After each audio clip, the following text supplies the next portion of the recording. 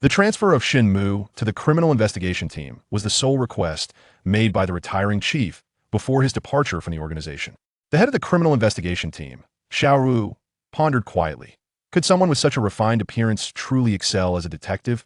Upon his inaugural visit to a crime scene, while others engaged in discussions about the case, he wandered around aimlessly. As the team struggled to make sense of the situation, he claimed to have discovered a clue, and through relentless pursuit, he successfully solved the series of murders involving the Lin family. Shen Mu rose to prominence in a single stroke, and from that moment, he achieved a string of victories. The chilling case of the murdered autistic child, the gruesome serial killer who dismembered victims, the case of the woman in red haunting the hospital at midnight. His remarkable deductive abilities ensured that every case he participated in was resolved. It is said that the Jiangbin City criminal investigation team boasts two exceptional talents. There is no case that Shen Mu cannot crack, nor is there a suspect that Xiao Ruowu cannot apprehend. This formidable duo, a superlative detective paired with a resolute police flower, constitutes the ultimate nightmare for criminals. Chapter 1. Kneeling in Reverence. Jiangbin City. Situated in the northern part of the province, this quaint city lies south of the Yangtze River, approximately 100 miles from the provincial capital, serving as a county-level city under its jurisdiction. The city comprises 23 townships, and with the advent of reform and opening up in the last century, its economy has flourished rapidly, albeit accompanied by increasingly complex security challenges that in the early morning, as a faint mist lingered in the air, the streetlights in the southern park remained illuminated like tea that moment. A throng had gathered outside the park's entrance, their heads craned as they attempted to glimpse inside, occasionally whispering to one another in hushed tones. Clearly, a significant event had unfolded within the park, and a cordon separated the onlookers from the scene, where numerous police officers were engaged in their duties. At the center of the park square lay a female corpse, stark naked, with blood having turned a dark brown hue. The body was positioned on its knees, the head nestled between the shoulders, with the forehead and hands pressed against the ground. A blunt force trauma wound marred the back of the deceased's head. The forensic expert was conducting an initial examination of the body, while several forensic technicians bowed their heads, meticulously gathering potential evidence left by the perpetrator. Another one has died. I hear this is the third case of its kind. Indeed, these officers, murmured someone from the crowd.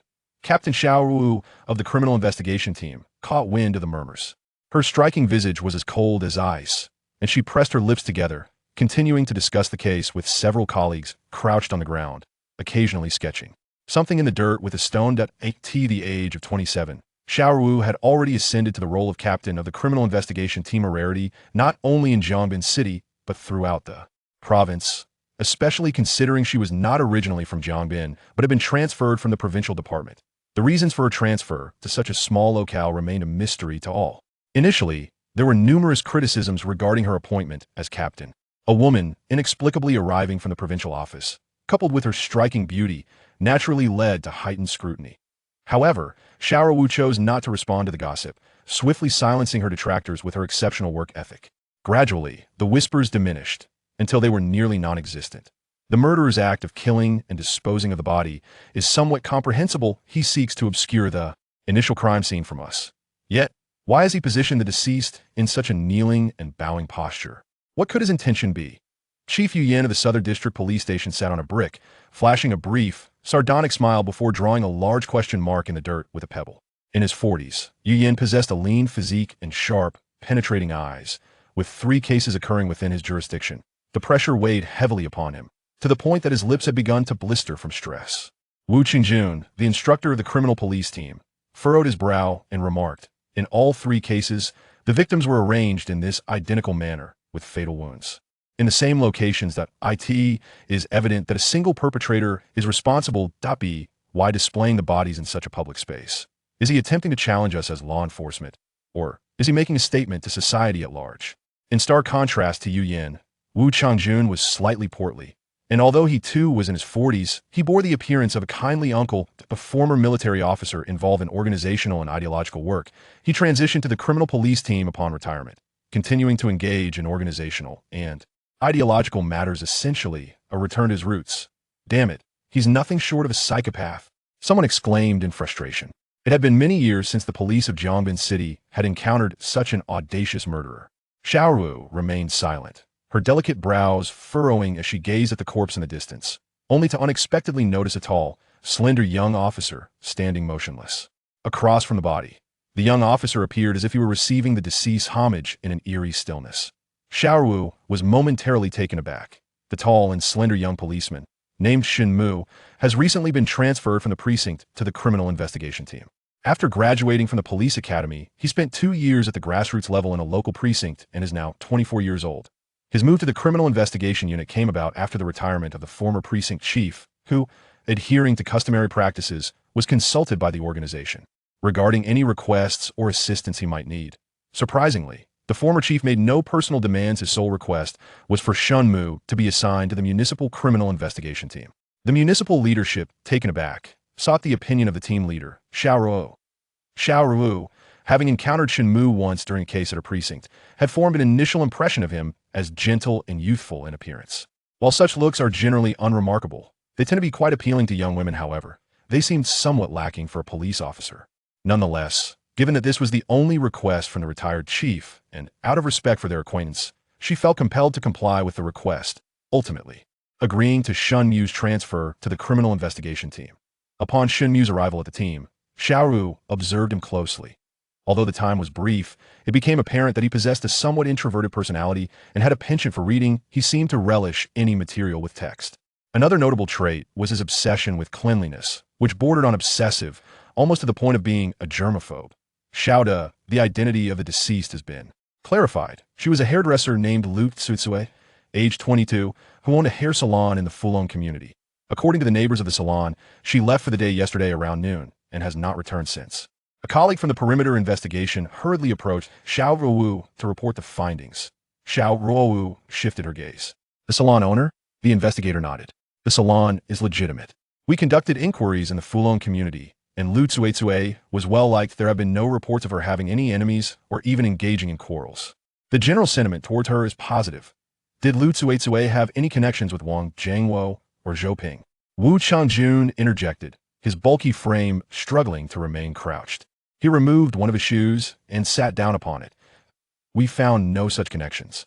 We also spoke with the families of Wang Jiangwo and Zhou Ping. They typically get their haircuts at a nearby salon and have never visited Lu Quikyu's establishment. It seems they do not know her. Wang Jiangwo, Zhou Ping, and now Lu Tsuetsue. Yu Yin mused, gazing at the names of the 3 individuals on the ground. Wang Jiangwo is a sanitation worker, Zhou Ping is a bus driver, and Lu Tsuetsue is a hairdresser. There is no overlap in their residences or occupations. How could the murderer have targeted these 3? Could it be that they are truly deranged, killing indiscriminately? Xiao Ruowu cast her gaze upon the names of the 3 individuals on the ground, pondering, there is indeed a connection. All 3 of them engage with the public. Perhaps the perpetrator has interacted with them at some point, and something transpired that compelled the assailant to commit murder. Both Yu Yin and Wu Chengjun nodded in agreement. What Xiao has articulated is indeed plausible, yet the scope is too vast, making it challenging to identify the suspect. We can only proceed with the investigation. Just as Xiao Ruowu was about to assign tasks, she turned to find Shen Mu, unbeknownst to her, had made his way to the opposite side of the square, sitting comfortably on a long wooden bench with a cigarette in hand. Xiao Ruowu furrowed her brows in concern. Beside her, Wu Changjun noticed Shen Mu as well and chuckled. He seems quite at ease. Xiao Ruowu instructed a colleague, go and fetch Shen Mu. That colleague promptly stood and hurried across the square to summon Shen Mu. Chapter 2. Experiencing the murderer's emotions. Shen Mu. Take 2 auxiliary officers to Zhou Ping's workplace and review the surveillance footage from the bus to see if anything unusual occurred. Xiao Ruowu decided to give Shen Mu a task. Otherwise, a detective aimlessly wandering at the crime scene would become a source of ridicule for the brother units. Shen Mu nodded in agreement. Xiao Ruowu then noticed the cigarette between Shen Mu's fingers, still smoldering, releasing wisps of delicate smoke into the air. When did he learn to smoke? She furrowed her brow slightly, as she had never seen Shen Mu indulge in such a habit. He had always declined when offered a cigarette. No, I was merely trying to experience it. I didn't actually smoke, Shen Mu chuckled, discarding the cigarette onto the ground and extinguishing it with his polished leather shoe. He then rubbed the shoe back and forth on the grass beside him. The leather shoes were issued by the department, their quality average, yet they gleamed with a shine that elevated their appearance. What were you trying to feel? Xiao Ruowu inquired, intrigued by Shen Mu's peculiar words. Oh, I found a small pile of ash beneath the bench over there, and I was pondering why the murderer, after disposing of the body, did not hastily flee but instead sat leisurely on the bench smoking. Shen Mu produced a small white plastic bag, the kind used by forensic technicians to collect evidence, presumably one he had requested. Inside the bag was a small amount of gray ash, slightly tinged with white. Did you find the cigarette butt? Xiao Ruowu took the plastic bag, glanced at its contents, and then handed it to Yu Yin. No, only this small pile of ash. The murderer likely took the cigarette but with him on purpose, Shen Mu replied. Shen, please sit down and elaborate. You assert that the ash is from the perpetrator's cigarette. How did you arrive at such a conclusion? The park square is a public venue where anyone might pause to rest and indulge in a smoke, remarked Yu Yin, intrigued by Shen Mu's discovery. After examining the ash in the plastic bag, he passed it to Wu Qinjun, casually lifting one of the two bricks beneath him and gesturing for Shen Mu to take the other one to sit upon. The brick that Yu Yin had lifted was already devoid of dust, polished clean by his own weight, while Shen Mu unwittingly grabbed the pristine one and settled down. Observing Shen Mu take the clean brick, Yu Yin was left to sit on the soiled one below. This subtle detail of Shen Mu's action went unnoticed by the others, including Yu Yin, who assumed it was merely an unintentional act. Only Xiao Ruowu cast a peculiar glance at Shen Mu, yet the latter's countenance remained unchanged, leaving her uncertain whether his action was deliberate or accidental. Indeed, Xiao Shun, how could you possibly know that the murderer sat on the opposite bench after disposing of the body and leisurely smoked a cigarette? Wu Qingjun inquired with curiosity. Shen Mu replied, last night, it rained during the early hours, so the ash could only have been left after midnight. It is highly unlikely that anyone would choose to smoke in such a remote park at that hour. Furthermore, the eyewitness who discovered the body reported it immediately, and the police arrived shortly after. At that time, the witness should not have gone over to smoke. He then turned to Yu Yin and asked, Detective Yu, did you find anyone seated on the opposite bench when you arrived at the scene? Yu Yin shifted slightly, feeling the unevenness of the brick beneath him, making his seating position rather uncomfortable. Upon hearing Shen Mu's inquiry, Yu Yin shook his head and responded, we arrived at the scene within 5 minutes of receiving the alarm. At that time, only a few individuals were waiting at the entrance for their morning exercises. Once we entered, the park was devoid of any presence, and no one occupied the bench opposite. We set up the caution tape, and you all arrived shortly thereafter. During this interval, no one sat on the opposite bench smoking. Shen Mu nodded in agreement. Indeed, thus the individual smoking on the bench must be the perpetrator. Furthermore, my assertion that the cigarette ash was left by the killer stems from the positioning of the bench in relation to the corpse. If you observe closely, you will find that the direction in which the corpse is kneeling aligns precisely with that bench. To maintain this alignment, the murderer must have repositioned the body several times. The group immediately turned their gaze towards the corpse and the bench, only to be astonished to find that the corpse's kneeling direction indeed pointed to that very bench. Although they did not measure with a tape, the gathered seasoned detectives possessed sufficient observational skills to ascertain this detail. Yu Yin, perplexed, remarked, there are several bloodstained handprints around the corpse. Initially, I thought they were left by the murderer adjusting the deceased's position for stability after they had collapsed. I now realize that the killer had an ulterior motive. What does it signify that the murderer positioned the deceased in a kneeling posture and then went across to smoke? Why align the corpse's kneeling direction with that bench? What could be the intention behind such actions? Wu Qingjun enumerated his confounding questions, which echoed the curiosity and bewilderment of the group. To humiliate the deceased. Xiao Ruowu pressed her lips together and suddenly declared coldly, the killer is not only humiliating the victim, but is also reveling in the sensation of the deceased bowing and kneeling before him. Upon hearing this, the crowd was taken aback and then instinctively nodded in agreement. Xiao Ruowu's explanation seemed the most plausible. Otherwise, it would be impossible to rationalize the perpetrator's actions. No wonder Shen Mu had suggested earlier to experience the moment, as he was evidently trying to fathom the killer's mindset at that time. Did the murderer consider himself a sovereign, relishing in the adoration of others? Wu Qingjun could not help but express his indignation.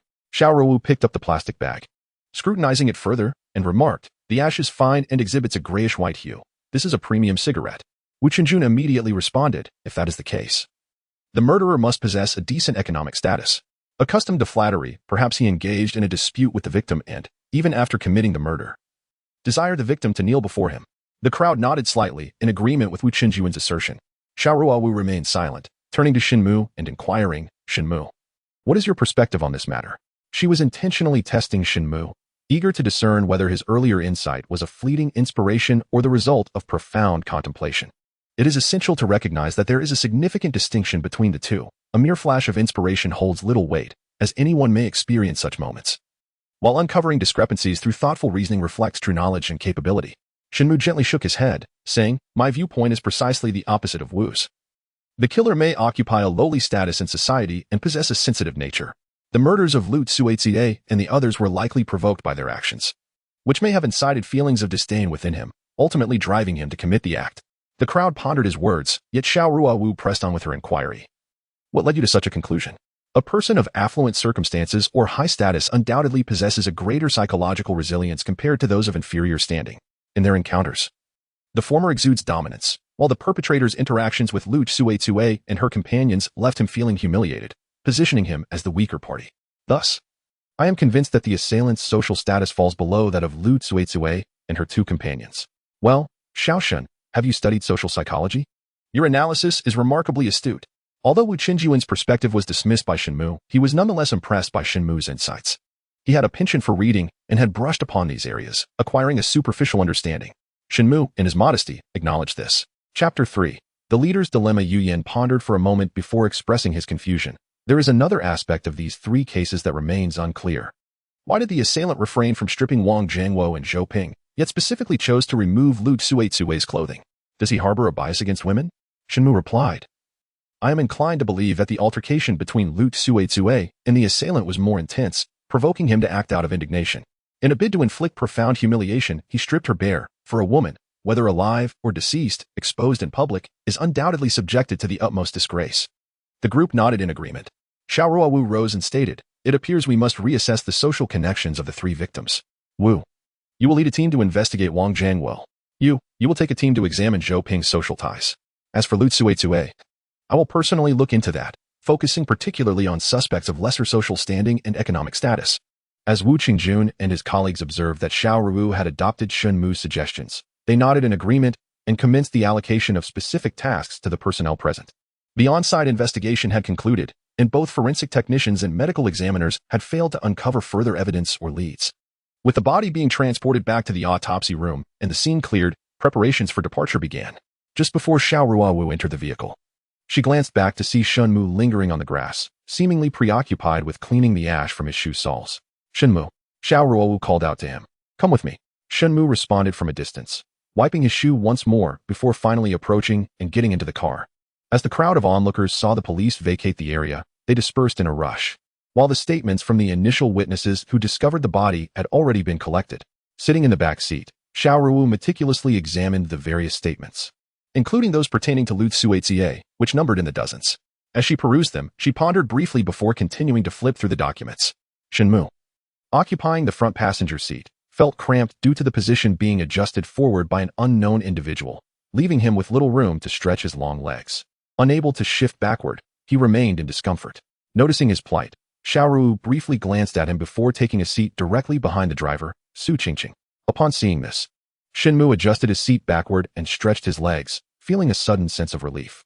Continuing to scrutinize the statements in her hands without looking up, Xiao Ruowu inquired, Did you study criminal investigation at the police academy? Yes, Shen Mu replied. Initially, I focused on criminal investigation, but later I also studied public security, traffic management, and special police tactics. You learned so much.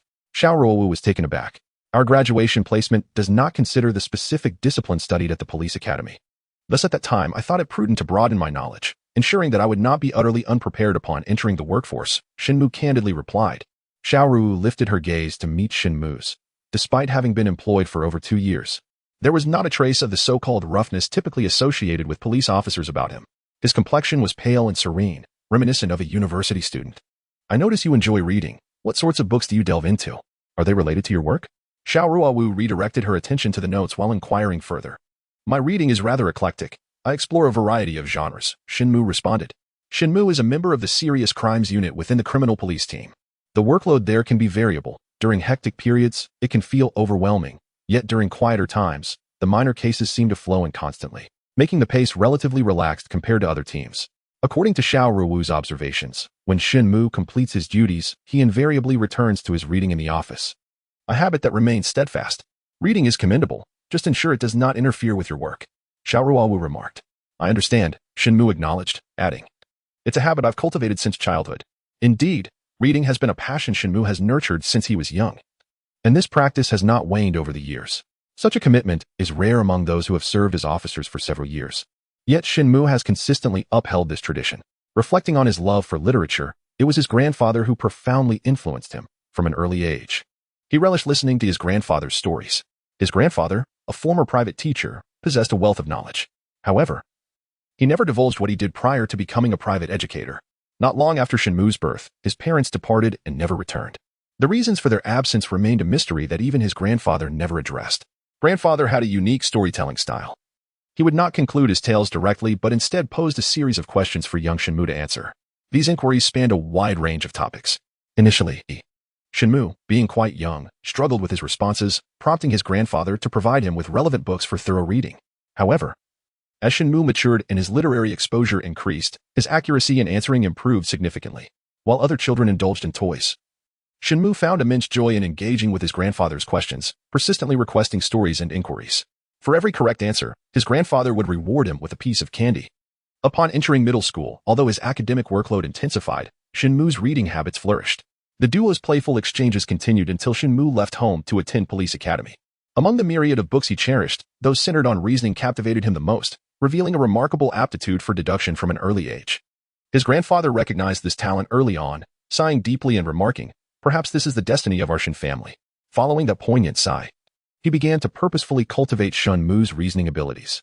Another area of intrigue for Shen Mu was textual criticism, a complex and tedious endeavor that often tested the patience of adults. Yet, from a young age, he diligently immersed himself in this field, finding great joy in the pursuit. Thus, it can be said that Shen Mu's elementary and middle school years were spent in a whirlwind of busy yet joyful exploration. After enrolling in the police academy, Shen Mu's passion for reading showed no signs of waning. Rather, it intensified, as he immersed himself in books while his peers indulged in drinking, romance, and shopping. Upon graduation, he achieved the highest overall score in the entrance examination, earning a position in Jiangban City. However, upon first meeting him, the director of the municipal bureau, Li Donglai, perceived him as overly scholarly and assigned him to a remote township police station for practical training. For 2 years at the station, Shen Mu maintained his devotion to reading, his scholarly aura undiminished. This habit, combined with his strikingly handsome appearance and his generally reserved demeanor, led his superiors, including Li Donglai and Xiao Ruowu, to question whether he was too refined for the role of a police officer. When Shen Mu joined the criminal investigation team, Xiao Ruowu harbored concerns for precisely this reason. After reviewing the case notes, Xiao Ruowu furrowed her brows slightly. The park, situated in a secluded area, lacked surveillance cameras, making the quest for the crime scene particularly challenging. It was even unclear how the perpetrator managed to transport the body to the park. Her remarks seemed to be a discussion of the case with Shen Mu, yet they also carried the tone of a soliloquy. Chapter 4. Intentional and Unintentional. Shen Mu glanced at Xiao Ruowu in the rearview mirror. To speak candidly, he held a certain admiration for this female captain. She possessed both remarkable beauty and exceptional capability. Although he was unaware of the reasons behind her transfer from the provincial department to Jiangban City, her outstanding professional skills and adeptness in handling matters were indeed commendable. Moreover, Xiao Ruowu's ability to focus on issues rather than individuals, and to utilize each person's talents effectively, was a rarity among leaders within the bureaucratic system. Shen Mu understood that the case was under intense scrutiny. Director Li Donglai made several visits to the criminal investigation team each day to inquire about the progress. From the increasingly grave expression on his face, it was evident that higher authorities were pressing him for results. However, the perpetrator remained exceedingly cunning, and to date, no pivotal evidence or leads had been gathered. The police cars soon arrived at the residential complex housing Lu Tsuetsue's hair salon and came to a halt in front of it. Noticing a supermarket adjacent to the salon, Shen Mu and Xiao Ruowu alighted from the vehicle, and Xiao suggested, "Let us first inquire at the supermarket." The supermarket owner, a middle-aged portly man, grimaced upon seeing the two officers in uniform enter. "Are you here regarding Lu Tsuetsue's case as well? Your colleagues have already visited 3 times. Is there anything more you wish to ask?" Shen Mu turned to observe the steady flow of customers entering and exiting the supermarket and smiled. "We just wish to gather a bit more information. We appreciate your assistance. By the way, your supermarket seems to be thriving." At the mention of business, the rotund proprietor's demeanor softened somewhat. "It's manageable, though exhausting. I handle all the deliveries and stock myself. My wife is busy taking care of our child and has no time to help. I'm hesitant to hire someone, fearing it would be a waste of resources.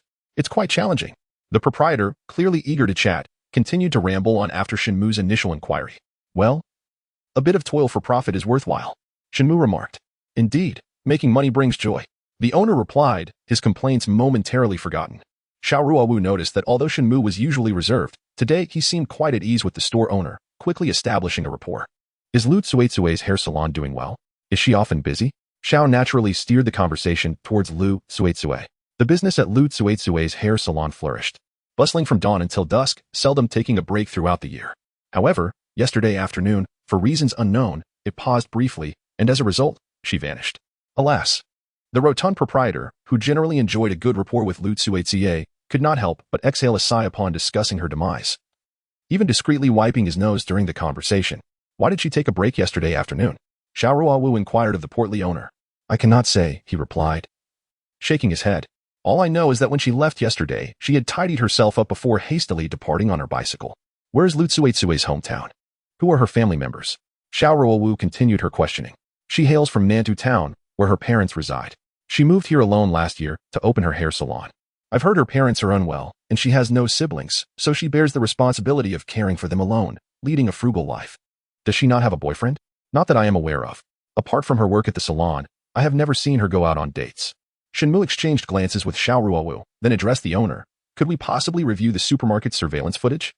The exterior cameras of the supermarket covered the facade of the hair salon, and perhaps they could uncover something through the footage.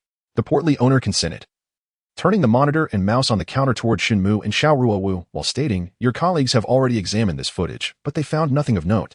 At that moment, a customer entered, inquiring about merchandise, prompting the owner to rise and attend to the matter. Shen Mu, gazing at the mouse before him, refrained from using it, instead humbly gesturing to Xiao Ruowu, Xiao, please take a look. To her surprise, Xiao Ruowu did not move the mouse.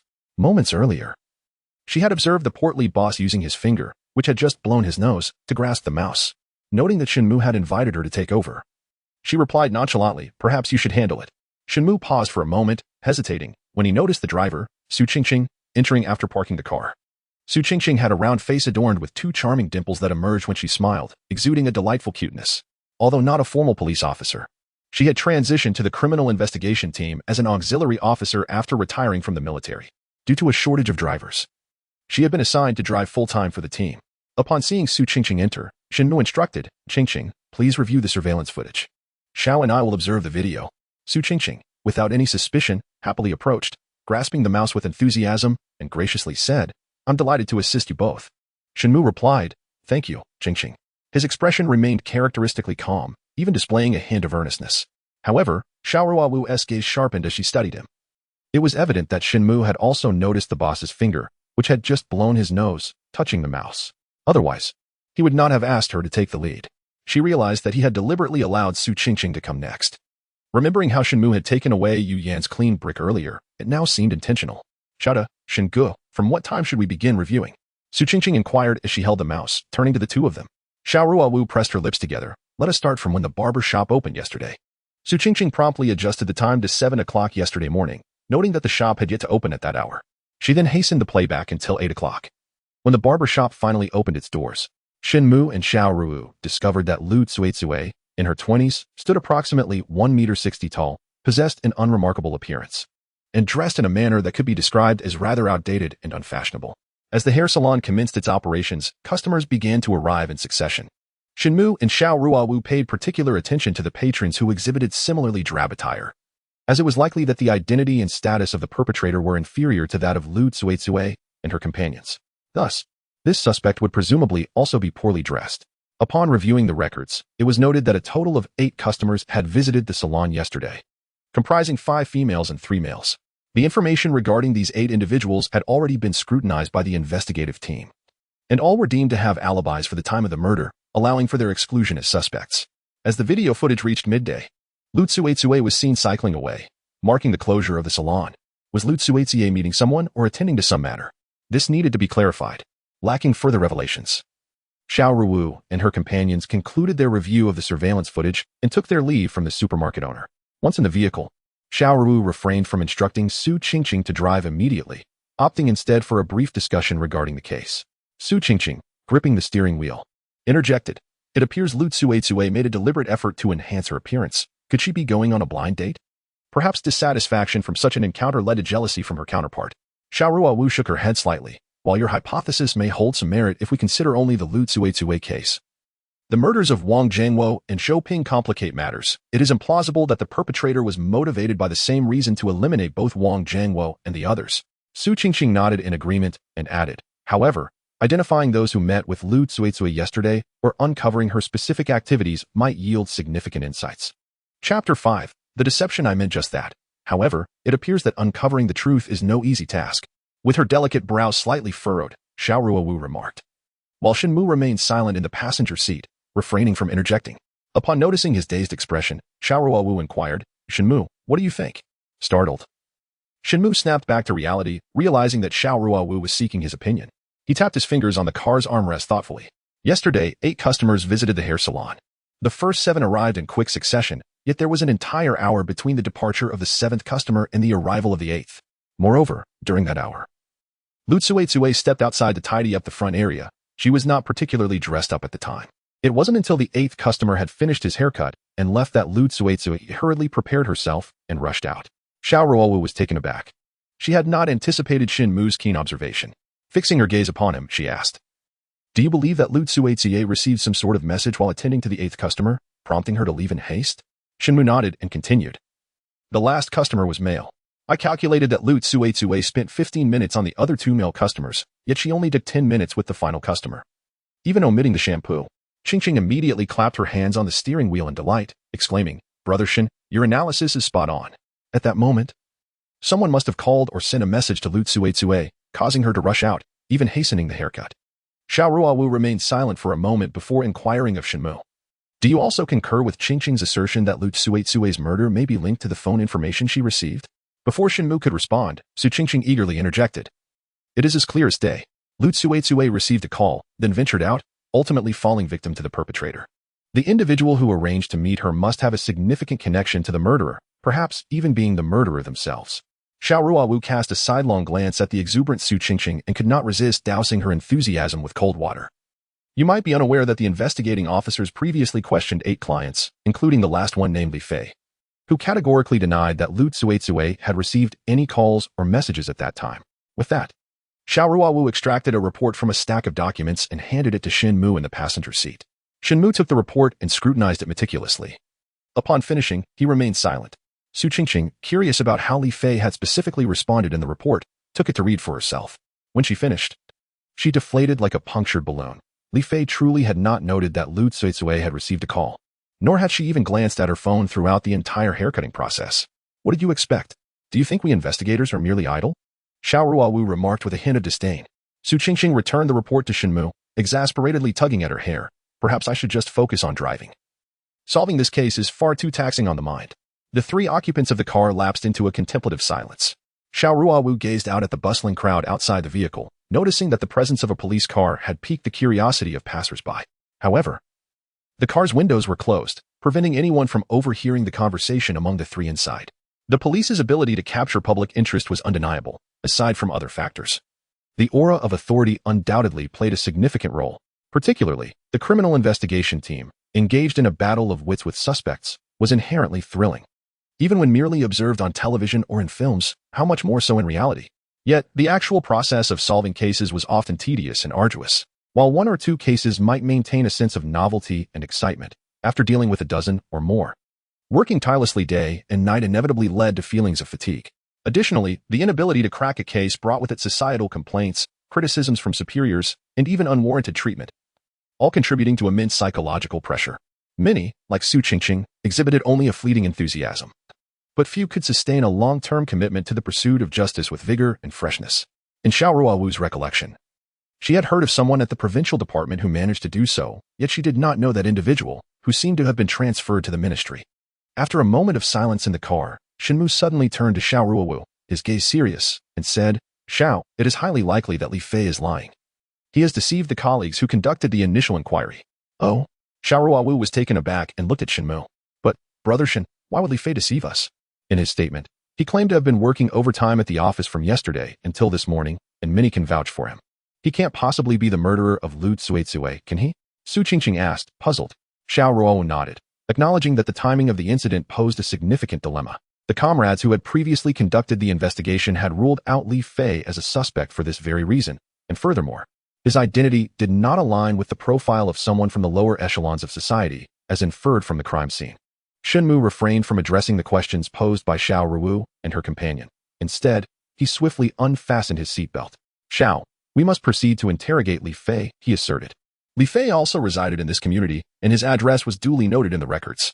The trio quickly located his residence. Upon their arrival, Shen Mu observed that Li Fei appeared to be around 25 years of age, of modest stature yet robust in build. When confronted by the trio of officers once more, Li Fei exhibited no signs of impatience. Rather, he courteously offered them tea. Xiao Ruowu waved her hand dismissively, stating, Li Fei, we are here to inquire about Lu Zizai, so there is no need for formality. Only then did Li Fei take a seat. Shen Mu's gaze swept across Li Fei's home. A two-bedroom apartment with an approximate area of 80 to 90 square meters. Noticing the absence of any feminine presence, he inquired, are you unmarried? Li Fei shook his head with a smile, replying, no. Do you have a girlfriend? Shen Mu pressed further. None, Li Fei responded with a bashful grin. Nodding. Shen Mu recalled from the records that Li Fei was employed at a pharmaceutical factory, earning a decent wage. Did you notice Lu Zizai receiving any phone calls or WeChat messages while you were getting your hair done yesterday? Xiao Ruowu asked after taking her seat. Without hesitation. Li Fei shook his head. No, the police who visited previously had already asked me that. I did not see or answer any calls or messages. Please think carefully. Xiao Ruowu spoke with a serious tone. Li Fei let out a bitter laugh, addressing the officers. I truly did not notice her receiving any calls or WeChat messages. If you do not believe me, you may investigate with the communications department. We will look into it, Xiao Ruowu replied coldly.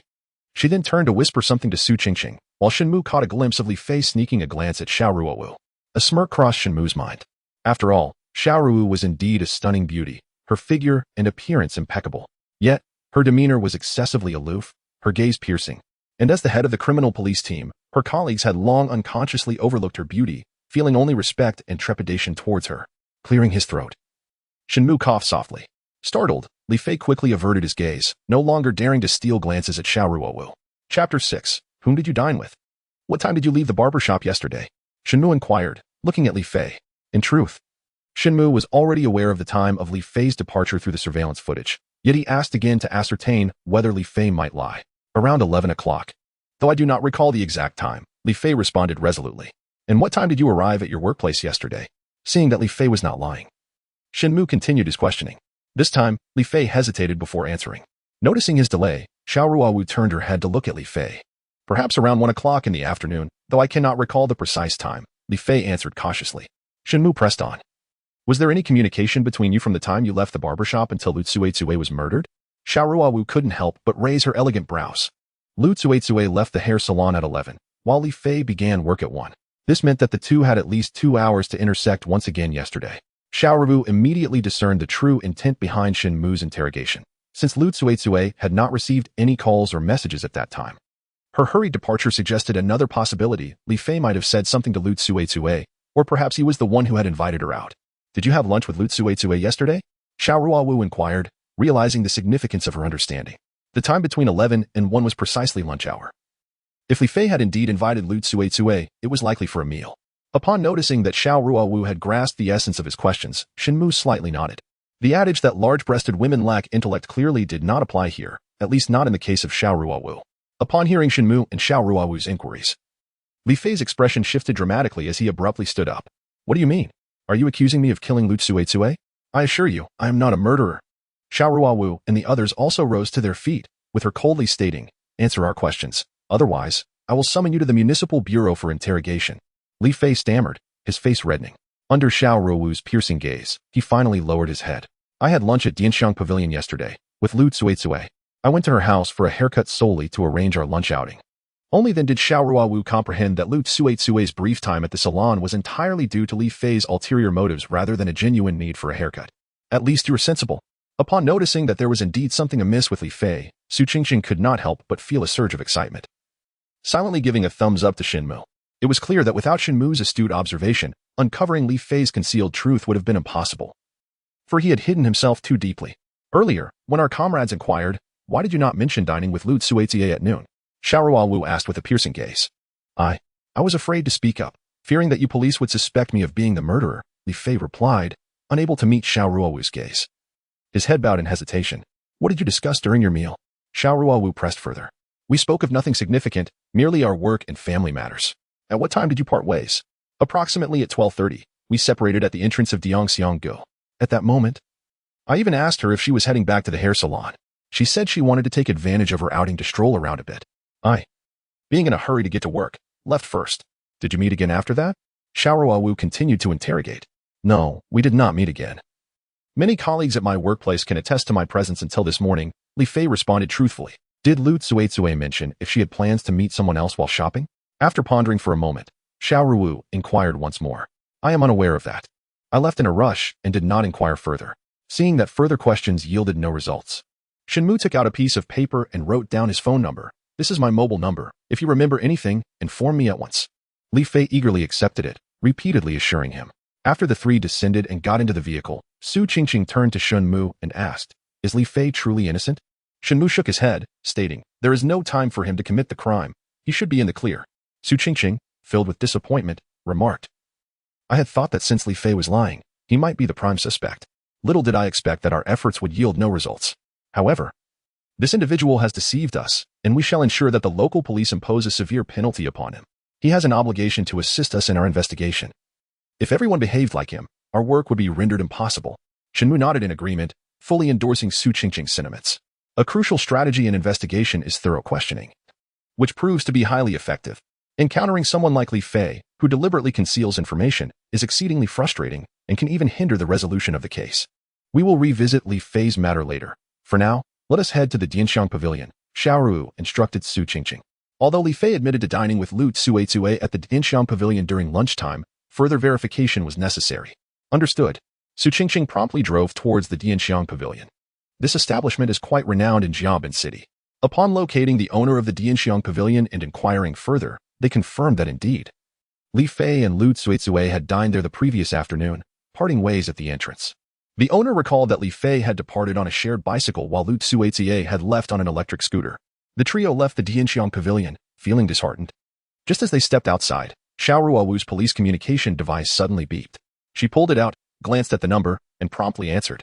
After listening for a moment, her expression turned serious. "Old Wu has made a discovery regarding Wang Jiangwo. We must head there immediately." Xiao Ruowu called out to Shen Mu and Su Qingqing. The three swiftly made their way to the police vehicle. "Qingqing, hand me the keys. I shall drive." Xiao Ruowu addressed Su Qingqing, who hesitated momentarily before tossing the car keys to her and taking a seat in the back. As Shen Mu entered the vehicle, Xiao Ruowu had already ignited the engine.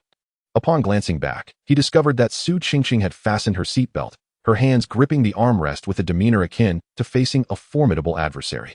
Shen Mu was momentarily taken aback, only to hear a resounding crash as Xiao Ruowu propelled the car forward like a projectile, the acceleration causing Shen Mu's body to lurch backward. It dawned on him why Su Qingqing had appeared so serious. Evidently, Xiao Ruowu drove with extraordinary ferocity. Throughout the journey, the wail of sirens echoed in the air, and it was approximately 2 kilometers from Dianxiang Pavilion to the location mentioned by Wu Chengjun. In a mere 2 to 3 minutes, they arrived. Wu Chengjun's temporary office was situated within the premises of a breakfast shop, and by 10 in the morning, the breakfast rush had subsided. Upon their entrance, Wu Chengjun and his associates promptly rose to their feet. Shen Mu's gaze swept across the establishment, noting that only Wu Chengjun and a man, likely the shop owner, were present. "Xiao, we have uncovered a piece of information." According to the owner of this breakfast shop, he witnessed Wang Jiangwo embroiled in a heated argument with a scavenger on the morning of May 4th, Wu Chengjun revealed. Following the introduction, he turned to the owner and requested, "Please recount what you just shared." Chapter 7. The scavenger. The proprietor recounted. The incident transpired on the youth day of May 4th. Wang Jiangwo was not originally a sanitation worker for this street. However, he frequently rummaged through the trash bins, collecting bottles and cans. That day, he returned to sift through the refuse and found himself embroiled in a dispute with another scavenger over a piece of garbage. The scavenger vehemently threatened to kill Wang Jiangwo. Their altercation lasted several minutes before the scavenger departed, still shouting menacingly about wanting to kill him. "Do you know the scavenger? What does he look like?" Xiao Ruowu inquired, her eyes sparkling with curiosity. "I do not recognize him. I've never encountered him before. It must have been his first time in this area." As for his appearance, he wore a straw hat, had a beard covering his face, and was quite muscular, standing over 6 feet tall. His gaze was ferocious, reminiscent of someone capable of committing murder. He carried a woven bag slung over his right shoulder. Upon the proprietor's description, Xiao Ruowu and her companions fell into deep contemplation. Although the scavenger was a prime suspect, his identity and whereabouts remained unknown, complicating the search due to the transient nature of scavengers. "Xiao, should we issue a collaborative notice to all the local police stations? Perhaps someone might recognize the scavenger," suggested Wu Chengjun. Xiao Ruowu did not respond immediately. She noticed a trash bin across from the breakfast shop and asked the proprietor, "Was Wang Jiangwo arguing with that scavenger right across the street?" The proprietor nodded, confirming, indeed, it was right across. Xiao Ruowu then scanned the street from end to end. The area was not particularly affluent, predominantly occupied by small businesses, and there were no surveillance cameras along the entire stretch. "Xiao, shall we invite the boss to the city bureau for a detailed description and to create a portrait?" Wu Chengjun inquired once more. Xiao Ruowu nodded in agreement this time. preparing to escort the boss to the city bureau when she noticed Shen Mu seated at the table, sketching something with a pen. Curiosity piqued. Xiao Ruowu approached and discovered that Shen Mu was, rather astonishingly, sketching the very portrait of the scavenger, although merely a rough draft. It bore an uncanny resemblance to the description given by the boss. Do you understand sketching? Wu Qingjun asked, having joined them. His eyes wide with surprise as he examined the drawing. I learned a bit during my studies, Shen Mu replied, gesturing for the boss to come closer. He pointed at the sketch and asked, Boss, do you think this portrait requires any additions? Upon glancing at it, the boss exclaimed in astonishment, it's remarkably accurate. But the gaze it needs to be more fierce. Also, he was wearing a pair of long rubber gloves. Rubber gloves? Shen Mu asked, slightly taken aback. Indeed. Shen Mu pressed further. Are you certain you didn't team Miss C? Did the scavenger truly wear long rubber gloves? The boss nodded affirmatively. I am absolutely certain. Wu Qingjun then posed a question to Shen Mu. Xiao Shun, isn't it quite normal for a scavenger to wear rubber gloves while rummaging through trash? What is so peculiar about that? Shen Mu shook his head. True scavengers do not fear the filth of refuse. They rarely wear gloves while collecting trash, let alone during such warm weather, donning long rubber gloves. The others fell silent, contemplating this revelation. Shen Mu then turned to the boss and asked, Boss, in your observation of that scavenger, was he filthy all over? Did his woven bag and clothing appear dirty and tattered? The boss reminisced for a while before slowly speaking. It is rather peculiar. The scavenger appeared quite ragged, yet he somehow exuded an impression of cleanliness. Remarkably, the straw hat he wore was white, albeit worn, but it was meticulously clean. After the boss concluded his account, Wu Qingjun and the others remained perplexed, while Xiao Ruowu's expression shifted dramatically. Xiao Da, what is the matter? Su Qingqing noticed the change in Xiao Ruowu's demeanor and inquired immediately. Xiao Ruowu exchanged a glance with Shen Mu, who nodded in affirmation. Only then did Xiao Ruowu say, based on the boss's description, the individual who argued with Wang Jiangwo is likely not a genuine scavenger. Ah? The group gasped in surprise. Xiao Da, how did you arrive at this conclusion? Wu Qingjun asked, astonished. Xiao Ruowu glanced at Shen Mu before responding. It was Shen Mu who brought it to my attention. First, a scavenger wouldn't wear long rubber gloves out of fear of getting dirty. Second, having lived among refuse for years, their clothing and hat could not possibly be clean. The group gasped once more, momentarily captivated by Shen Mu's keen observational skills. Upon hearing Xiao Ruowu's analysis, the boss hesitated for a moment. Wu Qingjun quickly inquired, Boss, do you have any further insights? The boss scratched his scalp. Your analysis reminded me that the scavenger arrived earlier than Wang Jiangwo that day. But he merely squatted nearby smoking until Wang Jiangwo began rummaging through the trash, at which point he approached, and then the two began to argue. Upon hearing this, Wu Qingjun and the others gasped again. The scavenger was indeed a fraud. He was not collecting trash, but rather seeking trouble with Wang Jiangwo.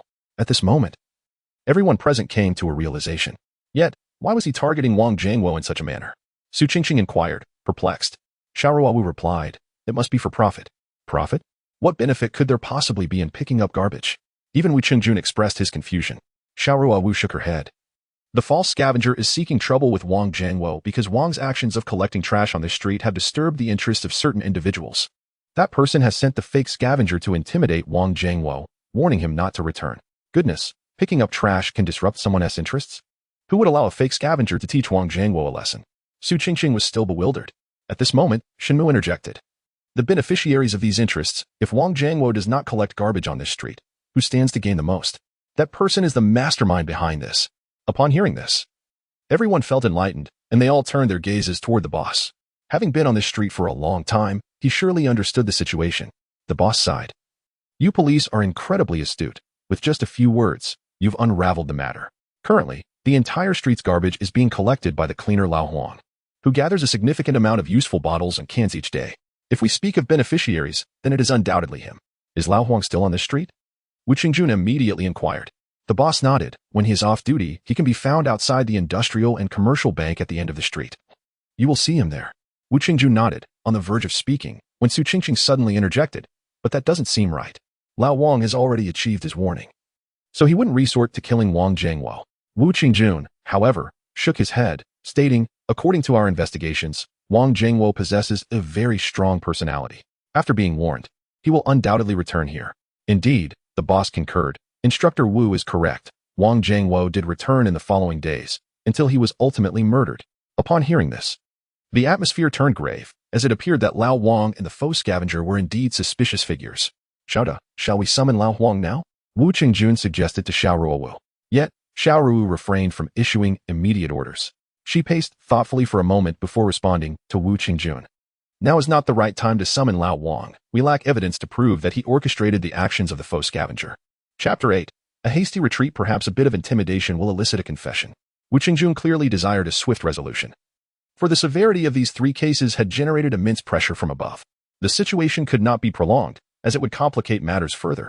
We will first visit Lao Huang's village committee to inquire about his relationship with the faux scavenger, and then decide on our next course of action, Xiao Ruowu concluded decisively. Seeking information through the village committee would undoubtedly provide a more reliable approach, prompting Wu Qingjun to relent on his initial stance. At that moment, the boss remarked, Lao Wang's residence is located in the suburban Nanshui village, not far from here. Xiao Ruowu was familiar with Nanshui village. Yet she had little acquaintance with the members of the village committee. Coincidentally, Nanshui village fell under the jurisdiction of the Qing'an police station, overseen by Yu Yan. Without delay, she retrieved her police communication device to notify Yu Yan, urging him to rendezvous with her and the others at the village committee. After expressing their gratitude to the owner, the group prepared to depart. However, Shen Mu lagged behind Xiao Ruowu and Wu Qingjun. Only when he observed Su Qingqing assume the driver's seat did he finally enter the vehicle. A glance from Xiao Ruowu conveyed her understanding of his intentions. He clearly preferred not to drive at high speeds. Had she been behind the wheel, he would undoubtedly have opted for a seat in Wu Qingjun's car. Upon the police car's arrival at the village committee, the group discovered that Yu Yan had already arrived. As Yu Yan remained unaware of Xiao Ruowu's findings and was about to inquire, she gently gestured for him to hold off. Understanding her cue, Yu Yan promptly introduced Xiao Ruowu and her companions to Director Liu of the village committee. Director Liu welcomed them with great enthusiasm, leading them to the meeting room, offering tea and water. It seemed the meeting room had been in use for quite some time, as dust had settled on the chairs. Wu Qingjun and the others simply brushed off the dust before taking their seats. Su Qingqing retrieved a napkin to clean Xiao Ruowu's chair and then attended to her own before preparing to sit down. Shen Mu approached Su Qingqing, suggesting she adjust her position. However, this time Su Qingqing was rather astute, moving her chair along with her. Faced with the soiled chair, Shen Mu had no choice but to request a napkin from the giggling Su Qingqing to wipe it clean. Do you know this person, Director Liu? Xiao Ruowu inquired as she produced the sketch of the fictitious scavenger that Shen Mu had drawn, handing it to Director Liu. Director Liu took a glance and exclaimed in surprise, Isn't this Huang San? He runs a small shop in the village. What has happened to him? How is he involved in this case? I always suspected this fellow was up to no good. Despite owning a shop, he has no decorum, constantly stirring up trouble with his dubious companions. Liu's disdain for Huang San was evident in his words. Upon realizing that Director Liu recognized the imposter scavenger, Wu Qingjun and the others felt a surge of hope. Yet, they remained uncertain about Huang San's involvement in the case. What is the relationship between Huang San and the city's sanitation worker, Old Huang? Xiao Ruowu inquired. They are uncle and nephew. Huang San is Old Huang's nephew. Director Liu replied. Xiao Ruowu immediately rose and said, Director Liu, please take us to Huang San's shop. We need to have a word with him. Certainly. Director Liu responded without hesitation. As everyone stood up, Xiao Ruowu noticed Shen Mu still scrubbing a chair, which was so dirty that it seemed impossible to clean. Shen Mu, let us go, Xiao Ruowu called out. All right. Shen Mu tossed the napkin into the trash and followed Xiao Ruowu out of the conference room. Su Qingqing, who lagged behind, whispered to Shen Mu, Brother Shen, your efforts on that chair were in vain. Shen Mu chuckled softly and replied, I had no intention of sitting. I was just waiting for you all to finish so I could leave. Su Qingqing was taken aback. You knew the meeting would end soon? Shen Mu gestured towards Xiao Ruowu's graceful figure and added, with Xiao's temperament and Wu's anxious disposition, could they possibly remain seated? They will surely spring into action at the first sign of news. Upon reflection, Su Qingqing acknowledged the truth of the matter and promptly gave Shen Mu a thumbs up in appreciation. As they departed from the village committee, Shen Mu meticulously rinsed his hands at the faucet and brushed off his police uniform. Xiao Ruowu, observing from a distance, raised an eyebrow. This young man, Shen, always maintained a sense of cleanliness. One could not fault him for his adherence to the decorum of his role. Beside her, Wu Qingjun chuckled and remarked to Xiao Ruowu. She withdrew her gaze, remaining silent. Does Xiao Shen have a girlfriend? Yu Yan interjected. I have a niece who is a secondary school teacher, if he is unattached. Perhaps I could introduce them. However, Wu Qingjun shook his head, saying, it's difficult. The former director introduced him to several candidates before his retirement, but none of those endeavors bore fruit. Yu Yan then inquired, is it that he is uninterested in the girls, or are they not interested in him? Neither. Wu Qingjun shook his head again. He hasn't even met any of the girls. It infuriated the old director, who exclaimed, can one discern a beauty simply by reading all day? Upon hearing this, Yu Yan couldn't help but chuckle heartily. This Xiao Shen is quite amusing. Moreover, his observational skills are indeed commendable, had he not discovered those clues earlier. we might never have been able to investigate further. Huang San's convenience store was not far from the village committee, and the group soon arrived. Outside the small shop, a wooden table for table tennis was set up, where several young men were playing. Upon seeing the throng of police officers, they curiously paused their game. Is Huang San home? Director Liu inquired of one of the youths. The young man promptly called into the house, Brother Huang, someone is looking for you. Who is it? Came the response from within. A robust man with a bushy beard emerged from within the house. Upon seeing several police officers at his doorstep, he momentarily froze before abruptly turning and sprinting away. He was none other than Huang San. The onlookers immediately gave chase, but Huang San was remarkably swift, leaving Yu Yin and the others struggling to keep up. At that critical moment, a striking figure swiftly advanced, effortlessly closing the distance to Huang San. Upon glancing back, Huang San was instantly struck with terror. Before he could react, the live figure had seized his right arm and executed a flawless shoulder throw. With a resounding thud, Huang San crashed to the ground, wincing in pain. The one who had thrown him was none other than Xiao Ruowu. As the crowd caught up, she had already cuffed Huang San and was dragging him upright. Are you Huang San? She inquired, her gaze sharp and penetrating. Why did you flee upon seeing us? Huang San, clearly shaken from the fall, grimaced and replied, you police officers never come with good intentions. If I hadn't run, I'd be headed straight to the detention center. Why are you afraid of us if you haven't committed any crimes? Xiao Ruowu retorted coldly. Huang San scoffed. It's futile to reason with you officers. I thought it best to flee. What nonsense are you spouting? Yu Yin glared at Huang San. What illegal activities have you been involved in recently? You had better confess honestly, or we will impose the maximum penalties once we uncover the truth. I haven't done anything wrong. I merely assisted a friend in collecting some debts. Well, high-interest loans. Collecting high-interest loans? Xiao Ruowu was taken aback. This revelation was unexpected, though it seemed only tangentially related to Wang Jiangwo's murder. Chapter 9. I seek redemption for my misdeeds. Come with us to the village committee. We still have questions for you. Xiao Ruowu waved her hand, instructing the officers to escort Huang San away from the scene. The young men who had been playing table tennis earlier were now watching intently. One of them, perched half on the side of the table, spoke mockingly. Such a pretty girl, yet she chose to be a police officer. What a pity. He accompanied his words with a lewd smirk.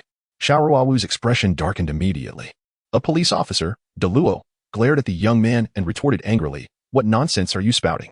Deluo, a member of the Serious Crimes Unit, was an imposing figure, standing at nearly 6 feet 3 inches tall, his stature as formidable as his name suggested. Though the young man was also robust, he paled in comparison to Deluo. Yet, undeterred by the officer's rebuke, the young man sneered, I haven't obstructed your arrest. Is it wrong to voice an opinion? Deluo found himself momentarily speechless. At that moment, Shen Mu happened to be standing beside the table tennis table, observing the young man's rudeness.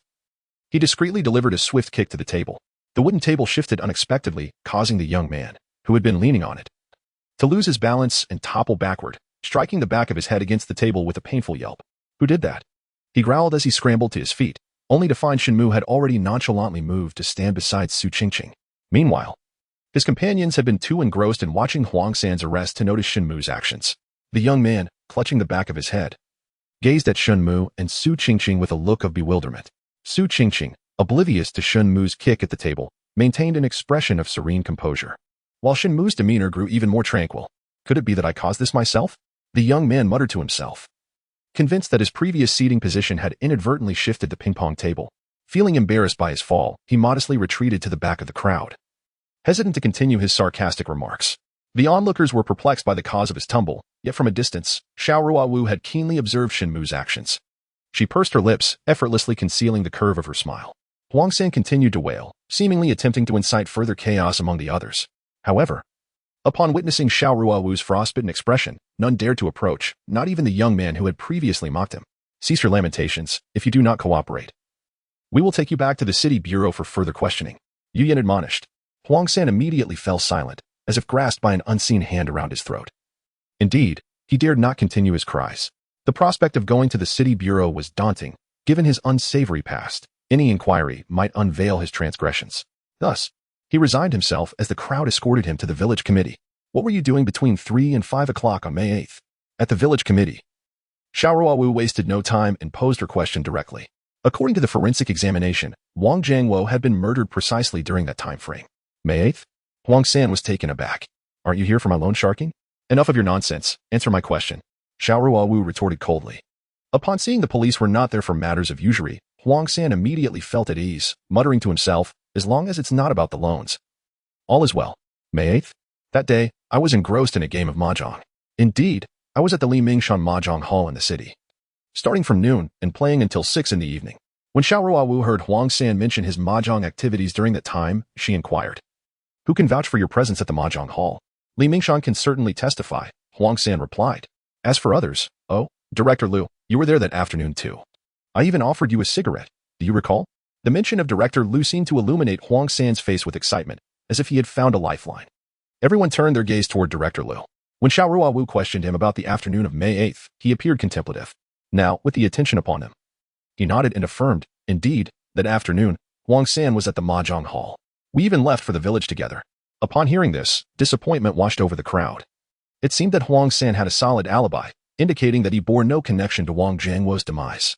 "Huang San, why did you argue with Wang Jiangwo on May 4th? Yu Yin queried. Huang San, taken aback, looked at Yu Yin in astonishment. "You even uncovered this? You police are quite impressive."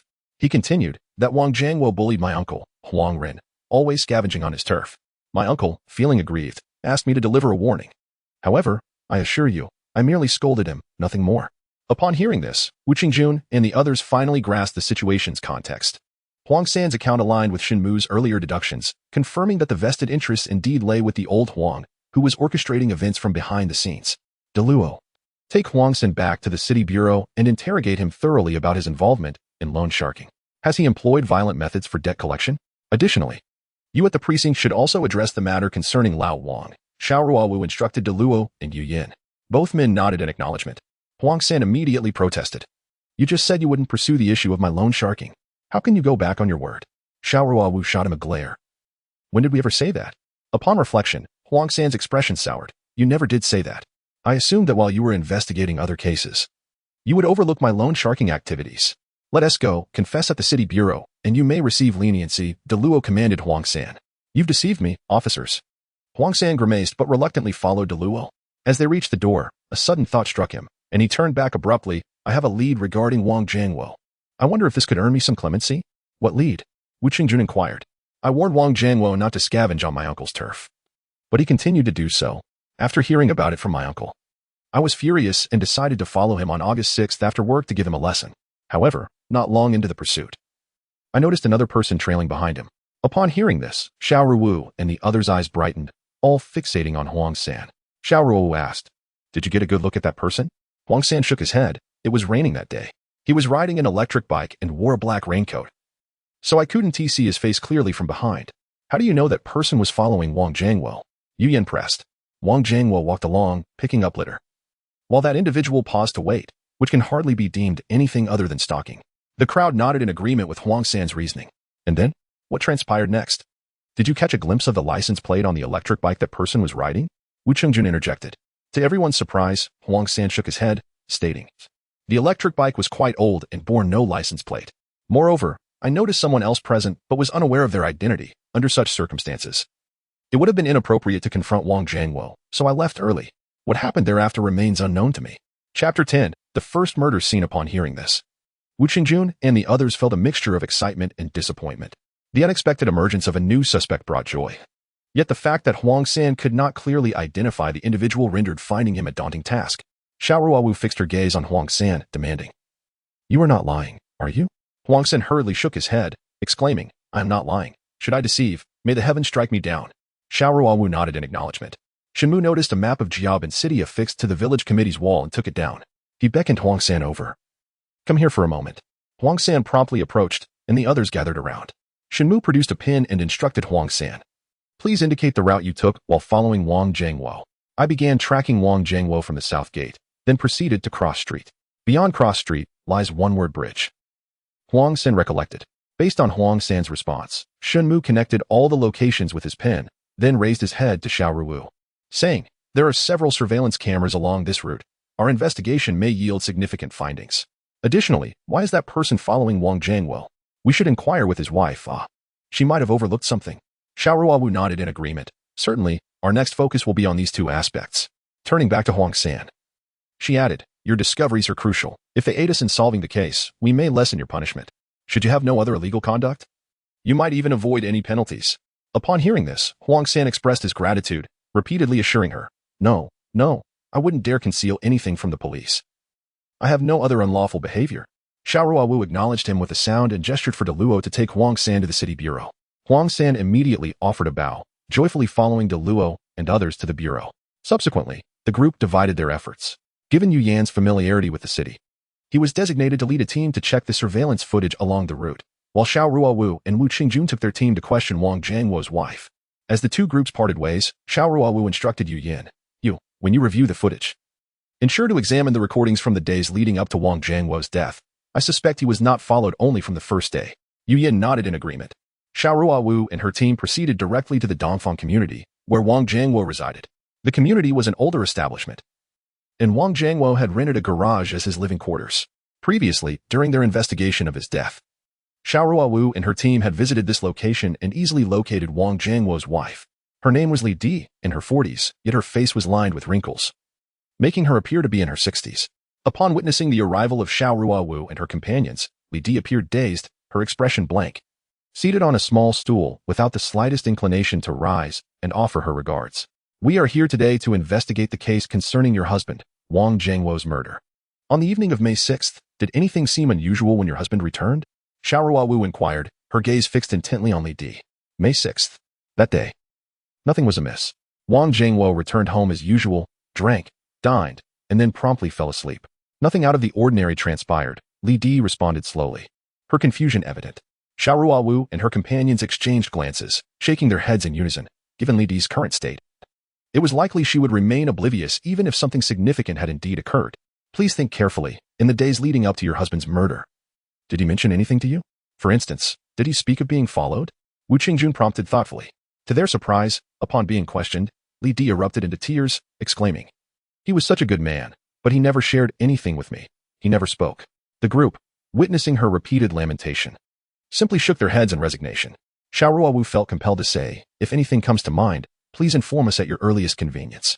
I will leave you my contact number. She took a pen and paper from Su Qingqing, inscribing her police contact number, and left it on the dilapidated table where Li Di had been dining.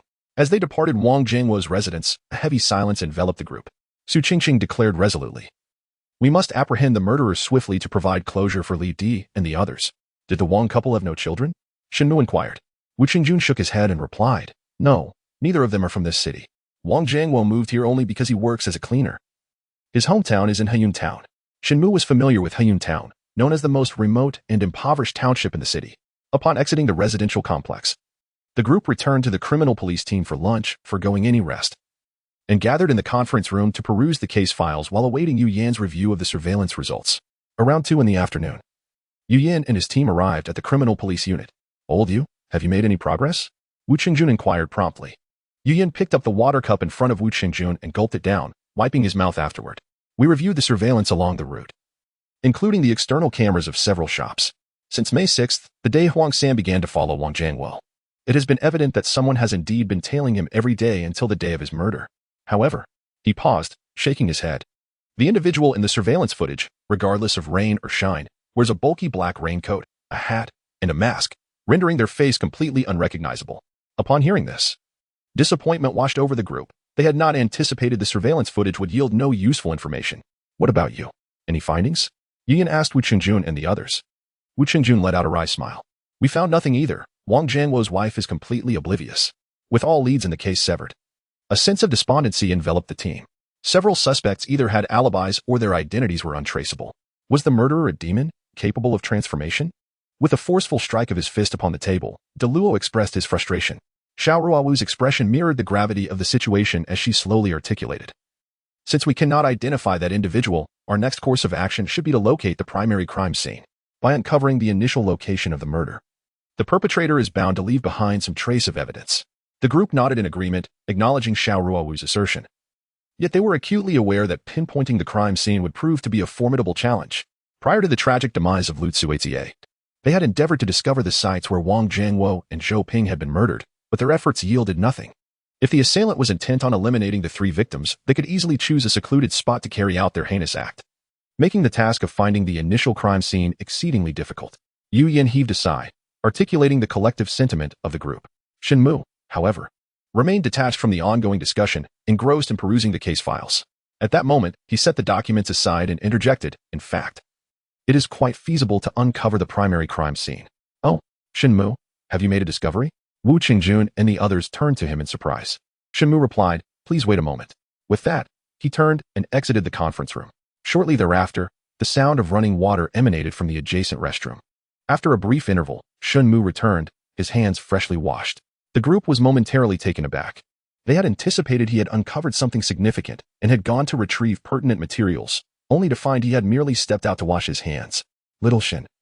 What on earth? Wu Qingjun could only chuckle in disbelief. Xiao Ruowu rested her forehead on her hand, revealing a hint of exasperation. In such dire times, he still prioritized cleanliness. Chapter 11. The inverse approached Shen Mu, appearing unfazed, reseated himself and picked up the pen and paper on the table, sketching 3 locations with a few simple strokes. We all recognize that the murderer executed the crime with great secrecy.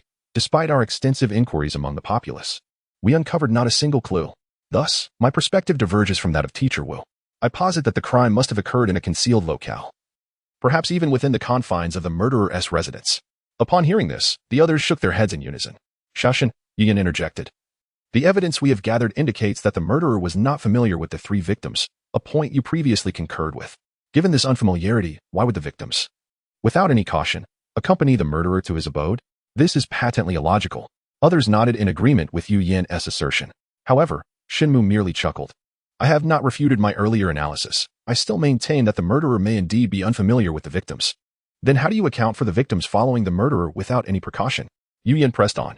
His intent was not to challenge Shen Mu, but rather to share his own insights on the case. Discrepancies in opinion often lead to revelations during discussions. After all, Shen Mu nodded thoughtfully. It is indeed rare for victims to accompany a stranger, particularly one they encounter on the street, but such occurrences are not impossible. Motivations such as greed or desire could compel them. Before Yu Yin could counter, Shen Mu continued, we must consider that our victims included both men and women, which renders the notion of seduction implausible. Thus, we are left with the allure of financial gain. Upon hearing this, Wu Qingjun shook his head. A stranger offers money, and the victim just follows him? That seems implausible. Wu's inquiry was astute. It is evident that simply offering money would not suffice. Thus, I surmise that the perpetrator employed a contrary approach, deliberately inflicting losses upon the victim to entice them under the pretense of compensation. Shen Mu articulated this notion. His insight illuminated Xiao Ruowu, who responded, indeed, this could indeed lull the victim into a false sense of security, prompting them to accompany the assailant. Xiao Ruowu nodded in agreement with Shen Mu's analysis. As Yu Yin and Wu Qingjun pondered the implications, they too nodded in acquiescence. Wu Qingjun remarked, what Xiaoshen proposes is quite reasonable. This way, the perpetrator could lead the victim to their residence, making the subsequent ambush and murder almost effortless. Observing the consensus swayed by Shen Mu's deductions, Su Qingxing gave Shen Mu a thumbs up, exclaiming, Brother Shen, impressive. Just yesterday, when Shen Mu commenced his tenure at the Criminal Investigation Unit, the team, including Xiao Ruowu, regarded him with skepticism, doubting his longevity in such a demanding environment. However, it is now apparent that Shen Mu possesses a unique perspective on the case. Expressing gratitude for the accolades, Shen Mu continued, moreover, we previously deliberated on the perpetrator's social standing. It is evidently dismal, and they are financially destitute. This suggests that the assailant is unlikely to possess luxurious means of transport for the disposal of a body, such as a car or an expensive electric vehicle. The group nodded in agreement once more. Thus, it is highly probable that the murderer utilized a simple electric cart or tricycle for transporting the corpses. Such vehicles are ill-suited for long-distance conveyance. Firstly, due to insufficient power, and secondly, they are prone to exposure. The crowd nodded in agreement once more. Let us examine the locations where the 3 victims were discarded. Zhou Ping, the first victim, had his body abandoned on a main street, which falls within the jurisdiction of the South Gate. Wang Jiangwo was disposed of in Nanku Alley, also under the South Gate's domain. Meanwhile, Lu Tsuetsue's remains were found in the South City Park, equally belonging to the South Gate. The sites of the body's abandonment consistently revolve around the South Gate, leading me to boldly speculate that the initial crime scene, or perhaps the murderer's residence, lies within that vicinity. Turning our attention to the timing of the murders, forensic examinations indicate that they transpired between 3 and 5 in the afternoon. The murderer exhibited audacity by committing the acts in broad daylight at his residence, clearly unafraid of detection. This suggests that the murderer's dwelling is likely situated in a relatively secluded and desolate area, with few, if any, inhabitants nearby, thus alleviating concerns of being discovered. However, we know that the South Gate is bustling with activity. What location could possibly satisfy both conditions of being relatively remote, yet still within the South Gate? I surmise such places are indeed scarce. After Shen Mu concluded his analysis, A profound silence enveloped the group as they collectively turned their gaze towards Yu Yan. Having served in the South City Police Station for many years, progressing from officer to station chief over the span of more than a decade, if there is one individual well acquainted with the South City, it must be Yu Yan. The dormitory of the Jiabin cement factory, he declared without hesitation, naming a potential location. He continued, after the cement factory in Jiabin City closed. The area has remained unplanned and undeveloped, rendering it rather desolate. The dormitory area is inhabited only occasionally by scavengers, otherwise, it is deserted, making it a suitable temporary refuge for the perpetrator. Moreover, beyond the cement factory lies the Nanyuan community in the street. So it is quite understandable that an unsuspecting victim would venture into such a place without any sense of caution. Upon hearing this, everyone became animated. Indeed, such a location exists. Yu Suo, lead us there immediately. I am eager to see how this criminal will evade capture. Wu Chenjun exclaimed, pulling Yu Yan along. Hold on. Old Wu. The dormitory at the cement factory is quite expansive. If we approach it so brazenly, we might alert the suspect. Currently, the factory is managed by Qian Jun from the former security department. I will reach out to him. He possesses more knowledge about the situation than I do. Yu Yan, well acquainted with the area, promptly thought of consulting an acquaintance for clarification. Only then did Wu Qingjun release Yu Yan, allowing him to make the call. Yu Suo, hold off on that call for now. Wait until we arrive at the scene before contacting Qian Jun, Xiao Ruowu suggested after a brief contemplation. Understood. Yu Yan nodded in agreement. Although Qian Jun is familiar with the factory's circumstances, if the case is connected to him, reaching out might raise suspicions. While the likelihood is minimal, human nature is unpredictable, and one must remain vigilant. How many entrances does the factory have? Xiao Ruowu inquired of Yu Yan. In addition to the main gate, there is a side entrance directly across from the entrance to Dongzi Alley, Yu Yan replied. Xiao Ruowu nodded and said, I will take Su Qingqing, Shen Mu, and a few other comrades to lie in wait at the side entrance. You and Wu Jiao will go to the main entrance. Once we arrive, we will contact Qian Jun and have him lead us inside. Yu Yan also nodded in agreement, holding a deep admiration for Xiao Ruowu's meticulous and efficient approach to her work. Having served in the police force for over 20 years, Yu Yan had witnessed numerous young officers rise through the ranks, yet few could compare to Xiao Ruowu. Shen Mu, too, was an exceptional young officer.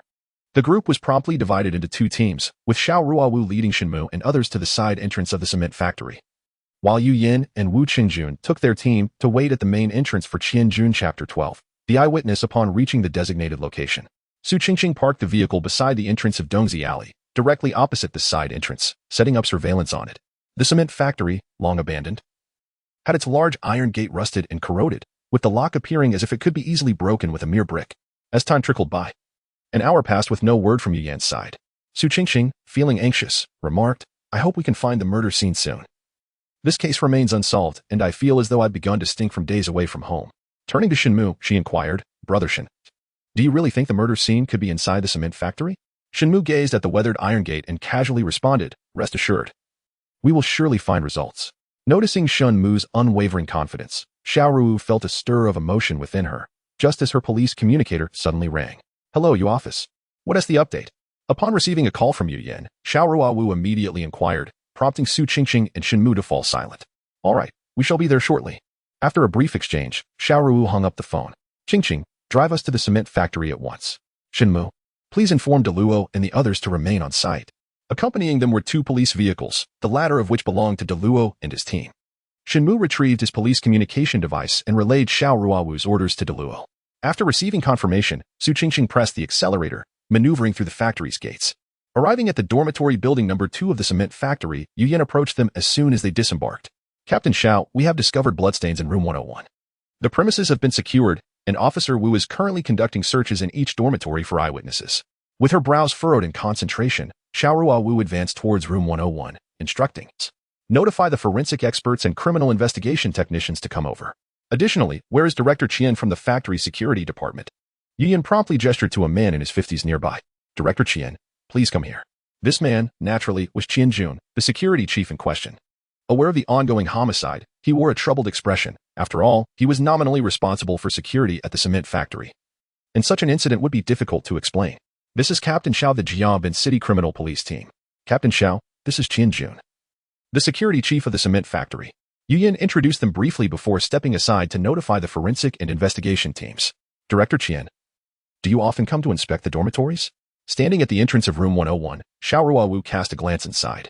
The dormitory contained a table, a few dilapidated chairs, and various bottles and jars. It appeared to also harbor some spoiling vegetable scraps.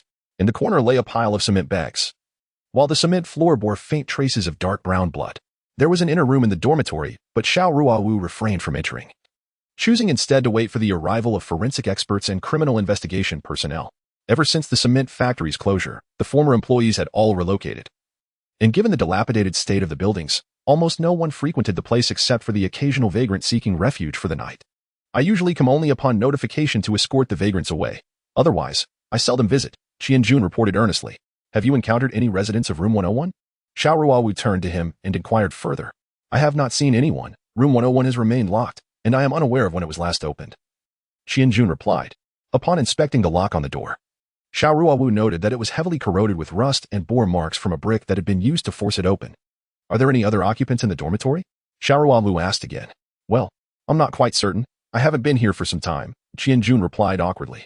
Xiao Ruowu frowned, clearly dissatisfied with Qianjun's lack of knowledge. This is unacceptable. It is perilous for both vagrants and others to reside in such dilapidated buildings, especially as it provides a potential crime scene for suspects. You must intensify your management efforts moving forward. Yes, indeed, you are absolutely right, Miss Xiao.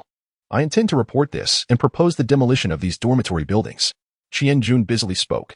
Indeed, Xiao Ruowu no longer paid him any heed, patiently awaiting Wu Qinjuan's search results. After a brief interval, a commotion could be heard approaching. Xiao Ruowu turned her head and noticed Wu Qinjun and his companions returning, accompanied by a tattered old man. This individual is a scavenger residing in the nearby dormitory, Wu Qinjun reported to Xiao Ruowu. However, he is mute and can only hear. The old man, burdened with a woven bag, appeared visibly uncomfortable under the scrutiny of the crowd, lowering his head and trembling slightly. Have you seen the resident of this room? Xiao Ruowu inquired gently, testing the truth of his muteness. The old man gazed at her in confusion, gesticulating with his hands and emitting incoherent sounds. Indeed, he is truly mute. What a pity. Disappointment washed over Xiao Ruowu and her companions. After such difficulty in locating a witness, it turned out to be a mute individual. Suddenly, Shen Mu, observing the old man, recalled that Su Qingqing had biscuits in her vehicle. He promptly requested her to bring out a box, unsure of Shen Mu's intentions. Su Qingqing complied and handed him a box. Shen Mu accepted it and approached the old man, extending the biscuits toward him. The old man's eyes lit up at the sight of the fragrant biscuits, as if he had stumbled upon a treasure, cradling the box tightly to his chest. Shen Mu then pointed toward room 101 and subsequently gestured to his own clothing. The old man's eyes brightened, seemingly grasping the implication. He set down his woven bag and, with utmost care, placed the biscuits inside, then retrieved a tattered raincoat. The onlookers were left perplexed, all eyes fixed upon him, eager to discern his next move. The sight of the elderly scavenger donning a raincoat and pulling up its hood was striking. He pointed to his face and then shook his head, uttering a series of ayah sounds. What was he trying to convey to us? The crowd was puzzled by the old man's intentions. However, Shen Mu inquired, are you suggesting that you have seen the person residing in this room, dressed in a raincoat, yet unable to discern her features? Upon hearing this, the old man broke into a broad smile, raising both thumbs in approval towards Shen Mu. The onlookers were elated, at last. They had garnered some characteristics of a potential suspect. In the next moment, the old man extended his hands forward, mimicking the action of gripping a bicycle's handlebars, while gesturing towards Shen Mu and emitting more ayah sounds. Did he arrive by bicycle? Shen Mu asked again. The elderly scavenger responded with renewed enthusiasm, giving Shen Mu another thumbs up. At that instant, Xiao Ruowu felt a sudden inspiration. She retrieved her police terminal and pulled up the screenshot of the individual who had been tailing Wang Jiangwo in the previously reviewed surveillance footage. Holding her phone up for the elderly man to see, she presented the image. To her surprise, the old man became visibly agitated upon seeing the screenshot, pointing at the figure on the screen and then indicating room 101, urgently exclaiming ayah. Are they the same person? Xiao Ruowu probed tentatively. The old man joyfully nodded in affirmation, giving her another thumbs up, and then gestured towards Shen Mu once more. The individual following Wang Jiangwo is the murderer? Gasps of astonishment rippled through the crowd. At that moment, the wail of police sirens pierced the air, signaling the arrival of forensic and criminal investigation personnel. Under Xiao Ruowu's direction, they wasted no time entering room 101 to commence their examination and investigation. Xiao Ruowu instructed 2 auxiliary police officers to escort the elderly scavenger away, advising them, take him away from this dilapidated building and proceed to the community committee. Inform them that our municipal bureau guarantees assistance, and request their assistance in transferring the elderly gentleman to a nursing home. The 2 auxiliary officers promptly acknowledged her request. The elderly man sensed the kindness emanating from Xiao Ruowu and Shen Mu, bowing repeatedly in gratitude before departing with the officers.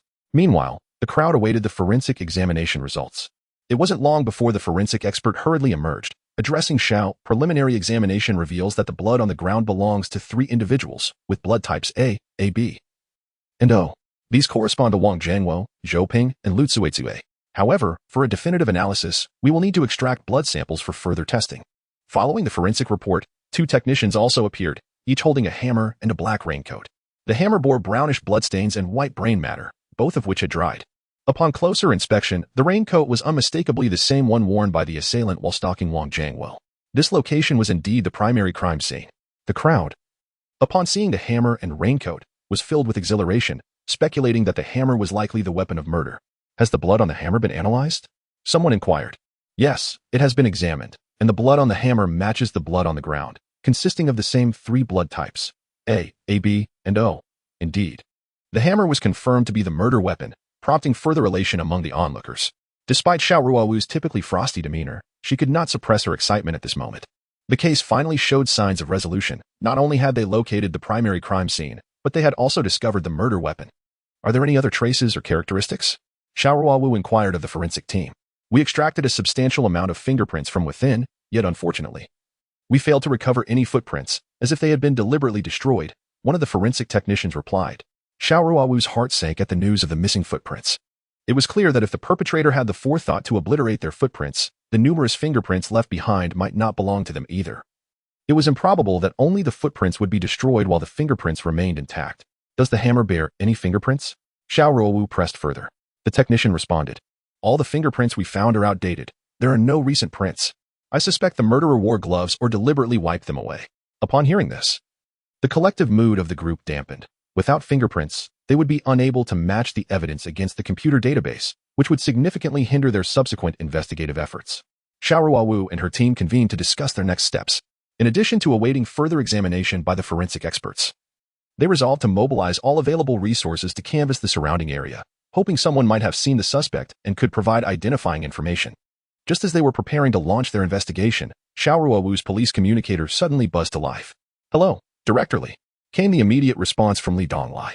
Xiao. Another body has been discovered in the North City bus lane, positioned in a kneeling posture, identical to the condition of the previous 3 victims. At this moment, the police communication device emitted external sounds, and the words of Li Donglai were heard by everyone present, causing their expressions to shift dramatically. Another person has died? Wu Qinxuan's face involuntarily twitched. They had yet to identify a suspect, and now another victim had fallen. How could the murderer have chosen to place the new victim in the northern part of the city? What trickery is he up to this time? Amidst his astonishment, Yu Yan couldn't help but exclaim, regardless of his schemes, if this case remains unsolved, I, Xiao Ruowu, will resign in disgrace. Fury surged within Xiao Ruowu, her radiant face suffused with indignation. With such investigative intensity, the murderer had struck again, showing utter disregard for the police. After a moment of contemplation, she addressed Yu Yan and Wu Qingjun. You two, stay here and conduct a thorough investigation. I will take the forensic team and technical personnel to the bus alley in the northern part of the city to examine the scene. Both Yu Yan and Wu Qingjun nodded in agreement. Before leaving, Xiao Ruowu turned to Shen Mu and said, Shen Mu, you will accompany me to the northern part of the city. All right, Shen Mu replied, feeling astonished and surprised by the murderer's sudden act. With a little observation, the killer would surely notice the heightened investigative efforts by the police. Even if he were brazen, he should not be committing crimes with such frequency. Qingqing, hand me the car keys. Xiao Ruowu requested the keys from Su Qingqing, preparing to drive herself. Shen Mu turned to find that the forensic and technical personnel had already boarded their vehicle, leaving no room for him. He sighed and took his seat, fastening his seatbelt securely and gripping the armrest tightly. Su Qingqing, seated in the back, noticed Shen Mu's helplessness and couldn't help but chuckle softly. Xiao Ruowu cast a glance at the tense Shen Mu, her lips pressed together. She activated the siren. Yet the vehicle did not surge forward like it had during their previous escapade, resembling a low-flying aircraft. Even as Xiao Ruowu eased the speed, it still surpassed that of the forensic team's car by a considerable margin. To the east of Daba Lane lay Donglin Lake, while to the west stood the wall enclosing the playground of Jiangbin Vocational School, a relatively secluded area. At this time of the evening, when few would typically traverse the alley, it was now teeming with onlookers, all confined beyond the police cordon. Upon hearing the siren, the crowd parted to make way for Xiao Ruowu's vehicle. After stopping outside the perimeter, she, along with Shen Mu and Su Qingqing, disembarked. Xiao Chief, you have arrived. The head of the City North Police Station, located within the jurisdiction of Daba Lane, had already been present. Director Hong, what is the situation at the scene? Xiao Ruowu inquired as she stepped further inside, addressing Director Hong Jian. Hong, in his 30s, sported a crew cut and possessed a robust physique. A young girl has been murdered, and the method mirrors that of the 3 previous victims you investigated. The perpetrator arranged the bodies in a kneeling position. And this is not the first crime scene, Hong Jian explained. Xiao Ruowu nodded, approaching the body to observe closely. Bathed in the glow of the investigative lights, the scene was as bright as day, revealing a girl stripped of all clothing, her body positioned in a kneeling posture. The back of her head bore the mark of a blunt force trauma, likely inflicted by an object akin to a hammer, the soul wound on the deceased. Hong Jian elucidated to Xiao Ruowu, who remained expressionless. She turned to Su Qingqing and instructed, call the forensic team and urge them to hurry. What is causing their delay? Su Qingqing secretly stuck out her tongue and, while retrieving her phone, whispered to Shen Mu, how many can drive as fiercely as Xiao Da? Chapter 14. Twisted postures. Shortly after the call was made, the vehicles of the forensic team arrived, and they swiftly immersed themselves in the scene investigation. Earlier, Director Li had visited, his countenance dark and foreboding. Hong Jian then addressed Xiao Ruowu, to which she nodded. She had sensed Li Donglai's fury during their previous conversation. With a string of homicides occurring and the bodies discarded in public places, a palpable societal panic was inevitable. Li Donglai, pressed by his superiors, was venting his frustrations on his subordinates. Have the identities of the victims been confirmed? Xiao Ruowu inquired. We're still investigating. Everyone from our precinct has been dispatched, currently. Only one logistics officer and a cook remain at the station. Hong Jian replied with a wry smile. He recalled how Li Donglai's expression had been so grim upon his arrival that it could have dripped water. He dared not incur his wrath and was determined to give his all. Who was the first to discover the body? Xiao Ruowu asked again. Hong Jian promptly instructed an auxiliary officer to bring over the first witness. The initial discoverer of the body was a student from a vocational school. She had taken a shortcut home and stumbled upon the corpse, which frightened her immensely. After her loud screams attracted several teachers and students, someone promptly contacted the authorities. Soon, the student was brought in, a girl of about 16 or 17, wearing glasses and bearing traces of adolescent acne. She was clearly traumatized, unable to direct her gaze toward the body. As Xiao Ruowu inquired, she made a concerted effort to soften her tone. After inquiring about the girl's basic identity information, Xiao Ruowu asked, what time did you pass by here? The girl timidly replied, our school dismisses at 6 o'clock, and after chatting with my classmates for about 10 minutes. I estimate I arrived here at around 6:30. Xiao Ruowu calculated that it would take approximately 10 minutes to walk from the vocational school gate to Daba Lane. The girl's timeline of chatting with her classmates for a few minutes aligned with the time of the report. What did you see when you arrived here? She continued. I didn't notice the body when I first entered the alley. It was only upon approaching that I realized she was not wearing any clothes. There was a gaping wound in the back of her head and a substantial amount of blood. It then dawned on me that she had been murdered. I was so frightened that I screamed, and my classmates rushed over. Then the teacher arrived, and we called the police. Although the girl was terrified, her thoughts remained coherent as she recounted the sequence of events. Do you know the deceased? Xiao Ruowu inquired, gazing at the girl. She shook her head. No. I have never seen her before. Realizing she could not extract further information from the girl, Xiao Ruowu ceased her questioning. After having the girl sign the inquiry record and leave her fingerprint, she provided her own phone number, instructing the girl to call if she recalled anything. The girl nodded and, with the support of her classmates, departed from the scene. After questioning the girl and garnering no valuable information, Xiao Ruowu turned to find Shen Mu squatting face-to-face with the corpse, motionless, seemingly entranced by the sight. From a distance, it appeared as though the two were engaged in conversation. The forensic experts and technicians were diligently engaged in their tasks, leaving Shen Mu in solitude. Xiao Ruowu approached, crouching beside him, and softly inquired, have you discovered anything? The corpse is unstable. Shen Mu continued to scrutinize the body, uttering an enigmatic phrase. Xiao Ruowu examined the female corpse and noted that it was indeed not as securely positioned as the previous 3, although the body appeared to be in a kneeling posture. Both the forehead and chest were in contact with the ground, resembling a prone position rather than an act of reverence. Furthermore, the body tilted to the left while the head inclined to the right. The distortion of the corpse indicated that the perpetrator had been unable to position it correctly. The chest resting on the ground was a result of the suspect's failure to maintain balance. Shen Mu continued, and Xiao Ruowu trembled slightly, turning to face him. Due to the constant movement around them, Shen Mu's face flickered between clarity and obscurity under the dim lights. Shen Mu, are you suggesting that this case is not linked to the previous 3? Xiao Ruowu discerned the implication in his words and immediately whispered her question. Shen Mu nodded affirmatively. It is not the same individual. A smirk played at the corners of his mouth, revealing a hint of amusement. Moreover, the suspect in this case is an old acquaintance of ours, someone we parted ways with not long ago. At that moment, Hong Jian approached, having overheard Shen Mu's remarks. Instinctively, he crouched down beside Shen Mu, astonished, and exclaimed, "An old acquaintance? Are you implying that this murderer is one of our own from the municipal bureau?" The surrounding crowd heard the statement, pausing their work and turning to look, their mouths agape in astonishment. "Xiao Shen, are you joking?" The forensic expert, Xing Ruchang, had served in the municipal bureau for decades, his hair now a shade of gray. He was undoubtedly one of the most knowledgeable individuals regarding the Jiangbin City Police Department.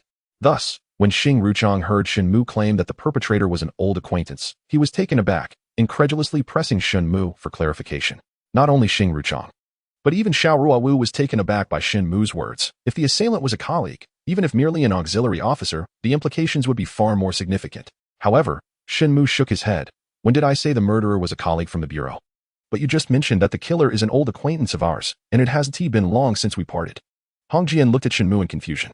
Shen Mu did not directly address Hong Jian's bewilderment. Instead, he pointed to several palm-shaped bloodstains in front of the female corpse. "Shada, take a closer look at the number and position of the palm prints on the ground. Do they not seem familiar?" On the ground beneath the corpse lay several dark brown palm bloodstains, not particularly noticeable due to their coagulated state, and showing signs of dragging. Xiao Ruowu and Xing Ruchang, along with the others, immediately examined the palm prints closely. There were a total of 4 palm prints. 3 were from the right hand and 1 from the left. The 3 prints from the right hand formed an acute triangle, while the left print was situated beneath the arm. At this point, Xiao Ruowu abruptly halted. And the forensic expert, Xing Ruchang, along with the others, quickly grasped the implication. Only Hong Jian remained puzzled, looking at the group in confusion. Xing Ruchang elucidated to him. The arrangement of the crime scene mirrors that of Lu Tsue's, featuring 4 bloodstains, 3 from the right hand and 1 from the left, exactly in corresponding positions. Oh, Hong Jian had not participated in the morning investigation at Lu Tsue's site. And only upon hearing Xing Ruchang's explanation did he comprehend the situation. However, he then posed a perplexing question. If they are identical, does that not further substantiate that the perpetrator is the same individual? "Xiao Shen, how could you deduce that there are 2 assailants?" Shen Mu shook his head and replied. "The arrangement of this body disposal scene is excessively deliberate. The murderer aimed to replicate Lu Tsue's dumping site precisely. Yet it turned out to be a mere imitation, like trying to paint a tiger but ending up with a dog." Hong Jian then experienced a moment of clarity. And upon understanding, he struck the ground with his fist in anger, exclaiming, "What a cunning murderer, attempting to mislead us. That deranged killer is no good. And neither is this one." Chapter 15. The caller Xing Ruchang pondered for a moment before inquiring of Shen Mu. "Earlier, you mentioned that the assailant is an old acquaintance of ours. From where does this assertion arise?" Shen Mu rose, stretching his legs, as prolonged squatting had left him somewhat numb. "Since there are indeed 2 murderers, this indicates that the culprit possesses an intricate knowledge of the details surrounding Lu Tsue's murder scene. They are well aware of the number of bloodstains and other specifics, which enables them to imitate it. However, the only individuals privy to the intricate details of Lu Tsue's body disposal site are us investigators. Many nuances remain unknown to outsiders." Xing Ruchang's expression turned grave once more. Shen Mu shook his head and stated, "Aside from our investigative personnel, only a few individuals are privy to the details surrounding the scene where Lu Tsue's body was discovered. While many gathered to witness the grim event this morning, only those who reported the incident before the police arrived possessed knowledge of the specifics. Therefore, the culprit must be one among them." Xing Ruchang, upon hearing this, couldn't help but exclaim in realization, "Indeed, I am getting old. I can hardly keep pace with the sharpness of your youthful minds. Your reasoning leads me to believe that the murderer is undoubtedly one of them." The group, exhilarated by the swift identification of potential suspects, expressed their delight. "Qingqing, please bring forth the statements of the witnesses who reported the incident this morning," commanded Xiao Ruowu, rising and turning to Su Qingqing. "Certainly." Su Qingqing promptly dashed to the vehicle, retrieved 3 copies of the statements, and presented them to Xiao Ruowu. Prior to the arrival of the police at the South City Police Station, 3 individuals had witnessed the intricate details of Lu Tsue's body being discarded. They were as follows. Xiao Ruowu perused the statements. Zhang Dijing, a retired cadre from the textile factory, residing in room 303 of Building 2 of the factory's staff dormitory. Han Ling, also a retired employee of the textile factory, living in room 401 of the same building, directly above Zhang Dijing. And the third, Ping Yu, a 28-year-old resident of Kangyi Community, who operates a clinic at storefront number 78 within the community, aptly named Ping Yu Clinic. Very well, with only 3 individuals in question, this case should prove to be quite manageable, Hong Jian remarked, his hands rubbing together in excitement. Xiao Ruowu nodded gently, handing the statements of Zhang Digan and Han Ling to Hong Jian. "I will lead a team to Kangyi Community. Hong, you take a crew to the textile factory dormitory. We shall operate in separate groups. Hong Jian readily acquiesced, leaving a portion of the team to assist Xing Ruchang and his colleagues in their ongoing investigation. Immediately, Xiao Ruowu and Hong Jian embarked on their respective missions. This time, Xiao Ruowu deviated from her usual practice of driving herself in such situations and instructed Su Qingqing to take the wheel. Upon seeing each other, Shen Mu and Su Qingqing exchanged a glance, both visibly relieved. However, their expressions did not escape Xiao Ruowu's notice, prompting her to emit a soft huff. Su Qingqing playfully stuck out her tongue at Shen Mu before promptly starting the vehicle, heading straight for Kangyi Community. Situated in the southern part of Jiangbin City, they reached Kangyi Community half an hour later. By this time, the evening lights illuminated the area, and dinner was underway, resulting in a sparsely populated street outside the community. Shen Mu and his group swiftly located Pingyu's clinic, only to find it closed. Through the tempered glass, they discerned the absence of any occupants within. Xiao Ruowu gazed upward through the car window at the second floor. The clinic's ground and upper floors were interconnected, with the first floor dedicated to business and the second serving as living quarters. According to the statements, Pingyu had no separate residence in Jiabin City, conducting both his work and life from this establishment. Alighting from the vehicle, Xiao Ruowu led Shen Mu to a neighboring furniture store adjacent to the clinic. "Excuse me, is Pingyu not home? Why is the front door locked?" she inquired politely as they entered the furniture shop. Upon the arrival of two policemen, the proprietor was momentarily perplexed regarding the inquiries about the clinic. After a brief hesitation, Xiao Ruowu promptly explained, "There was an incident at the South City Park this morning, and Pingyu is a witness. We are here to ask a few more questions." "Oh, so that's the matter." The owner's demeanor relaxed instantly. "Pingyu should be upstairs resting. He hasn't opened the clinic today as he reportedly isn't feeling well." Xiao Ruowu and Shen Mu exchanged a knowing glance and nodded slightly. It seemed rather peculiar that Pingyu would fall ill at such a critical time. Has the clinic's main entrance remained closed? Xiao Ruowu feigned a sigh of exasperation. To her surprise, the owner replied, "Not exactly. Pingyu went out by car at noon and only returned in the evening. He simply did not hold consultations today." "Returned in the evening?" Xiao Ruowu and Shen Mu swiftly exchanged glances once more, their timing aligning perfectly. Based on the victim's blood coagulation level, it was likely that she had been murdered around noon, yet the body was disposed of in the evening. Xiao Ruowu produced a photograph of the victim and inquired, "Do you recognize this individual, sir?" Upon seeing the photo of the deceased, the owner remarked, "Is this the girl who was murdered this morning? I don't know her. I've never seen her before." He mistook the victim for Lu Tsuetsue from the morning. Xiao Ruowu chose not to correct him. After expressing her gratitude, she and Shen Mu proceeded to leave.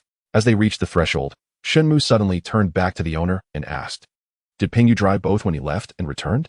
The owner inquired in return, "What is the reason for your question?" Feigned nonchalance with a shrug and remarked, "If he drove, it indicates his condition isn't severe. We could simply knock on the door." The boss, without suspicion, replied candidly, "He left and returned by car." Nodding in acknowledgement, then exited the furniture store alongside. Meanwhile, several officers from another police vehicle, who had arrived with, were monitoring the clinic. Upon catching's gaze, the officer in the passenger seat subtly shook his head, signaling that no unusual activities had occurred at the clinic. Reluctantly, and boarded their vehicle. "Where are we headed now?" inquired promptly. Did not respond, engrossed in examining the police terminal in her hands. After a moment, she turned to and stated, "S vehicle bears the license plate B78901. It became evident that earlier inquiry about vehicular movements had piqued interest. Upon returning to the patrol car, she utilized the terminal to investigate vehicle information. Setting aside the terminal, concurred, "I checked as well, and indeed, that is the license plate number. It seems our priority should be to locate vehicle." S expression turned grave as she nodded. If he is the perpetrator, he would require a vehicle to transport the body. And it is highly likely that he used the B78901. Indeed, if there are bloodstains on the body, any contact made within the vehicle, regardless of his attempts to conceal it, will be detectable. Affirmed, glanced at, then through the rearview mirror at, and couldn't help but remark, "When did you two start working together so seamlessly?" Chose to ignore her. Shen Mu, however, did not heed Su Qingqing's words. He pondered. The furniture store owner observed Pengyu driving in and out, indicating that the vehicle is nearby. "Let us search for it." "There's no need to search." Su Qingqing pointed towards a departing small truck and revealed a modern SUV behind it. "Isn't that the net B78091 sedan?" "Indeed it is." Both Shen Mu and his companion exclaimed with delight upon seeing it. "How do we open the car door? Should we break a window?" Su Qingqing inquired further. Xiao Ruowu furrowed her brow, replying, "A straightforward investigation is out of the question, and breaking a window is equally inadvisable. It could easily alert Pengyu. If there are no bloodstains inside the vehicle, we would find ourselves in a precarious position." Su Qingqing suggested, "Should we have the security team call a locksmith? They have records of locksmiths, and I believe one could unlock the door." Xiao Ruowu nodded and was about to dial the security team's number when Shen Mu interjected. There's no need for such trouble. I will unlock it. Su Qingqing and Xiao Ruowu asked in surprise. Are you capable of that? Shen Mu smiled. Simply remove the may and retain the can. Seeing Shen Mu's unwavering confidence, Xiao Ruowu immediately nodded. Give it a try, but do not let anyone notice. Shen Mu acknowledged with a sound. And to avoid drawing attention, he removed his jacket, revealing a casual shirt beneath, and exited the vehicle. Xiao Ruowu and Su Qingqing observed from the car as Shen Mu exited, feigning a phone call. After pacing back and forth for a while, he determined that no one was paying attention to him before casually approaching the driver's side of a modern SUV. From his pocket, he produced a set of keys, one of which had a slender wire approximately 2 inches long. While holding the phone to his ear with his left hand, he discreetly inserted the wire into the keyhole with his right hand. After a few gentle twists, a crisp click echoed as the car door unlocked, allowing Shen Mu to swiftly slip into the driver's seat and gently close the door behind him. Impressive, Su Qingqing exclaimed quietly in admiration upon witnessing his skill. Xiao Ruowu bit her lip, surprised by Shen Mu's adept lock-picking abilities. Thankfully, he was a policeman. Had he been a thief, the public would have been in peril. After a brief moment, Shen Mu exited the vehicle once more, still holding the phone to his ear with his left hand, while his right hand clenched into a fist, concealing something within. He closed the car door behind him and returned to the police vehicle. What did you find? Su Qingqing inquired eagerly. Shen Mu opened his right hand to reveal a torn piece of leather, mottled with dark brown stains that appeared to be blood. There are bloodstains inside the car, likely belonging to the victim. We must summon the forensic team and criminal investigation personnel immediately, Shen Mu instructed. Understood. I will contact Xiao Lao and the others right away. Xiao Ruowu responded, her brows furrowing as she realized there was indeed blood in the vehicle. She promptly dialed Xie Ruchang's number. Upon hearing that Xiao Ruowu had made a discovery, Xing Ruchang joyfully exclaimed, "We will arrive in 20 minutes." After ending the call, Xiao Ruowu turned to Shen Mu and Su Qingqing, saying, "We cannot simply wait idly in the car. It will arouse suspicion. Since we haven't had dinner yet, let us find a nearby diner where we can eat while monitoring Pengyu and simultaneously await the arrival of Elder Xing and his team." As soon as Su Qingqing heard about dinner, her stomach began to grumble. After having lunch in the cafeteria, she had not eaten since, and now, over 8 hours later, she was left with only a few biscuits to stave off hunger, feeling as though her stomach was pressing against her back. Conveniently, there was a large diner next to the furniture store. Xiao Ruowu instructed Su Qingqing to invite their colleagues from the police car to join them for dinner while she and Shen Mu entered the diner first. At that moment, the diner had only a couple of patrons. As soon as the owner noticed Shen Mu and his companion entering, he eagerly greeted them. "Good evening, officers. Here for a meal?" Shen Mu replied, "We need enough food for 7 or 8 people, nothing too elaborate. Just assess the situation and serve us accordingly." "Understood." The owner responded, promptly turning to prepare the meal. Soon after, their colleagues from the police car, summoned by Su Qingqing, arrived. All of them were famished. And since the owner had not yet finished cooking, they each filled a bowl with rice and paired it with pickles, savoring the simple fare heartily. When the owner finally brought out the cooked dishes, they each took another 2 bowls of rice and devoured the food with great enthusiasm. The owner, witnessing such voracious appetites, could only stare in astonishment, repeatedly exclaiming, "You officers have it tough. You work so hard that you hardly have time to eat." As the group was nearing the end of their meal, Xing Ruchang and his team arrived. "Elder Xing, would you like to have dinner first?" At home, Pengyu found himself with some leisure time. Xiao Ruowu softly inquired, while Xing Ruchang gestured dismissively, "First, let's conduct an investigation." Shen Mu promptly handed over the preserved leather to Xing Ruchang, who took it and swiftly returned to the vehicle with his assistant, commencing the examination without delay. Before long, Xing Ruchang reappeared, calmly informing Xiao Ruowu and the others, "Arrest him. The preliminary analysis of the bloodstains in the car matches that of the victim." "Excellent." Before Xiao Ruowu could issue the order, the officers from the precinct excitedly whispered among themselves. They hadn't anticipated such a swift resolution to the case. It seemed they would not have to work overtime tonight, and could enjoy a restful night's sleep. Without hesitation, Xiao Ruowu made a decisive choice. She knocked on the door, calling for Pengyu to come down for the arrest. To prevent him from suspecting their intentions and potentially resorting to desperate measures, she instructed 2 officers to discreetly position themselves behind the storefront, ready to apprehend him should he attempt to leap from the building. "Xing Lao, you all enjoy your meal. We are going to make the arrest," Xiao Ruowu declared to Xing Ruchang.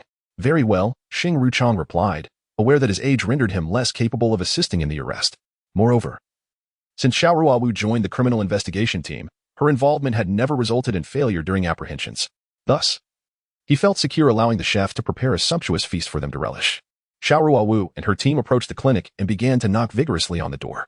The noise stirred Pengyu, who was sleeping on the second floor, peering out. He spotted Xiao Ruowu and Shen Mu waiting below. Peng Yu, regarding the morning case, we need to speak with you again. Please come down. Xiao Ruowu called out nonchalantly to him from below. Peng Yu, in his late 20s, was quite the handsome figure, his hair impeccably groomed and gleaming, exuding an air of frivolity.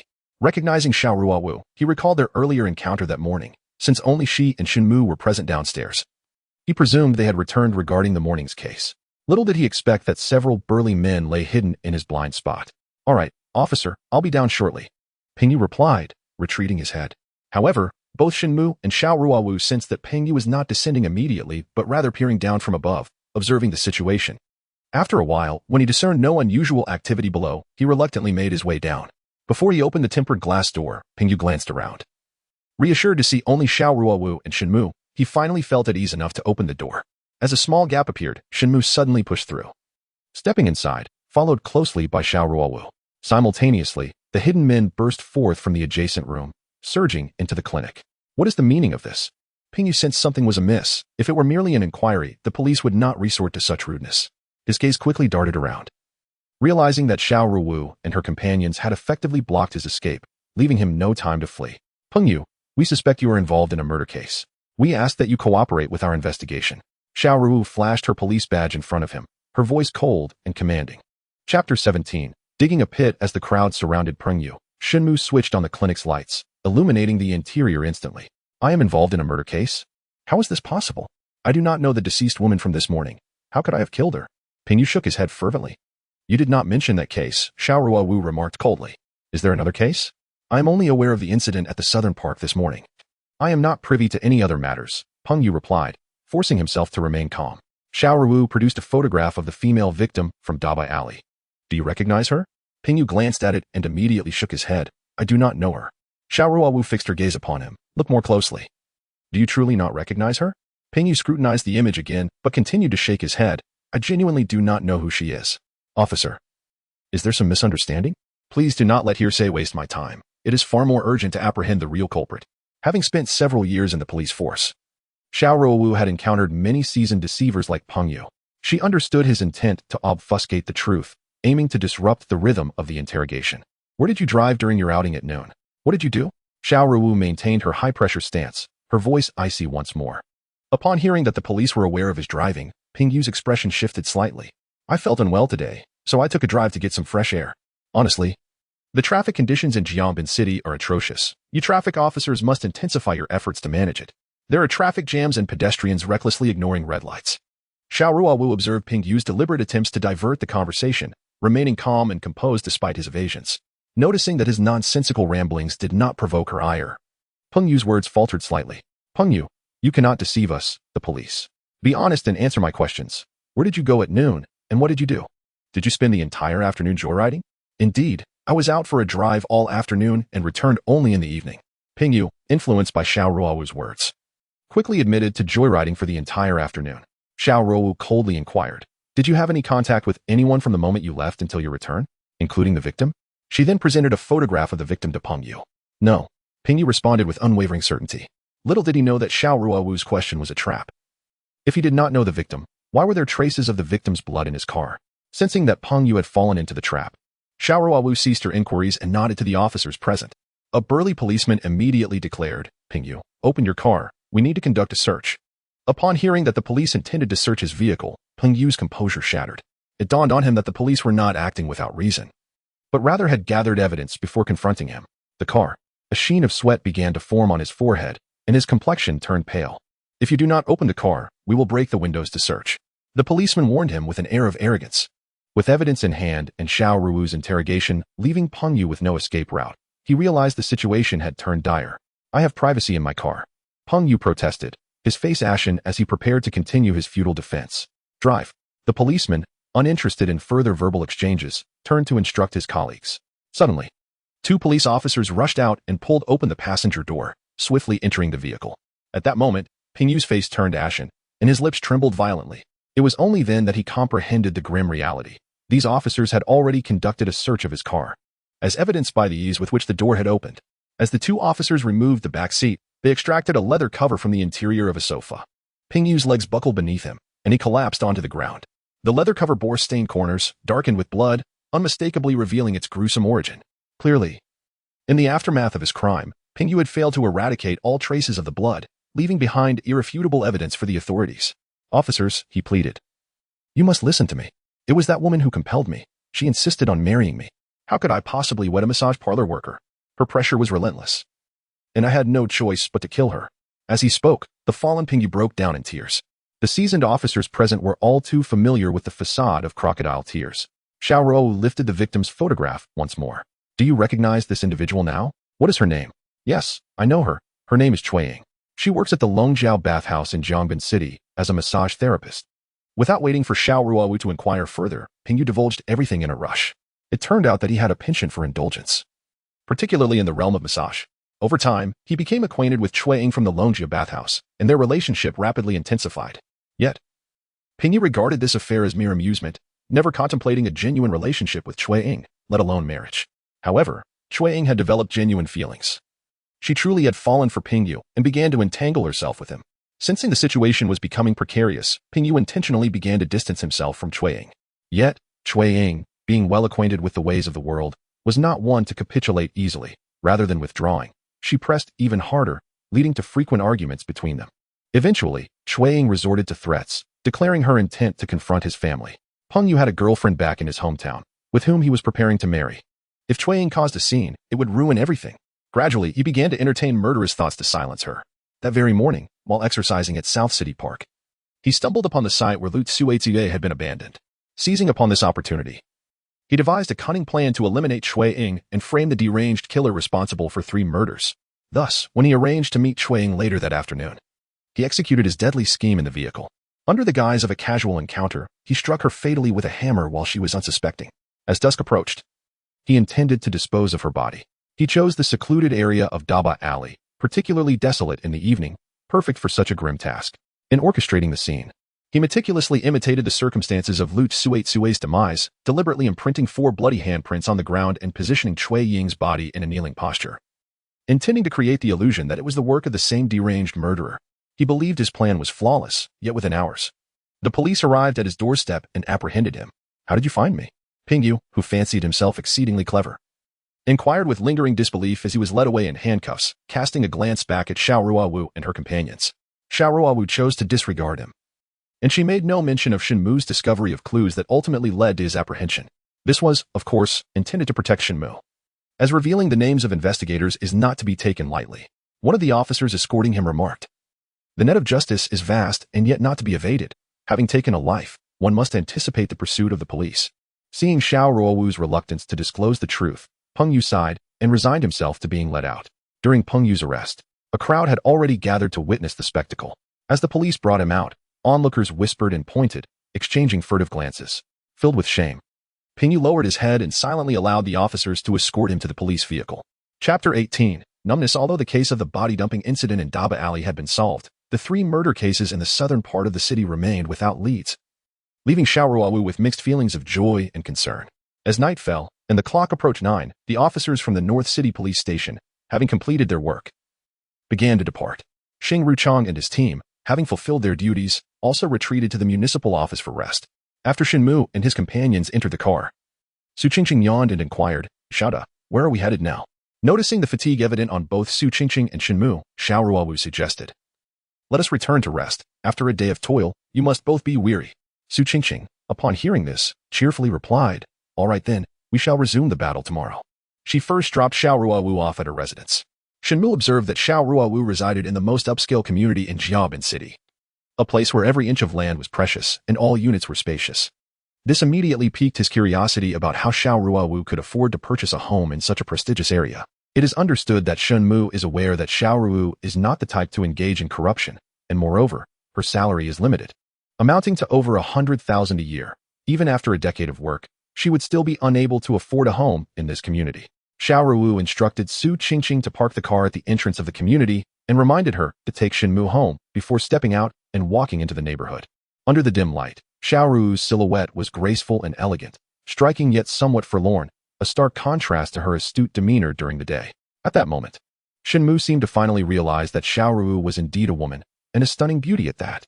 After Xiao Ruowu departed, Su Qingqing turned to Shen Mu and asked, "Brother Shen, where do you live? I'll take you home." Tea Fragrance Community, Shen Mu replied, naming his residence. On the way back, Su Qingqing curiously inquired, "Brother Shen, where did you learn your lockpicking skills? Could you teach me? If I can't continue as a police assistant, I might as well help others with locks." "I learned it from books," Shen Mu responded. After a pause, he added, "You can certainly learn too. First, read all the books on the principles of locks to understand them thoroughly, then study them again, and finally, all right, Brother Shen. If I had that kind of persistence, I would have already gone to university and wouldn't be working as a police assistant." Su Qingqing exclaimed, shaking her head vigorously. "Then there's no helping it." Shen Mu shrugged. "Brother Shen, you truly are impressive. Everyone says you are obsessed with studying. And it turns out that one can indeed learn something from books." Su Qingqing's amazement only grew. Shen Mu's residence consists of 2 bedrooms and a living room. Ever since he was assigned to Jiangbin City, his grandfather provided the down payment, while the monthly mortgage is deducted from Shen Mu's provident fund. After graduating from the police academy, he was assigned to a different location, and neither his grandfather nor grandmother resides in Jiangbin City. Upon returning home, he took a refreshing shower. Although he felt weary earlier, he found himself unable to sleep once in bed. Therefore, he decided against attempting to slumber and retrieved an old book on reasoning from the bookshelf. This book, a gift from his grandfather, had been perused countless times. Yet each reading still offered valuable insights, allowing him to sense a gradual enhancement in his reasoning abilities. As the night passed in silence, the following day, upon his arrival at the criminal police team, he had just taken a sip of water when he was summoned by Wu Qingjun for a meeting. The subject of the meeting was once again the series of murders in the Southern District. The previous night, the case of Ping U.S. murder had been cracked, and Director Li Donglai reported it to the superiors and municipal government leaders late into the night. Both parties expressed immense appreciation for the city bureau's swift resolution of the case, yet Li Donglai felt no relief, as the series of Southern District murders remained unsolved. He personally attended the meeting, first commending Shen Mu and Xiao Ruowu, stating they would be awarded third-class merit, and pledged to apply for second-class merit should the Southern District series of murders be resolved. Li Donglai especially praised Shen Mu, offering several compliments. Before departing, he specifically instructed the head of the police support office to provide the special investigation team with maximum logistical support. As the formal meeting commenced, Xiao Ruowu gazed at the mountain of inquiry records piled on the conference table. She did not peruse them individually, but instead inquired of Wu Qingjun and Yu Yan. "Did you uncover any leads during yesterday's investigation?" Wu Qingjun and Yu Yan exchanged a glance, both offering a wry smile. There were no leads whatsoever. They had scrutinized nearly all the residents surrounding the cement plant, yet none had identified a suspect bearing any resemblance to the perpetrator. Xiao Ruowu furrowed her brow. She had not anticipated that the criminal would be so cunning, leaving behind no discernible physical traits. Expand the search radius centered around the cement plant. Retrieve all surrounding surveillance footage. I refuse to believe the murderer can simply vanish into thin air, Xiao Ruowu commanded as she rose to her feet. The group responded in unison, preparing to embark on their respective tasks. At that moment, a police assistant rushed in. "Chief Xiao, Wang Jiangwo's wife, Li Di, has arrived. She claims to have urgent matters to discuss with our criminal investigation team." The news caught everyone off guard. Li Di's arrival at such a time raised questions. Had she uncovered something? "Bring her in," Xiao Ruowu instructed the assistant. The assistant nodded eagerly and hurried out. Returning shortly with Li Di appeared much the same as the previous day, her expression vacant and bewildered, her gaze dull, and her frail form hunched as if a gust of wind could topple her. Xiao Ruowu instructed the assistant to pour her a glass of water and to bring a chair for her to sit on. However, Li Di neither sat nor accepted the glass. Instead, she mechanically uttered in a low voice, "Wang Jiangwo is dead. I cannot go on living. Could you spare me some money?" The request for money left everyone momentarily stunned. Initially, they had assumed Li Di had come to report a discovery, only to find her asking for financial assistance, a first for anyone to approach the criminal investigation team in such a manner. The key criminal investigation unit is merely responsible for solving cases, and it is not obligated to provide financial assistance for Li Di's difficulties. She should seek aid from the village or street offices. Yu Yan and the others exchanged glances and subtly shook their heads, realizing that Li Di might not be thinking clearly. Xiao Ruowu turned to Su Qingqing and said, "Qingqing, give her 500 yuan. I will reimburse you later." Su Qingqing rummaged through her bag for a considerable time before finally extracting 100 yuan. With a sigh of resignation, she remarked, "Nowadays, everyone uses mobile payments. Who carries cash? All I have is this 100 yuan. Let's pool together." Wu Qingjun addressed the group. Reluctantly, everyone dug into their pockets, producing various denominations. Some offered 10, while others contributed 50 or 100 yuan. In the end, they managed to gather over 400 yuan, and Xiao Ruowu gestured for the auxiliary officer to hand the money to Li Di. Upon receiving the funds, Li Di's expression remained vacant and dazed as she stared blankly at Xiao Ruowu, asking, "When will the Wang Jiangwo case be solved?" "We strive to resolve it as soon as possible," Xiao Ruowu replied. Li Di nodded non-committally and turned to leave the conference room without uttering a word of thanks. The auxiliary officer promptly followed her out of the criminal investigation building. Sighing as they watched Li Di depart, the group felt a sense of resignation. "Let us all return to our duties," Xiao Ruowu instructed, prompting everyone to file out and resume their respective tasks of investigating suspects. Noticing Shen Mu meticulously reviewing the case files, Xiao Ruowu turned to Su Qingqing and said, "Qingqing, please assist Shen Mu with the files here and see what he needs. I will drive the car myself." Chapter 19, The Victim's Vehicle. Su Qingqing acquiesced and handed the car keys to Xiao Ruowu. After Xiao Ruowu and the others departed, Shen Mu remained in a state of bewilderment, diligently sifting through all the documents. Su Qingqing prepared a cup of tea for him and placed it beside his right hand. It was only then that Shen Mu lifted his head and noticed that the entire conference room had been emptied. Everyone had left. He rose and remarked, "They have all gone? I was so engrossed in the documents that I forgot we were in a meeting. Did Xiaoda and the others go to investigate? I should join them." Su Qingqing hurriedly stopped him, saying, "Xiaoda instructed that you should focus solely on the documents. Other comrades will handle the investigation." Shen Mu nodded. Sitting back down to continue his perusal of the files, Su Qingqing observed him for a considerable time, noticing that he was wholly absorbed in the documents, not lifting his head even once. Finally, unable to contain her curiosity, she asked, "Shen Ge, don't you find these documents tedious?" "Tedious? Why would I?" Shen Mu replied, bewildered by her question. "I find these documents to be quite intricate. Prolonged scrutiny can indeed become tiresome," Su Qingqing candidly confessed. "Oh, but you have yet to discover the joy of reviewing documents. Once you do, you will find them utterly engrossing," Shen Mu smiled. "Discover joy in reviewing documents? Shen Ge, enlighten me on how to make this process interesting," Su Qingqing inquired with curiosity as she settled across from him. "Take these interrogation transcripts, for instance. The responses from the interrogated individuals are quite fascinating. Why do they answer in such a manner? Are they intentionally concealing something? One can infer the character of the respondent based on their habitual responses. Are they forthright or cautious?" Upon hearing this, Su Qingqing's eyes widened in surprise. "You can glean all that from the case file?" Shen Mu nodded earnestly. "Why not try my method? You will discover that examining the case files can indeed be quite fascinating. Let me give it a shot." Su Qingqing exclaimed with newfound enthusiasm as she picked up an interrogation record to peruse. After a few minutes, she glanced up to see Shen Mu engrossed in his documents, prompting her to lower her gaze once more. A few minutes later, she looked up again, only to find Shen Mu still immobile, absorbed in his reading. Unable to contain herself, she pushed the interrogation record aside and declared, "I can't take it anymore. What is so interesting about this? It's driving me crazy. I might as well help you with your service work." With that, she took the cup of tea beside Shen Mu and refilled it. Before retrieving her phone to play a game, Shen Mu smiled, disregarding Su Qingqing as he returned to his case files. The substantial stack of documents took Shen Mu a full 3 hours to complete, during which he neither visited the restroom nor took a sip of water. Once he finished, his first action was to wash his hands in the bathroom. Su Qingqing was well aware of his fastidiousness, bordering on obsessive cleanliness. Yet she paid him no mind and continued her game.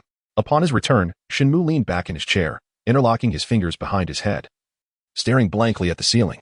"Qingqing," he suddenly posed, "according to the case files, all 3 victims owned an electric scooter.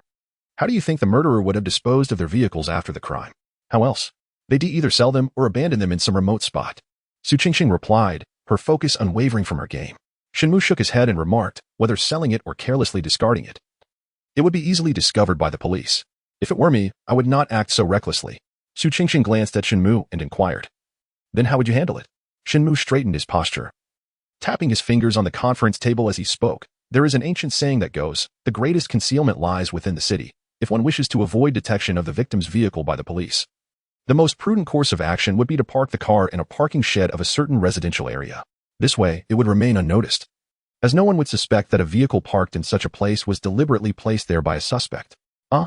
Su Qingqing exclaimed, momentarily halting her game, her eyes wide with astonishment as she regarded Shen Mu. "Brother Shen, your insight is truly remarkable. If the murderer were to do this, the police would indeed be unable to locate the suspect vehicle." She then rose excitedly. "Xiaoda and the others have previously exerted great effort into searching for the suspect vehicle, but to no avail. It seems they were pursuing the wrong leads. Incredible. Brother Shen, you are simply outstanding." As she spoke, she hurriedly dialed Xiao Ruowu's phone. "I must quickly inform Xiaoda and instruct them to conduct an investigation in various residential areas." Shen Mu advised, "There is no need to search every residential area. Focus solely on those near the cement factory. Additionally, do not forget to request the retrieval of surveillance footage from the community. It may yield significant findings. Understood. Su Qingqing replied, promptly connecting with Xiao Ruowu and relaying Shen Mu's deductions. After a moment, she heard Xiao Ruowu take a deep breath before responding, all right. I will have someone commence the investigation immediately. Although Xiao Ruowu's voice remained as frigid as ever, Su Qingqing could distinctly sense the fervent emotions bubbling beneath the surface. It was indeed a rarity for the unflappable Xiao Ruowu to exhibit such excitement. After ending the phone call, Su Qingqing smiled and cupped her hands in a gesture of respect towards Shen Mu, saying, Brother Shen, with the resolution of this case, your second-class merit is assured. Allow me to extend my congratulations in advance. An hour later, news came from Xiao Ruowu's side, in the parking shed adjacent to the cement factory. The vehicles of the 3 victims had been discovered, although the license plates of the 3 electric bicycles had been removed. The police were still able to confirm their identities through comparison. Furthermore, aside from Wang Jiangwo's vehicle, both Zhou Ping and Lu Zuezue's bicycles bore marks of impact on their sides. This served as corroborative evidence for Shen Mu's earlier deduction that the perpetrator had deliberately staged a traffic accident, luring the victims to the dormitory of the cement factory under the pretense of compensation, ultimately leading to their demise. Regrettably, the community surveillance cameras were not operational at the time, hindering the identification of the suspect. However, through extensive interviews with the residents, some had indeed witnessed the suspect while parking her vehicle. After another half hour, Xiao Ruowu returned to the criminal investigation team with witnesses who had seen the suspect. She prepared to create a composite sketch of the perpetrator. Shen Mu was adept at portraiture, and thus, Xiao Ruowu entrusted the task to him. With the eyewitnesses' descriptions, the sketch of the suspect was swiftly completed. Notably, this time, she was not clad in a raincoat. It was evident that she was a slender woman, dressed in a patchwork shirt, wearing a mask, and her hair had already turned gray, suggesting she was of considerable age. At the moment they beheld the portrait, everyone was instantly taken aback. Although the woman depicted wore a mask, her vacant gaze was unmistakably familiar. They had seen it not long ago, and had even given her money. Li Di. Xiao Ruowu managed to utter the name of the individual. The murderer was none other than Li Di, the seemingly innocent woman. This woman had led them in circles, and she even had the audacity to approach the criminal investigation team for money. Utterly absurd. Even Wu Qingjun, who typically refrained from using profane language, could not suppress his frustration. Chapter 20. A familiar tactic, Yu Yan remarked. Li Di's true intention in coming today was likely to ascertain the progress of our investigation. This woman is far from honest. Who would have imagined she would go so far as to kill her own husband? A hush fell over the group. Although the portrait had identified the suspect as Li Di, the police lacked substantial evidence. A portrait could not serve as a basis for prosecution. We must locate Li Di's electric scooter. It is bound to bear the marks of a collision. Shen Mu interjected. The others nodded in agreement. Since Zhou Ping and Lu Zuezue's scooter exhibited signs of impact, it was reasonable to conclude that Li Di's vehicle would as well. Vehicle markings could indeed be used as evidence. Finding Li Di's electric scooter is our immediate priority, stated Xiao Qingqing. After a moment of contemplation, Xiao Ruowu turned to Wu Qingjun and said, Wu, please notify Li Di to come to the criminal investigation team under the pretext of needing to ask her something. I will lead a team to her neighborhood to locate her scooter. Moreover, if Li Di arrived on her electric bicycle, it would be fortuitous to apprehend both her and the vehicle simultaneously. Wu Qingjun readily acquiesced, for engaging in casual conversation was his forte in organizational and ideological work. As long as he could detain Li Di for a brief moment, it would enable Xiao Ruowu to locate her electric bicycle, thus ensuring the case's resolution was imminent. The mere thought of a breakthrough invigorated everyone, with Yu Yan exuberantly slapping Shen Mu on the shoulder, a grin stretching across his face, showering Shen Mu with praises. Noticing that Yu Yan's hand had become soiled, Shen Mu discreetly brushed off the residue left on his shoulder after the slap. Unbeknownst to him, Yu Yan, in his heightened state of excitement, failed to notice Shen Mu's reaction and exuberantly delivered another pat on his arm. Shen Mu's expression soured instantly. He wished to evade the enthusiastic gesture but found himself unable to resist Yu Yan's fervor. Nearby, Xiao Ruowu pressed her lips together and addressed Shen Mu, come with me. Upon hearing this, Shen Mu felt an immediate sense of relief and hurriedly exited. Shortly after, the sound of running water echoed from the restroom. Xiao Ruowu once again pressed her lips together. When Xiao Ruowu's group arrived at the Dongfang community and stealthily spotted Li Di emerging, they were dismayed to realize she was not riding her electric bicycle but rather walking. After Li Di departed, Xiao Ruowu and her companions silently infiltrated the community. Once inside, they dispersed to search according to their prearranged plan. Some headed to the bike shed, while others explored the public areas. However, Xiao Ruowu and Shen Mu returned to Li Di's garage. Although each action team pursued different directions, their goal was unified. They all held screenshots of Li Di's dilapidated electric bicycle, fervently seeking it out. Near the garage where Li Di resided, Xiao Su and his companion made a thorough search but failed to locate the electric bicycle. At that moment, an elderly neighbor of Li D's was outside playfully engaging with her grandchild. Xiao Ruowu approached her politely and inquired, "Excuse me, madam, is Li D not at home?" The old lady, upon seeing the police, forced a smile and replied, "I just saw her hurriedly leave." "Leave?" Xiao Ruowu feigned a frown. Then, "Where is Li D's electric bicycle? We need to examine it." The mention of the electric bicycle elicited laughter from the elderly woman. "Li D? She has no electric bicycle. We have been neighbors for years, and I have never seen her ride one. However, her husband, Wang Jiangwo, did have an electric bicycle, but it vanished after his passing." "No electric bicycle?" Xiao Ruowu and Shen Mu exchanged glances, both sensing an ominous turn in their investigation. They had not anticipated that Li D would conceal such information. Even her ability to ride an electric bicycle from her neighbors. This indicated that Li D's electric bicycle was likely not in the community, and the whereabouts were bound to be a convoluted search. "Xiaoda, did you find Li D's electric bicycle at the south garden of the cement factory community?" After thanking the old lady, Shen Mu queried Xiao Ruowu as they walked a short distance. Xiao Ruowu shook her head. "While we were searching for the vehicles of the 3 victims, we also checked other vehicles but found no suspicious ones." An hour later, all search personnel returned to their vehicles, their faces ashen, clearly indicating the absence of Li D's electric bicycle. "Xiaoda, what shall we do now? If we allow Li D to return, any whisper of wind might lead her to suspect something amiss." Deluo sought guidance from Xiao Ruowu on the next course of action. With furrowed brows, Xiao Ruowu pondered. The only substantial evidence for prosecution lay in the traces left by the electric scooter. If the scooter could not be located, pursuing the case would become exceedingly troublesome, potentially even obstructing progress at the prosecutor's office. The tension among the group escalated. The longer time dragged on, the more Li D would doubt, which would be detrimental to the investigative outcome. The electric scooter belonging to Li D was parked at Coastal Garden. Just as despair gripped the crowd, Shen Mu, who had been engrossed in sketching, suddenly raised his head and exclaimed, "Why did Li D leave her electric scooter at Coastal Garden?" Deluo and the others, taken aback by Shen Mu's certainty, inquired. Many among them had lived in Jiaobin City since childhood and were well acquainted with the area. Even Xiao Ruowu, despite her recent arrival, recognized the Coastal Garden community, which was not far from Dongfang community, roughly a 20-minute walk away. "Look at the map I have drawn." Shen Mu unfolded the map on the front of the vehicle and pointed to a specific location. "Here is our current location at Dongfang community. Here is the cement factory. And here is the southern park where Li D disposed of Lu Tsue's body."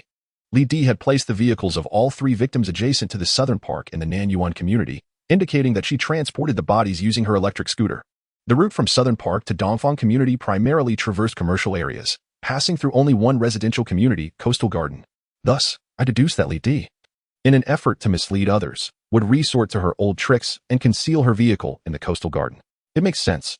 Deluo, captivated by Shen Mu's astute analysis, couldn't help but smack his forehead in excitement, exclaiming, "Goodness, how did you deduce that, Xiao Shun? I am truly impressed."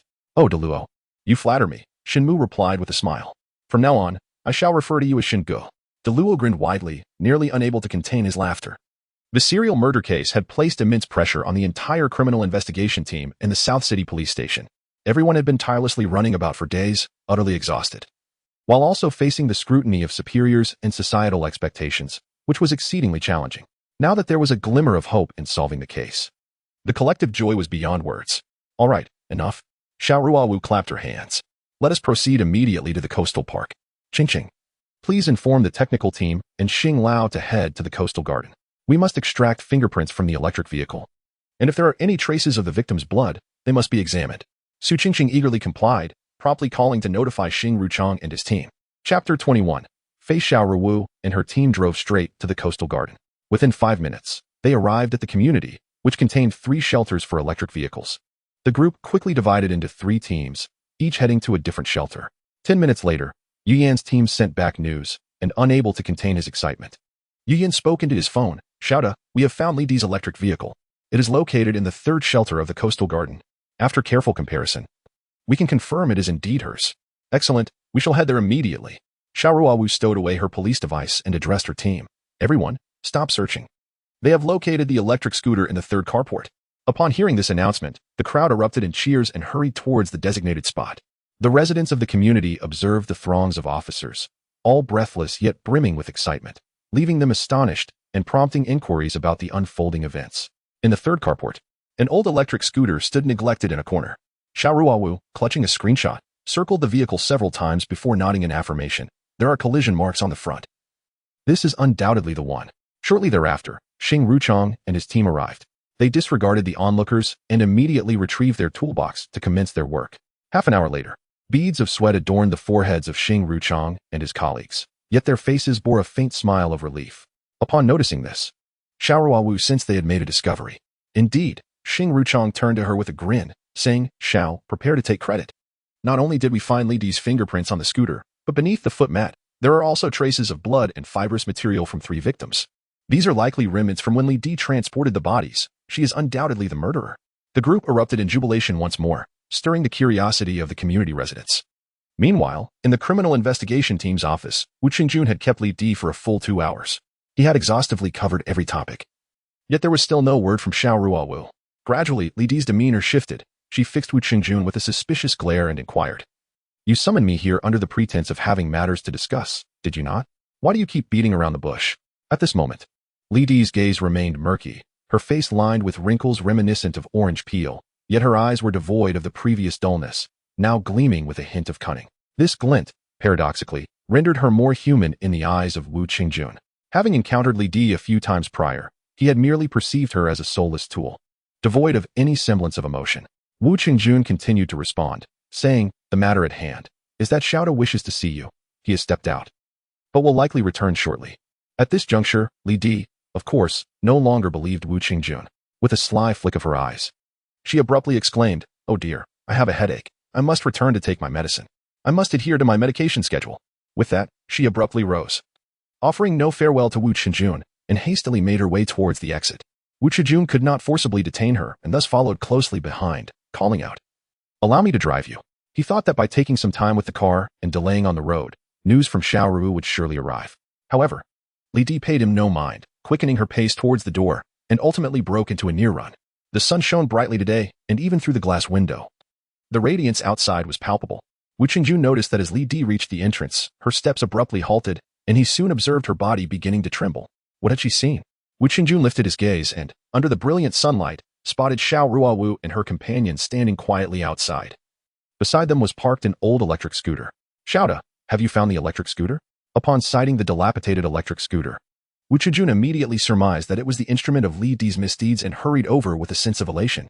Xiao Ruowu nodded subtly, her gaze unwaveringly fixed on Li Di. At that moment, both Li Di's lips and body trembled violently. She fixated on the battered scooter, recalling that she had concealed it in the safest location. How could the police have discovered it? Xiao Ruowu approached Li Di, her eyes locked onto hers, and calmly inquired, "This electric scooter belongs to you, does it not?" Li Di remained silent. Although her experience was limited, she was exceedingly cunning.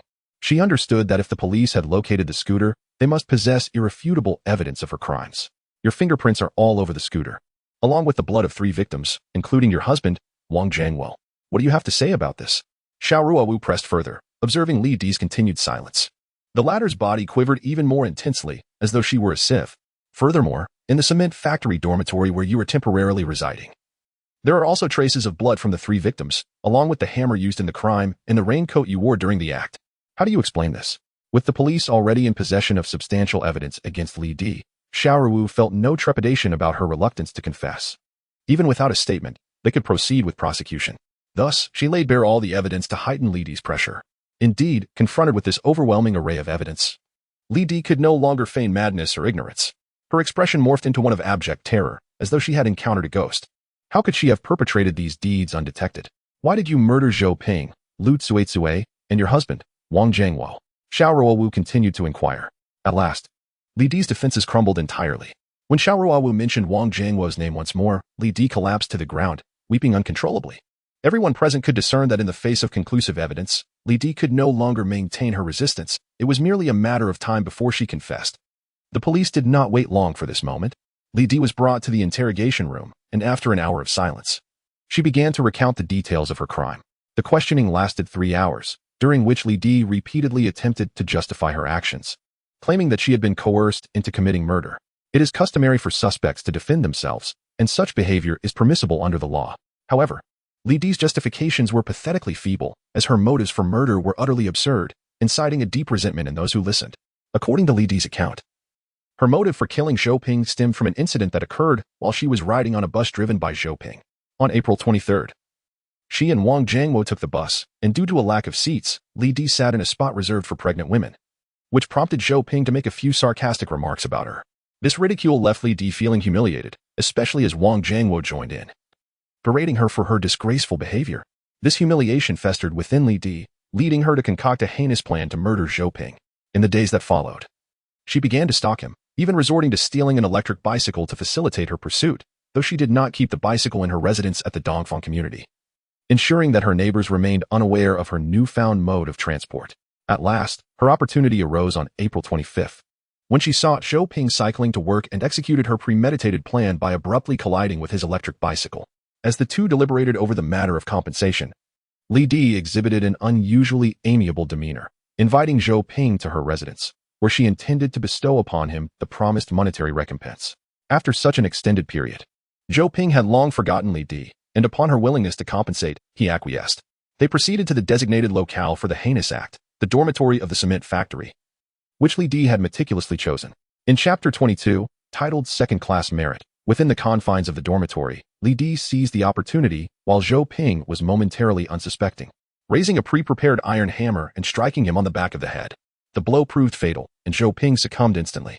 Following the murder, she swiftly concealed his electric scooter in the adjacent Nanyuan community, only to return on her own scooter to bind Zhou Ping's lifeless body before disposing of it. In a fit of unresolved malice, she positioned Zhou Ping in a kneeling posture, catering to her twisted desire for respect. Regarding her motives for the murder of her husband, Wang Jiangwo, she professed her profound love for him, yet claimed he had coerced her into confessing at the police station. During a violent altercation, in a surge of fury, she struck him dead. It was revealed that after Zhou Ping's demise, Wang Jiangwo had grown suspicious of Li Di's unusual behavior, frequently venturing out. He followed her trail to the dormitory of the cement factory, where he discovered bloodstains on the floor and traces of blood and brain matter on the murder weapon, the iron hammer. Enraged, he confronted Li Di, demanding an explanation. When she remained silent, he resorted to physical violence against her. Ultimately, seizing the moment when Wang Jiangwo grew weary from his assault, she struck him down with a single blow. After killing Wang Jiangwo, Li Di, resolute in her actions, decided to dispose of his body as well, staging the scene to mirror that of Zhou Ping's disposal, arranging him in a similar kneeling position. The tragic and contemptible act of Li Di in murdering Lu Tsuetsue is lamentable. After taking the life of her husband, Wang Jiangwo, she harbored the delusion that he had once loved her. She believed that his insistence on her surrendering to the authorities was solely influenced by Lu Tsuetsue. This misguided belief stemmed from a singular incident when Wang Jiangwo had a minor collision with Lu Tsuetsue on the street. He not only refrained from demanding compensation but also shared laughter with her. He has never smiled at me. He returns home only to drink, and when intoxicated, he resorts to violence against me. She lamented repeatedly, her teeth clenched in bitterness. From her demeanor, Xiao Ruowu and others recognized that she bore no remorse and continued to harbor deep-seated animosity towards Lu Tsuetsue. Li Di's decision to stalk her husband was also driven by fear of his association with Lu Tsuetsue. The interrogators, upon hearing her confessions, could not help but sigh. Indeed, the pitiable often possess their own detestable traits. The manner in which Li Di murdered Lu Tsuetsue mirrored her earlier crime against Zhou Ping, first orchestrating a traffic accident, then luring Lu Tsuetsue to a dormitory at a cement factory, where she brutally struck her with a hammer. Her motive for stripping Lu Tsuetsue was nearly identical to the initial conjectures of Shen Mu. Her hatred reached an aberrant level, compelling her to humiliate Lu Tsuetsue publicly. In a grotesque display of her twisted desires, she even purchased a pack of Zhonghua cigarettes and sat on a bench, accepting Lu Tsuetsue's kneeling before her. With Li Di's account of the three murders concluded, the investigation reached its denouement, paving the way for prosecution by the public prosecutor's office and subsequent judgment by the court. The outcome of waiting for Li Di is certainly grim. Absent any other factors, it is a sentence of death. This is largely due to the remarkable contributions of Shen Mu and Xiao Ruowu in this case, particularly Shen Mu, who has repeatedly extricated the investigation from dead ends. Without Shen Mu, this series of murders might have devolved into an unsolvable mystery. Once the investigation concluded, Director Li Donglai fulfilled his promise by successfully recommending Shen Mu and Xiao Ruowu for second-class honors, while other participants in the operation received varying degrees of commendations, including third-class honors. In June, the weather in Jiangbin City had already begun to heat up, heralding the arrival of summer. Traditionally, this season is marked by a surge in criminal activity, prompting the entire city bureau, including the criminal police team, to become increasingly busy. At 8 o'clock in the evening, in the Dongfang community, the heat was particularly oppressive. Every household had their air conditioning units running, emitting a constant hum. However, The air conditioning in the Fong family home had malfunctioned, making this sweltering summer unbearable. Fong and his wife incessantly complained, while their 2-year-old child cried out in discomfort. In a desperate attempt to soothe the child, she paced back and forth, and before long, both adults and child were drenched in sweat, overwhelmed by the heat. Fong and his wife unleashed a torrent of complaints directed at him, insisting that if the air conditioning was not repaired by nightfall, he could forget about sleeping. It was far too late to find a repairman, as they had already closed for the day, Fong lamented. I do not care. If you do not fix the air conditioning now, I will channel my inner Li Di from Building 3 and smash your head with a hammer while you sleep. Fong and his wife retorted fiercely. Fong felt a chill at the nape of his neck. It had only been a month since the Li Di murder case, and the memories were still vivid. He was acutely aware of his wife's fierce temperament, and he thought to himself, let us hope she doesn't go too far this time. Very well, I shall seek out Brother Chen Lei. He possesses some knowledge of air conditioning repair, and I shall ask him to take a look, Fong declared, urging himself onward. Make haste. The child was wailing again, and in her frustration, Fong's wife delivered a sharp kick to his backside as he bent down to put on his shoes, nearly toppling him over. You wretched woman. Fong turned to glare at her. Get moving, or I swear I'll commit murder. She barked angrily. Utterly unreasonable. Fong muttered under his breath as he pushed open the security door and went downstairs to find Chen Lei for the air conditioning repair, residing on the 3rd floor. And with Chen Lei living on the ground floor in this old apartment complex that lacked an elevator, Fong made his way down the stairs. The heat outside was unbearable. With everyone retreating indoors to enjoy the cool air, the streets were desolate.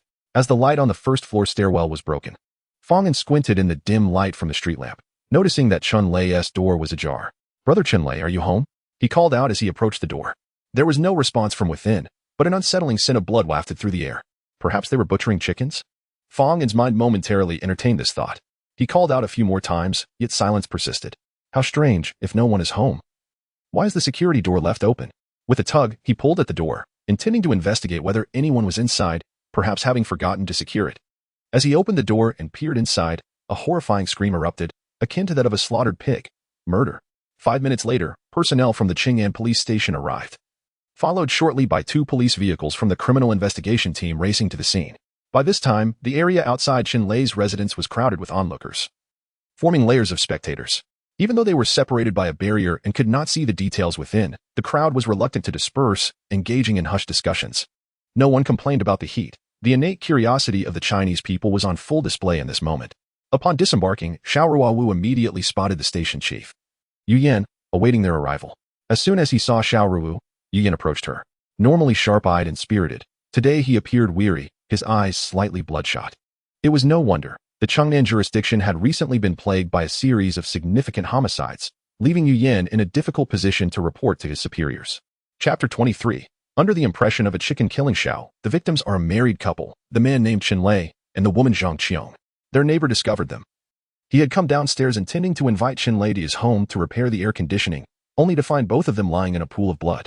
As Yu Yan and Xiao Ruowu made their way inside, they turned back momentarily and inquired, Has Shen Mu not arrived?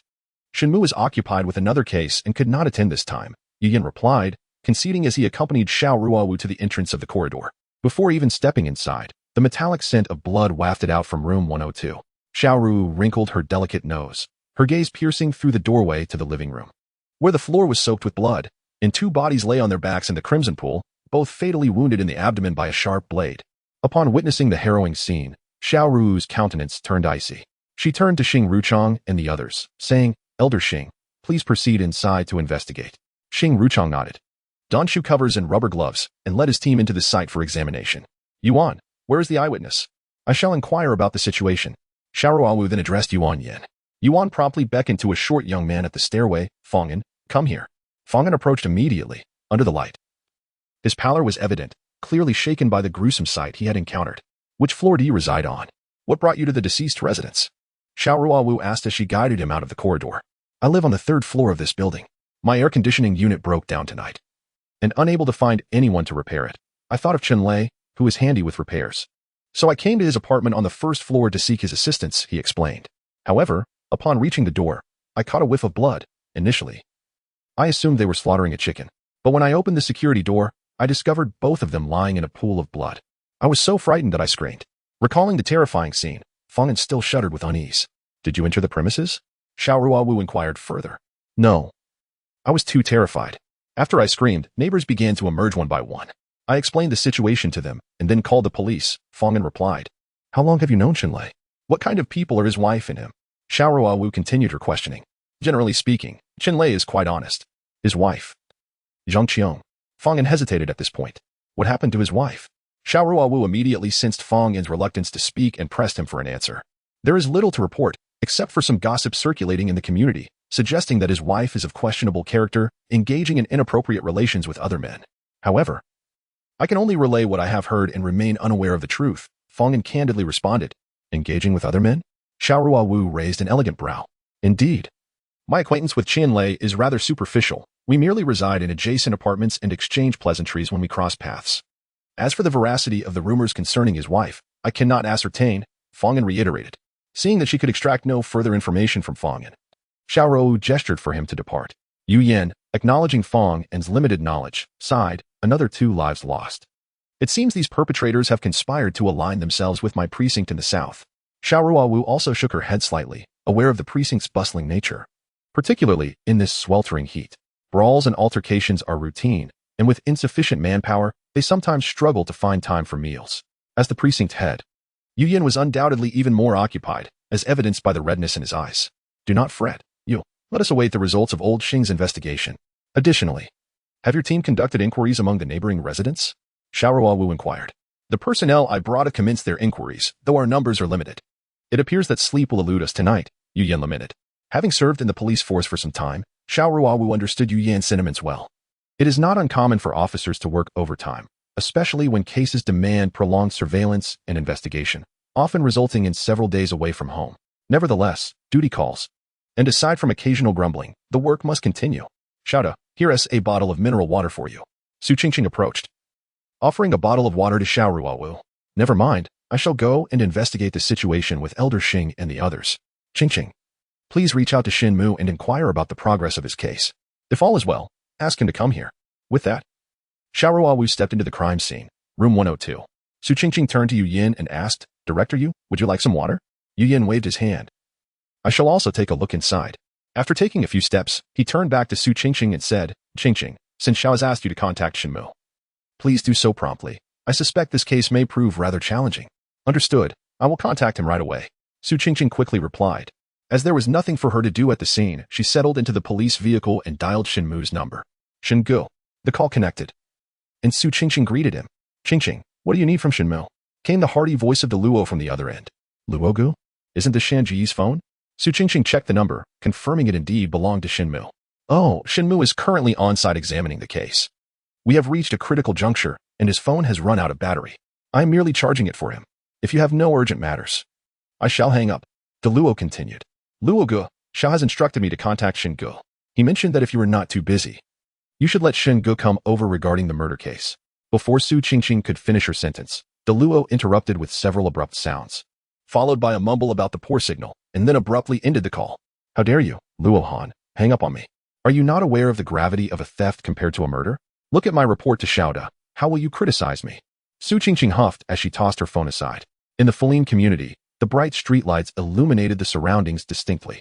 After De Luo hung up the phone, Shen Mu approached him and inquired, who called? It was Qingqing, De Luo replied, placing the phone inside the police car to continue charging. He then produced a clean towel and a bottle of mineral water, handing them to Shen Mu casually. Having been in the criminal investigation team for some time, Shen Mu's penchant for cleanliness was well known. This series of thefts had been assigned to De Luo by Xiao Ruowu, who, lacking a clear investigation direction, sought Shen Mu's assistance. Understanding the necessity of adequate support in their collaborative effort, De Luo knew that a clean towel was indispensable for Shen Mu during the case-solving process. Is there anything to discuss? Shen Mu asked after accepting the towel and wiping his hands, subsequently twisting open the bottle of water and taking a few gulps. Oh, it's nothing much, just that our case is concluded, and she wants you to come over, De Luo responded, omitting that Su Qingqing's call was at Xiao Da's behest. Well, Shen Mu nodded upon hearing that there was nothing urgent.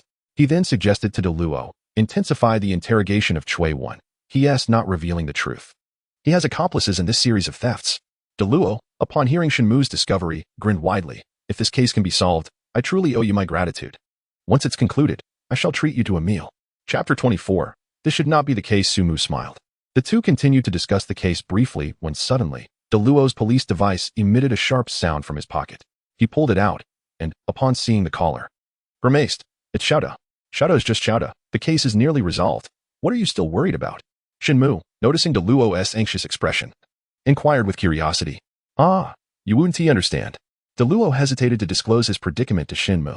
He cautiously answered the call on his phone, quickly donning a cheerful facade. Xiao, it's Luo Han. You instantly, a cold voice from the other end interrupted.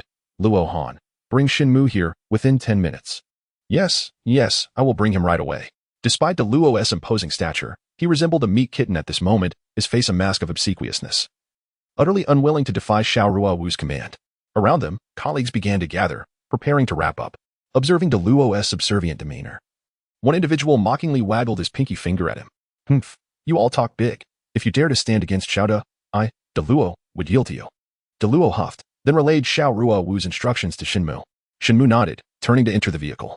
De Luo promptly took the driver's seat, transporting Shen Mu to the crime scene at Dongfang Community. Upon their arrival, they spotted Xiao Ruowu, her back to them, questioning witnesses. De Luo immediately advised Shen Mu. Brother, I've brought you here. Just wait a moment and don't mention that I brought you. Say I was over there and had no time. And someone else delivered you. Shen Mu, puzzled, asked, what is going on? Are you that afraid of Xiao? De Luo sighed with a wry smile. Don't ask.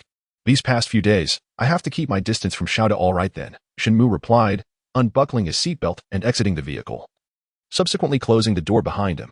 As De Luo was about to make his escape, he was unexpectedly spotted by Su Qingqing, who exclaimed loudly, Brother Luo, are you leaving? In that moment, she cast a glance, whether intentional or not, at the back of Xiao Ruowu. Upon hearing the call, Xiao Ruowu immediately turned her head, her expression frosty. Trouble brewed. Xiao had indeed caught sight of him. Seeing her gaze directed his way, De Luo found it difficult to continue his retreat and reluctantly alighted from the vehicle. Wearing a grimace, Brother, one must never offend a woman, he whispered to Shen Mu. He was referring to Su Qingqing, for had she not shouted deliberately, he would have slipped away unnoticed, and Xiao Ruowu would have remained oblivious to his presence. Shen Mu, now understanding, realized that Su Qingqing's earlier call to him was likely urgent, but De Luo had interrupted, leaving her fearful of Xiao Ruowu at this moment. Xiao.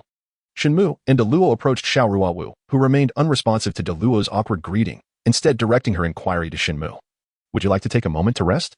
Shen Mu shook his head. I'll go inside to take a look first. Nodding. Xiao Ruowu walked alongside him into the crime scene, leaving De Luo feeling utterly embarrassed. Just then, Su Qingqing approached with a bottle of mineral water, cheerfully offering, Brother Luo, would you like some water? De Luo playfully tapped her forehead. You're quite the troublemaker. With that, he turned and stormed off in a huff. Su Qingqing chuckled behind him, not missing the opportunity to tease, Brother Luo, has your signal returned? Xiao has given orders, and I still need to notify you. The crime scene, room 102. After putting on his foot covers and rubber gloves, Shen Mu entered the scene to discover a gruesome sight. Blood was splattered across the floor, and the house had been ransacked. Not far from the front door lay a man in his 30s, while beside the dining table was a woman of similar age. The two lifeless bodies were curled on the ground, their abdomens bleeding profusely. Upon seeing Shen Mu's arrival, Yu Yin approached with a grave expression, stating, This is yet another complicated case. The deceased man is named Shen Lei, and the woman is Zhang Qiong. They were husband and wife. Shen Mu nodded, noting that Xing Ruchang had already completed a preliminary examination of the bodies and was now approaching as well. He inquired, Xing Lao, what do you think?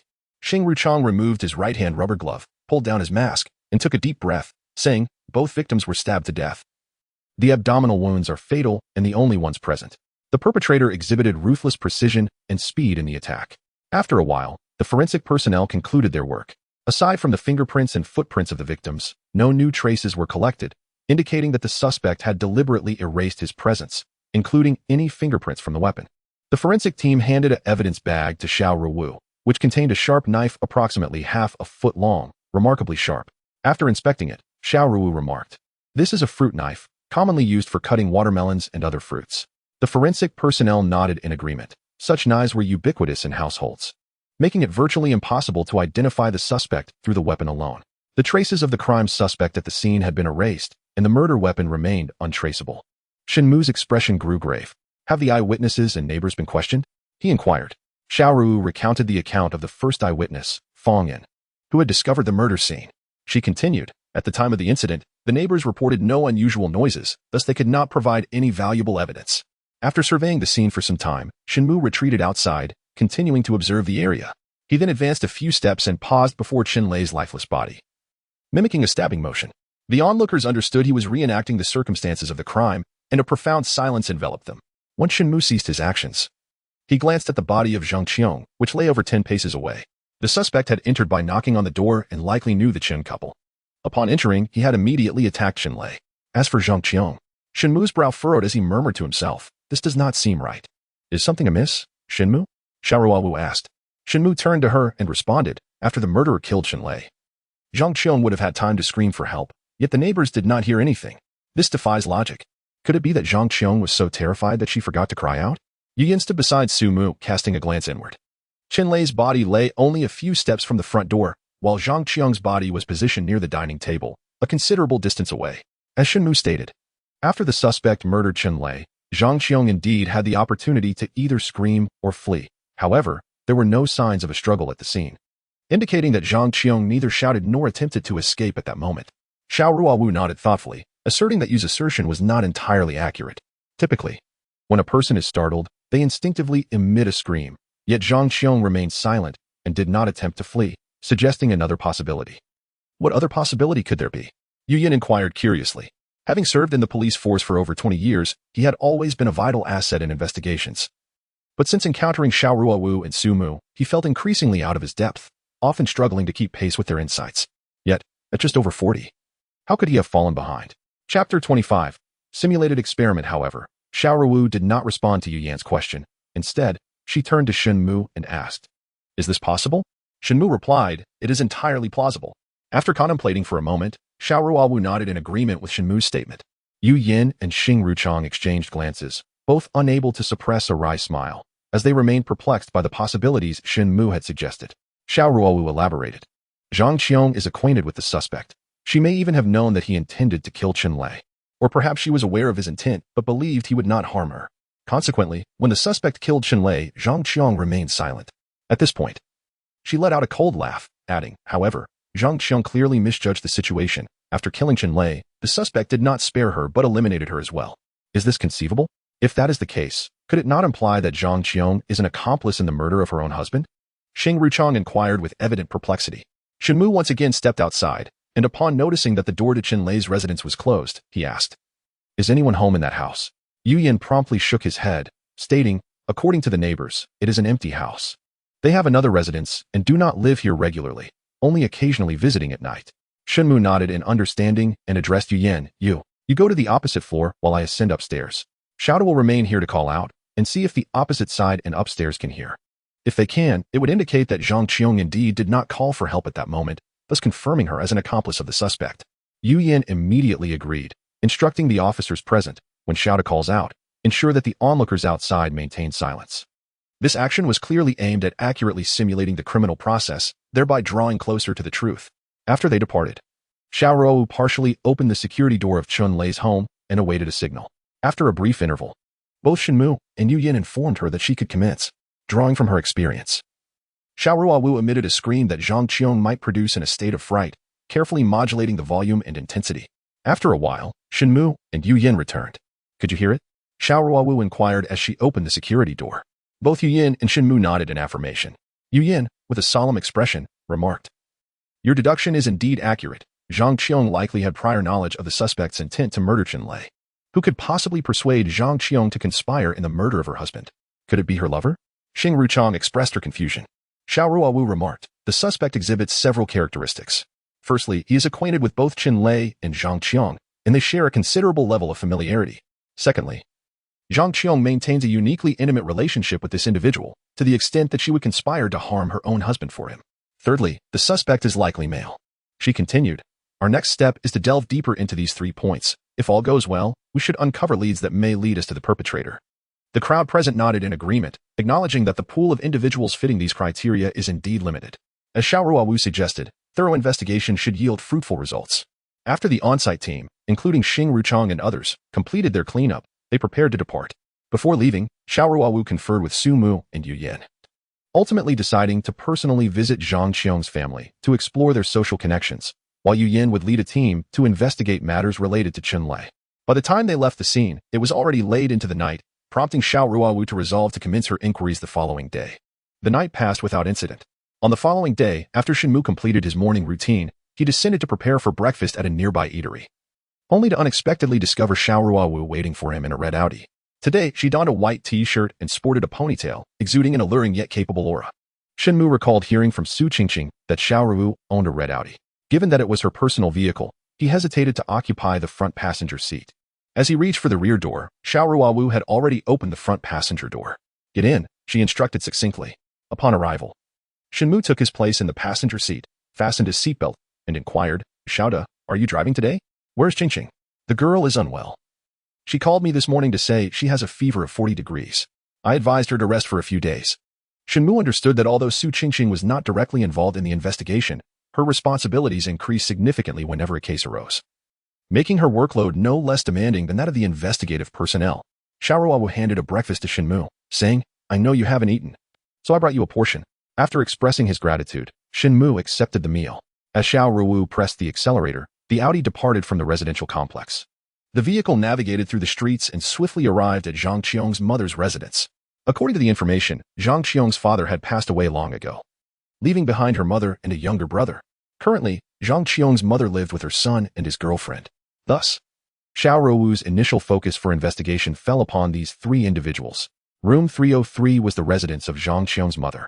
"Let us proceed upstairs." Xiao Ruowu parked the car in the designated area and, together with Shen Mu, ascended to the third floor.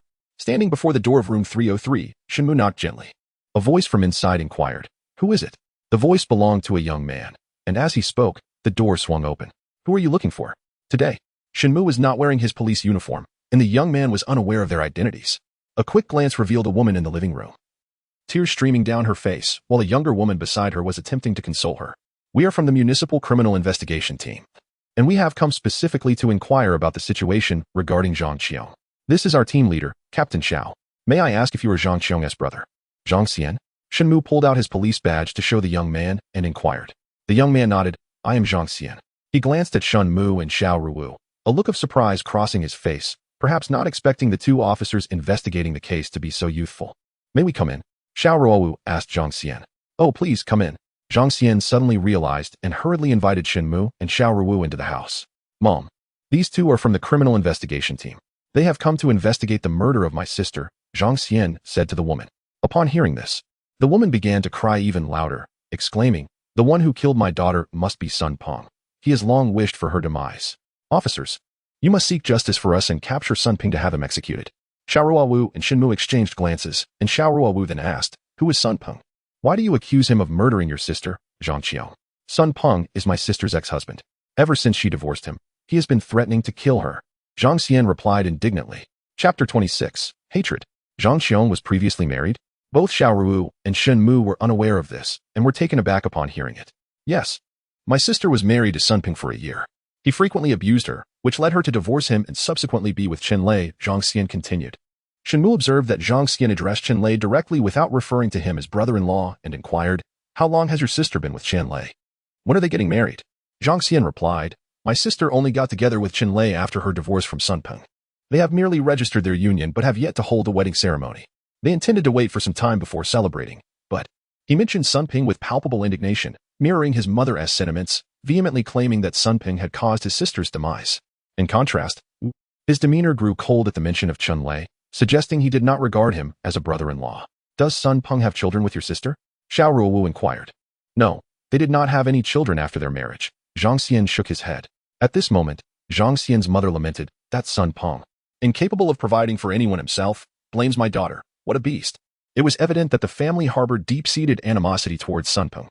"Has Zhang Qiong been in touch with you recently? Has she exhibited any unusual behavior?" Xiao Ruowu asked. "Unusual behavior?" Zhang Xian pondered briefly before shaking his head. "We haven't had much contact with my sister lately. She has come back twice, but I did not notice anything amiss. My daughter is a good person. Aside from Sun Peng, no one would harm her without reason. You should detain Sun Peng and interrogate him to uncover the truth." Zhang Xian's mother cried out once more. Shen Mu and Xiao Ruowu realized they could not glean any substantial information from the Zhang family. Whenever the topic of Zhang Qiong's murder arose, they firmly blamed Sun Peng, yet failed to provide any evidence. Shen Mu had no choice but to leave his police contact number and remarked, "If you discover anything, please call this number at any hour." With that, he and Xiao Ruowu departed from the Zhang residence. As they stepped outside, Zhang Xian's mother continued to chatter, urging them to apprehend Sun Peng. After descending the stairs, Xiao Ruowu glanced up and inadvertently noticed Zhang Xian and his mother peering at them from behind the curtains. Upon catching her gaze, They quickly withdrew. Such a peculiar family. After getting into the car, Xiao Ruowu expressed her dissatisfaction. Shen Mu, having also witnessed Zhang Xian and his mother spying, retrieved his police device and switched to the internal system. While searching for information, he remarked, "It appears we must pay Sun Ping a visit." Xiao Ruowu nodded and drove away from the Zhang neighborhood. Once they reached the outside, Shen Mu had already located Sun Ping's information. He resides in the dormitory of the screw factory, Shen Mu informed Xiao Ruowu. Without delay, she steered the car toward the Jiabin screw factory. Half an hour later, they arrived at the dormitory building of the factory and swiftly located Sun Ping's home. It was an old dormitory, with wires strung outside like a tangled spider's web, and the walls of the stairwell were battered and peeling. Standing before Sun Ping's door, Shen Mu knocked and waited, but no response came from within. He knocked again and waited yet again, only to be met with silence. Could he be out? Xiao Ruowu casually tapped on the security door across from Sun Ping's residence. The security door across the way was promptly opened, and an elderly woman leaned out, her gaze falling upon the two strangers before her. A flicker of wariness crossed her face. "Who are you looking for?" "Excuse me, madam, is Sun Ping home?" "We are police officers," Xiao Ruowu replied, presenting her badge to the elderly woman. "Sun Ping? At this hour, he should be at work. You might find him at the factory workshop." The moment the old woman recognized Xiao Ruowu and her companion as police officers, a smile graced her features, and her apprehension dissipated. "Thank you, madam." Xiao Ruowu expressed her gratitude before casually inquiring, "Do you happen to know if Sun Ping was home last night?" The elderly woman shook her head, apologetically responding, "My husband and I are quite old. We retire early for the night. Our children are not at home. So we truly have no idea if Sun Ping returned last night." At that moment, a voice emerged from the washroom, an elderly man's voice. "Dear, who are you talking to? Is breakfast ready?" "It's ready, you old nag. All you ever think about is food," the old woman grumbled, though her expression revealed no trace of impatience. Xiao Ruowu offered a slight smile. "Forgive us for the intrusion, madam. Farewell." Once downstairs, Xiao Ruowu couldn't help but remark, "This elderly couple shares a wonderfully affectionate bond. Although their words may lack politeness, their hearts are clearly intertwined." Shen Mu glanced at Xiao Ruowu, observing that while the captain often appeared cold as ice, her inner emotions were quite delicate. Many couples in our country share this dynamic. What begins as romantic love gradually evolves into familial affection, ultimately becoming inseparable. Xiao Ruowu nodded in agreement with Shen Mu's reflections. The factory and the dormitory were merely separated by a wall. Shen Mu and Xiao Ruowu were uncertain of which workshop Sun Ping was in. So they first proceeded to the factory security department, where they encountered Chief Gao, a man in his 50s with slightly graying hair. Upon hearing their inquiry about Sun Ping, he promptly began to elaborate. "Sun Ping has been a long-standing employee of our factory. He joined us after the passing of his parents and has been here for over a decade. He is not very talkative, yet despite being in his 30s, he possesses a volatile and obstinate temperament. A mere disagreement can lead him to quarrel with others, hence he is not particularly well-liked around here." Chief Gao was quite loquacious. While preparing 2 cups of tea for Shen Mu and Xiao Ruowu, he provided a general overview of Sun Ping's situation. Has Sun Ping remarried or started dating since his divorce? Shen Mu inquired, offering Chief Gao a cigarette. Gao waved his hand, indicating his disinterest in smoking, and replied, "No. His temperament is quite poor, and the factory is not performing well, resulting in minimal earnings. What family would be inclined to accept him? I have heard that since his divorce, he has taken to drinking and gambling, further diminishing his prospects with respectable women." "Why did he get divorced? Was it due to domestic violence?" Xiao Ruowu asked. "Domestic violence? I have not heard of such a thing. However, his ex-wife was certainly not a paragon of virtue. I have heard that she absconded with all his family's wealth less than a year into their marriage, leaving behind only a dilapidated house." Chief Gao, "Could you summon Sun Ping? We wish to ask him a few questions," Xiao Ruowu said politely. "That is no problem at all. Please, take a seat here. And I shall call for Sun Ping immediately," Chief Gao readily assured them. Approximately 10 minutes later, Chief Gao entered with a man in his 30s, his face adorned with stubble. The man held a cigarette between his lips, and a deep frown creased his forehead. Shen Mu, having studied physiognomy, knew that individuals with such furrows often possessed a volatile temper. Upon entering, the man clamped the cigarette in his hand and glanced at Shen Mu and Xiao Ruowu, displaying a hint of perplexity, evidently unaware of the purpose behind the visit from these unfamiliar young individuals. "Officers, this is Sun Ping," Chief Gao introduced him to Xiao Ruowu. Upon realizing that the duo were police officers, Sun Ping's complexion shifted unnaturally, and his fingers trembled slightly around the cigarette. Chapter 27. Suspicion. Shen Mu and Xiao Ruowu keenly observed his unusual reaction, exchanging a discreet glance before Shen Mu spoke. "Sun Ping, we called you here to inquire about your ex-wife, Zhang Qiang. We hope you can answer honestly regarding what you know." To their surprise, Sun Ping's demeanor darkened instantly at the mention of Zhang Qiang. He exhaled a puff of smoke and retorted, "I have nothing good to say about that wretched woman. If you are here for her, I have no comment." With that, He turned to leave. Hey, Sun Ping. Chief Gao began to call after him. But Shen Mu interjected from behind. Zhang Qiong is dead. She was murdered in her home last night. Sun Peng halted abruptly, and after a moment, he slowly turned back. His face turning ashen, his breath coming in labored gasps. I knew she would meet such an end sooner or later. Sun Ping spoke after a moment of silence, taking a deep drag from his cigarette. Why do you believe that? Shen Mu was intrigued by Sun Ping's words and turned to him with a question. Sun Ping discarded the remains of his cigarette and rummaged through his pocket for a crumpled pack of cigarettes. He extracted one and, after patting his pocket, inquired, Officer, do you have a lighter? I forgot to bring one. Although Shen Mu was not a smoker, he always carried a pack of cigarettes while investigating cases to foster rapport. And naturally, he had a lighter at hand. He produced the lighter and ignited Sun Ping's cigarette. Sun Ping squatted on the ground, inhaled deeply, and exhaled a puff of smoke before indignantly declaring, a woman who relies on deceiving men for money, can such a person expect a favorable outcome? You mean Zhang Qiong defrauded others of their wealth, which led to her demise? Xiao Ruowu inquired. Humph, that's likely the case. That woman was exceedingly greedy. Sun Ping took another fierce drag from his cigarette, then tossed the remaining half onto the ground, extinguishing it with his foot. Shen Mu and Xiao Ruowu exchanged glances once more, after which Shen Mu asked Sun Ping, where were you between 6 and 8 last night? According to forensic evidence and eyewitness accounts, Chen Lei and Zhang Qiong had died between 6 and 8 last night. What do you mean by that? Sun Per shot up, his face flushed and voice raised. Are you accusing me of killing Zhang Qiong? Let me tell you, I did not. If I had intended to kill her, I would have done so when she took all my money during our divorce, not waited until now. Some say you privately threatened to kill Zhang Qiong. How do you explain that? Xiao Ruowu's gaze sharpened, becoming increasingly intense. That was merely the ramblings of a drunken mind. I certainly did not kill her. Sun Peng turned his head away, avoiding eye contact with Xiao Ruowu.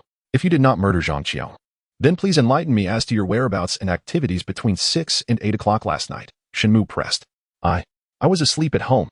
Xiao Ruowu retorted coldly, who can vouch for that? Sun Ping opened his mouth to speak, hesitated, and ultimately stubbornly declared, I was indeed asleep at home. There is no one to corroborate my statement. Shen Mu discerned that Sun Ping's character was indeed as stubborn as Senior Officer Gao had described. Such a person would yield no results if confronted directly, especially given the lack of any evidence to compel a confession. Do you know Chen Lei? Shen Mu inquired, softening his tone. I have heard of him. He is Zhang Qiong's paramour, though I have never met him, Sun Peng replied in a muffled voice. Were they involved while you and Zhang Qiong were still married? Shen Mu continued. Not at all. Zhang Qiong and I divorced 2 years ago. I heard they only recently began their affair, Sun Peng said. Seeing that no further information could be gleaned from him, Shen Mu concluded, that will be all for today. Sun Ping, if anything comes to mind, do not hesitate to inform us. Now, you may return to work. Sun Ping silently walked towards the door, but suddenly turned back. His voice tinged with emotion as he asked, how was Zhang Qiong killed? Shen Mu noticed the redness around his eyes and replied, she was fatally stabbed in the abdomen. One swift strike ended her life. Sun Ping was momentarily stunned, then shook his head and sighed deeply, expressing regret that if he had known this would happen, he would have acted differently. Her fate was a consequence of her own choices. With that, he turned away and departed. Observing Sun Ping's retreating figure, Director Gao also sighed.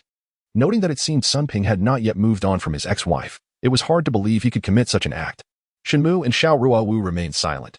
Whether or not Sun Ping was the perpetrator demanded evidence rather than mere appearances. Director Gao, you mentioned that Sun Peng had a penchant for drinking and gambling. Was it with people from the factory? Xiao Ruowu inquired. Director Gao shook his head, clarifying that he did not associate with factory workers, but mingled with individuals from society at large. Xiao Ruowu replied, thank you for your assistance today, Director Gao. We shall take our leave now. If you notice anything unusual regarding Sun Peng, we hope you will inform us promptly. Director Gao readily agreed, assuring them he would relay any discoveries. As Shen Mu and Xiao Ruowu exited, Shen Mu asked Director Gao where he had found Sun Ping. Did he encounter any acquaintances on the way? Taken aback, Director Gao responded, I found him in the workshop. He was working there, and I called him over immediately. I did not meet anyone on the road. Shen Mu chose not to press further, turning to leave alongside Xiao Ruowu. Director Gao rubbed the back of his head, muttering curiously, this policeman is quite intriguing. Upon exiting the screw factory, Shen Mu took a deep breath and turned to Xiao Ruowu, stating, Xiao, let us head to the Dongfang community. I suspect Sun Peng went there last night. Sun Peng went to the Dongfang community last night. Xiao Ruowu was taken aback. How did you know that? Could it be that Zhang Qiong and Chen Lei were indeed murdered? Shen Mu shook his head. Whether the two were killed by Sun Peng remains uncertain, but he was likely at the Dongfang community last night. Noticing that Xiao Ruowu was momentarily perplexed, he added, let's get in the car. I will explain as we go. They promptly entered the vehicle. After Xiao Ruowu started the engine, Shen Mu continued. I noticed that when Sun Peng arrived at the office, he had a freshly lit cigarette in his mouth, yet he later asked to borrow my lighter. Xiao Ruowu pondered for a moment before nodding. That makes sense, but... Shen Mu interjected with further clarification. Director Gao took 10 minutes to summon Sun Peng to the office, which implies that the distance from the workshop to the office is approximately 5 minutes. Additionally, the cigarette Sun Peng smoked in the office was only recently lit, and they did not encounter any acquaintances along the way. Xiao Ruowu nodded again. Indeed. Director Gao mentioned before leaving that they had not met anyone familiar on the road. Are you implying that? Sun Peng lit that cigarette himself? Precisely. Shen Mu commended Xiao Ruowu's quick wit. He continued, this indicates that Sun Peng possessed a lighter of his own. However, when he pretended to search his pockets, he feigned ignorance about borrowing mine, claiming he had forgotten to bring one. His motive for this charade was likely to prevent us from seeing his lighter. Therefore, I speculate that his lighter was purchased from a grocery store or supermarket in the Dongfang community, which would bear the store's location. This is why he refrained from taking it out, to avoid drawing our attention to this inconsistency. As for the timing of the purchase, it likely occurred last night. Otherwise, he would not have been so sensitive. Despite his agitation over Zhang Qiang's murder, he still remembered not to let us see the lighter in his pocket. At this point, as Shen Mu spoke, a red light illuminated ahead.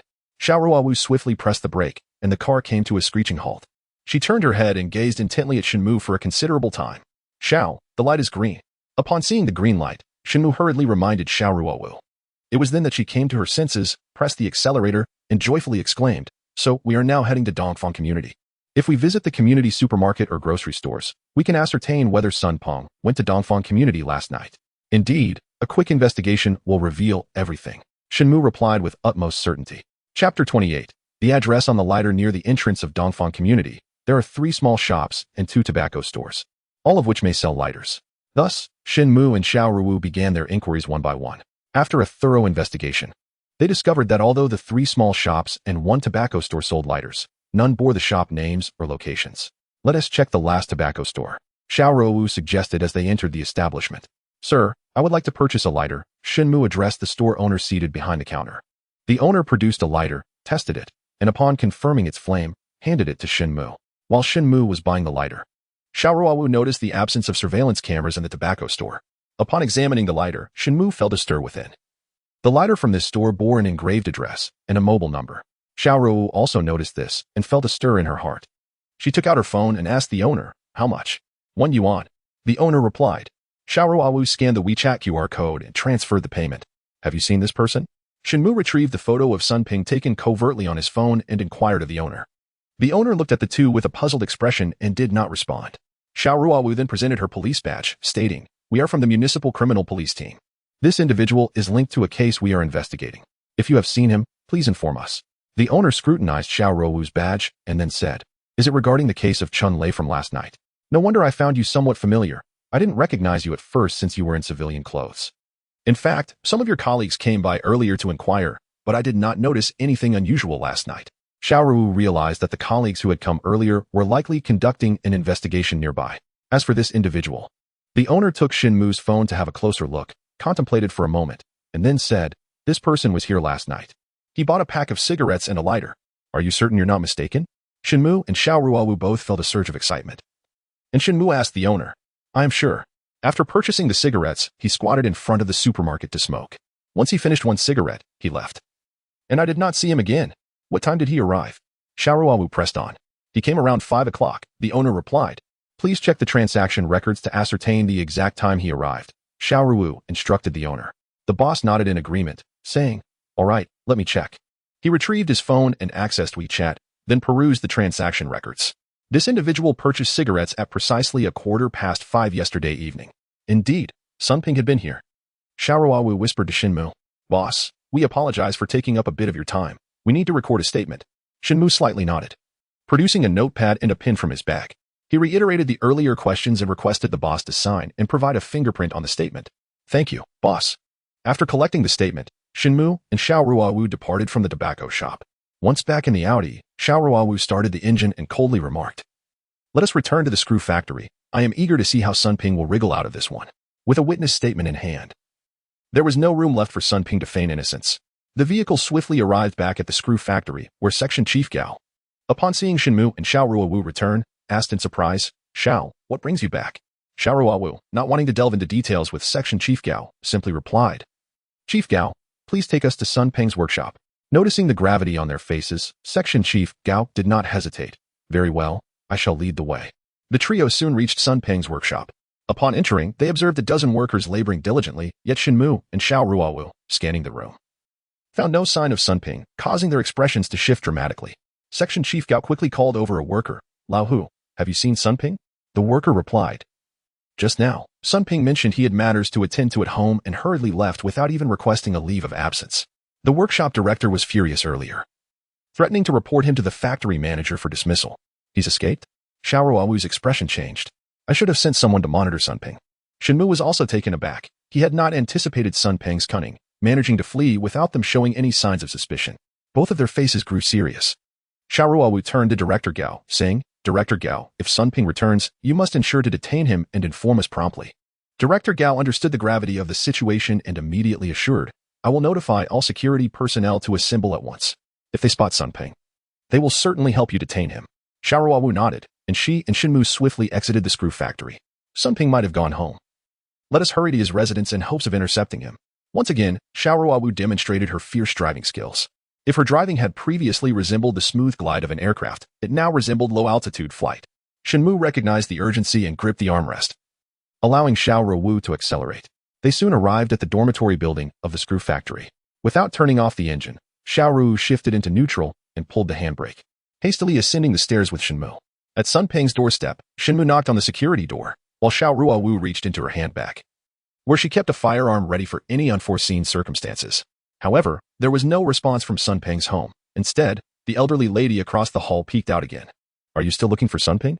Unfortunately, he returned approximately half an hour ago, only to hurriedly depart again with a suitcase in hand. I greeted him, but he completely ignored my presence. The elderly woman recounted this to Shen Mu and Xiao Ruowu. Upon hearing this, both Shen Mu and Xiao Ruowu felt a profound sense of disappointment. They had arrived too late, allowing Sun Peng to escape. Shall we proceed to search? Shen Mu inquired of Xiao Ruowu, aware of Shen Mu's proficiency in lockpicking and recognizing the urgency of the situation, which left no time to retrieve a search warrant. Xiao Ruowu readily acquiesced. Shen Mu, unlock the door. We must enter and conduct a search. Certainly. Shen Mu greatly admired Xiao Ruowu's decisiveness. He promptly produced a set of keys, one of which included a 2-inch piece of iron wire. Using his thumb and forefinger, he deftly manipulated the lock, twisting it lightly. With a resonant click, the security door swung open. The elderly woman across the way was taken aback, her expression one of astonishment. Although Sun Peng's security door was not particularly sophisticated, the fact that it could be opened with a mere piece of wire left her incredulous. Are you truly police officers? Earlier, Xiao Ruowu had shown her the police identification, yet witnessing Shen Mu's adept lockpicking skills made her question their legitimacy, fearing they might be seasoned burglars. To avert any further complications, Xiao Ruowu presented her identification once more and stated, I am the captain of the Municipal Criminal Police Team. My name is Xiao Ruowu. You may verify my credentials at the police station. Oh, I see. The elderly woman finally conceded, falling silent. Shen Mu and Xiao Ruowu then entered Sun Peng's residence, while the elderly woman peered in with curiosity, watching them as they commenced their search. The home of Sun Peng was in utter disarray, with clothes strewn about haphazardly. After a thorough search, both Shen Mu and Xiao Ruowu's expressions turned cold. Chapter 29. Has he fled? There was no underwear, no toiletries, and essential documents such as his ID card and household registration had also been taken. Sun Peng had indeed absconded. Following her investigation, Xiao Ruowu swiftly concluded that Sun Peng had truly fled. Otherwise, he would not have taken these basic necessities. With everything gone, it could only signify his departure. I will report to Director Li and request that he dispatch personnel to intercept Sun Peng. As she spoke, Xiao Ruowu proceeded to the bedroom to make a call. Shutting the door behind her, Shen Mu turned to see the elderly woman from across the hall still peering in. Understanding that Xiao Ruowu wished to keep the details of her report private, he approached the old lady and inquired, Madam, does Sun Peng own a vehicle? The elderly woman replied, his family is quite poor. How could they afford a car? However, he does have an electric bike. Shen Mu pressed on. Do you happen to know the license plate number of his electric bike? The old woman shook her head. I have seen him riding it, but I can't recall the number. I only know it is a white electric bike. Where does he usually park it? Shen Mu asked further. In the dormitory parking shed. Oh, there are cameras there. You will find out everything if you check. The old lady helpfully pointed out. Just then, Xiao Ruowu emerged from the bedroom after her call. Let us go, she declared. Realizing that lingering at the scene served no purpose, Xiao Ruowu and Shen Mu bid farewell to the elderly woman and descended the stairs. After the two entered the vehicle, Shen Mu addressed Xiao Ruowu, saying, "Xiao, let us proceed to the parking shed to check if Sun Ping has taken his electric bike." Xiao Ruowu nodded in agreement. "I just reported to Directorly, who has dispatched personnel to secure all transportation hubs leaving Jianbin City in hopes of intercepting Sun Ping." They arrived at the parking shed near the dormitory building, where they discovered surveillance cameras installed, alongside a security guard on duty. They presented their identities to the guard and requested to review the surveillance footage. The guard, also an employee of the screw factory, upon hearing their request, promptly led them to the duty room. As they reviewed the footage, Shen Mu and Xiao Ruowu confirmed that Sun Ping had indeed arrived at the parking shed just over 20 minutes prior and had ridden away on his white electric bike. However, the bike was not equipped with a license plate. After concluding their investigation, they expressed their gratitude to the security guard and departed the duty room. Upon returning to the vehicle, Shen Mu pondered for a moment before stating, "Xiao, I suspect that Sun Ping does not intend to leave Jiabin City." "Oh? What leads you to this conclusion?" Xiao Ruowu inquired, taken aback. If Sun Ping truly wished to escape Jiabin City, he could easily take his identification and household registration to flee quickly. Yet, observe him. Not only did he take all his undergarments, but he also packed his toiletries. And I even discovered that his bedding appears to be missing, likely taken as well. Moreover, the distance to both the train station and the airport, or even the long-distance bus station, is considerable. Riding an electric bike would take at least an hour at best. If he were in a hurry to flee, he certainly would not opt for an electric bike. At this moment, Xiao Ruowu had already driven away from the dormitory area of the screw factory. After listening to Shen Mu's analysis, she nodded in agreement. "Your reasoning is quite sound. However, why did he choose to remain in Jiabin City instead of fleeing directly?" Shen Mu shook his head. "This aspect requires further investigation for clarity. I cannot ascertain the specifics at the moment. But I have a hypothesis. Sun Ping's escape may not be related to our search for him today." Xiao Ruowu pondered. Sun Ping's movements are exceedingly suspicious. Regardless of any potential connections, we must locate him. Moreover, his departure with toiletries and bedding suggests he does not intend to stay at a hotel or visit relatives or friends. Where could he possibly be headed? The two contemplated this for a while, ultimately shaking their heads, unable to discern Sun Ping's true intentions. "Let us find a place to dine and discuss our findings over the meal," she suggested. By now, it was already noon, the appropriate hour for lunch. And Shen Mu nodded in agreement. "There is a Western restaurant ahead. The steak is excellent. Shall we dine there?" Xiao Ruowu, appearing quite familiar with the area, proposed. "Steak?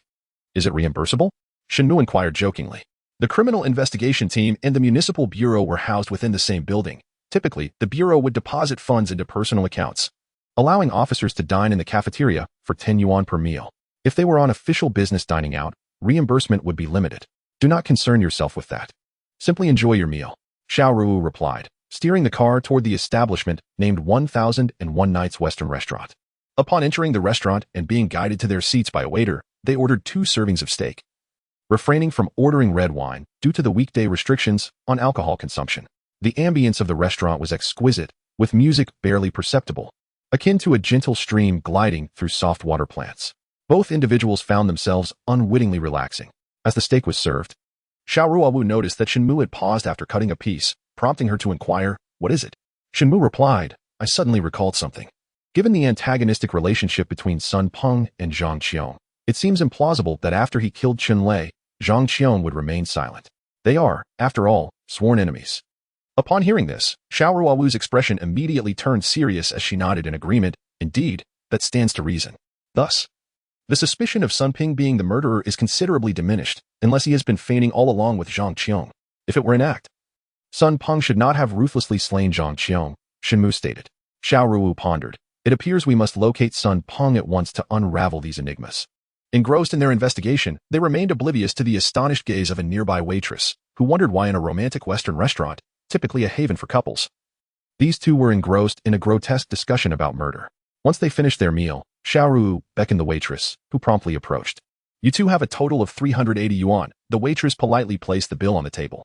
"Allow me to settle this via WeChat," Xiao Ruowu said, promptly opening her phone to scan the QR code held by the waitress. Observing that Xiao Ruowu had no intention of requesting an invoice, Shen Mu understood her intent to cover the bill and scanned the code, settling the account. "Oh, Shen Mu, you." Shen Mu waved his hand and jested. "Next time, I'll just have Xiao to sign off on a hefty reimbursement." Xiao Ruowu pressed her lips together, aware that Shen Mu was merely joking, as the bill had already been settled, making it inappropriate for her to insist otherwise. Once they exited the restaurant and entered the vehicle, Xiao Ruowu pulled out her police communication device, only to discover there were no calls or messages. "Xiao, is there still no news regarding Sun Ping?" Prior to their meal, She had instructed the City Bureau's command center to notify all precincts and traffic police to keep an eye out for the whereabouts of Sun Peng's white electric scooter. Furrowing her delicate brows, Xiao Ruowu shook her head. No updates yet. Chapter 30. Xiao Ruowu's sentiment. Shen Mu began to feel a sense of urgency.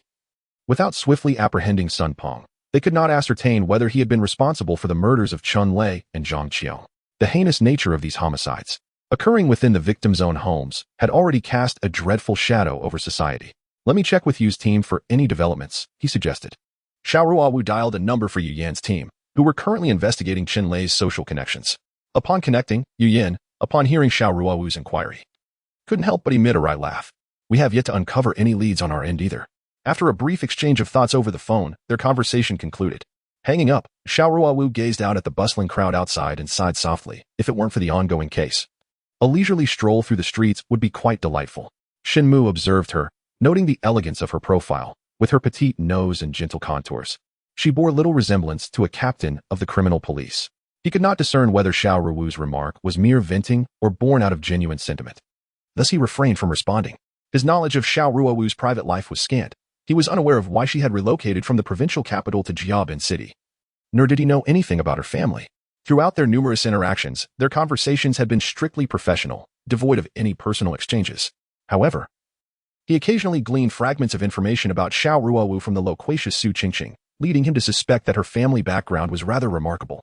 In a moment of silence, both were at a loss for words. Just as Shen Mu was preparing to break the awkwardness with a new topic, Xiao Ruowu's police communicator suddenly rang. Hello. Who is this? She inquired upon recognizing the unfamiliar number. On the other end, a male voice responded, May I ask if you are Officer Xiao? This is Lu Yun from the traffic police. Ah, it's Liu. I am Xiao Ruowu, she replied. Lu Yun wasted no time with pleasantries and continued, Officer Xiao. We have located the electric scooter you requested us to check. It is parked beside the Liang Chipai room on Lingyi Road. But the person you are looking for is not there. The scooter has been found? Excellent. We will head over immediately. Upon hearing this, Xiao Ruowu swiftly started the vehicle. After ending the call, she pressed the accelerator and informed Shen Mu that was Deputy Captain Lu Yun from the traffic police. He said they located Sun Peng's electric scooter, and we need to go there at once. Shen Mu nodded, instinctively tightening his seatbelt and gripping the armrest firmly. Xiao Ruowu cast him a glance, and once she was assured he was securely seated, she pressed the gas pedal, steering towards Lingyi Road. As Xiao Ruowu and her companion arrived at the Yuliang chess room, they noticed a van parked at a distance, while several electric scooters were stationed in front of the establishment. One of the scooters, a striking white model, unmistakably belonged to Sun Peng. Instead of halting in front of the chess room, Xiao Ruowu gradually maneuvered her vehicle, coming to a stop behind the van. Shortly thereafter, a man in his 30s, of modest stature, exited the vehicle and approached, subsequently entering Xiao Ruowu's Audi. Thank you for your hard work, Luda. Xiao Ruowu greeted the man warmly as he settled into the car. The individual was none other than Lu Yun, the deputy chief of the traffic police. Lu Yun responded, You are too kind, Xiaoda. We have been stationed here for quite some time, yet the person you are searching for has not yet arrived. Only the electric scooter remains. Xiao Ruowu nodded, surveying her surroundings.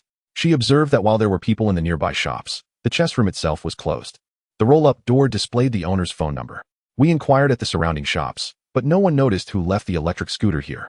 Given the lack of specific information, we refrained from calling the owner's number. However, we did ascertain that the chess room closed around noon, Lu Yun explained. In just a few brief exchanges, Shen Mu discerned Lu Yun's meticulous approach to his duties. He checked his phone for the time. It was just past 1 o'clock. Turning to Xiao Ruowu, he suggested, Let us wait a while longer. The owner should be arriving shortly. Not recognizing Shen Mu, Lu Yun inquired with a smile, And who might this be? Hello, Luda. My name is Shen Mu. I have recently been transferred to the criminal investigation team, Shen Mu replied, extending his hand for a cordial handshake with Lu Yun as he introduced himself politely. Upon hearing this, Lu Yun was taken aback and exclaimed, So you are Officer Shen. I've heard of you. You're quite the detective. Shen Mu smiled modestly, offering a few humble words in response. Lu Yun, noticing Shen Mu's youthfulness and refined demeanor, was pleasantly surprised to discover that he was indeed the renowned sleuth spoken of in hushed tones, which piqued his interest even further. As the group conversed, a middle-aged man adorned with tattoos approached them from a distance. Oblivious to the two vehicles parked ahead, he strode directly to the entrance of the game room, producing a key to unlock the rolling door. The boss has arrived. Upon seeing the proprietor of the game room, Xiao Ruowu and her companions felt a surge of anticipation. Should we confront him directly? Lu Yun inquired. Both Shen Mu and Xiao Ruowu observed the game room for a moment, noting that the owner had entered and remained inside without re-emerging. Xiao Ruowu pondered aloud, if Sun Peng is connected to the owner, He is unlikely to divulge the truth and may even conceal vital information from us. It would be prudent not to approach him directly. Shen Mu suggested. Lu, are you acquainted with the urban management officers? Perhaps you could request their assistance in clearing all electric bicycles from the vicinity. Let us see how the game room owner deals with Sun Peng's bicycle. Lu Yun's eyes brightened at the suggestion, recognizing its efficacy. Indeed. I am well acquainted with the local urban management team. I will call them immediately. He retrieved his police communication device and dialed a number. Once the call connected, he greeted the person on the other end and proceeded to explain the situation, requesting their help in clearing the nearby electric bicycles. The urban management officer responded with enthusiasm and agreed to assist. After finalizing the arrangements, Lu Yun exchanged a few more pleasantries before hanging up. He turned to Xiao Ruowu and Shen Mu, stating, they will be here shortly. Xiao Ruowu nodded, awaiting the arrival of the city management to clear the electric bicycles. Before long, a government vehicle emblazoned with the insignia of urban management came to a halt not far ahead, and several officials disembarked. They ordered all electric bicycles to be pushed into the shops, as an inspection was imminent, forbidding any bicycles from being left outside. The officials, vociferous in their commands, urged all shop owners to stow their electric bicycles indoors. Clearly accustomed to such tasks, the shop owners complied without hesitation, promptly maneuvering their bicycles into the stores. As they approached the entrance of the chess room, several officials repeated their demands, instructing the owner to bring the bicycles inside. Hearing the commotion outside, the chess room owner stepped out. One of the officials inquired, is this electric bicycle yours? There will be an inspection soon, and all bicycles must not be parked outside. Please, kindly move it inside. Here, Shen Mu and the others keenly observed the owner's reaction. The owner nodded, offering no further comment, and retreated into the chess room to retrieve a key. He then proceeded to Sun Peng's white electric bicycle, inserting the key into the lock and subsequently maneuvering the bicycle into the establishment. Was it possible that he possessed Sun Peng's bicycle key? This chess room owner certainly seemed suspicious. Lu Yun, witnessing the owner stow the bicycle, couldn't help but whisper in astonishment, we should go down. Upon hearing this, Xiao Ruowu promptly led Shen Mu and Lu Yun out of the vehicle, making their way directly to the chess room. They passed by several officials en route, neither party acknowledging the other. Once the officials had moved on, the trio entered the chess room. Chapter 31. The purpose. The owner of the card room was in the process of propping up an electric scooter and removing the key when he noticed Xiao Ruowu and her companions entering. He turned to inquire, what brings you here? Xiao Ruowu brandished her police badge before the owner, declaring, we are from the Municipal Criminal Investigation Team, and we have a few questions for you. The owner's expression shifted dramatically as his gaze swept over the trio, noting their strategic positioning that effectively blocked any escape routes. What do you wish to ask? He managed to ask, feigning composure. Whose electric scooter is this? How did you come to possess the key? Xiao Ruowu inquired, retracting her badge and fixing her gaze firmly upon the owner. At this moment, the owner appeared to relax slightly.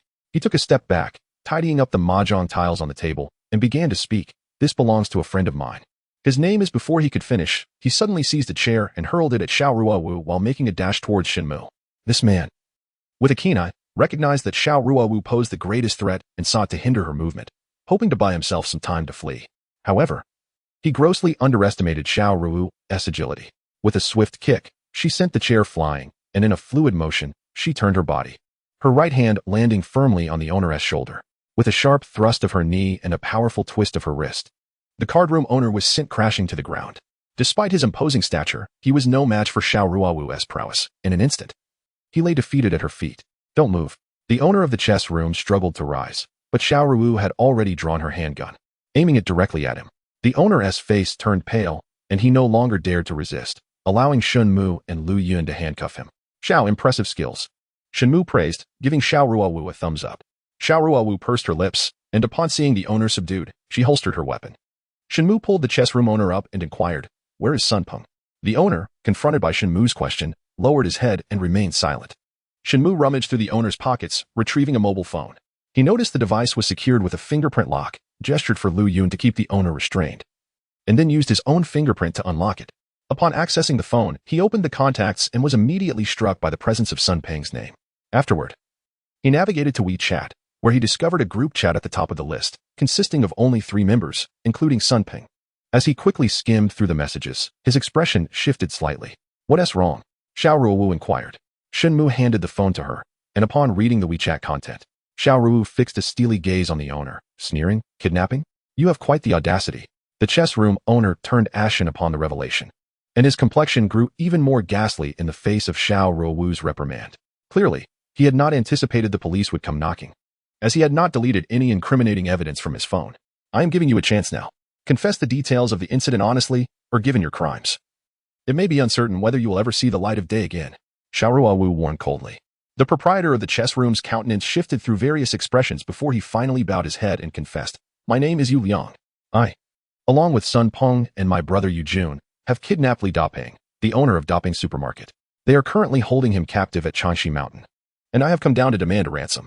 Realizing he could no longer conceal the truth, Yu Liang recounted the events in detail.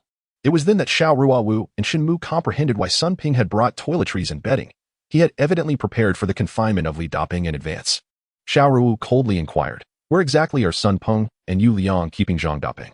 In a dilapidated mountain temple halfway up Changxi Mountain. Yu Liang replied in a hushed tone. Xiao Ruowu nodded, promptly using her police communication device to contact Li Donglai at the municipal bureau. Upon receiving the news, Li Donglai expressed astonishment, saying, Li Daping's family has already filed a report. I can't believe you have managed to crack the case. Very well. I will dispatch personnel to Changxi Mountain at once. You all wait at the foot of the mountain. Xiao Ruowu and Shen Mu were well aware that Changxi Mountain was a desolate expanse in the northwest of Jiangbin City, characterized by rocky terrain and sparse trees, rarely traversed by human beings. They escorted Yu Liang directly towards Changxi Mountain, with Lu Yun and his colleagues following closely behind. At the base of Changxi Mountain, after a brief wait, the personnel from the municipal bureau arrived. Since all members of the criminal investigation team had ongoing cases, those who came this time were drawn from various departments within the agency.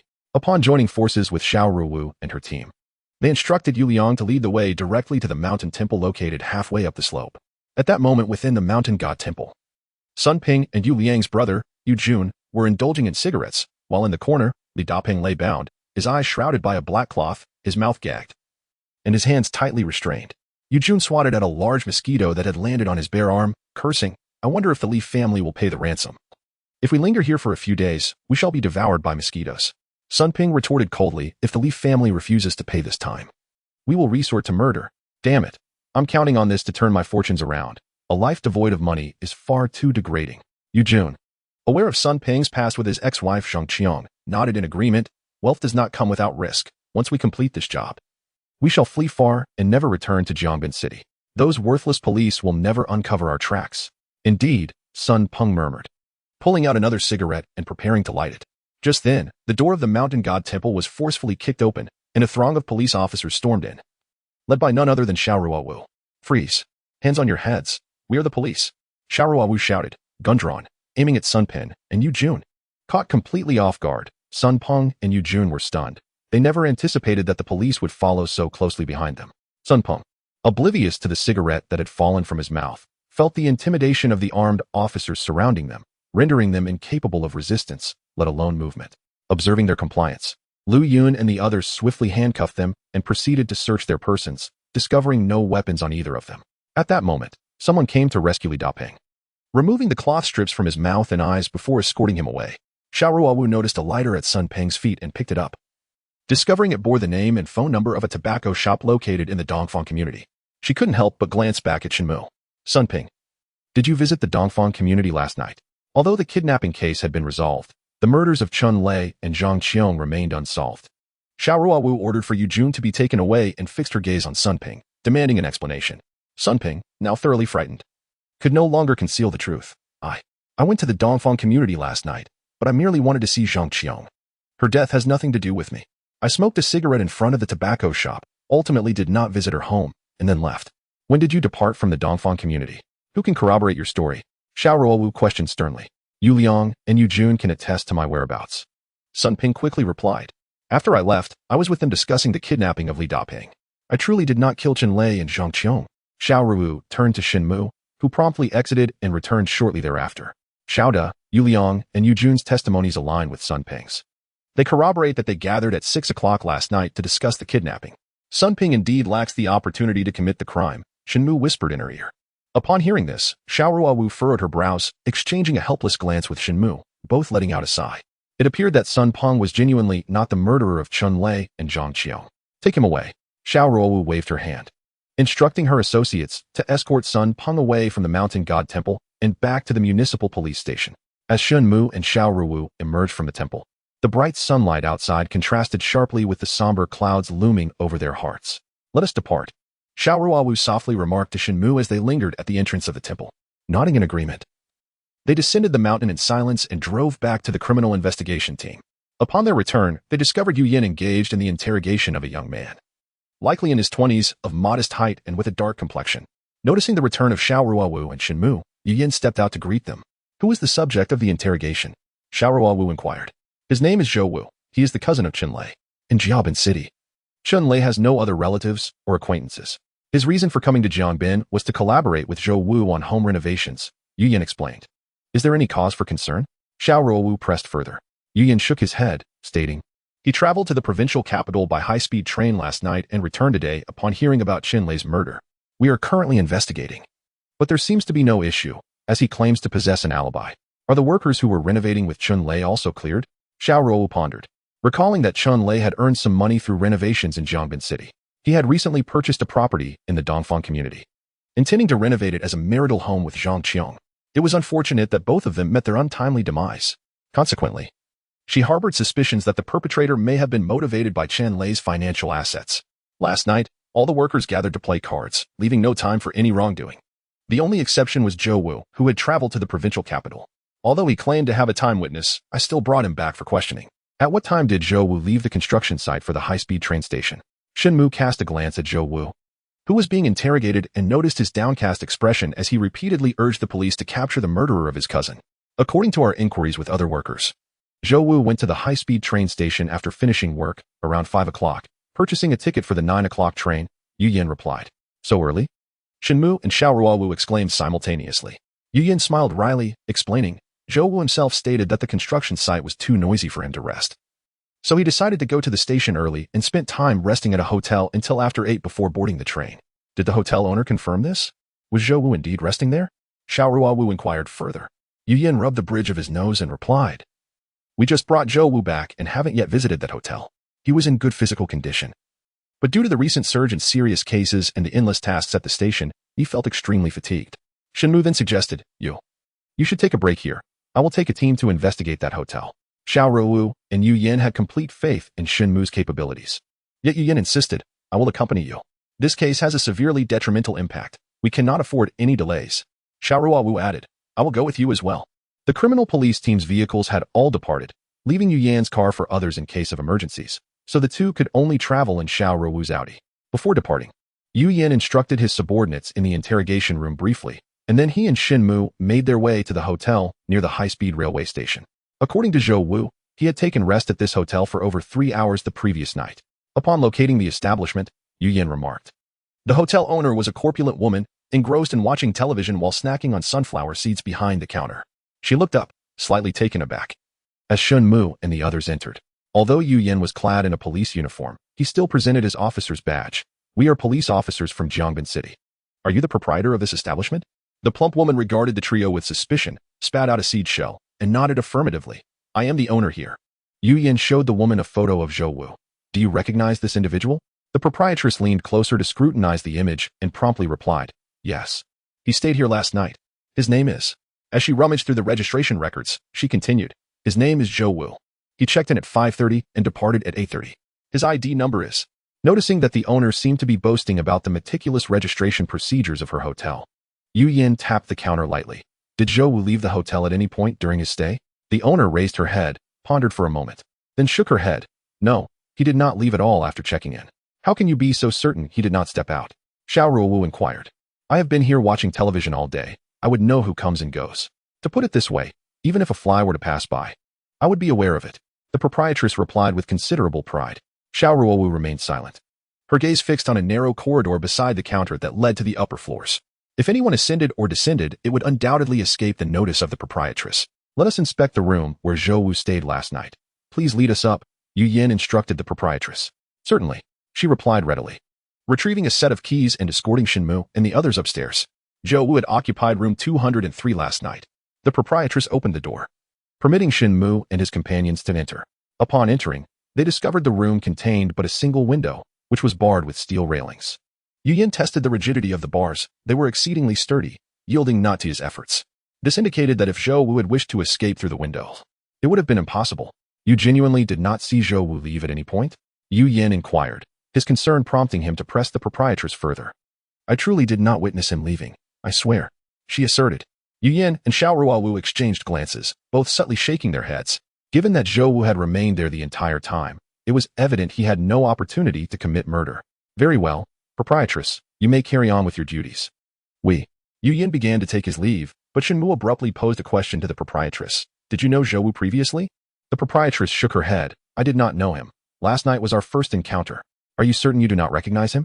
Think carefully, Shen Mu urged, scrutinizing her intently. No, I have never seen him before, the proprietress reiterated, firmly denying any prior acquaintance with Zhou Wu. Shen Mu's expression darkened slightly as he regarded her, stating, You are lying. You have known Zhou Wu before. Xiao Ruowu and Yu Yin were both taken aback, perplexed by Shen Mu's remark. Was he attempting to deceive the proprietress? Chapter 33. Entrapped in a stalemate. Upon hearing this, the proprietress immediately cried out in protest. How can you, young comrade, speak in such a manner? I have never encountered Zhou Wu. Why do you insist that I have? Do not presume that your status as a police officer grants you the liberty to spout nonsense. My cousin is also a police officer, working in the provincial capital. Be wary, or I shall report you. Xiao Ruowu was uncertain of Shen Mu's intentions, yet upon witnessing the proprietress's outburst directed at him, her expression darkened. We police officers are merely conducting a standard inquiry. Why the commotion? Seeing Xiao Ruowu's countenance as cold as ice, the proprietress hesitated to continue her protests. Though she muttered under her breath, police can wrongfully accuse innocent people. You know? Shen Mu disregarded her murmurs and instead pointed to the ceiling of the guest room. The renovations here were indeed carried out by Zhou Wu and his team. Dare you claim not to know him? Would you prefer that I summon the workers for a confrontation? The proprietress's face paled at this revelation, and she ceased her mutterings. Xiao Ruowu and Yu Yin exchanged glances, sensing that the renovations were indeed linked to Zhou Wu. But how did Shen Mu possess this knowledge? Xiao Ruowu promptly intensified the interrogation, her voice icy as she addressed the proprietress. It would be wise for you to speak the truth. Why have you concealed your prior acquaintance with Zhou Wu? The proprietress was momentarily rendered speechless, her anxious face twitching uncontrollably. Yu Yin interjected swiftly. If you do not speak now, we shall escort you to the municipal police's criminal investigation division for questioning. Do not doubt that we will compel you to be forthcoming. Speak, Xiao Ruowu commanded sharply. The proprietress was taken aback, her head drooping as she murmured, Zhou Wu told me not to discuss it with anyone. She then raised her head again, stating, Officers, this matter has nothing to do with me. Whatever Zhou Wu has done is not my concern. Xiao Ruowu furrowed her brow and inquired, Did Zhou Wu leave the inn last night? The proprietress realized she could no longer conceal the truth and reluctantly replied, Yes. He did go out. Upon hearing this, Yu Yin felt a surge of delight and pressed on. How long was he gone? When did he leave? And when did he return? I indeed met Zhou Wu while he was assisting with the renovation of my inn. Yesterday. He mentioned there was an issue at the inn and asked me to provide an alibi, so I assumed he was merely going out for leisure. I truly had no idea what he was up to. Moreover, he left shortly after checking in and did not return until 8:30. After which he checked out and headed to the high-speed railway station. The proprietress, now stripped of any pretense, divulged everything in a rush. Yu Yin, exhilarated by this revelation, realized that this time frame coincided precisely with the murders of Chun Lei and Zhang Qiong, suggesting that Zhou Wu was a prime suspect. He pointed at the proprietress and commanded, You must voluntarily report to the police station tomorrow. Additionally, you are to cease operations at this inn for the time being. It requires rectification. The proprietress, her face etched with despair, seemed poised to plead for mercy, but Yu Yin and his companions had no time to entertain her appeals. After issuing a warning, they took a statement and hastily departed from the Yingping Inn. On their return journey, Yu Yin could not help but ask Shen Mu, Xiao Shan, I am quite curious. How did you know that the Yingping Inn was renovated by Zhou Wu?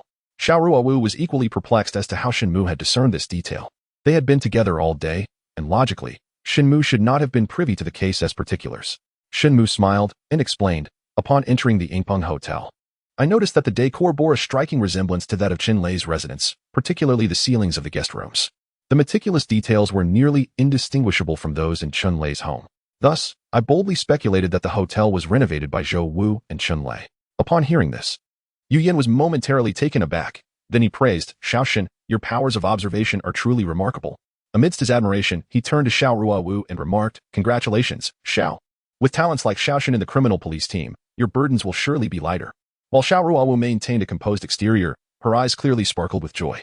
They sped back to the criminal police team, where a few officers from the precinct were still questioning Zhou Wu. The trio entered the interrogation room, and Xiao Ruowu directly reviewed the interrogation record. Notably, Zhou Wu had not stated that he had left the Yingping Hotel. Rather, he claimed to have remained there for rest. After perusing the record, Xiao Ruowu fixed her gaze on Zhou Wu and instructed, "Please recount the entire sequence of events from when you left Jiabin City yesterday until your return today." In police interrogations, it is common to pose a question that requires the suspect to repeat their answer, allowing officers to assess inconsistencies. However, Xiao Ruowu's approach today was designed to ensnare Zhou Wu. Should he persist in his denial of leaving the hotel, the evidence would ultimately render him speechless. Shen Mu and Yu Yin comprehended Xiao Ruowu's intentions, maintaining an impassive demeanor as they gazed at Zhou Wu, awaiting his response. As anticipated, Zhou Wu, oblivious to the trap laid before him, reiterated his previous answers, neglecting to mention his departure from the Yingping Hotel. Upon hearing Zhou Wu's response, Xiao Ruowu's eyes narrowed with cold intensity. "Zhou Wu, according to our investigation, after you checked into the Yingping Hotel last night, you left almost immediately and did not return until 8:30. What were you doing during that time?" Zhou Wu's countenance shifted dramatically. He had not anticipated that the police would uncover his movements. He immediately suspected that the proprietress had betrayed him. Yu Yin glared at Zhou Wu, demanding, "Why did you lie? Where did you go last night? What did you do?" Zhou Wu's body involuntarily trembled as he clenched his teeth, striving to maintain his composure. "Zhou Wu, we are offering you an opportunity. It would be in your best interest to confess honestly. Why are you concealing information from us?" Xiao Ruowu slid the record of the proprietress's testimony before Zhou Wu. "This is the statement you conspired with the proprietress to concoct. She has disclosed everything. Are you still going to resist?" Zhou Wu lowered his head, succumbing to a profound silence, observing his intent to counter the interrogation with silence. Xiao Ruowu and Yu Yin exchanged disdainful snorts. "Zhou Wu, let me assure you, we have ample time. With such an attitude, no one can assist you," Yu Yin added sternly. Zhou Wu continued to bow his head in silence.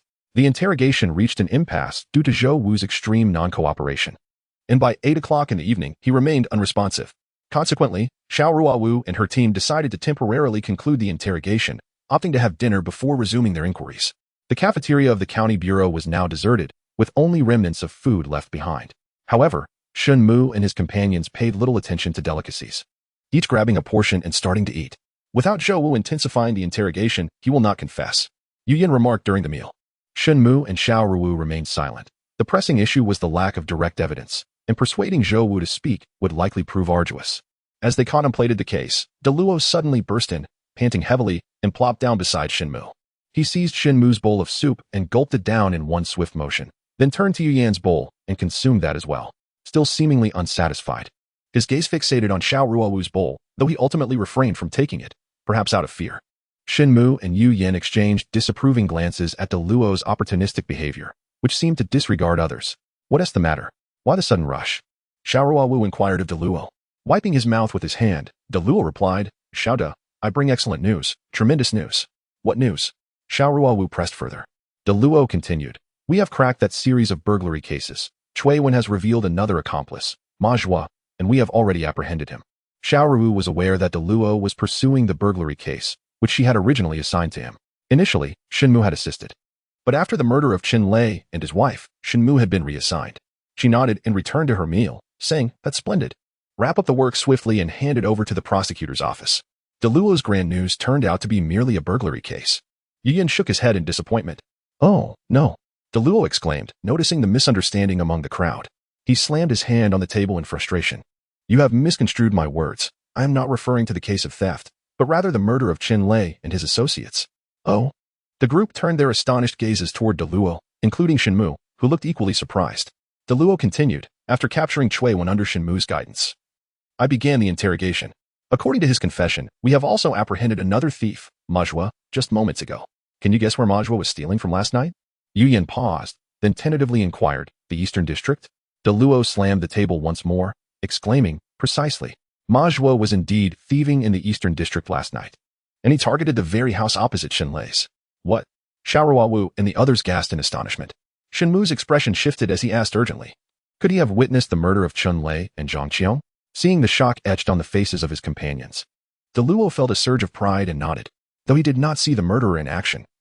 He did catch a glimpse of a figure resembling the suspect, a person of short stature with a dark complexion. He saw Zhou Wu. The color drained from Xiao Ruowu and the others' faces, realizing the description matched Zhou Wu. "Where is Ma Zhua now?" Without a second thought, they abandoned their meals and hurried out of the cafeteria. "Ma Zhua is currently at the Criminal Investigation Department," Deluo shouted, following them as they rushed out.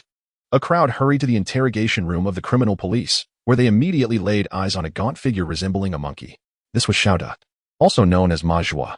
De Luo turned to Xiao Ruowu and instructed, "Please recount what you witnessed last night in a straightforward manner."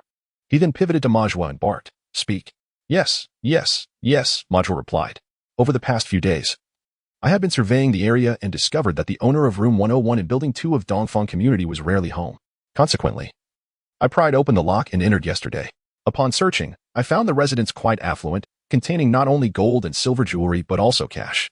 "Get to the point," Xiao Ruowu interjected, noticing Ma Zhua's rambling response. Yes, yes, yes. After packing up the valuables, I intended to make my escape. However, just as I reached the door, I heard someone knocking from across the hall. I dared not open the door. Instead, I peered through the peephole and saw a short individual knocking on the opposite door. He was clad in a white tank top and held a black shirt in his hands, within which was concealed a knife. "How could you tell that the knife was hidden in his shirt?" Shen Mu inquired immediately. The handle of the knife was protruding from the shirt.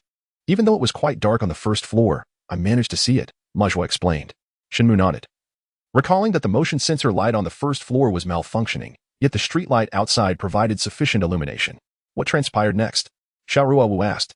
After the person knocked and entered, he casually shut the door behind him. A few minutes later, he emerged again, this time dressed in the shirt. And the knife was nowhere to be seen. I observed him leave, and since there was no movement from across the hall, I quickly opened the door and slipped away. Upon hearing the revelations, Yu Yin and his companions harbored no further doubts. It was indeed Zhou Wu who had committed the murder. The timing was too coincidental, as he had entered Shen Lei's home armed with a knife, only for the couple to be slain shortly thereafter. "Why did you not report this to the police earlier?"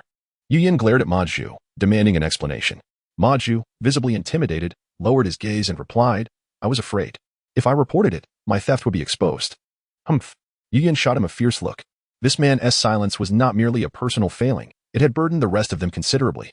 Afterward, Ma Zhu was asked to identify the perpetrator, and indeed, the individual he recognized was Zhou Wu. With Ma Zhu's testimony and identification secured, a wave of relief washed over the group.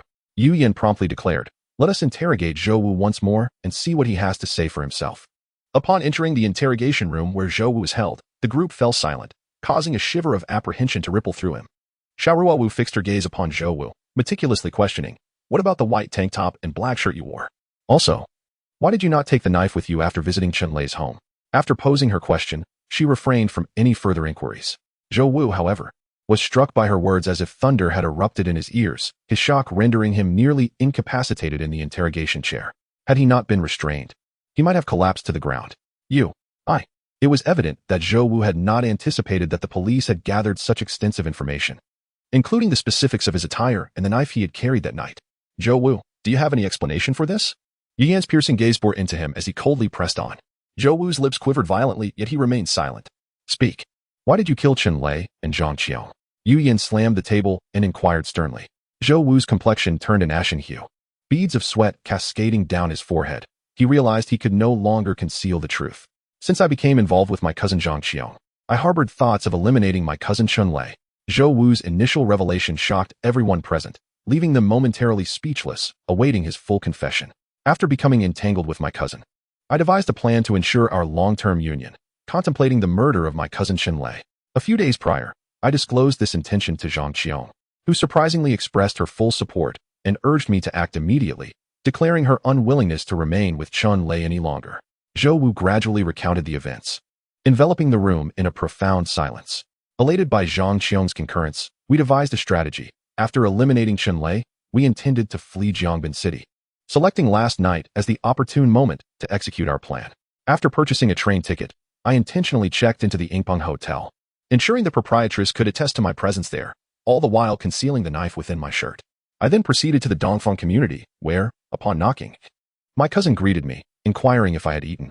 At that moment, my murderous intent surged, and I fatally stabbed him. Upon hearing this, Yu Yin halted the interrogation and pressed further. "What happened next?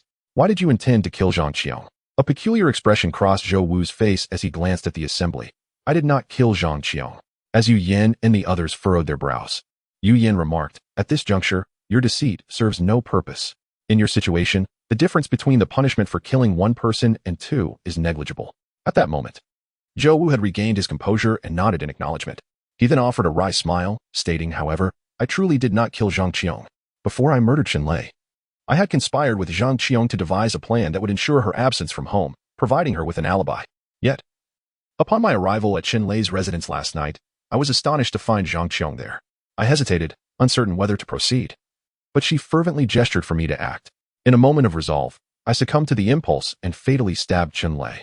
Following his demise, Zhang Qiong hastily urged me to flee, suggesting we rendezvous at the high-speed railway station to depart Jianbin City together, leaving me no time to inquire further before I left.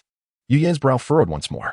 Shen Mu gazed at Zhou Wu and remarked, "Yet, Zhang Qiong is indeed deceased, having succumbed to the very knife you wielded."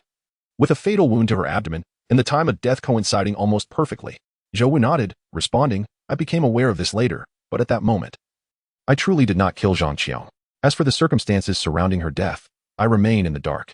Even today, hearing the workers speak of it left me utterly shocked, and I am perplexed as to why she was home last night. The urgency of the situation precluded me from asking." Upon hearing Zhou Wu's account, Xiao Ruowu and the others exchanged glances, their expressions reflecting confusion and intrigue. As Yu Yan remarked, at this juncture, the act of Zhou Wu killing one person or two bears no distinction. The likelihood remains that he would face execution regardless. Thus, he indeed finds no necessity to perpetuate falsehoods at this moment. As for Zhang Qiong's decision to remain at home while Zhou Wu committed murder last night, this is likely profoundly interconnected with her own demise. In an instant, all present furrowed their brows, enveloped in a chilling silence. Chapter 35, Spending Lavishly Ultimately. Xiao Ruowu gestured for her subordinates to escort Zhou Wu to the detention center. After Zhou Wu was taken away, Yu Yan pondered for a considerable time. Ultimately shaking his head, still baffled by the crucial elements at play, he inquired of Shen Mu and Xiao Ruowu, "What are your thoughts?" Shen Mu contemplated, stating, "Zhou Wu indeed has no reason to lie. The true murderer of Zhang Qiong may well be someone else." A collective gasp echoed among the crowd upon hearing Shen Mu's assertion, for they held great faith in his discernment. By heavens, the case is half unraveled. "What does this mean?" Dalum muttered in confusion. Xiao Ruowu furrowed her brow, remarking, "If we take Zhou Wu's account as truth, after he departed, Zhang Qiong should have also left, yet she did not pack her belongings. I even recall her identification card being left in the drawer, which hardly suggests she was preparing to flee." Everyone nodded in agreement. Yu Yan noted, "It is indeed peculiar. Why did Zhang Qiong not seek an alibi? Was she not fearful of our suspicions? This aspect is easily explicable." Shen Mu interjected, "I surmise that Zhang Qiong was also manipulating Zhou Wu. She could quite feasibly transfer all responsibility onto him post factum. Furthermore, after Zhou Wu's escape, she might even report the incident to the authorities, thereby completely absolving herself of any implication as an accomplice." Upon hearing Shen Mu's analysis, everyone was struck with astonishment, collectively inhaling sharply. Zhang Qiong is quite ruthless. Having just married Chen Lei, she resorts to employing her lover to eliminate him. Xiao Ruowu remarked coldly, "Perhaps it is precisely because of their recent marriage that Zhang Qiong resolved to take action against Chen Lei, for he possesses a house, while she is exceedingly selfish and avaricious." The crowd gasped again in disbelief. Alas, the mantis stalks the cicada, unaware of the oriole behind. De Luo shook his head repeatedly. Lamenting that Ma Zhua had departed too early, he had only witnessed the first half of the drama and missed the revelation of Zhang Qiong's true murderer. A collective sigh rippled through the crowd. Such is fate. It seems the heavens are playing a jest with the police, thwarting their efforts to solve the case easily. Xiao Ruowu glanced at her phone and realized it was already past 11 at night. She clapped her hands and announced, "It is too late for today. Let us all return to rest, for we must continue our investigation tomorrow." Everyone nodded in agreement, and Yu Yan led the officers from the precinct to take their leave. "I will escort you home, Shen Mu," Xiao Ruowu offered. Shen Mu replied, "I have bedding in my office. I shall manage to spend the night here." Xiao Ruowu was aware of Shen Mu's habit of sleeping on the bench in his office during duty hours, refusing to use the dormitory bed due to his disdain for its lack of cleanliness. "What about De Luo?" Xiao Ruowu inquired of De Luo. De Luo cheerfully waved his hand. "I can squeeze in with Shen Mu for the night." Xiao Ruowu nodded, then turned and departed the office building. After Xiao Ruowu departed, De Luo followed Shen Mu into the office, seating himself on a chair and removing his shoes. "Damn it," he muttered, "after running all day, my feet are swollen." Shen Mu, seated nearby, immediately detected a potent odor of sweat, his expression shifting dramatically as he called out, "Xiao, wait for me. I recall I have matters to attend to at home." Upon witnessing Shen Mu's hasty exit, De Luo scratched his head and murmured, "This is splendid, with you gone. I can sleep more comfortably." Whistling contentedly, he retrieved Shen Mu's pristine soft bedding from the cabinet, unwashed feet and all, and promptly fell asleep on the bench. In the Audi, Xiao Ruowu observed Shen Mu rush into his car, akin to a ghost, and inquired, "What is the matter?" Shen Mu exhaled deeply, forcing a smile as he replied, "Oh, I remembered I have things to address at home." Xiao Ruowu pressed her lips together. starting the vehicle and departing from the criminal police station. After driving a considerable distance, she could no longer restrain herself and burst into laughter. Shen Mu, watching her, noted that it was the first time he had seen Xiao Ruowu smile. Although her laughter resembled blooming flowers, he found little joy in it at that moment. The stench from de Luo's foul feet was detectable even through his shoes. Xiao Ruowu attempted to suppress her laughter, but the thought of Shen Mu's obsessive cleanliness in reaction to de Luo's odor made her chuckle once more. I know his feet stink, but who would have thought it was that bad? Shen Mu averted his gaze, sighing, that betting is ruined. Xiao Ruowu shook her head, pressed the accelerator, and the Audi sped away. The following day, Shen Mu and Xiao Ruowu returned to the home of Zhang Qiong's brother, Zhang Xian. Today, Xiao Ruowu donned her police uniform, the meticulously pressed attire accentuating her commanding presence, prompting an involuntary admiration from Su Qingqing. Although Su Qingqing's fever had begun to subside, she remained resolute in her determination to return to work despite Xiao Ruowu's suggestion to rest a few more days. The trio once again approached the residence of Zhang Xian, only to be greeted by Zhang Qiong's mother, as Zhang Xian and his girlfriend were absent. Upon seeing Shen Mu and the others, Zhang Qiong's mother resumed her lamentations over her daughter's tragic demise. Xiao Ruowu offered some words of comfort before inquiring, has your daughter Zhang Qiong met anyone new recently, or exhibited any unusual behavior? Zhang Qiong's mother shook her head, tears continuing to stream down her face. Shen Mu interjected, please reflect carefully. Your daughter and son-in-law have been murdered. Do you truly wish for the perpetrator to evade justice? Whatever you know, you must disclose it now. At this, Zhang Qiong's mother ceased her weeping, hesitating momentarily before responding. It seems my daughter has recently come into a considerable amount of money. Just the day before yesterday, she purchased a gold bracelet for me worth 10,000 yuan. When I inquired about the source of her funds, she remained tight-lipped. As she spoke, she revealed the gold bracelet adorning her wrist. Upon hearing this, Shen Mu and Xiao Ruowu exchanged a swift glance, with Shen Mu asking, aside from you, who else is aware of Zhang Qiong purchasing this bracelet for you? Zhang Qiong's mother replied, my son Zhang Xian and his girlfriend are also aware. I was concerned about the origins of Zhang Qiong's money and advised her against it, but she insisted that it was nothing, refusing to divulge any further details. Xiao Ruowu then asked, is there a receipt for the bracelet? May we see it? With an invoice in hand, purchased from the Jin Fengxiang store. I believe I have placed it in the drawer, Zhang Qiong's mother remarked as she entered the bedroom. Xiao Ruowu exchanged a knowing glance with Su Qingqing, who promptly followed her inside. Before long, Su Qingqing emerged, followed shortly by Zhang Qiong's mother, who held an invoice. Upon receiving it, Xiao Ruowu discovered it was indeed the invoice from Jin Fengxiang, dated the day before yesterday around 10 in the morning. Shen Mu swiftly captured a photograph of the invoice on his phone. Officers, you wouldn't be confiscating this gold bracelet, would you? Zhang Qiong's mother expressed her concern that Xiao Ruowu and her companions might take her bracelet. We'll assess the situation. If it bears no relevance to the case, we shall not seize it, Xiao Ruowu replied matter-of-factly. Finding no further information from Zhang Qiong's mother, the trio departed. Once in the car, Xiao Ruowu noticed that although Su Qingqing had recovered from her fever, fatigue was evident on her face. She insisted on taking the keys to drive. Based on what Zhang Qiong's mother described, it appears Zhang Qiong recently acquainted herself with someone, thereby acquiring a substantial sum of money. Xiao Ruowu stated as they drove away from the Zhang family's neighborhood. Shen Mu nodded in agreement. Neither Qinlei nor Zhou Wu possesses the wealth for Zhang Qiong to squander. It must have come from someone else she met. Seated in the back, Su Qingqing rubbed her nose and curiously remarked, Zhang Qiong is both greedy and ruthless, and given her appearance, which affluent individual would be inclined to bestow her with considerable wealth? Xiao Ruowu nodded, acknowledging the validity of Su Qingqing's observation. Chapter 36, 100,000 in cash. Shen Mu remarked, even a tortoise can be paired with a mung bean. But even the dullest tortoise wouldn't part with a significant sum of money. Therefore, as we pursue this matter, we should uncover something. Su Qingqing couldn't help but chuckle. Brother Shen, your words hold wisdom. Let us proceed to the Jin Fengxiang store, suggested Xiao Ruowu. Both Shen Mu and Su Qingqing nodded in agreement. Jin Fengxiang is situated on Changjiang Street in Jiangbin City, the most bustling thoroughfare of the area, lined with numerous shops, including over a dozen jewelry stores. The trio parked their vehicle outside the Jin Fengxiang store and entered. Upon seeing 3 police officers, the store staff were momentarily taken aback. Unsure of how to address them, their curiosity piqued. Is the store manager available? Xiao Ruowu inquired of one of the female attendants. Oh, yes, just a moment. The attendant promptly dashed to the back office and summoned a slightly older girl. Greetings, I am the manager of this establishment. How may I assist you? She asked courteously. Shen Mu retrieved his police identification and displayed a photo of an invoice. Is this invoice issued by your store? After examining it closely, the manager nodded. Yes, this invoice is indeed from our store. Xiao Ruowu produced her police badge and addressed the manager. "We are from the Municipal Criminal Investigation Division. We are investigating a case that may involve the individual who purchased this gold bracelet. May we review your store's surveillance footage?" The manager typically conducts her affairs with remarkable composure. After meticulously examining Officer Xiao Ruowu's credentials and confirming their authenticity, she courteously remarked, "Very well, please follow me. The surveillance footage is in my office." With that, the manager escorted the three individuals to her office.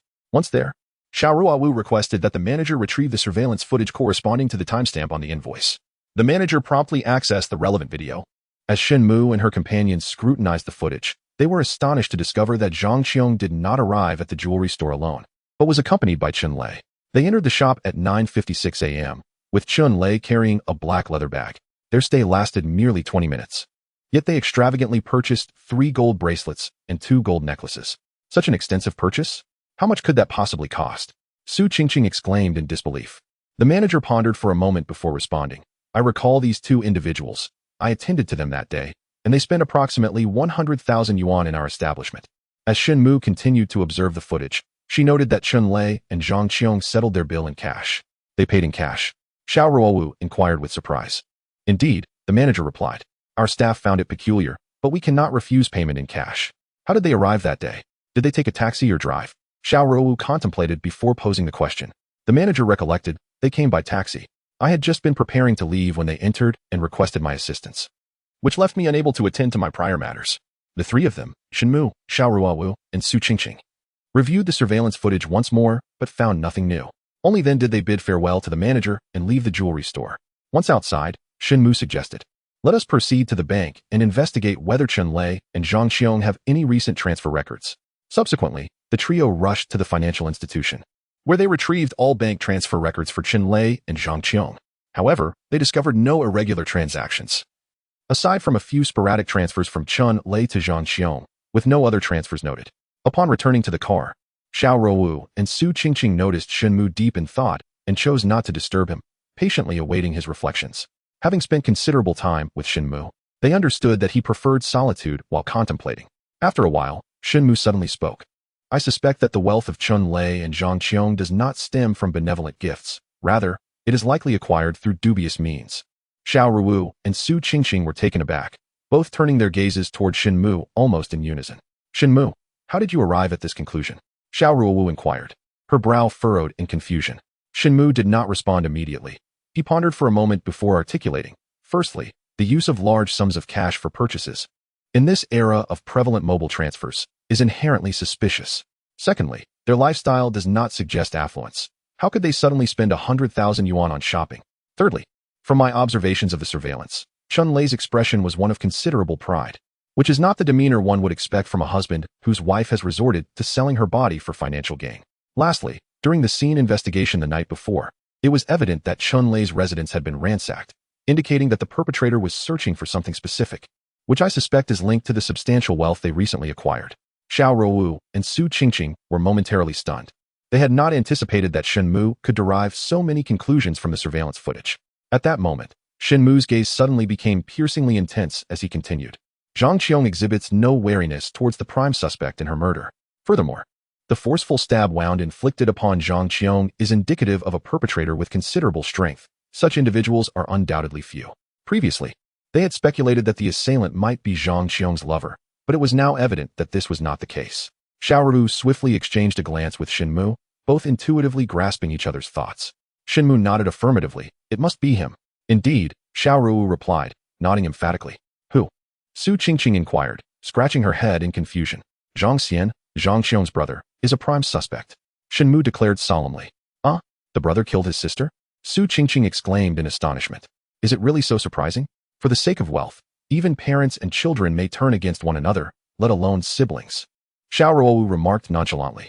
Shen Mu suggested, "We must immediately visit Chun Lei's residence. I hope Zhang Xian has not found what he was looking for." "Understood," Xiao Ruowu acknowledged, deftly steering the vehicle towards the eastern community. After concluding their investigation into Chun Lei's social connections, they were now determined to delve into Zhang Qiong's social ties within the same locale. As Xiao Ruowu accelerated, Shen Mu and Su Qingqing instinctively tightened their seatbelts, their hands gripping the vehicle's armrests. The car swiftly arrived at the eastern community. Today, the weather is exceptionally scorching. three individuals stumbled upon Yu Yin and others, who were momentarily resting in an ice cream shop. The proprietor of the establishment, acquainted with Yu Yin, kindly offered each of Zhou's companions a bottle of soda. Upon hearing Shen Mu and the others express their intention to re-examine the crime scene, Yu Yin, without hesitation, accompanied them to Chunlei's residence. Before departing, he specifically informed the owner, "I will return shortly to settle the bill." However, the owner graciously declined, stating, "You officers have worked hard. There is no need to pay.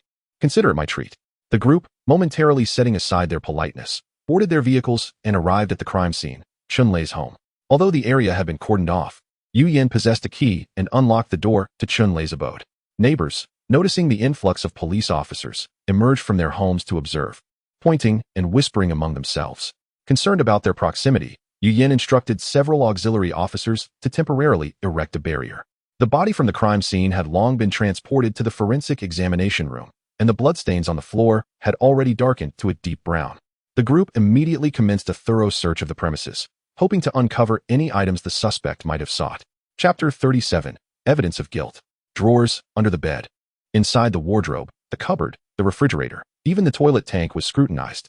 Yet, after an exhaustive search, not a single clue was found. How could this be?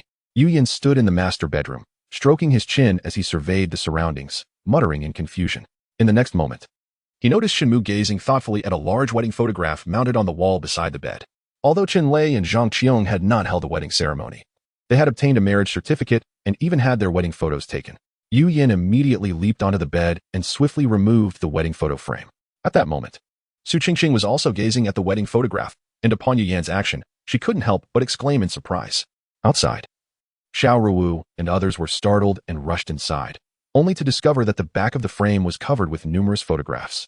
The pictures, affixed with transparent tape to the rear of the frame, were revealed as Yu Yin took it down, and when everyone examined the collection, they were taken aback.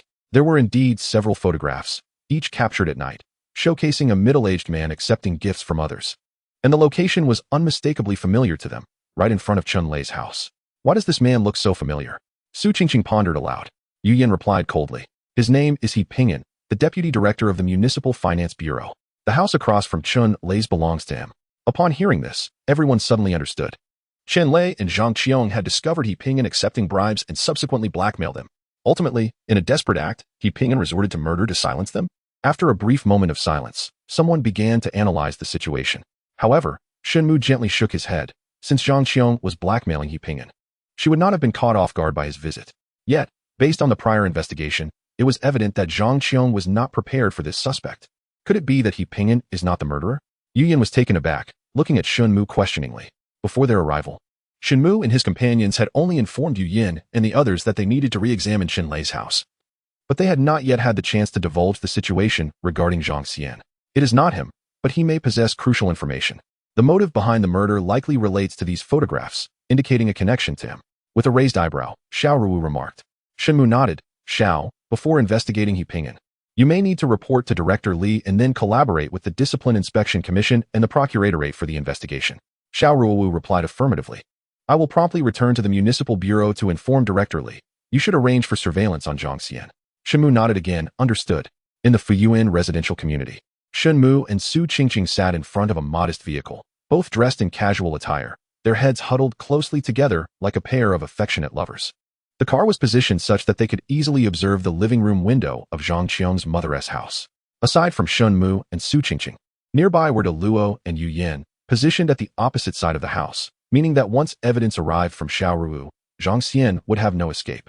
As time slowly passed, the group grew increasingly anxious over the hours, until finally, Shen Mu's phone rang. Shen Mu, apprehend Zhang Xian. He Pingyan has confessed. Xiao Ruowu informed him. Excellent. Shen Mu responded immediately. After hanging up, he turned to Su Qingqing, notify De Luo. I will inform you. Su Qingqing eagerly agreed. And shortly after their notifications, Yu Yin and De Luo arrived downstairs with their teams. Shen Mu also exited the vehicle, and together they proceeded directly to Zhang Xian's residence. Upon knocking on Zhang Xian's door, he opened it to find a throng of police officers standing imposingly before him, and he was taken aback. Officers, has my sister's case been resolved? Zhang Xian asked with a forced smile. Yu Yin produced the arrest warrant he had meticulously prepared. Zhang Xian, you are implicated in a murder case and an extortion case. Accompany us to the Municipal Bureau for questioning. Upon hearing this, Zhang Xian's face turned ashen. His lips trembled as he struggled to maintain his composure, yet the chilling gazes of the crowd rendered him utterly unsettled. What are you talking about? How could my son be involved in murder and extortion? There must be some mistake. Upon hearing her son's allegations of murder, Zhang Xian's mother rushed over with his girlfriend to obstruct Yu Yan's officers. Being an experienced officer, Yu Yan was no stranger to such scenes. He immediately admonished, "If you two continue to hinder our enforcement, we will take you along." Startled, Zhang Xian's mother and her companion were caught off guard, while nearby. Deluo seized Zhang Xian and dragged him downstairs. "I didn't kill anyone. I didn't extort anyone. On what grounds do you arrest me?" Zhang Xian protested vehemently upon reaching the ground floor, resisting getting into the vehicle. His outcry prompted his mother to suddenly sit on the ground, exclaiming, "The police are hitting people. The police are hitting people." Nearby residents, drawn by the commotion, rushed over to witness the spectacle. Shen Mu had already activated his body camera while ascending the stairs, meticulously recording the entire event, undeterred by the prospect of future accusations from Zhang Xian and his mother. He turned directly to Deluo and instructed, "Put Zhang Xian in the car." Deluo quickly grasped that Shen Mu had captured the entire arrest on film. Reassured, he no longer hesitated, seizing Zhang Xian's hands and forcefully placing him into the vehicle. Despite Zhang Xian's solid build, he appeared diminutive compared to the towering Deluo. "The police are murderers. The police are murderers." Upon witnessing her son being forcibly taken away, Zhang Xian's mother emitted a wail akin to that of a slaughtered pig, with his girlfriend nearby intentionally raising her voice in distress. Shen Mu, initially reluctant to engage with Zhang Xian's mother, felt compelled to intervene upon hearing her nonsensical outcry, which was causing a negative disturbance. He approached her and whispered a few words in her ear. Upon hearing this, Zhang Xian's mother was taken aback and looked at Shen Mu with a mix of astonishment and suspicion. Shen Mu nodded affirmatively, stating that if she harbored any doubts, she could await the outcome of their interrogation, assuring her that they would provide an explanation. Consequently, Zhang Xian's mother ceased her cries, her expression shifting to one of bewilderment as she watched her son being led away by Shen Mu and his companions. After returning to the criminal police unit, Shen Mu and his team escorted Zhang Xian into the interrogation room but did not commence the questioning immediately. Instead, they convened a meeting with Xiao Ruowu and others who had arrived earlier. In the conference room, Xiao Ruowu handed Shen Mu a document containing the interrogation transcript of He Pingyan. It revealed that He Pingyan had confessed to being extorted by Chun Lei and Zhang Qiao. They had extorted him on 2 separate occasions. During the first instance, he had paid them 100,000 yuan, yet he refrained from offering anything during the second attempt. Following the second act of extortion, He Pingyan, fearing that the couple's greed would lead to further demands, sought out Zhang Qiong's brother, Zhang Xian, through intermediaries, proposing to offer him 300,000 yuan in exchange for retrieving all the photographs. He Pingyan chose to contact Zhang Xian due to his awareness of Zhang Xian's substantial debts and the persistent collection efforts he was facing. Upon their formal meeting, the two swiftly reached an agreement, with He Pingyan initially providing Zhang Xian with 30,000 yuan and promising an additional 27,000 upon successful completion of the task. The day after they reached an agreement, Zhang Xian sought out He Pingyan once more, claiming he had not received the photographs. However, he mentioned that both Chun Lei and Zhang Qiong were dead, implying that there was no longer anyone to extort from He Pingyan, and urged He Pingyan to provide him with the remaining 270,000. Upon hearing this, Dalu interjected, questioning how Zhang Xian could dare to ask He Pingyan for an additional 270,000 after having murdered his sister. Xiao Ruowu nodded in affirmation. The others were taken aback by this revelation. In response to their astonishment, Shen Mu elucidated that Zhang Xian and He Pingyan were inextricably linked. Should He Pingyan expose Zhang Xian for murder, his own corrupt practices would inevitably come to light. Thus, Zhang Xian had no fear of denunciation.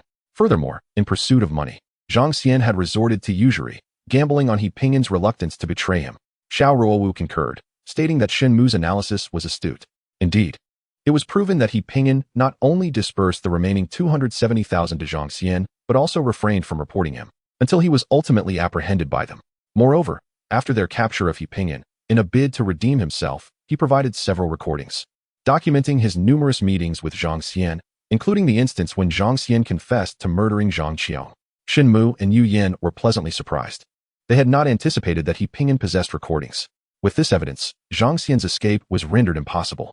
Armed with He Pingyan's statements and recordings, the group deliberated and decided to confront Zhang Xian directly, presenting all the evidence to apply pressure. In the interrogation room, Zhang Xian appeared exceedingly pale, glancing anxiously around, his hands trembling as he held his teacup. Upon witnessing Shen Mu and Xiao Ruowu enter the interrogation room, Zhang Xian immediately set down his paper cup and exclaimed loudly, "You police are abusing your power. On what grounds do you detain me here? Upon seeing Zhang Xian's bluster, Yu Yan was struck with a mix of amusement and irritation. Xiao Ruowu placed He Pingyan's interrogation transcript and the recording on the table, her gaze fixed intently on Zhang Xian as she declared, He Pingyan has already been apprehended by us. This is his confession regarding your murder of Zhang Qiong, along with the recorded dialogue between you two after the crime. Zhang Xian's complexion changed dramatically, his wrist trembled, and water splashed all over him from the cup. Officer, what are you saying? I can't understand. Zhang Xian struggled to compose himself, feigning a look of skepticism. Noticing Zhang Xian's reluctance to confess, Xiao Ruowu signaled to the nearby Su Qingqing, who promptly picked up the recording device from the table and pressed play. As Zhang Xian listened to the playback, his expression grew increasingly horrified. And by the end of the recording, he collapsed into his chair, fainting. Damn it! What a coward, fainting from fear. De Luo approached Zhang Xian's side, pinching his acupoint to revive him. Officers, I never intended to kill my sister. She refused to give me the photos, and I had nowhere to turn. Those loan sharks would surely kill me. Upon regaining consciousness, after a brief moment of confusion, Zhang Xian began to wail despairingly. You must reveal the entire truth of how you killed Zhang Qiong. Yu Yan slammed the table, his voice stern and commanding. Zhang Xian wiped the sweat from his forehead and repeatedly exclaimed, All right. I will confess. I will confess. I was initially unaware of the extortion plot involving my sister, Zhang Qiong, and Shen Lei against He Pingyan. It was only when He Pingyan approached me that I became aware of it. At that time, I was deeply in debt due to gambling. And upon hearing the conditions proposed by He Pingyan, I was tempted and immediately prepared to assist him in acquiring those photographs. 2 nights ago, I arrived at my sister Zhang Qiong's residence, intending to obtain those photographs. To my surprise, as I approached her doorstep, I saw Xiao Ruowu hurriedly exiting. Knowing of his affair with my sister, I concealed myself to avoid detection. After he departed, I noticed someone stealthily leaving He Pingyan's home, who quickly vanished from sight. Uncertain of what was transpiring, I knocked on my sister's door. Upon hearing my voice, she hesitated for a considerable time before finally opening the door. Upon entering, I was utterly astonished to find Chun Lei lying on the floor with a sharp knife protruding from his abdomen. Terrified, I inquired of my sister what had happened. To my surprise, she remained remarkably composed and informed me that Zhou Wu had been the one to stab Chun Lei. I was perplexed and questioned my sister. If that is the case, why do you remain here instead of fleeing? As I inquired, my sister let out a cold laugh. She revealed that her relationship with Zhou Wu was entirely intentional. Her true aim was to covet Chun Lei's house. She planned to have Zhou Wu eliminate Chun Lei, thereby seizing the property for herself. Furthermore, she declared her intention to report Zhou Wu for Chun Lei's murder, thus absolving herself of any wrongdoing. Upon hearing this, Zhang Xian's revelation left the crowd in shock, while admiration for Shen Mu grew, as Zhang Xian's account aligned closely with Shen Mu's earlier analysis. Additionally, the wickedness of Zhang Qiong was laid bare. She indeed contemplated such a nefarious scheme to acquire Chun Lei's house. The atmosphere fell into a heavy silence, until Yu Yan finally posed the question to Zhang Xian. What transpired next that led you to kill your sister, Zhang Qiong? After my sister's narration, I was taken aback. Yet this matter was not my concern, so I refrained from pursuing the topic further and prepared to request the photographs from her. To my surprise, as soon as I voiced my intention, my sister decisively refused, claiming that they were a cash cow and she would never part with them. I warned her that He Pingyan was not to be trifled with. A mere monetary exchange would suffice, or else dire consequences would ensue. However, she remained obstinate, steadfastly denying my request for the photographs. Frustration surged within me, burdened by a debt of several $100,000 in high-interest loans. Failure to obtain those photographs meant I was facing a dead end. Although I was desperate, I reminded myself that she was my sister and confided in her the truth, pleading for her assistance. Yet, upon hearing my plight, she merely scoffed, asserting that she had painstakingly acquired the house and the pathway to wealth, and would not relinquish it. She coldly advised me to resolve my issues independently. Upon hearing this, my urgency intensified. I thought to myself, if you are heartless, do not blame me for my lack of compassion. I began to deliberately change the subject, consulting with my sister on how to report to the authorities, pondering how to communicate with the police. Ultimately, I seized the knife that was embedded in Chun Lei and, taking advantage of my sister's momentary distraction, plunged it into her abdomen. As Zhang Xian recounted these events, he gasped for breath, beads of sweat cascading down his forehead, as if he had exerted tremendous effort. Meanwhile, Xiao Ruowu and the others fell into a profound silence. Despite being seasoned officers, they had seldom encountered such a brutal act of murder. A wife, using her lover, murders her husband, only for the brother to subsequently kill his sister for monetary gain. What depths of depravity humanity has sunk to. With Zhang Xian's confession, the investigation into this homicide drew to a close, And what awaited Zhou Wu and Zhang Xian was the inevitable hand of justice. There was no escaping the death penalty. Shen Mu, who had played a pivotal role in solving the case, was duly rewarded by his superiors, while Xiao Ruowu and the others received various accolades. Initially, the occurrence of 2 heinous murder cases in the jurisdiction placed Yu Yin, the director of the Qing'an police station, in a precarious position. However, with the resolution of the case, he found himself unexpectedly rewarded. For this, he felt immense gratitude towards Shen Mu and Xiao Ruowu, particularly to Shen Mu, for whom his appreciation ran deep. Through their days of interaction, Yu Yin recognized that Shen Mu was no ordinary individual, prompting him to cultivate a deliberate friendship. Chapter 39. Grandmother's Tactics. The Chaxiang community, while not regarded as upscale in Zhongbin City, boasts a pleasant environment, well-maintained greenery, and tranquility, attributes that drew Shen Mu to purchase a home there in the first place. Even on holidays, the community remains serene and undisturbed. Yesterday, Grandpa Shen and Grandma Shen made a special trip to visit him. Initially, Shen Mu had hoped to take them on a delightful excursion around Zhongbin City during their time off, yet both elders were reluctant. As soon as Grandma arrived, she descended to stroll about, while Grandpa became engrossed in the collection of books Shen Mu had amassed. During lunch, Grandma Shen remarked, "Xiao Mu, your home is filled with nothing but books. Where's the trace of a young lady?" Shen Mu chuckled, "Grandma, I don't even have a girlfriend. So how could a girl possibly visit my home?" Grandma Shen placed a piece of sweet and sour pork rib into Shen Mu's bowl and said with concern, "Eat more. You've been dining at the cafeteria all day, and you've grown thin." "Thank you, Grandma. I've been exercising lately and have shed some excess weight. Don't I look stronger?" Shen Mu flexed his arm to showcase his muscles. "Indeed, you do seem stronger, but along with exercise, you must also maintain a proper diet," she replied, her face radiating affectionate smiles as she looked at her grandson. "Yes, I understand," Shen Mu nodded. However, Grandpa Shen interjected, "Boys shouldn't be so delicate. Enduring hardships is beneficial." Instantly, Grandma shot him a glare, retorting, "Nonsense. Why don't you endure hardships? You want to even help when the oil bottle falls. Yet you want my grandson to suffer." "Xiao Mu, don't listen to that old man. Eat well," she advised. Shen Mu was well aware that the elderly couple often engaged in playful banter, yet their quarreling was merely a reflection of their deep affection for one another. Grandpa Shen shook his head in exasperation. In the Shen household, significant matters were typically decided by Grandpa Shen, while the trivialities fell under Grandma Shen's domain. But it seemed that over the years, not much of great consequence had transpired in their lives. After finishing his meal, Shen Mu went to the kitchen to ladle a bowl of soup. As he savored it delightfully, he noticed his grandmother gazing intently at him. "Grandma, why do you look at me like that?" Shen Mu felt puzzled. With a gentle smile, Grandma Shen replied, "Xiao Mu, do you prefer girls with an oval face, mature and charming, or those with a round face and 2 delightful dimples when they smile?" At that moment, just as Shen Mu took a sip of soup, he nearly spat it out, choking and coughing uncontrollably. Observing her grandson's flushed face, Grandma Shen still wore a warm smile. "At your age, you should have a girlfriend. Why do you blush so much at the mention of her?" Shen Mu helplessly set down his bowl and gave his grandmother a thumbs up. "I'm impressed, Grandma. You've only been here a day, yet you know all about me. You truly are a master of deduction." Grandma Shen beamed with pride. "Don't think that just because you learned reasoning from your grandfather since childhood, you can compare to me." "Indeed."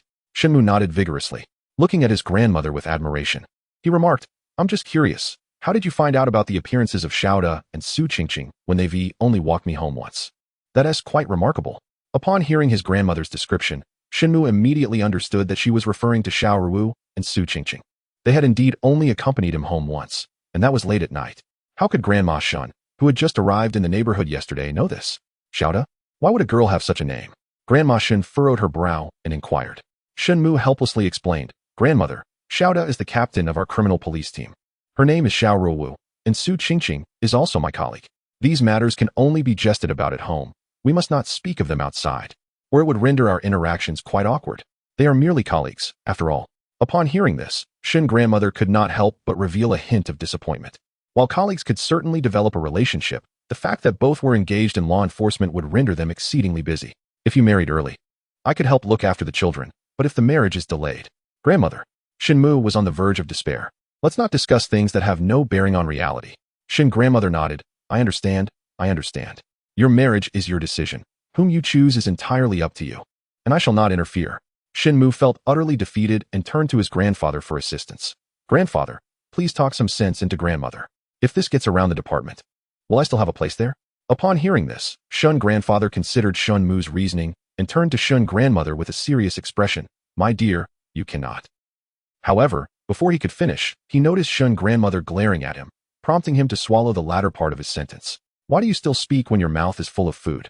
Shen grandmother shot him another glare before turning to the kitchen to serve soup for Shen Mu. Shen grandfather dared not utter another word and busily concentrated on his meal. Grandfather, you are truly weak. Why are you so afraid of grandmother? Shen Mu began to provoke his grandfather. To his surprise, Shen grandfather shot him a stern look. This is not fear. This is a bond of mutual support. What do you, a mere child, understand? Shen Mu rose to assist his grandmother in ladling soup, muttering under his breath, I'm just worried. Typically, the elderly couple would only stay in Jiangbin City for a few days before returning home, claiming they were accustomed to living in bungalows and found apartment life uncomfortable. However, this time, they made no mention of leaving. Every day, Shen's grandmother would greet him at the community entrance as he came and went from work. Reminiscent of her unwavering dedication when he was a child attending school, Shen Mu understood well the subtle motives behind his grandmother's actions. She wished to personally meet Xiao Ruowu and the others. He had attempted to reason with her, but she paid no heed, promising compliance while steadfastly continuing her routine.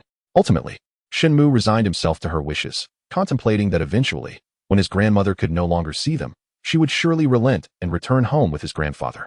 On that particular morning, with little to occupy his time, Shen Mu leaned over his desk, engrossed in a book, while De Luo and the others engaged in casual chatter nearby. Recently, with no major cases unfolding, the atmosphere was somewhat relaxed. It was peculiar how the presence of a case could induce restlessness, yet the absence of one brought about boredom. Such contradictions in human nature. Suddenly, De Luo let out an exclamation. Turning to Shen Mu, he asked, do you feel the same? Why has it been several days without any cases?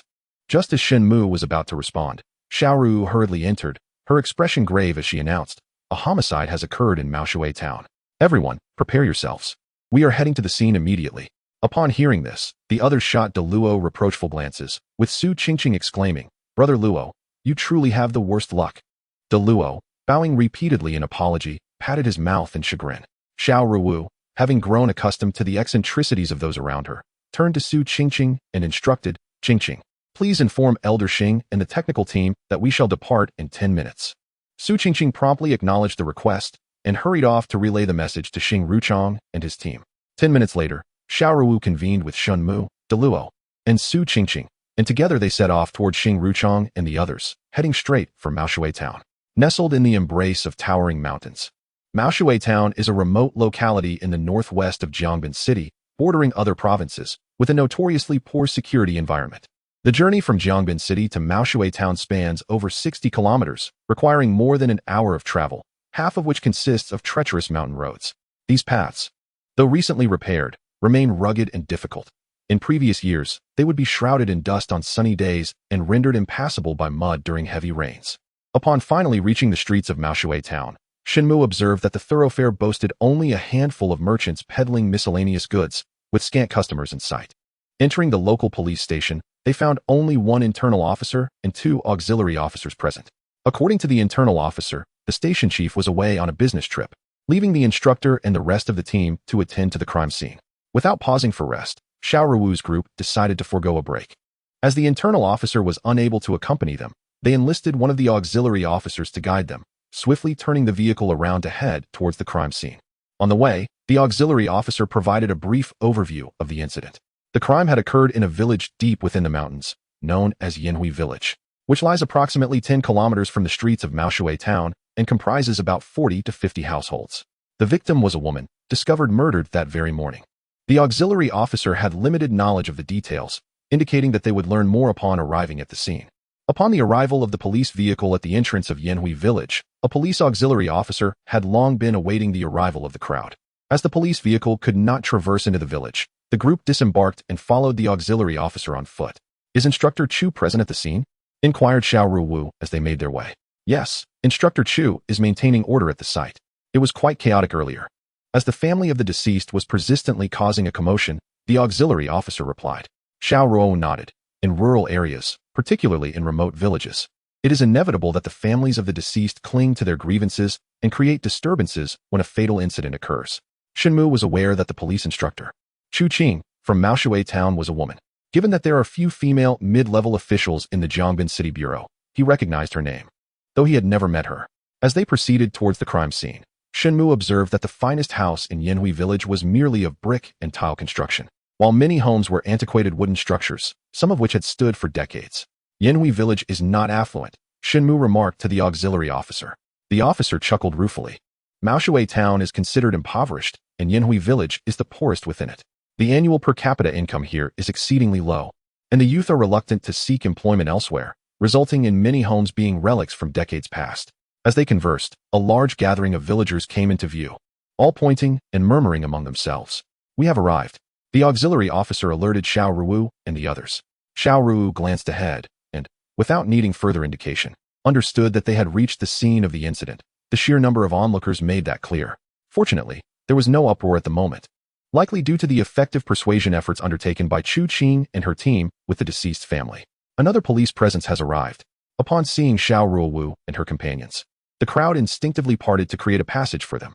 As they moved through the throng, they noticed a cordon separating the onlooking villagers from the scene of the incident, where Chu Qing was diligently overseeing the preservation of evidence. "Xiaoda, you have arrived. Thank you for your hard work." Chu Qing, the instructor from the Maoshui town police station, spotted Xiao Ruowu's group from a distance and promptly lifted the barrier, allowing them to proceed.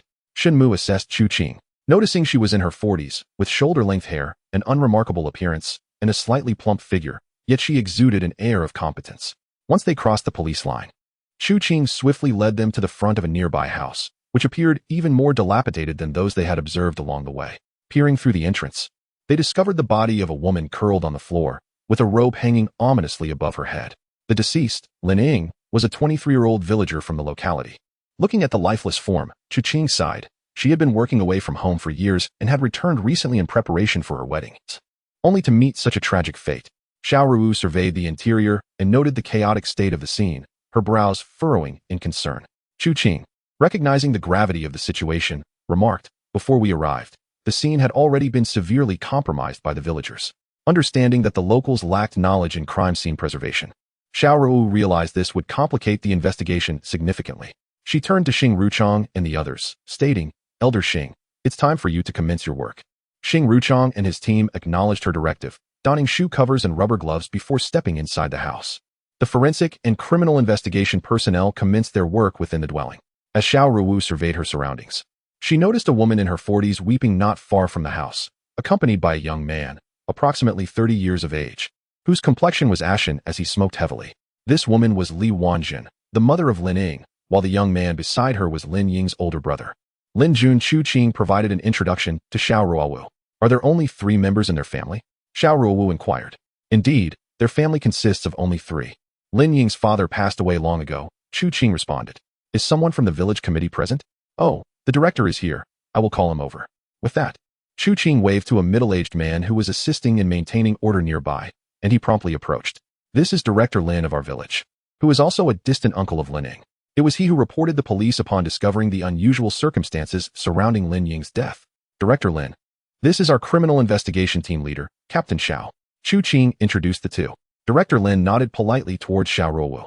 "Director Lin, we need to conduct inquiries regarding relevant individuals. I would appreciate your assistance shortly," Xiao Ruowu stated. "No problem.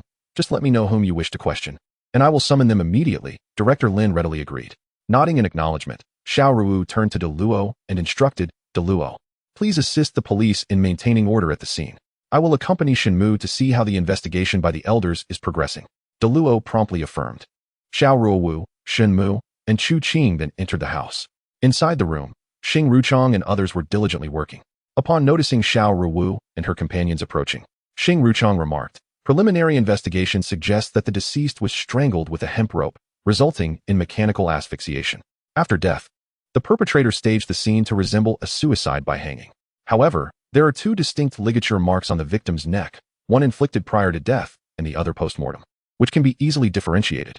Furthermore, the characteristics of the ligature grooves vary." Xiao Ruowu was aware that if a person is strangled before death, the ligature marks initially appear deep red and later turn black. Conversely, if strangulation occurs post-mortem, the marks begin as pale white and eventually evolve into a brownish hue. Additionally, the depth of the ligature grooves differs between hanging and strangulation, a distinction readily apparent to an experienced forensic expert. Thus, there was unanimous agreement among the 3 regarding Xing Ruchong's findings. "The deceased bears no other injuries apart from these 2 ligature marks," Xing Ruchong added. Can you ascertain the time of death? Xiao Ruowu inquired. Preliminary estimates suggest around 8 in the morning, but to determine a more precise time, I will need to examine the body further, Xing Ruchang replied. 8 in the morning? Xiao Ruowu raised an eyebrow slightly. By that hour, daylight has fully emerged, and with residents surrounding the Lin household, it seems audacious for anyone to commit murder at such a time. Chu Qiao, where were Lin Ying's mother, Li Wanjun, and Lin Jun during this time? Xiao Ruowu asked Chu Qing. We have conducted a brief inquiry. Both of them had gone to the town early in the morning for market day, leaving Lin Ying alone at home. Chu Qing responded. Did they go to the Maoshui town market? Xiao Ruowu pressed on. Chu Qing shook her head. Yanhui village is closer to Wushan town in the neighboring province than to Maoshui town.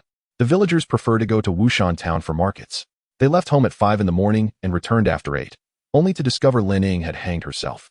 At that moment, Director Lin and a few others happened to pass by and noticed something amiss with the wound on Lin Ying's neck, prompting them to immediately report to the authorities. As the two conversed, they turned to find Shen Mu meticulously examining the 8 immortals table in the center of the living room. In rural areas, meals are commonly served on similar 8 immortals tables, a practice observed in nearly every household. The two approached, and Xiao Ruowu inquired, Shen Mu, have you found anything? Shen Mu pointed to a faint oil stain on the table's surface, saying, strange, there is an oil stain here, and it appears to have been left earlier than last night. Chu Qing casually remarked, perhaps it was left by the deceased during breakfast. That wouldn't be surprising, would it? Shen Mu shook his head. I checked the kitchen earlier. The Lin family did not cook or prepare any meals this morning. Chu Qing was taken aback, and Xiao Ruowu looked at Shen Mu and said, are you suggesting that this oil stain was left by the perpetrator? Shen Mu nodded. Someone delivered breakfast to the deceased, and it was packaged in a convenience bag. Curious about Shen Mu's deduction, Chu Qing asked, but how do you know it wasn't a convenience bag? She was puzzled by Shen Mu, who appeared young, yet spoke with such conviction. Shen Mu smiled and explained. The irregular shape of the oil stain on the table suggests that if the breakfast had been served in bowls or plates, it would not appear this way. Chapter 41. An oil stain. Chu Qing examined the oil stain on the table closely, and to her surprise, she remarked, it really is like that. She looked at Xiao Ruowu in astonishment and asked, Xiao, who is this? Before Xiao Ruowu could respond, Xing Ruchang approached with a smile and said, Shen Mu is our criminal investigation team's anchor, exceptionally skilled in solving cases. Seeing Xing Ruchang's praise, Chu Qing was even more surprised, as she knew him to be a solitary individual who rarely commended anyone. Noticing Chu Qing's confusion, Xiao Ruowu explained, Shen Mu has cracked several significant cases for our team. He is indeed capable. With both Xing Ruchang and Xiao Ruowu vouching for him, Chu Qing's astonishment deepened. Although she was aware that the suspect had delivered breakfast, she thought it offered little assistance to the case. She shook her head. However, Shen Mu interjected, if the villagers brought breakfast from their homes, they wouldn't use disposable bags. They would likely use bowls or plates. The use of disposable bags is typically associated with breakfast vendors. Xiao Ruowu's body jolted as she gazed intently at Shen Mu. Are you suggesting that this suspect went to the market in the morning, returned with breakfast for the victim, and then took the opportunity to murder them? Both Chu Qing and Xing Ruchang were taken aback, looking at Shen Mu in disbelief. It should be that way, Shen Mu affirmed confidently, gasping. Both Xing Ruchang and Chu Qing were caught off guard by Shen Mu's revelation. Chu Qing furrowed her brow and said solemnly, if that's the case, we simply need to investigate those who went to the market in the morning. One of them must be the culprit. Xing Ruchang, deep in thought, responded excitedly. This analysis is sound. We must pursue this lead relentlessly. We will surely uncover the perpetrator.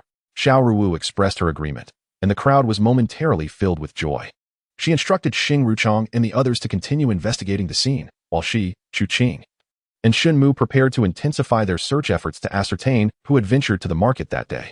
Upon exiting the Lin family residence, Xiao Ruowu and Chu Qing called over Director Lin. Director Lin, do villagers frequently attend the market? Inquired Chu Qing. Director Lin shook his head, responding, not often. Although our village is relatively close to Wushan town, it still requires an hour's walk. Therefore, villagers seldom go to the market unless they have specific purchases to make. Xiao Ruowu and Chu Qing exchanged glances, and Chu Qing then addressed Director Lin. Director, please gather all the villagers. We have something important to discuss. Director Lin, puzzled by their intentions, replied, the village has a population of 112. Aside from the elderly who find it difficult to walk and the very young who are unaware of the situation, there are still around 80 to 90 individuals. Should we gather them all? Chu Qing nodded affirmatively. Yes, please gather them all. Very well. I shall promptly go to the village committee and announce it over the loudspeaker. Director Lin agreed. Just as he was about to head to the committee, Xiao Ruowu stopped him, asking, Director Lin, is Lin Ying's fiancé also from this village?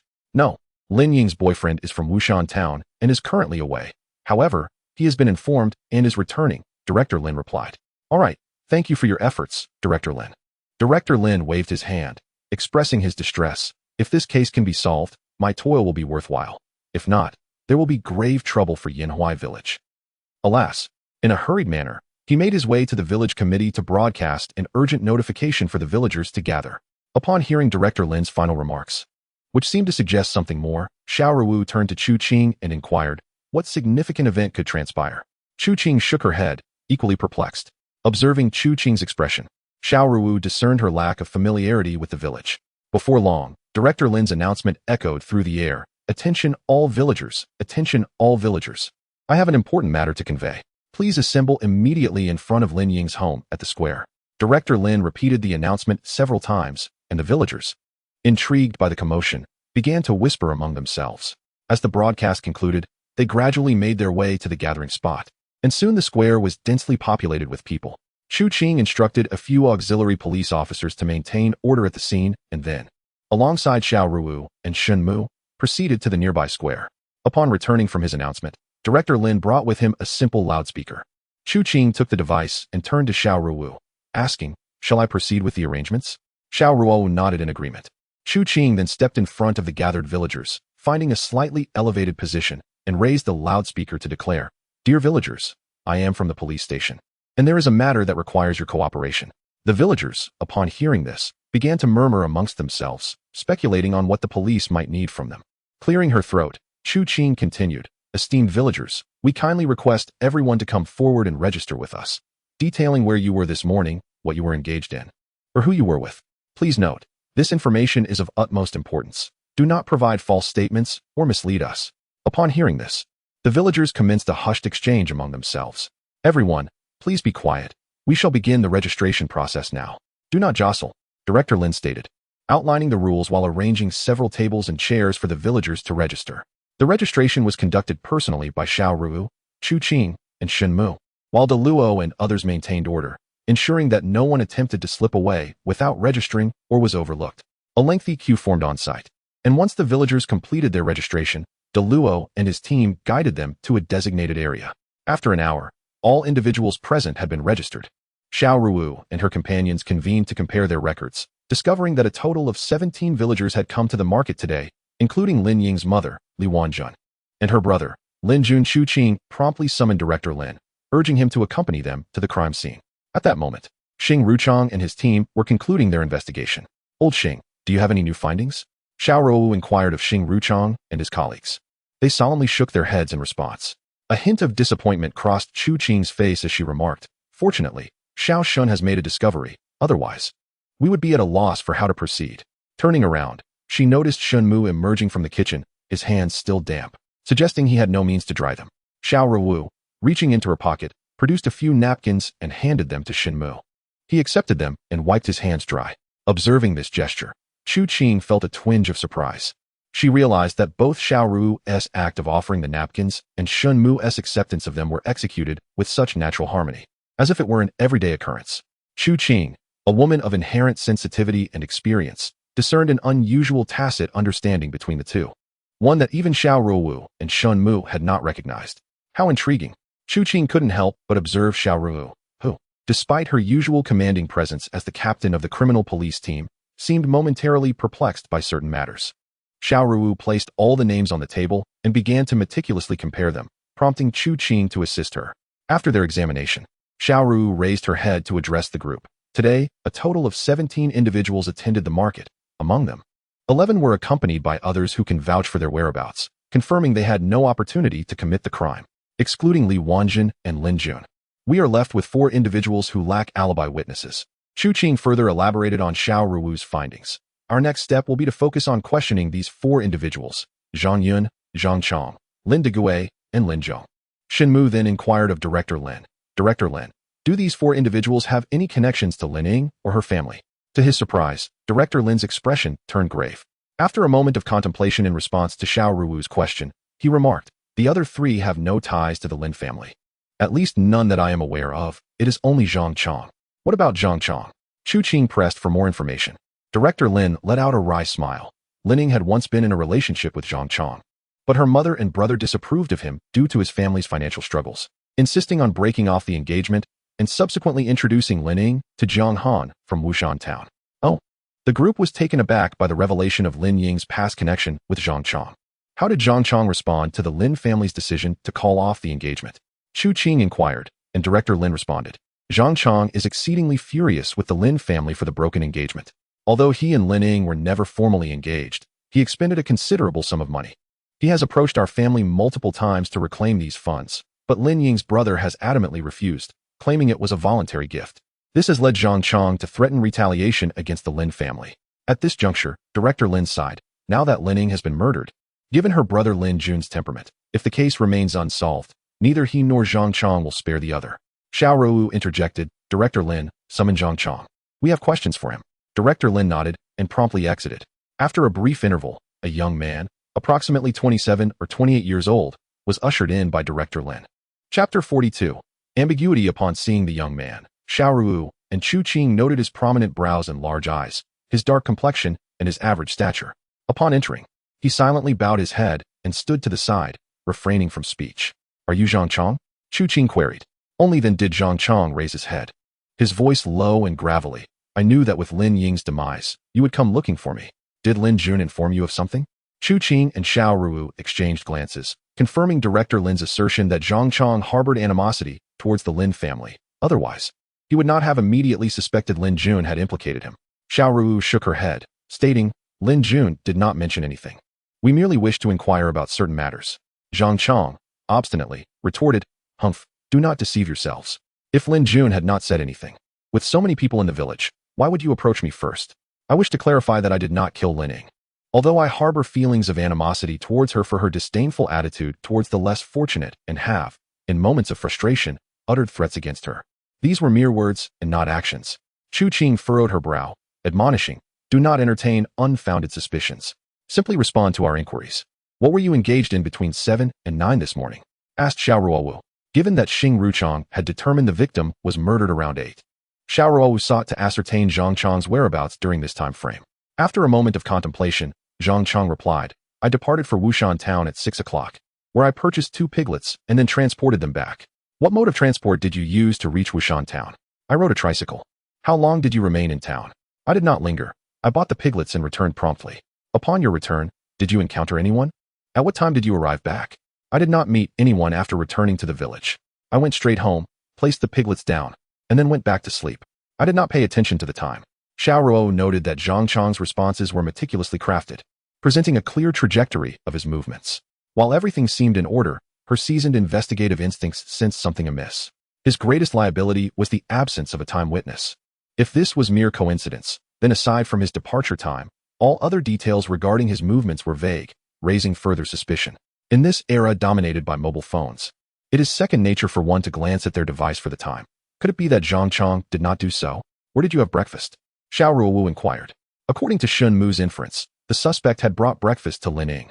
If Zhang Chong had an issue, he should have eaten in town. However, when Xiao Ruowu inquired about where he had dined, Zhang Chong's expression changed markedly. Although he quickly masked his reaction, it did not escape the keen eyes of Xiao Ruowu and the others.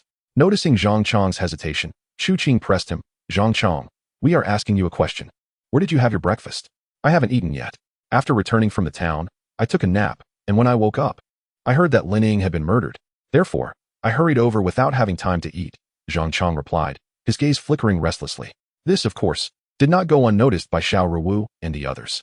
Xiao Ruowu coldly stated, Zhang Chong, you had better tell us the truth. It's quite easy to verify whether you had breakfast this morning. If we discover that you did eat, do you know the consequences? Zhang Chong met Xiao Ruowu's gaze momentarily, glanced around nervously, and ultimately lowered his head, choosing silence. Should we take you to the hospital for an examination? Xiao Ruowu observed Zhang Chong's panic and immediately applied pressure. Zhang Chong kept his head down, remaining mute. Xiao Ruowu frowned. Shen Mu, observing Zhang Chong from the side, noted that while he appeared somewhat anxious, he did not seem frightened. After a moment's contemplation, Shen Mu addressed Director Lin, could you please make a trip to Zhang Chong's home to see if he had breakfast there? Luo Gu accompanied Director Lin. De Luo promptly agreed and followed Director Lin to Zhang Chong's residence. After Director Lin departed, only the police remained in the room. It was then that Shen Mu turned to Zhang Chong and said, Now that there are no villagers present, you can speak candidly with us. Rest assured, if you have not committed any crimes, we will not interfere in your personal matters and will maintain your confidentiality. Xiao Ruowu and Chu Qing then realized that Shen Mu had deliberately dismissed Director Lin, likely sensing that Zhang Chong harbored some unspoken troubles. Indeed, once Director Lin left, Zhang Chong's demeanor relaxed considerably. Can I speak now? Shen Mu inquired, gazing at him intently. Yes, I had breakfast at Widow Wu's house in our village. Zhang Chong replied in a hushed tone. Widow Wu? Xiao Ruowu and Chu Qing exchanged glances, understanding now why Zhang Chong had been so reluctant to speak. It seemed to involve a scandalous affair. In a remote village, such rumors could escalate dramatically, potentially leading to dire consequences. Are you lying? Chu Qing pressed, fixing her gaze on Zhang Chong. No, I returned from Wushan town around 6:30 and went straight to Widow Wu's house, where I remained for approximately 2 hours without leaving. Zhang Chong stated, finally revealing the truth. Concerned that Zhang Chong might be fabricating his story, Shen Mu remarked, I will inquire with Widow Wu. Xiao Ruowu turned to Su Qingqing and said, Qingqing, accompany Shen Mu. Su Qingqing readily agreed. After Shen Mu confirmed Widow Wu's address, they proceeded to question her. At this point, it was already lunchtime, and many villagers had left. Li Wan was still weeping, while a few elderly individuals nearby attempted to console her. Following the address provided by Zhang Chong, Shen Mu and Su Qingqing found themselves at the home of Widow Wu. In her 30s, Widow Wu possessed an ordinary appearance. Yet her fashionable attire betrayed her rural roots. The moment she spotted the two officers at her doorstep, a look of surprise crossed her face. Shen Mu promptly conveyed their purpose for visiting, and upon hearing this, Widow Wu's complexion flushed crimson, her replies becoming hesitant and fragmented. Nevertheless, through her disjointed responses, Shen Mu managed to piece together the entire narrative.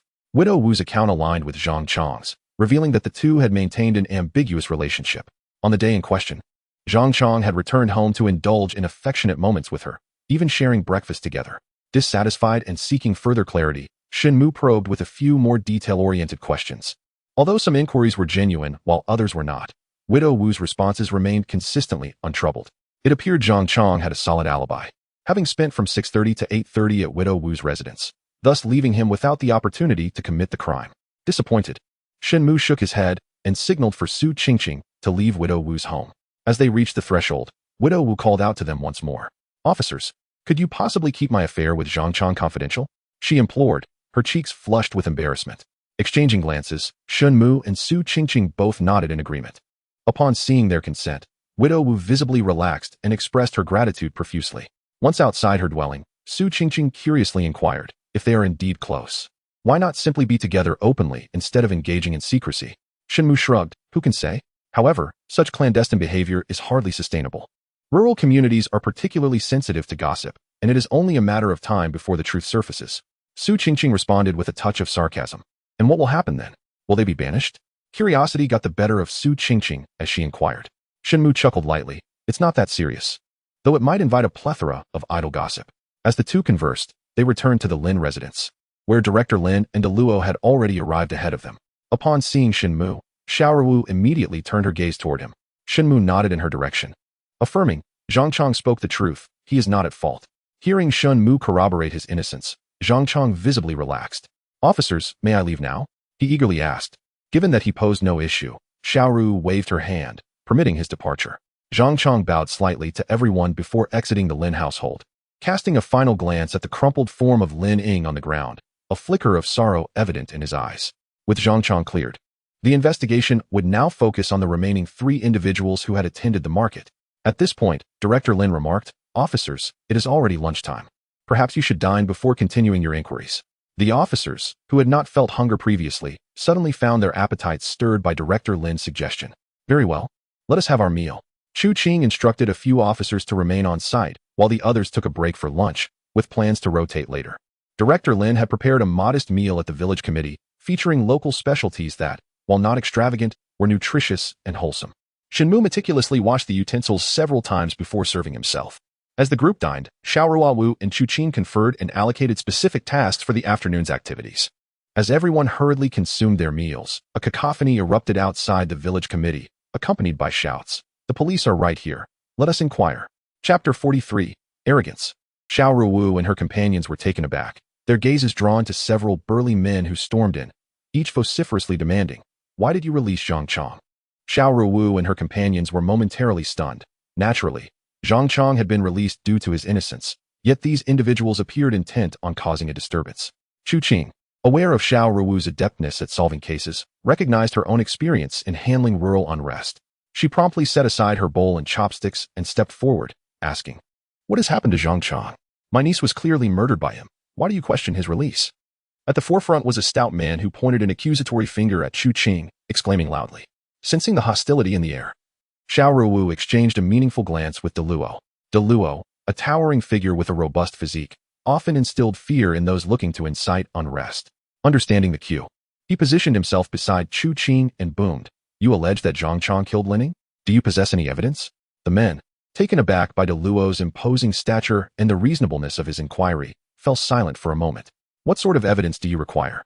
The Zhang family has always been at odds with our Lin family. Given that Linning was murdered, it must be connected to Zhang Chong. You cannot simply release him," shouted the burly leader, his face contorted with rage. Xiao Ruowu furrowed her brow. In this day and age, it was astonishing that there were still individuals clamoring for arrests without any substantiation. Chu Qing exclaimed, "We live in a society governed by law. Do you think the police can simply detain anyone at will? Arrests require substantial evidence. Zhang Chong is undoubtedly the murderer. He possesses a motive, and you cannot arbitrarily release him." The burly man with a face marked by rough features continued to shout loudly. "Lin Zhong, what are you yelling about? The case is still under investigation. You must exercise patience." Director Lin, observing the crowd's unreasonable behavior, frowned and reprimanded the boisterous man. Upon hearing Director Lin mention the burly man's name, Shen Mu was momentarily taken aback. He recalled that this individual was among the suspects. He scrutinized the man, noting not only his intimidating appearance but also the fierce glint in his eyes, suggesting he was not one to be trifled with. As a member of the Lin family, Director Lin held considerable authority and respect. His mere words silenced the crowd. "Uncle Lin, it is evident that Zhang Chong committed murder. The police must have colluded with the Zhang family behind the scenes. Otherwise," Lin Zhong protested once more. Director Lin's expression darkened as he perceived the disrespect directed at him. "This is utter nonsense. Investigations rely on evidence. You all should return home. The officers will provide you with an explanation." Upon hearing Director Lin's assertion, the group fell silent. Lin Zhong, seeing the others quiet, begrudgingly declared, "Fine. We shall grant you police some time. However, if the case remains unresolved, I will ensure that the Zhang family pays for their blood debts." With that, he stubbornly stormed off, and the others followed suit. After everyone had departed, Director Lin offered a wry smile to Xiao Ruowu and her companions, stating, "When I mentioned that this case would pose significant challenges if unresolved, I was alluding to this very aspect." Xiao Ruowu inquired, "Is there a long-standing conflict between the Lin and Zhang families in the village?" Director Lin sighed again. "It is a legacy of historical grievances. In recent years, the situation has improved somewhat, yet it remains merely superficial. The internal strife is fierce." The group nodded thoughtfully, realizing that solving this case was imperative, lest it lead to potential bloodshed between the two families. "Let us eat, and then we shall proceed with our work." The weight of the task felt heavy on everyone, particularly on Chu Qing, for Yin Hui village fell under the jurisdiction of their precinct. Any significant incident would render the station responsible. Given her understanding of Lin Zhong's ruthless nature, Xiao Ruowu altered the original plan for the afternoon's assignments, opting to take Shen Mu, De Luo, and a local officer to conduct the interrogations. Aware of Xiao Ruowu's exceptional skills, having won the National Police Free Fighting Championship, Chu Qing felt reassured by the presence of Shen Mu and De Luo. Thus, she consented to Xiao Ruowu's revised strategy. Before heading to interrogate Lin Zhong, the four deliberately sought insights from Director Lin regarding his character. Learning that Lin Zhong was not only prone to violence, but also had a history of unscrupulous behavior, engaging in deceit and trickery. Armed with this knowledge, they proceeded directly to his residence. Lin Zhong's residence was situated in the heart of the village, surrounded by other households. Upon the arrival of Xiao Ruowu and her companions, the neighbors on either side of Lin Zhong's home took notice. However, they refrained from stepping outside, choosing instead to peer through windows and cracks in the doors. De Luo couldn't help but remark, "It seems Lin Zhong's popularity is rather lacking." Shen Mu nodded in agreement, aware that in rural areas, if one had good relations, neighbors would typically emerge to lend a supportive word when the police came knocking. Yet, it was evident that Lin Zhong's neighbors were not inclined to offer any assistance, appearing instead as if they were eagerly anticipating a spectacle. The officer from the local police station, Wei Jun, was a seasoned veteran, residing in Maoshui town and having worked there for many years. He commented, "In impoverished and treacherous terrains, one often encounters unscrupulous individuals. Clearly, Lin Zhong is one of those." As they conversed, they arrived at Lin Zhong's doorstep. Xiao Ruowu signaled to Deluo, who promptly called out, "Is Lin Zhong at home?" "Who is it?" Lin Zhong emerged, and upon seeing the 4 officers, his expression shifted dramatically. He immediately demanded, "What do you want?" Xiao Ruowu intended to adopt a diplomatic approach before resorting to force, so she replied, "May we come in to speak?" Lin Zhong scoffed, blocking the entrance and refusing to yield. Shen Mu glanced around at the onlookers before addressing Lin Zhong. "The neighbors are watching. It wouldn't be wise to create a scene. Let's discuss this inside." This statement served as a subtle reminder to Lin Zhong that this was his village, and causing a disturbance could have negative repercussions for him. Lin Zhong let out another scoff, clearly unappreciative of the suggestion, yet he ultimately stepped aside, allowing the 4 to enter his home. Upon entering the residence of Lin Zhong, Xiao Ruowu and her companions were struck by the starkness of the surroundings. The walls were bare, allowing the chill of the wind to seep through, and the disarray of the home was accompanied by a musty odor. The sole item of note within the abode was a motorcycle parked in the main room. From Director Lin, they learned that Lin Zhong had once been married, but his wife could no longer endure his indolence and had departed, leaving him to dwell alone. "What brings you here?" Lin Zhong inquired with a stern expression as the group settled in. Wei Jun responded, "We wish to discuss the murder of Lin Ying. Could you tell us where you were this morning and what you were doing?" Upon hearing this, Lin Zhong's impatience flared. "Didn't I already answer that? I went to the market this morning." Wei Jun pressed further. "Could you specify the time you left for town and when you returned? Did you encounter anyone else?" "I can't recall the exact times, and I didn't run into anyone," Lin Zhong retorted, his face twitching slightly after Wei Jun's inquiry. Deluo furrowed his brow, asserting, "Lin Zhong, this is an investigation. It would be prudent for you to respond truthfully." To this, Lin Zhong raised his chin defiantly and sneered. "Am I committing a crime for not remembering? Can you arrest me for that?" Deluo's face flushed with anger, and had Xiao Ruowu not intervened, a heated argument would have ensued. "Lin Zhong, considering your connection to Lin Ying's family, it would be in your best interest to ensure that her murderer does not evade justice. If you wish for a swift resolution to this case, cooperation with our investigation is imperative." Xiao Ruowu's words conveyed several meanings. Firstly, she intended to temporarily ease her relationship with Lin Zhong, as it remained uncertain whether he was connected to Lin Ying's murder. Secondly, she aimed to appeal to his emotions and reason. If Lin Zhong were innocent, a rational person would cooperate upon hearing such sentiments. However, it was evident that Xiao Ruowu had miscalculated this time. Instead of showing restraint, Lin Zhong became increasingly audacious, exclaiming, "The murderer? The true killer is Zhang Chong. Why don't you apprehend him? Why are you probing here?" Xiao Ruowu arched an eyebrow, realizing that Lin Zhong was indeed a reckless individual, which explained his wife's departure. He was nearly impervious to reason. Wei Jun promptly interjected, "Lin Zhong, we are here to investigate the case. As for whether Zhang Chong is the murderer, we still require further investigation." Seeing Wei Jun attempt to reason with Lin Zhong, Xiao Ruowu shook her head, occasionally glancing back. She noticed Shen Mu swiftly pick something up from the ground before standing up with an impassive demeanor. Chapter 44. The difficult citizen. Xiao Ruowu was taken aback. Since Shen Mu was positioned behind Lin Zhong, the latter remained oblivious to his actions. Shen Mu clenched his right fist and circled around the only valuable item in Lin Zhong's possession, a dilapidated motorcycle, which bore 2 snakeskin bags on the back seat. "If you police wish to solve the case, go arrest Zhang Chong and cease your incessant prattle. Just leave." In response to Wei Jun's earnest counsel, Lin Zhong stubbornly refused to show any gratitude. Wei Jun grew exasperated, on the verge of losing his temper, but was halted by Shen Mu stepping forward. "Let us depart." Shen Mu addressed Wei Jun, and Xiao Ruowu felt a surge of understanding, promptly nodding in agreement with Shen Mu's decision. Wei Jun refrained from further arguing, angrily departing with Xiao Ruowu and the others from Lin Zhong's residence. As the 4 stepped outside, they heard Lin Zhong's cold voice behind them. "What police? Just a bunch of fools. How dare they come and question me?" With that, he slammed the door shut with a resounding thud.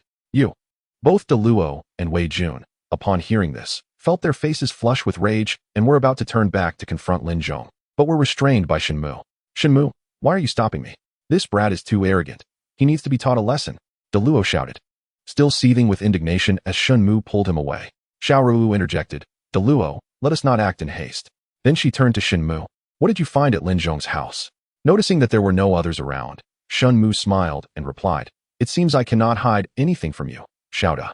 He opened his right hand to reveal a yellow-brown object, roughly the size of a fingernail, emanating a faint, unpleasant odor. "What is this?" Deluo picked up the object, examining it closely but failing to identify it. "It appears to be animal skin." Wei Jun, having extensive experience in grassroots work, took it carefully, scrutinizing it further before bringing it to his nose for a whiff. ultimately inquiring with uncertainty. Observing Shen Mu's soiled palm, Xiao Ruowu offered him a napkin. Shen Mu accepted it and vigorously wiped his palm before cheerfully stating, "Indeed, this is certainly animal skin." Both Wei Jun and De Luo were now filled with curiosity. What animal does it belong to? It's quite rare. Even Xiao Ruowu was perplexed by Shen Mu's intentions, her eyes fixed upon him. "Shen Mu, could you elucidate the significance of this skin?" Upon noticing the confusion among the three, Shen Mu began to explain. "This skin exhibits a yellow-brown hue, adorned with small black spots. Although the mucous membrane is dried, it was present when alive. Do you not recognize what this is?" Wei Jun and De Luo shook their heads in response. Shen Mu's expression grew solemn. "This is the skin of a giant salamander. Baby fish." Wei Jun and De Luo exclaimed in astonishment. "Are you asserting that this is the skin of a baby fish?" Xiao Ruowu was equally taken aback. She had heard of the giant salamander, known as baby fish due to its croaking resembling a child's cry. "Shen Mu, you cannot be mistaken, can you? Is this truly the skin of a giant salamander?" Xiao Ruowu began to doubt. "This is indeed the skin of a giant salamander. I have encountered similar descriptions in literature and cannot be mistaken," Shen Mu asserted with unwavering conviction. Among the trio, Wei Jun and Shen Mu were previously unacquainted. Yet Xiao Ruowu and De Luo were well aware of Shen Mu's character. He was methodical and certainly not the type to exaggerate or speak recklessly. How peculiar. Where did Lin Zhong acquire the funds to consume such a delicacy? "I have heard that a single pound of giant salamander is worth over 1,000, Xiao Ruowu remarked. Puzzled, the presence of processed remnants of skin suggested that Lin Zhong had indeed consumed the giant salamander. Yet his family was impoverished to the point of struggling to make ends meet. How could he possibly afford this? Shen Mu posited. Lin Zhong must have stolen this giant salamander. Both De Luo and Wei Jun were taken aback, as it was their first collaboration. And Wei Jun quickly realized that Shen Mu spoke with an astonishing certainty, as if he was completely assured about every matter. Feeling somewhat unconvinced, he inquired, "Xiao Shun, how do you know that the giant salamander was stolen by him? It could have been given to him, caught by him, or perhaps even gifted by someone else." He was not attempting to exonerate Lin Zhong. Rather, he was merely curious about Shen Mu's reasoning. Shen Mu smiled, but did not address Wei Jun's question directly. Instead, he said, "To my knowledge, both Yanhui Village and Maoshui Town do not have any fish farming ponds." Wei Jun nodded in agreement. "Indeed, there are none.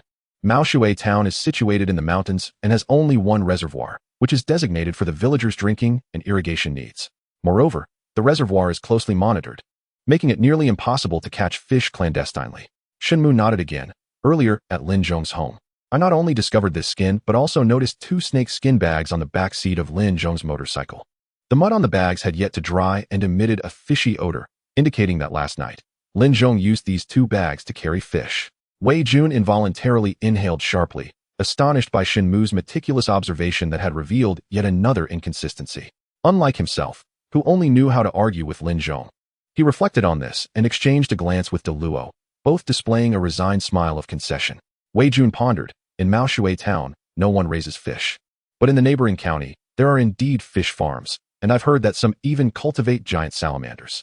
Xiao Ruowu interjected, "Giant salamanders hold immense value. If a farmer's giant salamander were stolen, he would undoubtedly report it to the authorities." Upon hearing this, Wei Jun and De Luo's eyes lit up with excitement. Wei Jun, filled with joy, exclaimed, "I am well acquainted with the police station in Wushan Town. We often collaborate. I will call them now to inquire about Officer Jiang." Xiao Ruowu nodded in agreement. Without delay, Wei Jun took out his police communication device and dialed the Wushan Town police station. Once connected, he succinctly briefed them on the situation and inquired whether anyone had reported a missing giant salamander. To his surprise, before he could finish his sentence, the voice on the other end erupted with urgency. "Old Wei, you must apprehend that individual immediately. A farmer in our jurisdiction was murdered last night, and all of their giant salamanders were stolen." "What? A homicide occurred?" Wei Jun and the others were taken aback, and even Shen Mu could not hide his astonishment. Yes, Old Wei, you must detain that person. Where are you now?" "In Yanhui Village." "Very well, we will be there shortly." The call was abruptly ended. Putting away his phone, Wei Jun scratched his head in disbelief, reflecting, "It truly is a case of unintentional consequences. While we were investigating Lin Ng's murder, we inadvertently assisted our colleagues in solving a homicide in their jurisdiction." De Luo sighed, acknowledging that such situations were not uncommon during their investigations, and they could only envy the good fortune of their peers. "Xiao, I will head to the village entrance to bring them here," Wei Jun informed Xiao Ruowu. She nodded in response. "We will remain here to monitor Lin Zhong, to prevent his escape." Wei Jun acknowledged her with a sound of agreement and proceeded to the village entrance to welcome their neighboring colleagues, while Xiao Ruowu and the others stayed behind, keeping a watchful eye on Lin Zhong. After a considerable wait, the door of Lin Zhong's residence remained firmly closed, and he did not emerge. Although Lin Zhong's figure was not visible, Xiao Ruowu and her companions distinctly sensed that he was secretly observing them from within. Not only Lin Zhong, but the other households were also enveloped in an eerie silence, as if every home was intently watching this scene unfold. Chapter 45. The Fortunate Companions Today. We owe our gratitude to Shen Mu for his discovery. Otherwise, we would have let Lin Zhong slip away, and the police's credibility would have been utterly compromised. Deluo remarked. Xiao Ruowu remained silent, noticing that Shen Mu occasionally sniffed his palm, his brow furrowed in concentration. Shen Mu, did you not clean your hand properly? I have some napkins here, Xiao Ruowu offered, producing a few from her bag and handing them to him. After receiving the napkins, Shen Mu wiped his hand again, saying, I don't know why, but I keep sensing an unpleasant odor on my palm, that of the mudfish's skin. It's rather nauseating. Deluo couldn't help but burst into laughter. Shen Mu, you are perfect in every way, except for being overly fastidious. If you were to marry a lazy wife, there would be frequent quarrels. Shen Mu shook his head. Can I marry a diligent wife? Haha, nowadays women have their own careers. Expecting them to solely manage the household might be asking too much. For instance, if Xiao were to marry. Deluo abruptly halted his sentence, realizing that Xiao Ruowu's icy gaze was fixed upon him, causing him to quickly close his mouth in fear. Deluo, you are commendable in many respects, yet your tongue is far too loose. Xiao Ruowu coldly retorted, echoing Deluo's earlier teasing of Shen Mu. Indeed, my wife and daughter say the same. But I have grown accustomed to it. Much like Shen Mu's penchant for cleanliness, it's unchangeable. Although Xiao Ruowu's words carried a hint of mockery, Deluo did not dare to retort. He merely nodded vigorously, acquiescing to her remarks. Xiao Ruowu chose not to pursue the matter further. Noticing that Shen Mu had wiped his palms once again, she contemplated speaking but ultimately pressed her lips together, refraining from voicing her thoughts. After a considerable interval, the door to Lin Zhong's residence remained tightly shut. At that moment, she spotted Wei Jun approaching from a distance, accompanied by a group of individuals in a swift manner. Upon their arrival, Shen Mu observed that there were 7 individuals, each equipped with standard police gear, including handguns, handcuffs, and tear gas launchers, indicating the gravity with which they regarded this apprehension. Xiao, allow me to introduce you to Director Jiang from the Wushan Town Police Station. Director Jiang. This is our criminal investigation team. Xiao, Wei Jun presented the two to one another. As Xiao Ruowu shook hands with Director Jiang, he expressed his gratitude, stating, Xiao, we owe our discovery to you. Otherwise, we would still be searching for the suspect like finding a needle in a haystack. Xiao Ruowu replied, we are all in the same profession. There is no need for formalities. The evidence against Lin Zhong was uncovered thanks to the efforts of our criminal investigation team, particularly Shen Mu. She gestured towards Shen Mu as she spoke. Director Jiang, impressed by Shen Mu's youth, expressed sincere appreciation for his contributions. Director Jiang, there is no need for pleasantries. Lin Zhong is still at home, and we must proceed with the arrest. Shen Mu declared. Very well, Director Jiang responded, his expression shifting back to seriousness. He signaled to his subordinates, and the group swiftly advanced towards Lin Zhong's abode. Just before they reached the entrance, the door suddenly swung open, revealing Lin Zhong attempting to flee. Lin Zhong, halt. Otherwise, I shall be compelled to use my weapon. Upon witnessing Lin Zhong's attempt to flee, Director Jiang swiftly drew his firearm and discharged a warning shot into the air. The sound startled Lin Zhong, causing his legs to weaken and him to collapse onto the ground. Observing this, Director Jiang and his team rushed over, promptly securing Lin Zhong with handcuffs and ensuring his firm restraint. As they hoisted him back to his feet, Director Jiang inquired, what is your name? This question was posed in accordance with protocol to verify the identity of the apprehended individual. Lin Zhong, his face ashen, found himself under the scrutinizing gazes of the crowd and could only utter, my name is Lin Zhong. What did you see when we ran? Director Jiang pressed further. Lin Zhong's lips trembled, rendering him speechless. From midnight last night until 8 o'clock this morning, where were you? What were you doing? Director Jiang continued, his tone firm. In truth, the murder and robbery of the aquaculture farmer had occurred between midnight and 2 o'clock, but Director Jiang was aware, through Wei Jun's account, that another homicide had transpired in the vicinity around 7 o'clock that morning. Hence, he posed the questions regarding Xiao Ruowu and others simultaneously. I have been at home sleeping since last night. I went to the market this morning. I did nothing, Lin Zhong replied, beads of sweat trickling down his forehead. The seasoned officers present could easily discern Lin Zhong's palpable unease, indicating that he was indeed hiding something. Director Jiang fixed Lin Zhong with a piercing gaze. I am affording you one opportunity. What precisely were you engaged in from midnight until 8 o'clock this morning? I truly did nothing. As Lin Zhong attempted to defend himself, Director Jiang seized a stack of inquiry records from his subordinates, lifting them before Lin Zhong.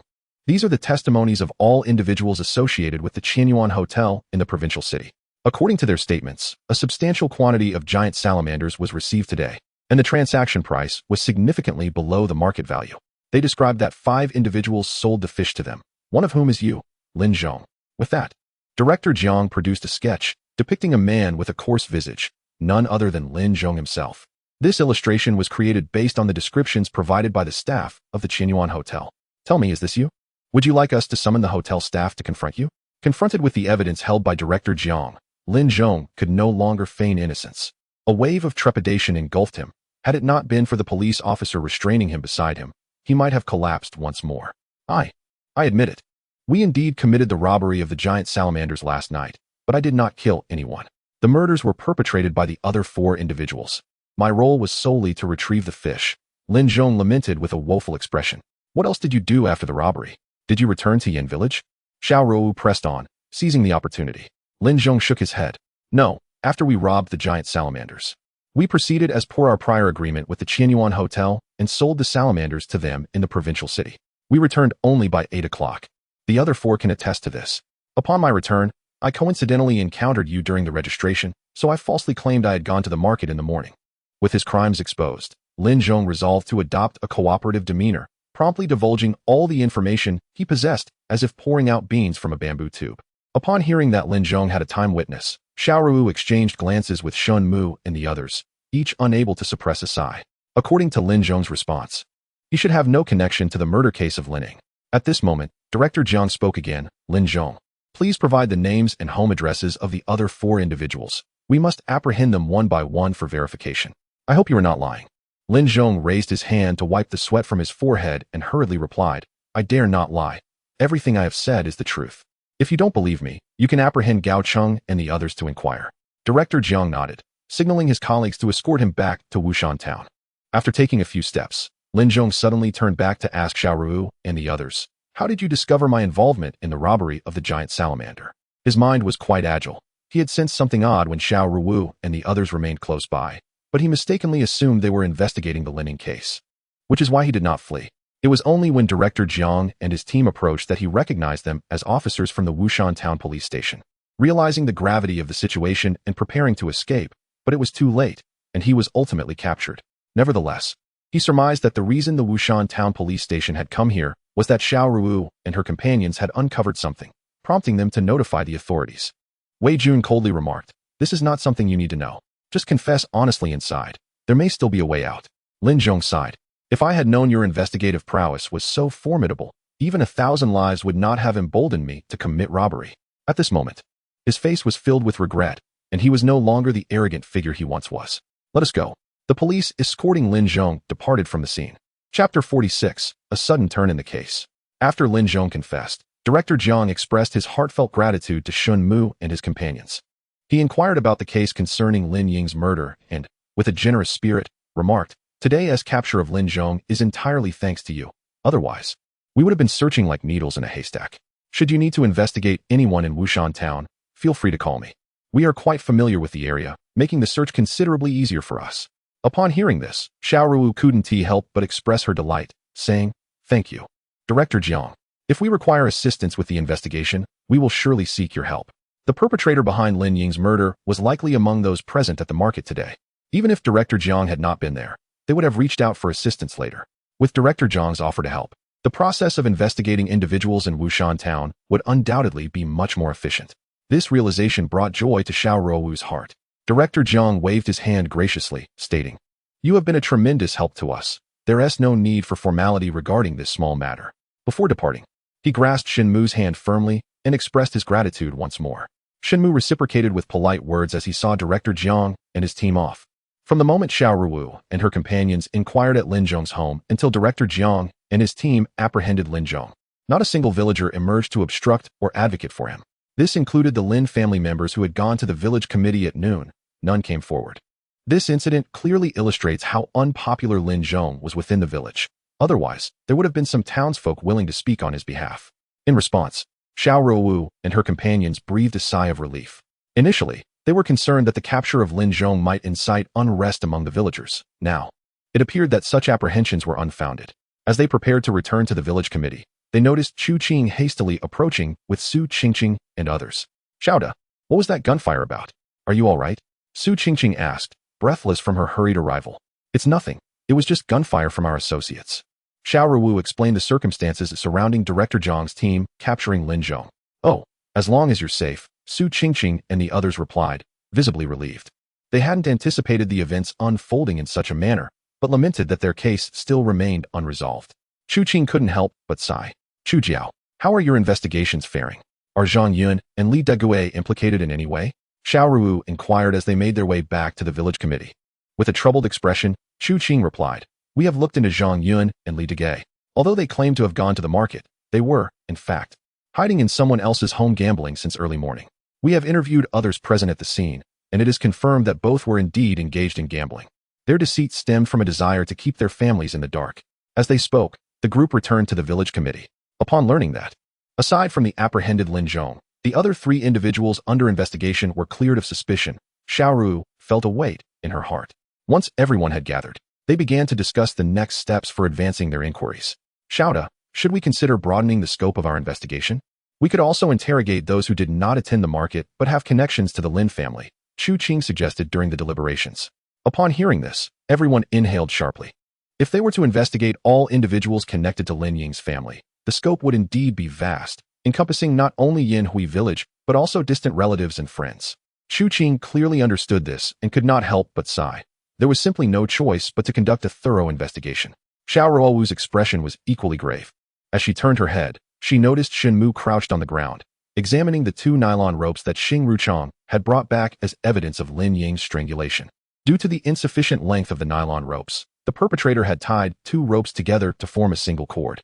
Xiao Ruowu had studied this nylon rope. It was exceedingly commonplace, readily available for purchase in the market. Thus, tracing the suspect through the nylon rope seemed nearly impossible. Observing Shen Mu lost in thought while gazing at the rope, she could not restrain herself from asking, Shen Mu, have you discovered something? Shen Mu did not respond directly, but instead posed a question to Xing Ruchang. Old Xing, was it you who untied this knot? Confused by Shen Mu's inquiry, Xing Ruchang merely nodded. Yes, it was I who untied it.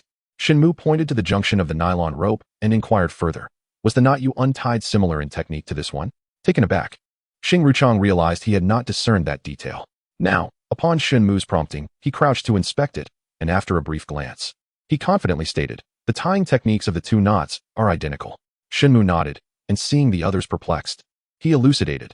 This particular knotting technique is referred to as a chain hitch, commonly employed in slaughterhouses for binding cattle and sheep, characterized by its robustness and resistance to being undone. Upon hearing Shen Mu's words, the crowd crouched down to investigate, nodding in agreement. This knotting technique is indeed quite rare. Shen Mu continued, moreover, this knotting method is exceedingly difficult to master. Typically, one cannot achieve such a meticulous knot without professional training. As he spoke, he handed the ends of the rope to De Luo. Brother Luo, give it a try and see if you can replicate this knot. All right, I shall attempt it. De Luo began to imitate the knot, but as Shen Mu had indicated, the chain hitch was remarkably challenging, and after several attempts, he found himself unsuccessful. Let me have a go. Chu Qing took the rope from De Luo's hands, also endeavoring to tie the chain hitch, but similarly failed after numerous tries. Observing this, Xiao Ruowu raised an eyebrow and turned to Shen Mu, saying, are you suggesting that the suspect can tie a chain hitch, thus implying he may be associated with a slaughterhouse? Shen Mu nodded. Earlier, my focus was entirely on that pool of grease at the scene, overlooking the knotting technique of the rope. In retrospect, it appears highly probable that the suspect is indeed a worker from a slaughterhouse.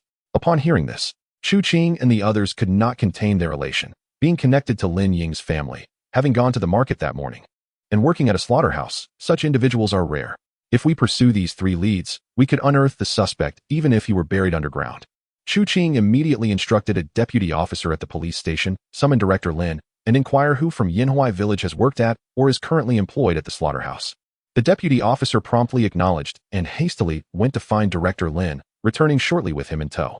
Upon hearing Chu Qing's inquiry, Director Lin displayed an exceedingly peculiar expression. The others quickly grasped the implication. There was indeed such a person.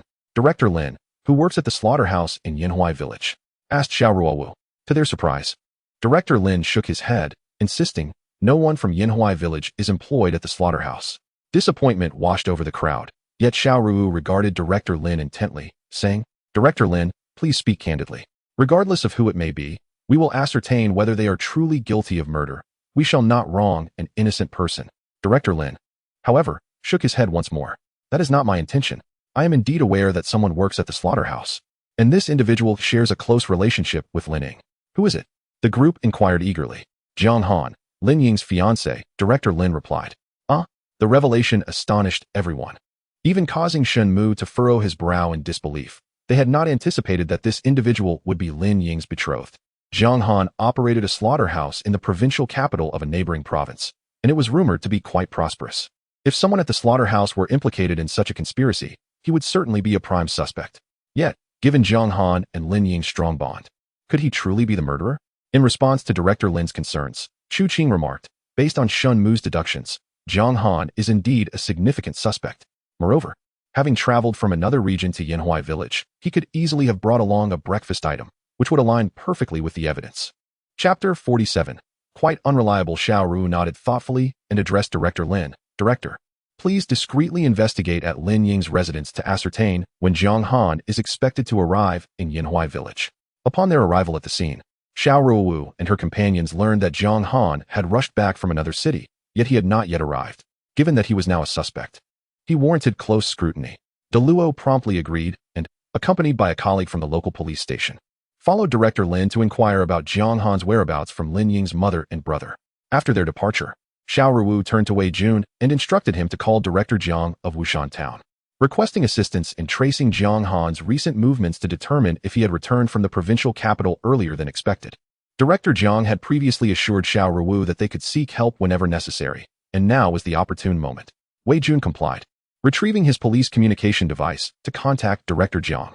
Once connected, he learned that Director Jiang had returned to Wushan Town and immediately responded to the situation, saying, "All right. Please inform Xiao De and Team Leader Shen that I will promptly initiate an investigation."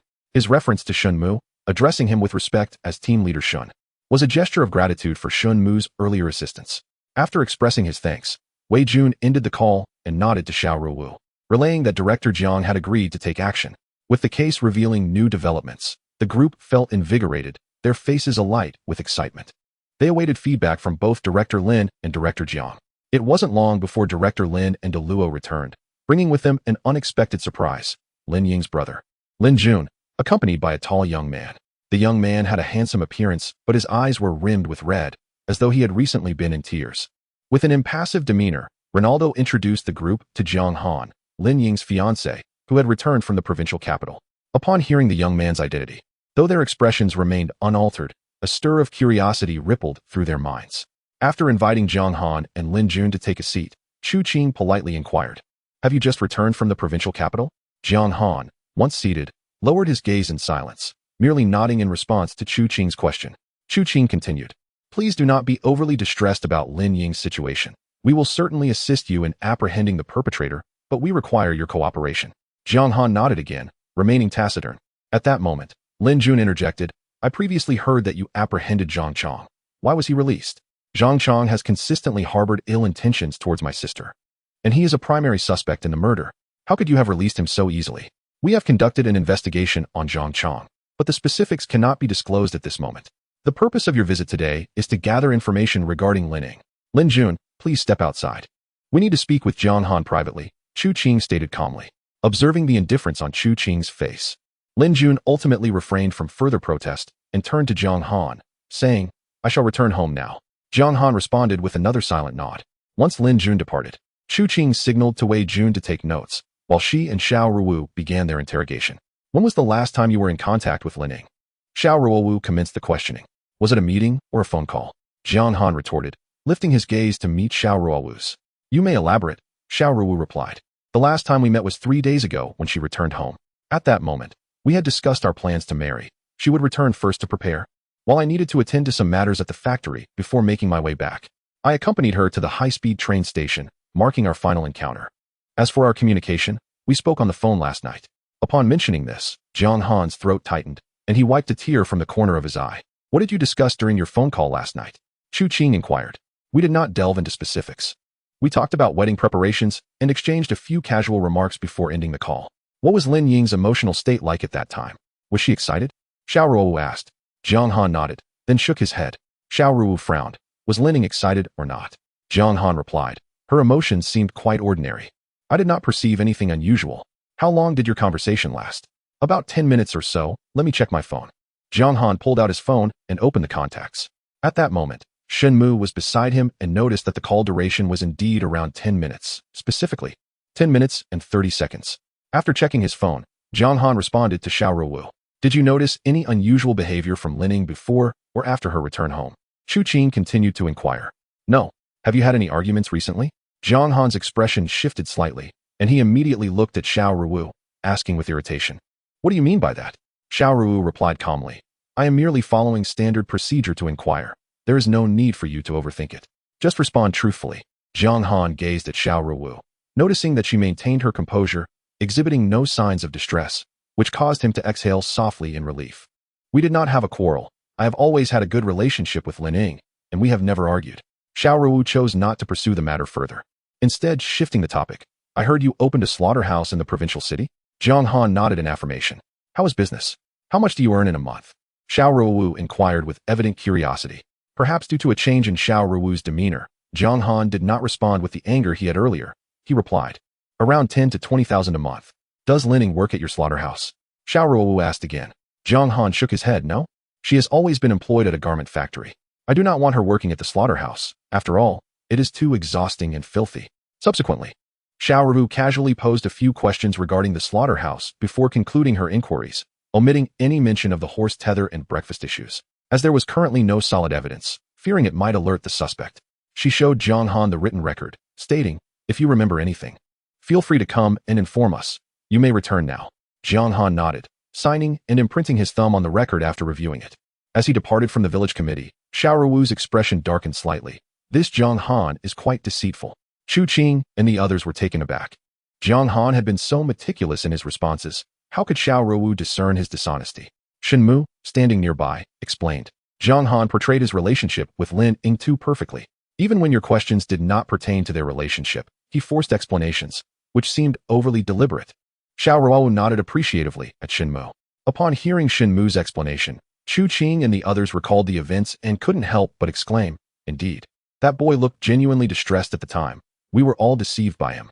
If he hadn't deliberately showcased his close relationship with Lin Ying, we might not have suspected anything. However, this has completely exposed him. He has indeed made a blunder. De Luo and the others were so excited that they rubbed their hands together in anticipation. Wei Jun remarked, I hope Director Jiang can uncover something. Otherwise, even if we suspect him, we cannot take any action based solely on the nodding technique or his calculated responses.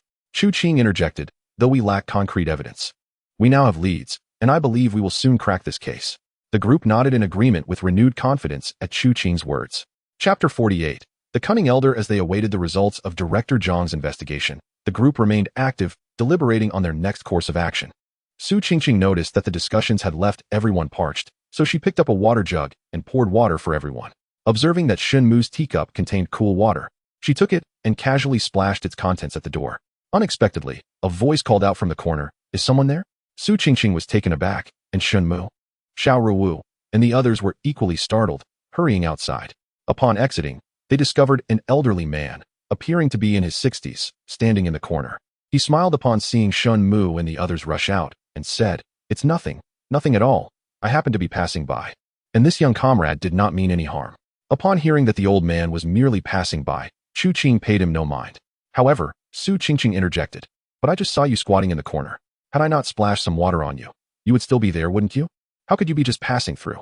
Chu Qing frowned at this remark and turned to glare at the old man. The old man, visibly irked, retorted, Look at what you're saying, young comrade. I hold no grudge against you, yet you go about fabricating tales. Am I eavesdropping on your conversation intentionally? Su Qingqing pouted and muttered, Seems like it. The old man shot her a glare. Meanwhile, Xiao Ruowu gestured for Su Qingqing to be quiet and addressed the old man. Where are you headed? Noticing the old man had come from the east and that there were no houses to the west, she posed the question deliberately. To her surprise, the old man's eyes twinkled with mischief as he replied, I have business at the village committee. Su Qingqing, hearing this, couldn't resist muttering under her breath. You just said you were passing by, and now you claim to have business at the committee. Everyone present, including Xiao Ruowu, heard her remark. However, this time, Xiao Ruowu did not scold Su Qingqing but instead regarded the old man with a contemplative gaze. The old man, instead of becoming angry, chuckled amiably. You young comrades sure love to joke. Silence fell upon the group. Yet they all understood that the old man had indeed been eavesdropping, though they were left wondering when he had arrived and how much of their conversation he had overheard. Su Qingqing, her expression stern, snapped, "Who was joking with you?" The old man's smile faltered. At that moment, Director Lin emerged from the village committee's duty room. Upon spotting the old man, his brow furrowed with concern. "Old Huang, what brings you here?" Old Huang immediately said, "I am the one who reports the crime. My goose has been stolen, and I seek your assistance in investigating this matter." "A goose has been stolen? When did you start keeping geese?" Director Lin furrowed his brow in confusion. Old Huang replied earnestly, "I just purchased a gosling yesterday in Wushan town, and to my dismay, it has been taken from me." "Enough, Old Huang. Do not speak nonsense. The officers are occupied with significant matters. Who has the time to assist you with a mere gosling? Be on your way." Director Lin, having just come out, was unaware that Old Huang had been eavesdropping and waved him away repeatedly. Old Huang, with a cunning glint in his eye, nodded and bowed. "Ah, I apologize for disturbing you, esteemed officers. I shall take my leave." With that, he hurriedly departed. As they watched Old Huang leave, Shen Mu turned to Director Lin and inquired, "Who is this Old Huang? Why does he act so furtively?" Director Lin shook his head. "He is an outsider in our village, having arrived many years ago and never left. He idles away his time without engaging in meaningful work and has faced disciplinary actions in the past." Chu Qing, puzzled, asked, "Does he know Jiang Han?" "He was eavesdropping while we were discussing the case." Director Lin frowned. "Eavesdropping? This Old Huang is becoming increasingly brazen. He must be acquainted with Jiang Han. Whenever we have visitors in the village, he makes it a point to join in, seeking to gain something from the situation. He certainly attended when Jiang Han visited the Lin family." De Luo immediately turned to Xiao Ruowu. "Xiao Da, I shall inquire further and ask him why he was eavesdropping." Xiao Ruowu observed the receding figure of the old man, lost in contemplation for a moment before articulating her thoughts. For the time being, refrain from direct inquiries. Instead, take someone along to discreetly monitor the old man. We shall await feedback from Director Jiang before taking further action. We can assign a comrade from the local police station to accompany you." Chu Qing promptly turned and designated a police officer to accompany De Luo in surveilling the old man. The pair acknowledged her instructions and stealthily followed the old man. Meanwhile, after De Luo and his companions set off to monitor the old man, the others returned indoors, continuing to await news from Director Jiang. However, drawing from past experiences, Xiao Ruowu instructed Su Qingqing to sit at the entrance to prevent eavesdropping. After a prolonged wait, the phone call from Director Jiang finally came through. Wei Jun quickly answered. "Hello, Director Jiang." On the other end, Director Jiang stated, "Old Wei, we have investigated the matter you asked us to look into. Jiang Han left the provincial city last night. However, he did not return to Wushan town, but is staying at the Xiangshan Hotel in the neighboring Xiangshan town. The precise nature of his activities remains unclear. Furthermore, our findings indicate that Jiang Han and Lin Ying's relationship has soured recently. They have been frequently quarreling, and it appears Jiang Han has become involved with another woman. We also discovered that Jiang Han's slaughterhouse has been performing poorly lately, seemingly on the verge of closure. This is all we have uncovered thus far." Before concluding the conversation, Wei Jun expressed his gratitude to Director Jiang. In a generous tone, Director Jiang replied, "You have been of great assistance to us. This matter is but a small contribution. I hope it proves beneficial to you." After ending the call, Wei Jun conveyed Director Jiang's findings to the group, stating, "According to Director Jiang, Jiang Han is quite suspicious. Various circumstances do not align." The group nodded in agreement. After a brief discussion, Chu Qing and Xiao Ruowu contemplated the matter, with Xiao Ruowu asserting, "We must investigate why Jiang Han stayed overnight in Xiangshan town last night." Upon hearing this, Wei Jun eagerly volunteered, "I am quite familiar with Xiangshan town and the local police station. I can take 2 individuals to look into this matter." Aware that Wei Jun hailed from Maoshui town and was indeed knowledgeable about the surrounding area, Xiao Ruowu readily concurred. Chu Qing promptly instructed 2 auxiliary police officers from the station to accompany Wei Jun. These officers were also locals and shared a familiarity with Xiangshan town akin to Wei Jun's. Once the 3 accepted their task, they departed from Yanhui village and drove towards Xiangshan town. After Wei Jun and the others left, Xiao Ruowu directed another auxiliary police officer to monitor the village entrance, watching for any signs of Jiang Han's departure from Yanhui village. Having given her instructions, she noticed De Luo returning alone and inquired, "Has Old Huang interacted with anyone?" De Luo took a few sips of mineral water and shook his head, replying, "That Old Huang is quite cunning. He has not engaged with anyone and went straight to bed. I have instructed the police comrades to keep an eye on him while I return to fetch water for him. Xiao Ruowu nodded in acknowledgement, signaling Su Qingqing to provide Deluo with several bottles of mineral water. Has there been any news from Director Jiang? Deluo asked. Xiao Ruowu then relayed the findings from Director Jiang and his team to Deluo. Ronaldo nodded thoughtfully, realizing that Jiang Han was indeed problematic. It was highly likely that Lao Huang was sent by him to eavesdrop.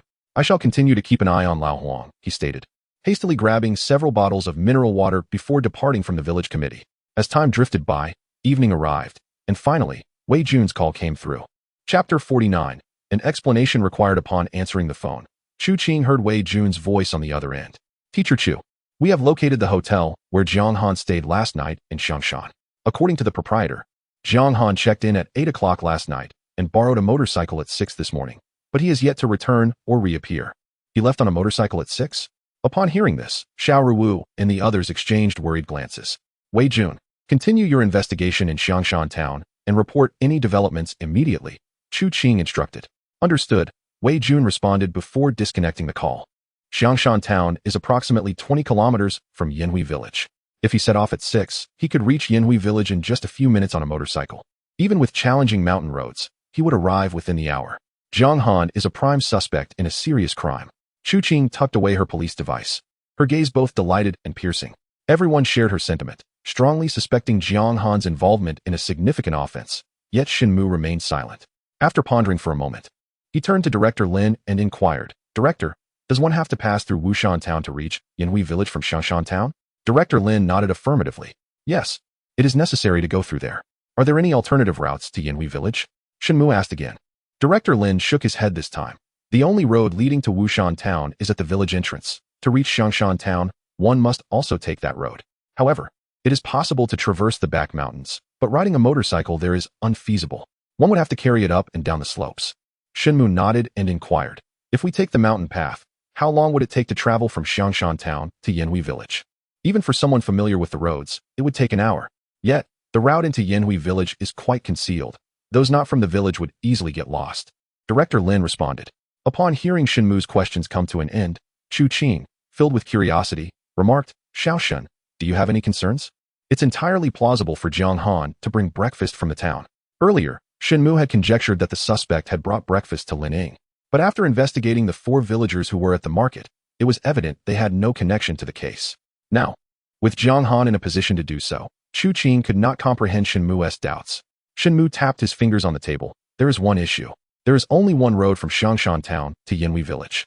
If Jiang Han rode his motorcycle here at that time, wouldn't he fear being seen along the way? Wushan town streets are where his home lies, and moreover, the villagers of Yanhui village frequent the market at that hour. Most would recognize him. Wouldn't he be concerned about encountering acquaintances?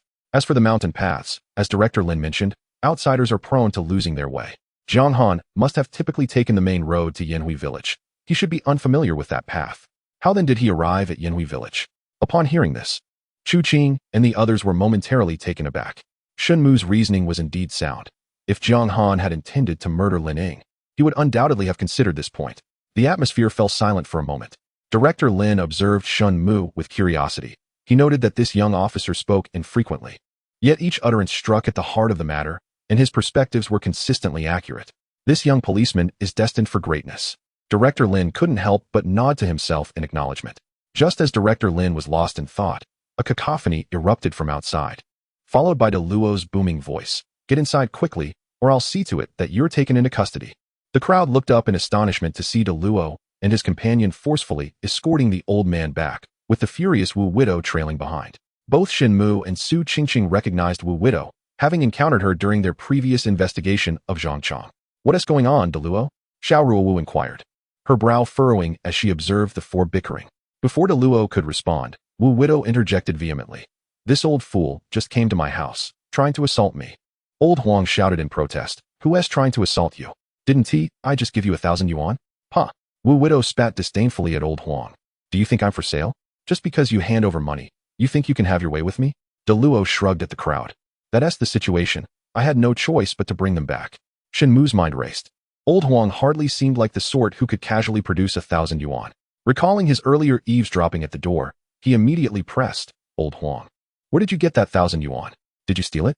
The sudden outcry startled the old man Huang. Who? with a pained expression, protested, "How could it be theft? It's my own savings. Don't spout nonsense. Do you honestly believe that you, of all people, could accumulate 1,000 yuan?" The officer interjected. "He must have stolen it. You should investigate thoroughly." Widow Wu, familiar with Shen Mu and harboring a deep disdain for the shameless old man Huang, promptly came to Shen Mu's defense. Director Li frowned, asking, "Old man Huang, be candid. Where did the money come from?" It was evident that Director Lin also doubted Huang's ability to possess such a sum.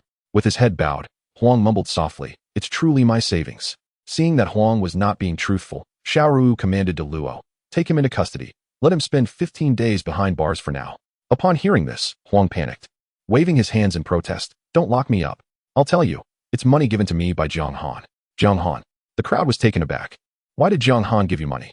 Chu Qing inquired sharply. Huang cast a furtive glance at the others, then lowered his head, mumbling, "He asked me to eavesdrop on your discussions regarding the case and offered me 1,000 yuan, promising another 1,000 if there were results." The revelation left everyone even more astonished. According to Shen Mu's earlier analysis, Lin Ying's murder seemed unrelated to Jiang Han. If that were the case, why would he send the old man to eavesdrop on their conversation? Chu Qing glared at Huang, demanding, "Did Jiang Han indeed send you to eavesdrop?" Huang nodded vigorously. "Indeed. Indeed. It was truly Jiang Han who instructed me to listen in. If you don't believe me, summon him here, and we shall confront each other directly." Chu Qing let out a cold snort, casting a glance at Xiao Ruowu, hoping she would take the lead. Xiao Ruowu pondered for a moment and said, "Regardless of the circumstances, we must re-establish contact with Jiang Han. These numerous uncertainties require his clarification." Director Lin promptly responded, "I will call Jiang Han over." Xiao Ruowu shook her head, "Let us seek him out directly." Furthermore, she turned her gaze with disdain towards old Huang and instructed, "Chu Jiao, ensure that he is watched closely and does not leave." Upon hearing this, old Huang protested, "I have already made the arrangements. Why am I still being implicated?" After Xiao Ruowu issued her command, De Luo seized him by the shoulder and forcefully pushed him into the village committee's office, saying, "What do you mean? Go inside and reflect properly. Discuss it only when you have come to terms with it." After shoving old Huang inside, he swiftly locked the door, rendering him unable to escape.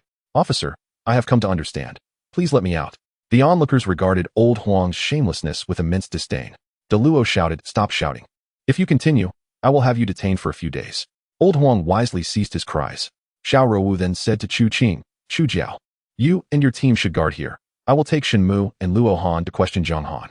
Chu Qing was aware of Xiao Ruowu's formidable skills, armed as she was, and recognized that both Shen Mu and De Luo were no pushovers either, each possessing a firearm. Thus, she felt reassured about their undertaking. Yet, she reiterated, "Let Director Lin accompany you. The villagers will be less inclined to act recklessly with him present." Director Lin, standing nearby, remarked, "I will accompany you. I am familiar with the village's circumstances, and it is wise to have someone to rely on." Upon observing that aside from Wei Jun and his two colleagues, the other officers were at the village committee, Xiao Ruowu felt confident that there would be no issues and consented to have Director Lin join them. Before departing, Xing Ruchong and several members of the criminal investigation team, including Su Qingqing, earnestly cautioned Xiao Ruowu and her companions to exercise caution. As Shen Mu approached the door, he suddenly turned back to glance at the room where old Huang was confined. After a moment's contemplation, he stepped beside Xing Ruchong and whispered a few words. Upon hearing this, Xing Ruchong nodded in agreement and responded quietly, "Rest assured, I will instruct them to commence the interrogation and examination immediately." With a sound of affirmation from Shen Mu, he then departed the village committee alongside Xiao Ruowu and her group. By this time, darkness had enveloped the outside world. Since Widow Wu was too frightened to return home alone, Xiao Ruowu and her companions graciously offered to escort her. The journey was shrouded in darkness, illuminated only by the faint glimmers of light seeping through the windows of nearby houses. Fortunately, with Director Lin leading the way, they navigated the treacherous path with relative ease. After safely delivering Widow Wu to her home, Shen Mu and his companions, under Director Lin's guidance, arrived at the neighboring residence of Lin Ying. It seemed that the horrific circumstances surrounding Lin Ying's death had rendered her mother and brother too fearful to sleep in their own home, prompting them to seek refuge with the neighbors, along with Jiang Han. Upon reaching the front of the house, they noticed that the lights within were still aglow. Director Lin stepped forward and knocked gently on the door. "Who is it?" a voice inquired from inside. "It is I," Director Lin replied. "Oh, it's Director Lin. What brings you here at such a late hour?" The door swung open as the voice continued. Upon entering the hall, Shen Mu and his companions observed a gathering of over 10 individuals engaged in conversation, among whom were Li Wanjin, Lin Jun, and Jiang Han. Upon noticing Shen Mu and his party's arrival, they all rose to their feet. Director Lin said, "Everyone else, please step outside for a moment. Jiang Han, remain behind." Jiang Han was taken aback, and Lin Jun and the others exchanged puzzled glances with Director Lin. Li Wanjin inquired, "Director Lin, do you have matters to discuss with Jiang Han?" Xiao Ruowu interjected, "There are a few questions we need to ask Jiang Han. It is nothing of great significance." Director Lin nodded in agreement. "You may all go to my home for a while, and return once the questioning is concluded." Director Lin's residence was not far away, merely a few minutes' walk. Upon hearing this, the group rose and filed out of the hall, leaving Jiang Han alone. Before departing, Lin Jun advised Jiang Han, "Call me if you need anything." As the others exited, Xiao Ruowu, concerned about a repeat of the earlier incident with the old man eavesdropping, instructed Director Lin and De Luo to wait outside while she and Shen Mu conducted the interrogation of Jiang Han. De Luo and Director Lin stepped outside to engage in casual conversation, while the interrogation by Xiao Ruowu and Shen Mu commenced. Shen Mu took notes as Xiao Ruowu led the questioning. Following the protocol, after clarifying Jiang Han's personal information, Xiao Ruowu asked, "When did you return from the provincial city?" Without hesitation, Jiang Han responded, "I returned immediately after hearing about Lin Ying's murder this morning. Here is my high-speed train ticket, which I still have." He produced a train ticket from his pocket, indicating travel from the provincial city to the neighboring county. Shen Mu took the ticket and noted that the departure time from the provincial city was 9 o'clock, with an arrival time at the county seat of 9:40. Handing the train ticket to Xiao Ruowu, Shen Mu swiftly recorded Jiang Han's response. After examining the ticket, Xiao Ruowu raised an eyebrow and continued her inquiry. "How did you travel from the county town to Yanhui village?" "Oh, I borrowed a motorcycle from a friend and rode it to Yanhui village," Jiang Han replied, his tone shifting slightly as his gaze instinctively wandered to the side, where a motorcycle was unmistakably parked. "Did you ride this very motorcycle back?" Xiao Ruowu inquired, glancing at the vehicle. She noticed it was coated in dust, yet the license plate number was still discernible. "Yes," Jiang Han affirmed. "What is your friend's name?" "Zhuaming." Jiang Han hesitated momentarily before responding. "Where does he reside?" Xiao Ruowu pressed further. "He lives... Oh, his home is in Xiangshan town, but he occasionally stays in the county town. This morning he was."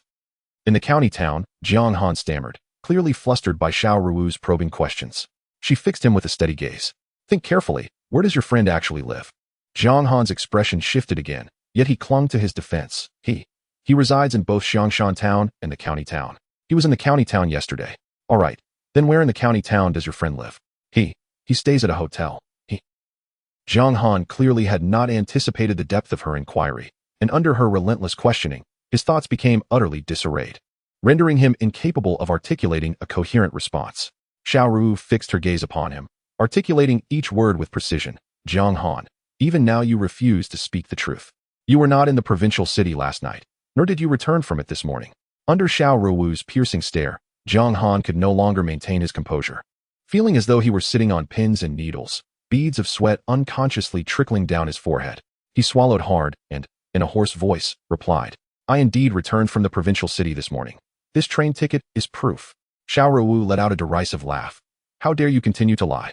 You stayed at the Mingshan Hotel in Mingshan town last night, and upon leaving this morning, you borrowed a motorcycle from the owner, departing at 6 o'clock. Jiang Han was taken aback, his complexion paling. "Where did you go after leaving the Xiangshan Hotel this morning?" Xiao Ruowu pressed on, her expression frosty. "I went to..." Jiang Han wiped the sweat from his brow, his voice still hoarse, yet he remained evasive. Seeing Jiang Han cornered, Shen Mu seized the opportunity. "Jiang Han, this is your chance. You must clarify the issues yourself rather than allowing us to uncover the truth." Jiang Han swiftly glanced at Shen Mu and Xiao Ruowu, then bowed his head in contemplation. Finally, gritting his teeth, he confessed, "I was lying earlier. I did return from the provincial city last night. But my return has nothing to do with Lin Ying. I came back early to collect a debt." "Collect a debt? What debt?" Xiao Ruowu raised an eyebrow. "My slaughterhouse has been struggling lately, and Sun Jian from Xiangshan town owes me 200,000, which he has yet to repay. No matter how I approached him, he refused to pay, so I resolved to take explosives to his house to demand my money." Later, Xiao Ruowu and Shen Mu exchanged a glance, taken aback by the unexpected turn in the case. Concerning Jiang Han's slaughterhouse, the information obtained from Director Jiang indicated that it was indeed on the brink of closure. In this regard, he had not lied. During my confrontation with Sun Jian and the others, Lin Ying somehow caught wind of the situation. She called me, urging me not to act foolishly, and offered me 200,000, stating that she would forego the betrothal gifts. Chapter 51. There are still those who will fight previously. At the village committee, I concealed the truth. During this period, Lin Ying and I had quarreled fiercely over the betrothal money. I even contemplated ending our relationship to pursue another woman, fearing that you might suspect me of being the murderer, hence my deliberate omission of these details. Xiao Ruowu and Shen Mu nodded in understanding. In fact, they had noticed during their initial interrogation of Jiang Han that he was deliberately embellishing his relationship with Lin Ying. At that time, Lin Ying was in tears over the phone. Despite my resentment towards Sun Jian for refusing to repay the money, I ultimately endured it for Lin Ying's sake. Later, Lin Ying invited me to Yanhui village and cautioned me against entering via the main road, instructing me instead to take the mountain path and wait for her at the foot of the back mountain. Following her guidance, I traversed the mountain route and reached the foot of the back mountain in Yanhui village. Unfamiliar with the surroundings, I waited as Lin Ying had directed. Soon, she arrived after crossing the mountain, handing me a card containing 200,000, her savings from years of hard work. We exchanged a few words, and then Lin Ying urged me to leave. When we parted ways, it was shortly after 7 o'clock. Little did I know that shortly after my departure, Lin Ying was tragically murdered upon returning home. Jiang Han spoke of this with reddened eyes, yet he fought back tears. Why did Lin Ying insist that you avoid the main road, and instead meet secretly at the foot of the back mountain? Did she not reveal the reason? Xiao Ruowu inquired. Jiang Han shook his head in confusion. I asked her, but she did not disclose anything, only insisting that this matter must remain confidential. Shen Mu questioned further. So you intended to conceal this matter from us from the very beginning? Is there another underlying reason? Jiang Han lowered his gaze. I feared you might suspect me of being the murderer. Furthermore, with Lin Ying's passing, I was in dire need of funds for my slaughterhouse, and I planned to repay Lin Jun and the others later. If I disclosed the truth, not only would the police suspect me, but I would also have to return the 200,000 immediately to Lin Jun. Hence, I chose to remain silent. Shen Mu and Xiao Ruowu exchanged swift glances, and Xiao Ruowu asked, were Lin Ying's brother and mother unaware of the 200,000? Jiang Han shook his head. They should be oblivious. They never mentioned it after I arrived. Xiao Ruowu took out her police device and stepped outside. After a moment, she returned and whispered to Shen Mu. Wei Jun has investigated. At that time, Jiang Han indeed received a phone call at the scene before leaving Sun Jian's house. Shen Mu nodded. Given this, if Jiang Han's debt collection was genuine, it stands to reason that Lin Ying's payment of 200,000 was also authentic. Jiang Han, Shen Mu inquired. Did you buy breakfast for Lin Ying when you met her? Had Jiang Han purchased breakfast for Lin Ying, it was likely that the suspect was not merely a market-goer. Jiang Han shook his head. After leaving Sun Jian's home, I was in a state of disarray and did not think to buy breakfast for Lin Ying. So the breakfast Lin Ying had today was not from you? Xiao Ruowu pressed further. Jiang Han shook his head again. No? Shen Mu and Xiao Ruowu exchanged glances, their hearts filled with both disappointment and relief. Disappointment stemmed from the need to reinvestigate the case, while relief arose from the fact that the breakfast lead remained intact, thus limiting the scope of their inquiry. Jiang Han, can you tie a horse knot? Xiao Ruowu suddenly asked. Taken aback, Jiang Han nodded. At our slaughterhouse, we need to tie cattle and sheep, so I can tie such knots. Xiao Ruowu continued her questioning. Is it difficult to tie a horse knot? Jiang Han nodded again. It is indeed challenging. An ordinary person would find it difficult to tie such a knot without expertise. Fixing her gaze on Jiang Han, Xiao Ruowu asked abruptly. The rope that strangled Lin Ying was tied with a horse knot. If, as you say, an ordinary person cannot tie such a knot, how do you view the fact that the suspect could? Shen Mu, too, scrutinized Jiang Han, eager to see how he would respond. Although Jiang Han's earlier statements suggested that he and Lin Ying were unrelated to the murder, Xiao Ruowu still felt compelled to probe Jiang Han further for safety's sake. Upon hearing this, Jiang Han's expression shifted suddenly. He swallowed hard, his voice becoming hoarse. Are you saying that the rope used to strangle Lin Ying was tied with a horse knot? Xiao Ruowu and Shen Mu nodded in agreement. To our knowledge, among those acquainted with Lin Ying, only you know how to tie a chain horse knot? Shen Mu emphasized. Jiang Han did not respond verbally, yet his body involuntarily shuddered, and his face twitched several times. Both Shen Mu and Xiao Ruowu possessed keen powers of observation, and they discerned that Jiang Han's demeanor was not one of fear, but rather of anger. They exchanged a swift glance, realizing that Jiang Han might possess knowledge of something significant. Otherwise, he would not display such an expression. However, they refrained from pressing him further and quietly awaited his response. This answer could very well be the key to unraveling the mystery of the case. Jiang Han did not keep them waiting long. He rasped hoarsely, struggling to articulate. In fact, there is another person who can tie a chain horse knot. Who? Xiao Ruowu immediately fixed her gaze on Jiang Han and inquired. Lin Jun. He worked at my slaughterhouse for about a month last year. At that time, he found everything too exhausting, so I had the master teach him how to tie a chain horse knot specifically for binding purposes. Nevertheless, even this proved too tiring for him, and after a month, he ceased to continue. This is well known among all the workers in our factory. You will find out upon inquiry. I am not lying, Jiang Han replied earnestly. Upon hearing Jiang Han mention Lin Ying's brother, Lin Jun, also knew how to tie a chain horse knot. Both Xiao Ruowu and Shen Mu were taken aback. The reason Director Lin and the others were unaware of Lin Jun's employment at the slaughterhouse was likely because Lin Jun had not mentioned it upon his return, leaving the villagers oblivious. At this moment, Jiang Han took the initiative to speak. Earlier at the village committee, I mentioned that I had a phone conversation with Lin Ying last night. In truth, we did speak over the phone. However, I was in Mingshan town at the time. Lin Ying's voice was rather subdued, yet when I inquired about the reason, she chose not to disclose it. Did Lin Jun say anything during your visit today? Or did you notice any peculiarities? Xiao Ruowu inquired. If we are to consider peculiarities, it would be that he displayed an unusual degree of courtesy. Oh, and he also inquired about Lin Ying's residence in the provincial capital, stating he intended to collect her belongings. However, when I informed him that Lin Ying had already vacated her accommodation in the provincial city, he appeared quite disappointed. It now seems that his visit to the provincial capital may have a different purpose. Upon Jiang Han's conclusion, Shen Mu and Xiao Ruowu remained silent. After all, the information regarding Lin Jun was solely Jiang Han's account, and they possessed no concrete evidence to ascertain its veracity. Why did you give old Huang 1,000 yuan?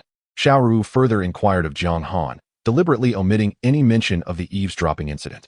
Their suspicions regarding Jiang Han stemmed from several factors. First, his sudden disappearance on a motorcycle that morning. Second, his familiarity with the horse tethering technique. Third, his capability to bring breakfast. And fourth, the fact that he paid old Huang to eavesdrop at the village committee. Jiang Han had already clarified the first 3 points, and Xiao Ruowu was keen to hear his explanation regarding the payment to old Huang. As for her omission of the eavesdropping matter, she simply wished to gauge his reasoning. Chapter 52. Extortion. To her surprise, upon hearing this, Jiang Han exhibited a look of bewilderment. I gave old Huang 1,000 yuan? I did not. Why would I give him money for no reason? Think carefully. Did you or did you not? Upon witnessing Jiang Han's emphatic denial of having given money to old Huang, Xiao Ruowu furrowed her brow. No, Jiang Han asserted with unwavering certainty. I did not provide old Huang with any funds. I have met him, yet we are not acquainted. Even if he is facing difficulties, it is not my obligation to assist him financially. Xiao Ruowu's brow creased once more. You claim you did not give old Huang money. Yet he was eavesdropping on our conversation at the village committee? Absolutely not, Jiang Han exclaimed, shaking his head in disbelief. Just as Xiao Ruowu was about to respond, Shen Mu tugged at her arm. Xiao, could you step outside for a moment? Shen Mu urged, leading Xiao Ruowu out. Outside, De Luo and Director Lin were engaged in casual conversation. Upon noticing their exit, they hurried over to inquire. Xiao, how is the interrogation proceeding? It is still ongoing. She replied, glancing at Shen Mu. Why did you interrupt me earlier? Shen Mu explained. Before we arrived, I had already requested old Xing to conduct an examination. Whoever gave money to old Huang must have left their fingerprints on it. If Jiang Han had indeed given him money, his fingerprints would be present as well. At that moment, Xiao Ruowu experienced a moment of clarity and promptly retrieved her police communicator. Let me check with old Xing to see if there are any results.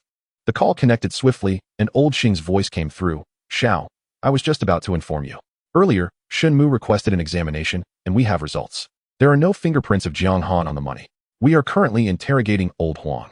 He no longer claims that Jiang Han provided the funds, but remains uncooperative regarding the identity of the actual benefactor. Understood. Additionally, old Xing, could you investigate whether there are any fingerprints of Lin Jun on the money? Came her response, to which old Xing readily agreed.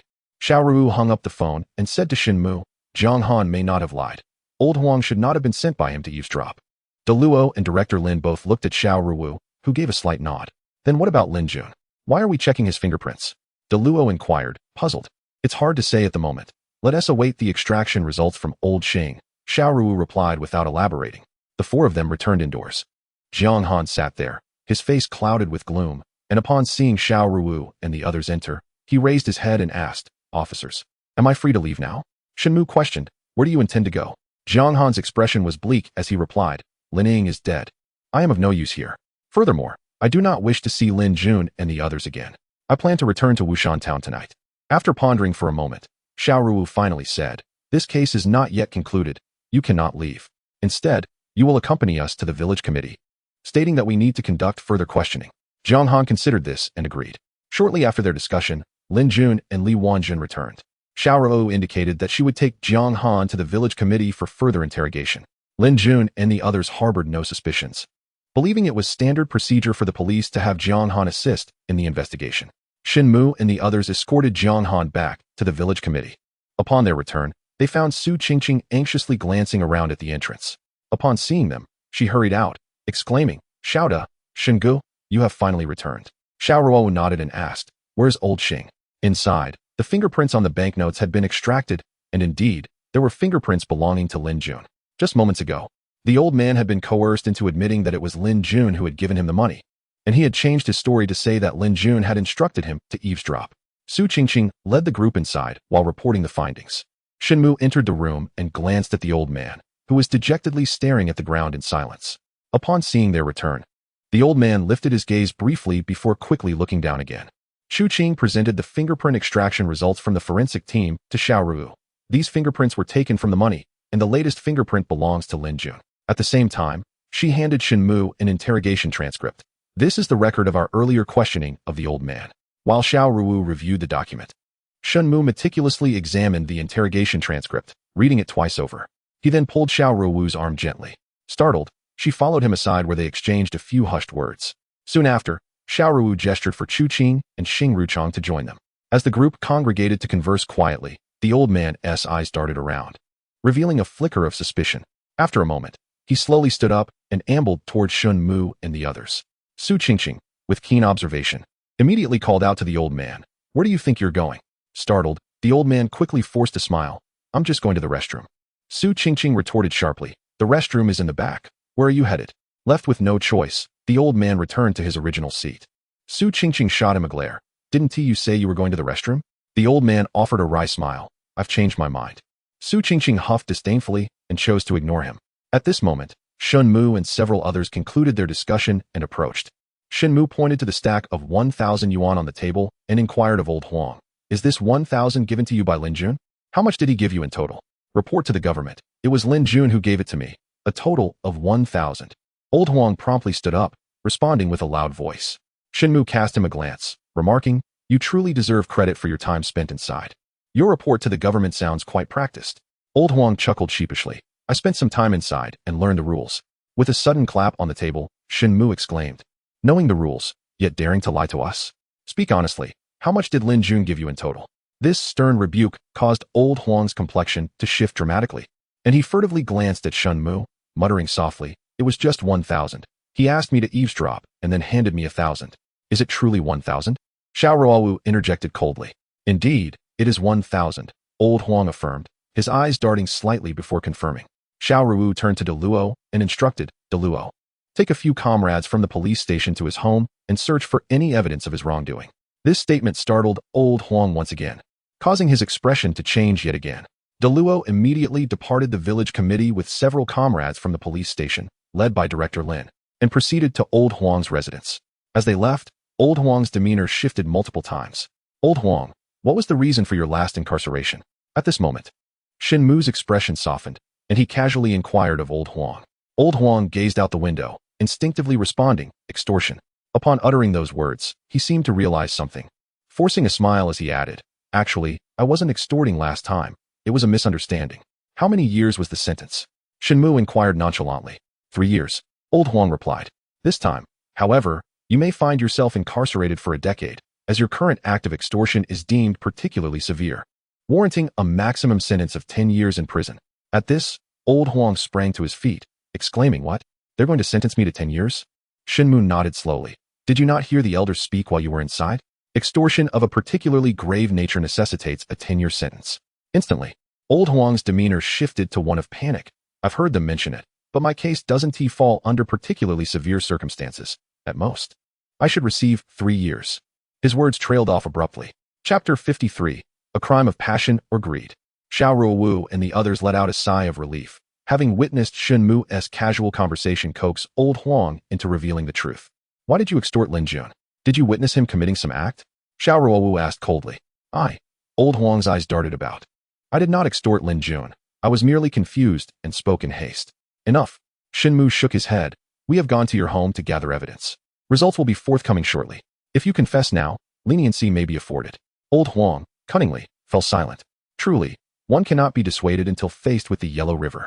Xiao Ruowu scoffed, and both she and Shen Mu chose to disregard him henceforth. After a brief wait, footsteps echoed from outside, and Deluo rushed in ahead of the others. Upon entering, he brandished something in his hand. The crowd's eyes widened in surprise as they beheld a stack of 100 yuan bills encased in a convenient bag, alongside a mobile phone.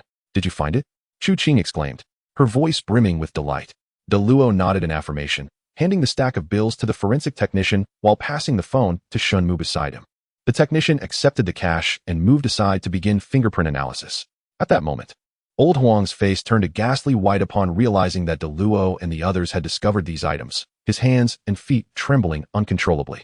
As Shen Mu swiped the phone screen, he noticed it was secured with a fingerprint password, and he couldn't help but sneer at Old Huang, saying, "Ah, a smartphone. Over the years, you have certainly kept pace with the times." The crowd understood that Shen Mu's comment was a veiled jab at Old Huang regarding his extortion, prompting a ripple of amusement among them.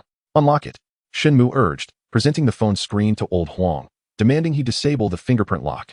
With a woeful expression, Old Huang pleaded, "Officer, if I confess now, would that be considered a voluntary admission? Could I possibly receive a lighter sentence?" "That depends on the court's discretion," Xiao Ruowu replied coldly. "However, your willingness to confess will be conveyed to the court. The final judgment rests with them." All right, I will confess." Old Huang nodded vigorously, as if he were a puppet. "But may I ask, officers, how did you know I extorted Lin Jun?" Old Huang's confusion was palpable. His face contorted in a frown as he inquired. Chu Qing scoffed, "Your cunning is of no use against Officer Shen." With just a single line from your interrogation transcript, he discerned that you were extorting Lin Jun. "A single line? Which line?" Old Huang stared in astonishment at Shen Mu. "It is quite simple. In your statement, you arrogantly mentioned that a mere 300 yuan would suffice to share a bed with Widow Wu, yet you offered 1,000. Clearly, you possess more than that amount. Otherwise, you would not have been so extravagant." Shen Mu replied. Old Huang was taken aback. "Is that how you deduced it?" Shen Mu glanced at him. "Is that not sufficient?" Old Huang remained stunned for a while, then gave Shen Mu a thumbs up. "Officer, I concede to your insight. I, Old Huang, am not unjustly defeated at your hands. I admit my guilt. I will now confess why I extorted Lin Jun." Everyone understood that a significant secret about Lin Jun was on the verge of revelation, and they all leaned in attentively, particularly Director Lin and Jiang Han, who awaited with great curiosity. "I extorted Lin Jun because he is the one who killed Lin Ying. Upon uncovering the truth, I resorted to extortion." Upon hearing this, everyone was taken aback, and Jiang Han was left speechless. "Is what you say true? Lin Ying was killed by her brother, Lin Jun?" Old Huang nodded and began to recount the story slowly. "This morning, after a leisurely meal, I found myself wandering aimlessly in the village, when I unexpectedly spotted Lin Ying returning from the back mountain. Intrigued, I initially assumed she had gone there to rendezvous with a lover, so I decided to follow her for a bit of playful teasing. However, before I could catch up, I noticed her brother, Lin Jun, descending from the same direction, his face contorted with anger. I surmised that a quarrel had erupted between the siblings, prompting me to discreetly trail behind Lin Jun, eager to witness the unfolding drama. I observed as the brother and sister returned home sequentially, after which I concealed myself outside their window, intent on eavesdropping. I even recorded the encounter on my phone. Lin Jun placed a plate of pot stickers on the table for Lin Ying, but she displayed a lukewarm attitude and did not approach the food. Lin Jun's demeanor shifted dramatically as he admonished her, saying, "Sister, let me tell you, Jiang Han is not a good person. He has women outside. Why are you giving him money?" Upon hearing this, Lin Ying retorted, "If it weren't for your pressure, there wouldn't be any issues between Jiang Han and me. It's all because of your demands for a bride price." Their argument escalated, culminating in Lin Jun's piercing inquiry. "So, does that mean you intend to withhold our share of the money?" Lin Ying replied, 5,000 is already quite generous. You mustn't be so greedy." At that moment, I witnessed Lin Jun's expression darken with menace. Lin Ying, unaware of the impending threat as she turned her back to him, suddenly found herself ensnared by a rope that Lin Jun had stealthily produced. Before she could react, he viciously tightened the noose around her neck. In mere moments, Lin Ying ceased her struggles and collapsed to the ground. Old Huang's voice was neither loud nor soft, yet it sent the hearts of everyone present into a tumultuous frenzy, as they were utterly horrified by the ghastly scene he recounted. After Lin Jun strangled his sister, Lin Ying, I was so terrified that I could not help but sneak away. It was only later that I learned from others that he had deliberately staged the scene to make it appear as though Lin Ying had committed suicide by hanging. It was at that moment that the idea of extorting Lin Jun began to take root in my mind. After much contemplation, I approached Lin Jun and claimed that I had recorded the entire process of his morning's heinous act. I demanded 10,000 yuan. Naturally, Lin Jun was taken aback. His fierce gaze bore down upon me, prompting me to swiftly add, "I have already contacted my friends. Should you harm me, they will inform the authorities." Upon hearing this, Lin Jun lost his nerve and ultimately acquiesced, handing over the money. As for the phone, it was the device I had used to record the video. Lin Jun dared not harm me, for he was aware that he had not acquired that footage, leaving him wary of silencing me. Upon reaching this point in his tale, Old Huang activated his phone and played a video. Shen Mu took it and, along with the others, watched in horror as the footage detailed the grim act of Lin Jun murdering his sister, Lin Ying, aligning perfectly with Old Huang's narrative. Lin Jun was nothing short of a beast, willing to take his own sister's life for the sake of money. Jiang Han's eyes turned crimson, and he clenched his fists, striking the wall with great force. Chu Qing remarked, "It appears that our initial investigative direction was misguided. We all believed that Lin Ying was a victim of a crime of passion, only to discover that it was, in fact, a crime motivated by greed, perpetrated by her own elder brother." Xiao Ruowu nodded in agreement. Their investigation had consistently leaned towards the theory of a romantic motive, thus casting no suspicion upon Lin Jun. Were it not for Shen Mu's several pivotal discoveries, unraveling this case would have been nearly impossible. Chapter 54, Ruthlessness. Xiao, apprehend him. After the elder Huang confessed, the crowd rose, seeking guidance from Xiao Ruowu. She responded affirmatively. With the evidence at hand, there was no need for further delay. The intricacies surrounding Lin Jun's actions before and after the crime would be revealed during the interrogation following his capture. Very well, let us proceed with the arrest at once. The group briefly deliberated on the arrest strategy before swiftly putting their plan into motion. In the rural night, the chorus of frogs echoed amidst the intermittent barks of dogs. Lin Jun and his mother, Li Wanjin, sat in the main room, their voices hushed as they deliberated beneath the dim light. The snoring from the adjoining rooms indicated that their hosts were deep in slumber. Jun, do you think that if Jiang Han remains steadfast in his denial, the police might trace the blame back to you? Li Wanjin inquired with concern. Rest assured, mother. Jiang Han is in a position where even if he were to leap into the Yellow River, he could not cleanse himself of suspicion. The police will not easily overlook him. Even if he refuses to confess, they will not connect the dots back to me. You need not worry. Lin Jun spoke with unwavering confidence.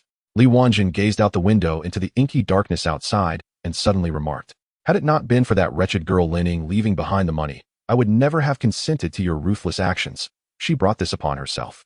At this moment, Li Wanjin's face was contorted with a fierce expression, a stark contrast to the sorrowful visage she had worn during the day, tears streaming down her cheeks. "It is unfortunate that we have not located that girl's 200,000 yuan bank card. We have no idea where she has concealed it," Lin Jun lamented, shaking his head in frustration. "Let us return tomorrow to search again. She is likely to have left it at home," Li Wanjin remarked. The two spoke in hushed tones, the sounds of snoring from the adjoining rooms lingering in the air. Suddenly, a loud knock reverberated through the quiet. "Who is it?" Lin Jun wondered, perplexed as to who could be knocking at such a late hour. He refrained from opening the door immediately and called out instead. "It is I, your uncle," came the voice of Director Lin from outside. Lin Jun and Li Wanjin exchanged surprised glances. What could Director Lin want at this hour? "All right, uncle, please hold on." Lin Jun responded as he approached the door and opened it. As the door swung open, Xiao Ruowu and others forcefully pushed their way in, flooding the room. "What brings you here?" Lin Jun exclaimed, astonished by the fully armed presence of Xiao Ruowu and her companions, while Li Wanjin also quickly rose to her feet. Upon entering, Xiao Ruowu addressed Lin Jun. "Lin Jun, we suspect that you are involved in the murder case of your sister, Lin Ying. You need to accompany us." The words struck Lin Jun and Li Wanjin like a thunderclap, leaving Lin Jun's face ashen. "Officers, you must be mistaken. Is it not Jiang Han who is the prime suspect in Lin Ying's murder? Why have you come to me? I am innocent." Lin Jun protested vehemently. The commotion awakened the occupants of the adjoining rooms, who began to emerge, bewildered. "Officers, what is happening? Why have you come in the middle of the night to apprehend Lin Jun?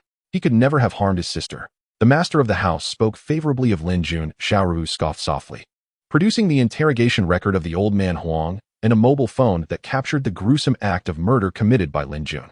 "This is the interrogation record of old Huang. He has confessed everything. This phone contains the video of your heinous act. Would you care to take a look?" Her words struck like a thunderclap in the ears of Lin Jun and Li Wanjin, rendering them incredulous. "This is impossible. Old Huang must be framing me." Sweat cascaded down Lin Jun's forehead, yet he clung to a glimmer of hope, yearning to continue his feeble defense. Xiao Ruowu, however, chose not to engage him further. She activated the video on the phone and began the playback.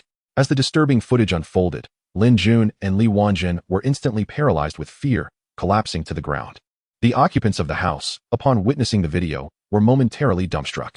Then, the male head of the household spat contemptuously at Lin Jun and Li Wanjin, exclaiming, "What is this? To kill one's own sister and daughter for money? You are nothing but two beasts. Turning to Xiao Ruowu with indignation, he demanded, Officer, this matter has nothing to do with us. Please take them away. We were truly blind to have felt sympathy for them, even offering them shelter. Bah! He spat at the two once more. Lin Jun and Li Wanjun dared not wipe away the phlegm that adorned them, muttering incessantly, How could this happen? How could the police have discovered it so swiftly? Come with us. Xiao Ruowu signaled to Deluo and the others, who promptly moved in to seize Lin Jun, preparing to escort him away. Upon witnessing this, Li Wanjun lunged forward, desperately fighting against Deluo and his companions, frantically shouting, Don't take my son away. It's all that dead girl Lin Ying's fault for not giving us money. Otherwise, Lin Jun would never have killed her. In an unfortunate turn of events, Deluo found his arm marked with a crimson scratch inflicted by Li Wanjun. Enraged, he barked, Take this lunatic away as well. Lin Jun, already apprehended, shouted, Yes. Arrest her. It was this old hag who incited me to kill Lin Ying. She is the mastermind. Spare my life and execute her instead. Lin Jun's outburst left Li Wanjun momentarily stunned, halting her aggressive actions as disbelief washed over her. Xiao Jun, what are you saying? I am your mother. She cried out. What kind of heartless mother encourages her son to murder his sister? Had it not been for your incessant prodding, I would never have killed Lin Ying, nor would I be in this predicament. Lin Jun retorted vehemently. Li Wanjun immediately collapsed onto the ground, wailing, I don't want to live anymore. Let me die? Yet, in a sudden burst of despair, she rose and attempted to dash into a wall.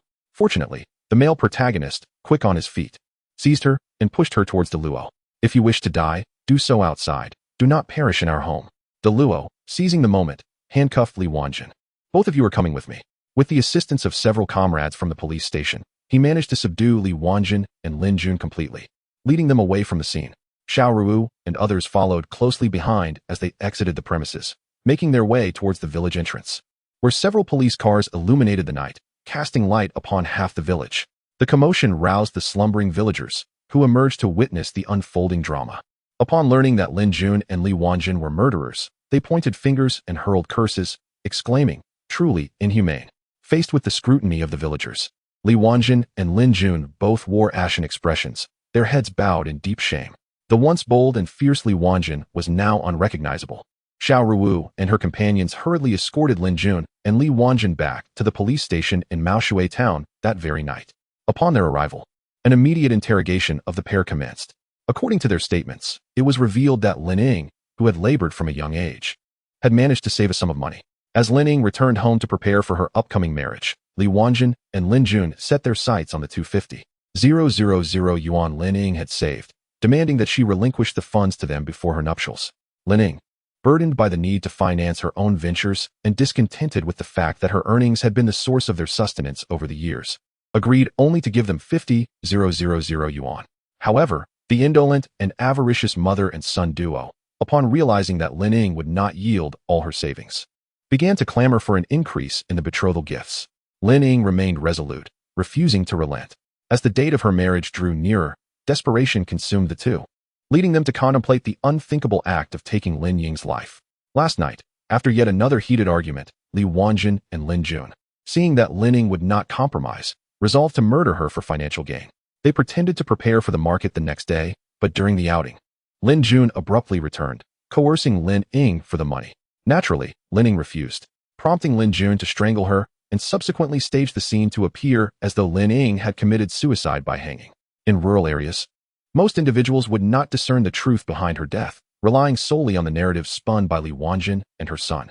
However, it was fortuitous that director Lin, with a background in the military, recognized the signs indicating that Lin Ying had not taken her own life, and thus promptly reported the incident to the authorities. After the murder of Lin Ying was exposed, Li Wanjun and Lin Jun remained remarkably composed, as they had devised two plans. Should the police arrive, they would feign being at a market and corroborate each other's alibi. It must be said that these two were quite cunning. Previously, Chu Qing and Xiao Ruowu believed that Lin Ying's death was a crime of passion, unaware of the cold-heartedness of Li Wanjun and Lin Jun, who, driven by greed, had the audacity to kill their own daughter and sister.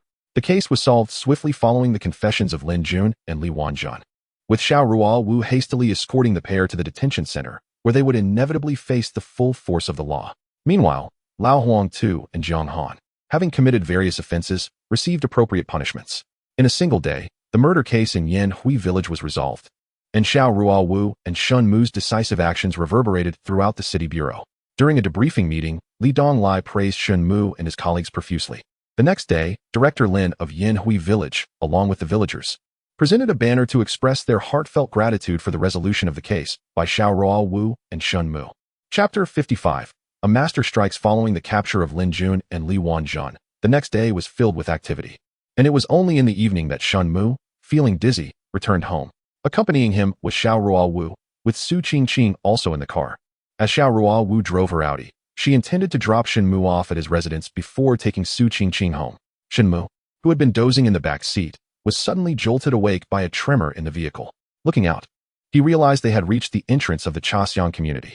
Suddenly recalling something, Shen Mu's expression changed, and he urgently instructed Xiao Ruowu, "Xiao Da, stop the car. I need to get out here." Xiao Ruowu instinctively pressed the brake, turning back in astonishment. "We haven't even reached the entrance of the community."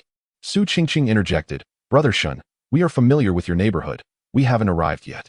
You can rest your eyes a bit longer." "No need. I'll get off here," he replied, prompting Xiao Ruowu to unlock the door. Seeing Shen Mu in such a rush, Xiao Ruowu assumed he had an urgent matter to attend to, and so she opened the door for him. After Shen Mu stepped out of the vehicle, he thanked Xiao Ruowu and Su Qingqing hurriedly, preparing to leave. At that moment, a warm voice called out from behind, "Xiao Mu, you're off work." Shen Mu stumbled slightly, nearly losing his balance, and turned to see who had called him. "Grandma, what are you doing here?" he exclaimed, recognizing the kind-faced elder as his grandmother. The setting sun cast a golden glow across the landscape, painting it in hues of red and orange. Shen Mu's grandmother appeared particularly benevolent under the twilight, smiling as she said, "I happened to be nearby buying groceries and saw you getting out, so I came over to say hello." "Buying groceries? The market isn't even in this direction. How could you fabricate such an implausible excuse?" Shen Mu thought to himself, hurriedly pulling his grandmother away in an attempt to escort her. However, his grandmother playfully swatted his hand away, turning to Xiao Ruowu and Su Qingqing with a beaming smile. "Xiao Mu, are these two your friends? You didn't invite them over for a visit. How impolite." Upon hearing Shen Mu address her as grandma, both Xiao Ruowu and Su Qingqing quickly exited the car, respectfully greeting her. "Hello, grandma." Very well, she responded, her face alight with joy as she regarded the two young women. Shen Mu suddenly felt overwhelmed. Although Grandma Shen wore a kind and loving smile, there was something eerie about her gaze. "Grandma, Xiao Da and the others have matters to attend to. Let us return." Shen Mu tugged at Grandma Shen, eager to leave. "Little Mu, don't pull me." "Xiao Da, you two are welcome to visit our home anytime," Grandma Shen replied, reluctant to depart. However, noticing Shen Mu's genuine urgency, she hesitantly proceeded, turning back occasionally to bid farewell to Xiao Ruowu and her companion. They both politely responded, "Little Mu, these two young ladies are quite charming." Before she could finish her sentence, Xiao Ruowu and her friend noticed Shen Mu covering his grandmother's mouth. Xiao Qingqing, observing the duo as they walked away, couldn't help but chuckle. "Shen Ji's grandmother is quite amusing. She appears very benevolent." Xiao Ruowu agreed. "Her personality seems delightful. She must be easy to get along with. No wonder Shen Mu is so easygoing. He probably takes after her." The two laughed as they got into the car, leaving the scene behind. Upon returning home, Shen Mu angrily addressed his grandmother. "Grandma, if you block me from leaving work again, I shall have Grandpa take you back to the old home." Grandma Shen muttered, "Who blocked you? Can't I just take a stroll?" Shen Mu was at a loss for words. One moment she spoke of shopping for groceries, the next she mentioned a leisurely walk. Had he not swiftly covered her mouth earlier, he shuddered to think of the potentially awkward remarks she might have made. "Grandma, I actually have a girlfriend now. She is a university classmate, currently out of town. When she returns, I shall introduce her to you." Seeing that Grandma Shen showed no intention of leaving this game behind and appeared eager to continue, he found himself compelled to fabricate a story. "Come on. The police academy forbids romantic relationships. Are you trying to fool me?" Grandmother Shen sat on the sofa, fanning herself with a palm leaf, her expression one of disdain. "It's true. How could I possibly deceive you? Even if I were to deceive everyone else, I would never deceive you, dear elder." "What?" Grandfather Shen, who had been reading nearby, put down his book and glared at Shen Mu. Shen Mu hurriedly added, "Except for you, of course. Now that's more like it." Grandfather Shen grumbled, picking up his book once more. "Grandma, please don't concern yourself with my affairs." Shen Mu pleaded helplessly. "Do you really have a girlfriend?" "Indeed." "Should I swear an oath?" Shen Mu raised his right hand in assurance. "Do you have any photos? Call logs? Any WeChat messages?"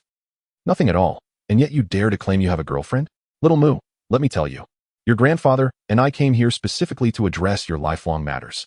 Don't try to deceive us." I refuse to believe that this little sparrow can outwit this old fox. Grandmother Shen shot another disdainful glance at Shen Mu before turning to busy herself in the kitchen. Shen Mu, seeing that his grandmother was unconvinced, plopped down onto the sofa with a sigh. Previously, he had only recognized his grandfather's adeptness in reasoning and analysis. But he had not anticipated that his grandmother was even more cunning. When the elderly couple had arrived, they had claimed to simply miss Shen Mu and wanted to see him, but it seemed they had ulterior motives. They were evidently planning to make themselves permanent residents in Shajiabang. Upon observing Shen Mu's despondent demeanor, Grandfather Shen couldn't help but chuckle softly. He removed his reading glasses and remarked, "Little Mu, you must realize that confronting your grandmother head-on is futile. When have I ever taken a hard stance with her?" "Oh," Shen Mu, encouraged by his grandfather's apparent wisdom, perked up. "So, should I approach her with tenderness? How should I speak to Grandma?" Grandfather Shen shook his head. "Even that won't suffice. Then what should I do?" Shen Mu gazed at his grandfather in disbelief. After a moment's contemplation, Grandfather Shen suggested, "Perhaps you should find yourself a girlfriend." In exasperation, Shen Mu collapsed onto the sofa, nearly gasping for breath. That night, he was plagued by dreams. First, he envisioned marrying Su Qingqing. Then he dreamt of wedding Xiao Ruowu, only to find his grandmother insisting that he marry both. Ultimately, he dreamt of his wedding day, where his parents returned, their faces obscured and indistinct. The following morning, Shen Mu awoke looking weary. After freshening up and having breakfast, he bid farewell to his grandparents and departed for work. Once Shen Mu had left, Grandfather Shen turned to Grandmother Shen and inquired, "Do you think you are being too hard on little Mu?" "I hope he isn't feeling overwhelmed." Grandmother Shen replied, "I am fully aware of the situation." Nodding, Grandfather Shen continued, "What did you think of the two girls you met yesterday? Do they harbor any feelings for little Mu?" Grandmother Shen responded, "It's too early to tell, but they were quite polite and warm towards me. Their kindness suggests they at least do not dislike him." After a moment's thought, Grandfather Shen proposed, "Shall I discreetly inquire about those two girls? I could learn more about their backgrounds and personalities." "Never mind," observed Grandma Shen. "Those two girls seem quite nice, and it's not yet time to take that step. Let's wait a little longer." As days passed, it became unclear whether Shen Mu was genuinely anxious. Grandma Shen ceased her daily routine of picking him up and dropping him off. Yet she never mentioned returning to their hometown. Shen Mu understood that his grandparents were still hopeful and wished for him to find a girlfriend soon. In truth, he did not harbor a strong aversion to dating. Rather, his disposition leaned towards a natural progression in matters of the heart, without any undue pressure. Chapter 56. The 721 incident. Recently, during his leisure time, Shen Mu would engage in conversation with Old Xing. Among the entire criminal investigation team, Old Xing's autopsy room was the cleanest, of course, in the absence of any cadavers. In contrast, Shen Mu's office had become quite odorous due to De Luo's insistence on moving in. Shen Mu had mentioned this to Xiao Ruowu, expressing his desire for a small, private office, but to his surprise, the typically accommodating Xiao Ruowu flatly refused, insisting that he should simply get used to it.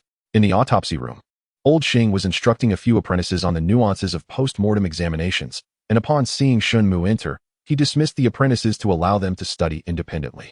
"What brings you here again? Has De Luo exposed his foul feet once more?" Old Xing gestured for Shen Mu to take a seat beside him and brewed a cup of tea for both of them from a canister. Shen Mu sighed.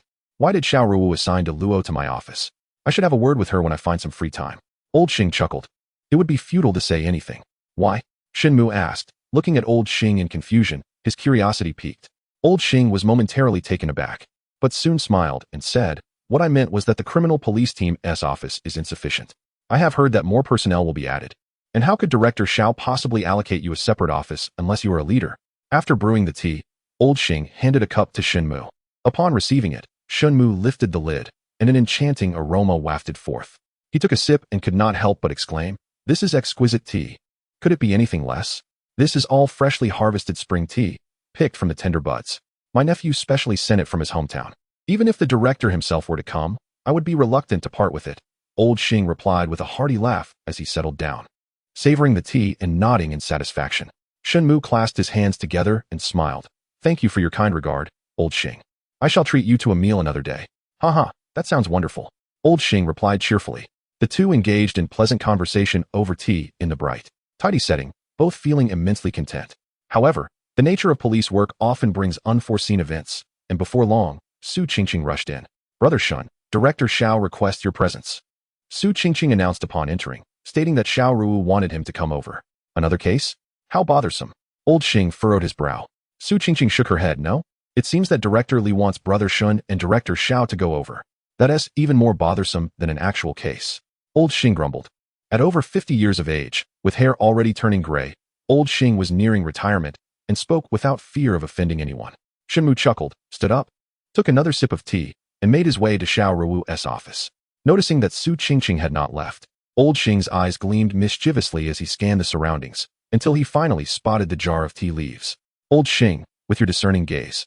You have good tea leaves for Brother Shen, yet you choose to ignore me. Su Qingqing remarked, as she busily took a generous handful for herself, brewing it before comfortably settling into the chair crafted by Shen Mu, humming a leisurely tune while sipping her tea. Such extravagance. To take so much is sheer waste. Upon witnessing this, Old Xing couldn't help but feel a pang of regret. Shen Mu arrived at the doorway of Xiao Ruowu's office, just in time to see her emerge. Shen Mu, Director Li has summoned us, Xiao Ruowu promptly informed him. Nodding in acknowledgement, Shen Mu accompanied Xiao Ruowu towards Li Donglai's office. Upon arrival, they discovered that Li Donglai had a guest, a man whom Shen Mu did not recognize. The stranger appeared to be around 50, with a kind and benevolent expression. You've arrived. Allow me to introduce, this is Old Zheng from the Provincial Procuratorate. Old Zheng, these two are our criminal investigation team's twin stars, Xiao Ruowu and Shen Mu. Li Donglai cheerfully introduced both parties. Shen Mu felt a jolt of surprise upon learning the visitor's affiliation with the Provincial Procuratorate. Jiangbin City falls under the jurisdiction of the provincial capital, leaving him puzzled as to the purpose of the Procurator's visit. Xiao Ruowu shared his confusion. Had they committed an error, Li Donglai would not be wearing such a cheerful demeanor. Furthermore, the absence of any mention of the visitor's official title added to the peculiarity of the situation. Hello, Director Zheng. Both acknowledged the guest politely, unsure of his rank. Old Zheng waved his hand with a smile, saying, no need for formality, just call me Old Zheng. Old Zheng arrived concerning He Ping'an's case, which involved several individuals. However, He Ping'an was initially uncooperative. Remarkably, just yesterday, he expressed a willingness to meet with both of you before divulging any information. Li Donglai articulated Old Zheng's purpose. Xiao Ruowu exchanged a surprised glance with Shen Mu. He Ping'an had been apprehended during their investigation of the Zhang Qiong and Chen Lei case. At that time, he had been extorted by Zhang Qiong and sought assistance from her brother, Zhang Xian, to retrieve incriminating photographs, which ultimately led to Zhang Xian murdering his sister, Zhang Qiong. The extortion case against He Ping'an had been thoroughly investigated, while his corruption and bribery charges were forwarded to the Jiangbin City Procuratorate, unexpectedly drawing the attention of the provincial capital's Procuratorate as well. Why does He Ping'an wish to meet with us? Xiao Ruowu inquired. Old Zheng's expression grew grave as he replied. The specific reason is unknown. He merely stated that he must see both of you before he is willing to disclose anything. At the Jiangbin City Detention Center, after Shen Mu and Xiao Ruowu arrived in Old Zheng's vehicle, they were swiftly ushered to meet He Ping'an, who was being held there.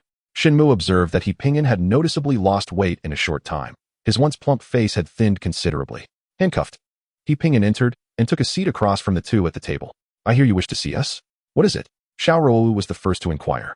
He Ping'an glanced at Old Zheng beside him, but remained silent. A seasoned anti-corruption officer, Old Zheng was adept at reading the room. He promptly remarked, you two carry on, I will wait outside. As Old Zheng exited, He Ping'an turned to Shen Mu and asked, do you have a cigarette? Shen Mu extracted a pack of cigarettes, offered one to his companion, and then proceeded to light it for him. He Ping'an took a deep drag before slowly uttering, have you heard of the 721 incident? Both Xiao Ruowu and Shen Mu were momentarily taken aback. Xiao Ruowu shook her head, while Shen Mu interjected. Isn't it the accident that occurred 7 years ago during the demolition of Luozixiang in Jiangbin City? He Ping'an nodded. I never anticipated that anyone would still remember this incident. I had thought that with the passage of time, everyone, including myself, would have forgotten it. As he spoke, a trace of bitterness crossed his face. Yet the truth remains that some still recall it, and even if I feign forgetfulness, it is futile. Are you here to see us because of the 721 incident? Shen Mu inquired, gazing intently at He Ping'an. In a way, yes. If it weren't for that incident, the subsequent events would never have unfolded. He Ping'an exhaled a plume of smoke, his visage obscured within the haze. Shen Mu and Xiao Ruowu remained silent, patiently awaiting He Ping'an to reveal the truth of the matter. 7 years prior, the municipal government made the decision to develop and demolish Luozixiang, and at that time, I was the street director of Luozixiang and also the head of the demolition office, overseeing the demolition efforts. The demolition office was composed of several departments, with our street, the city's urban management, and the municipal planning bureau being the primary entities involved. Initially, the demolition proceeded smoothly, with operations unfolding in an orderly manner. However, when we reached number 89, we encountered significant resistance. That household refused to vacate, claiming that we had deceived them.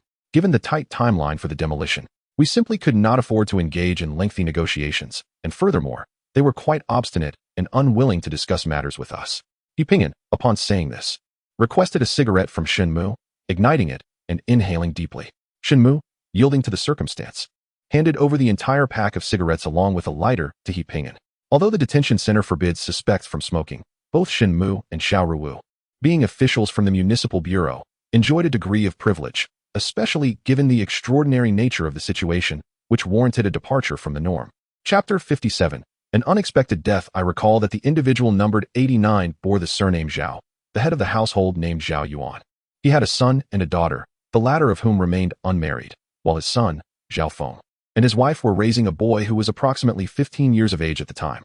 Observing Pingyan's detailed account of the Zhao family's circumstances, Xiao Ruowu surmised that several unfortunate incidents were likely interconnected with this family. Regarding the 721 incident, Shen Mu was only aware that 4 individuals had perished, yet the identities of these individuals and their relationships remained unclear. Both listened intently as Pingyan took another deep drag from his cigarette, followed by a few coughs. The demolition efforts had encountered resistance, leading to multiple confrontations between the demolition office and the Zhao family, which escalated to physical altercations, yet the Zhao family remained unyielding. Consequently, the key personnel from our 3 families convened urgently to devise a strategy.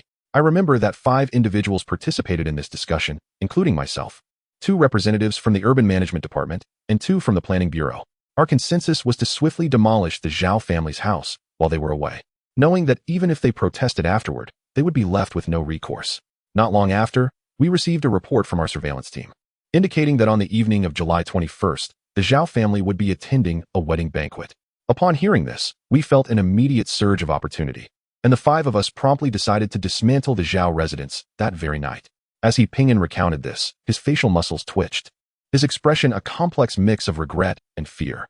At 8 o'clock that evening, we organized a demolition crew, and under the cover of darkness, we arrived at the Zhao household in a bulldozer. Without uttering a word, we proceeded to raise the house. As the structure collapsed with a resounding crash, our momentary elation was abruptly interrupted by the sound of anguished cries emanating from within. At that moment, the cigarette in Pingyan's hand had burned down to the filter, yet he remained oblivious to the heat until it scalded his fingers, jolting him into action as he hastily discarded the smoldering stub onto the ground. Xiao Ruowu furrowed her brow and inquired, "Did the Zhao family not attend the wedding banquet that night?" Pingyan's complexion turned ashen as he nodded. "No, that night.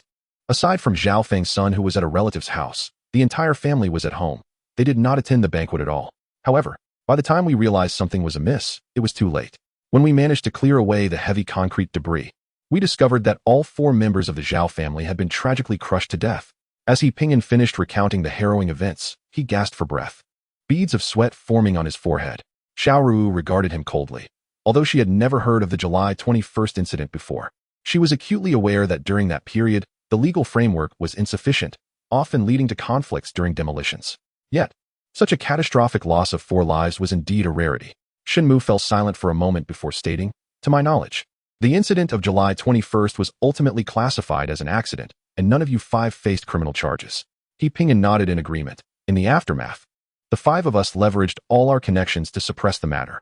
Additionally, due to the urgent need for the demolition of Luo Zixiang, it was indeed concluded as an accident. Although we were not prosecuted, we did face disciplinary actions from our organization. Shen Mu tapped his fingers on the table. "It has been 7 years since the incident. Why bring it up today?" Pingyan's body trembled slightly, his complexion turning even paler.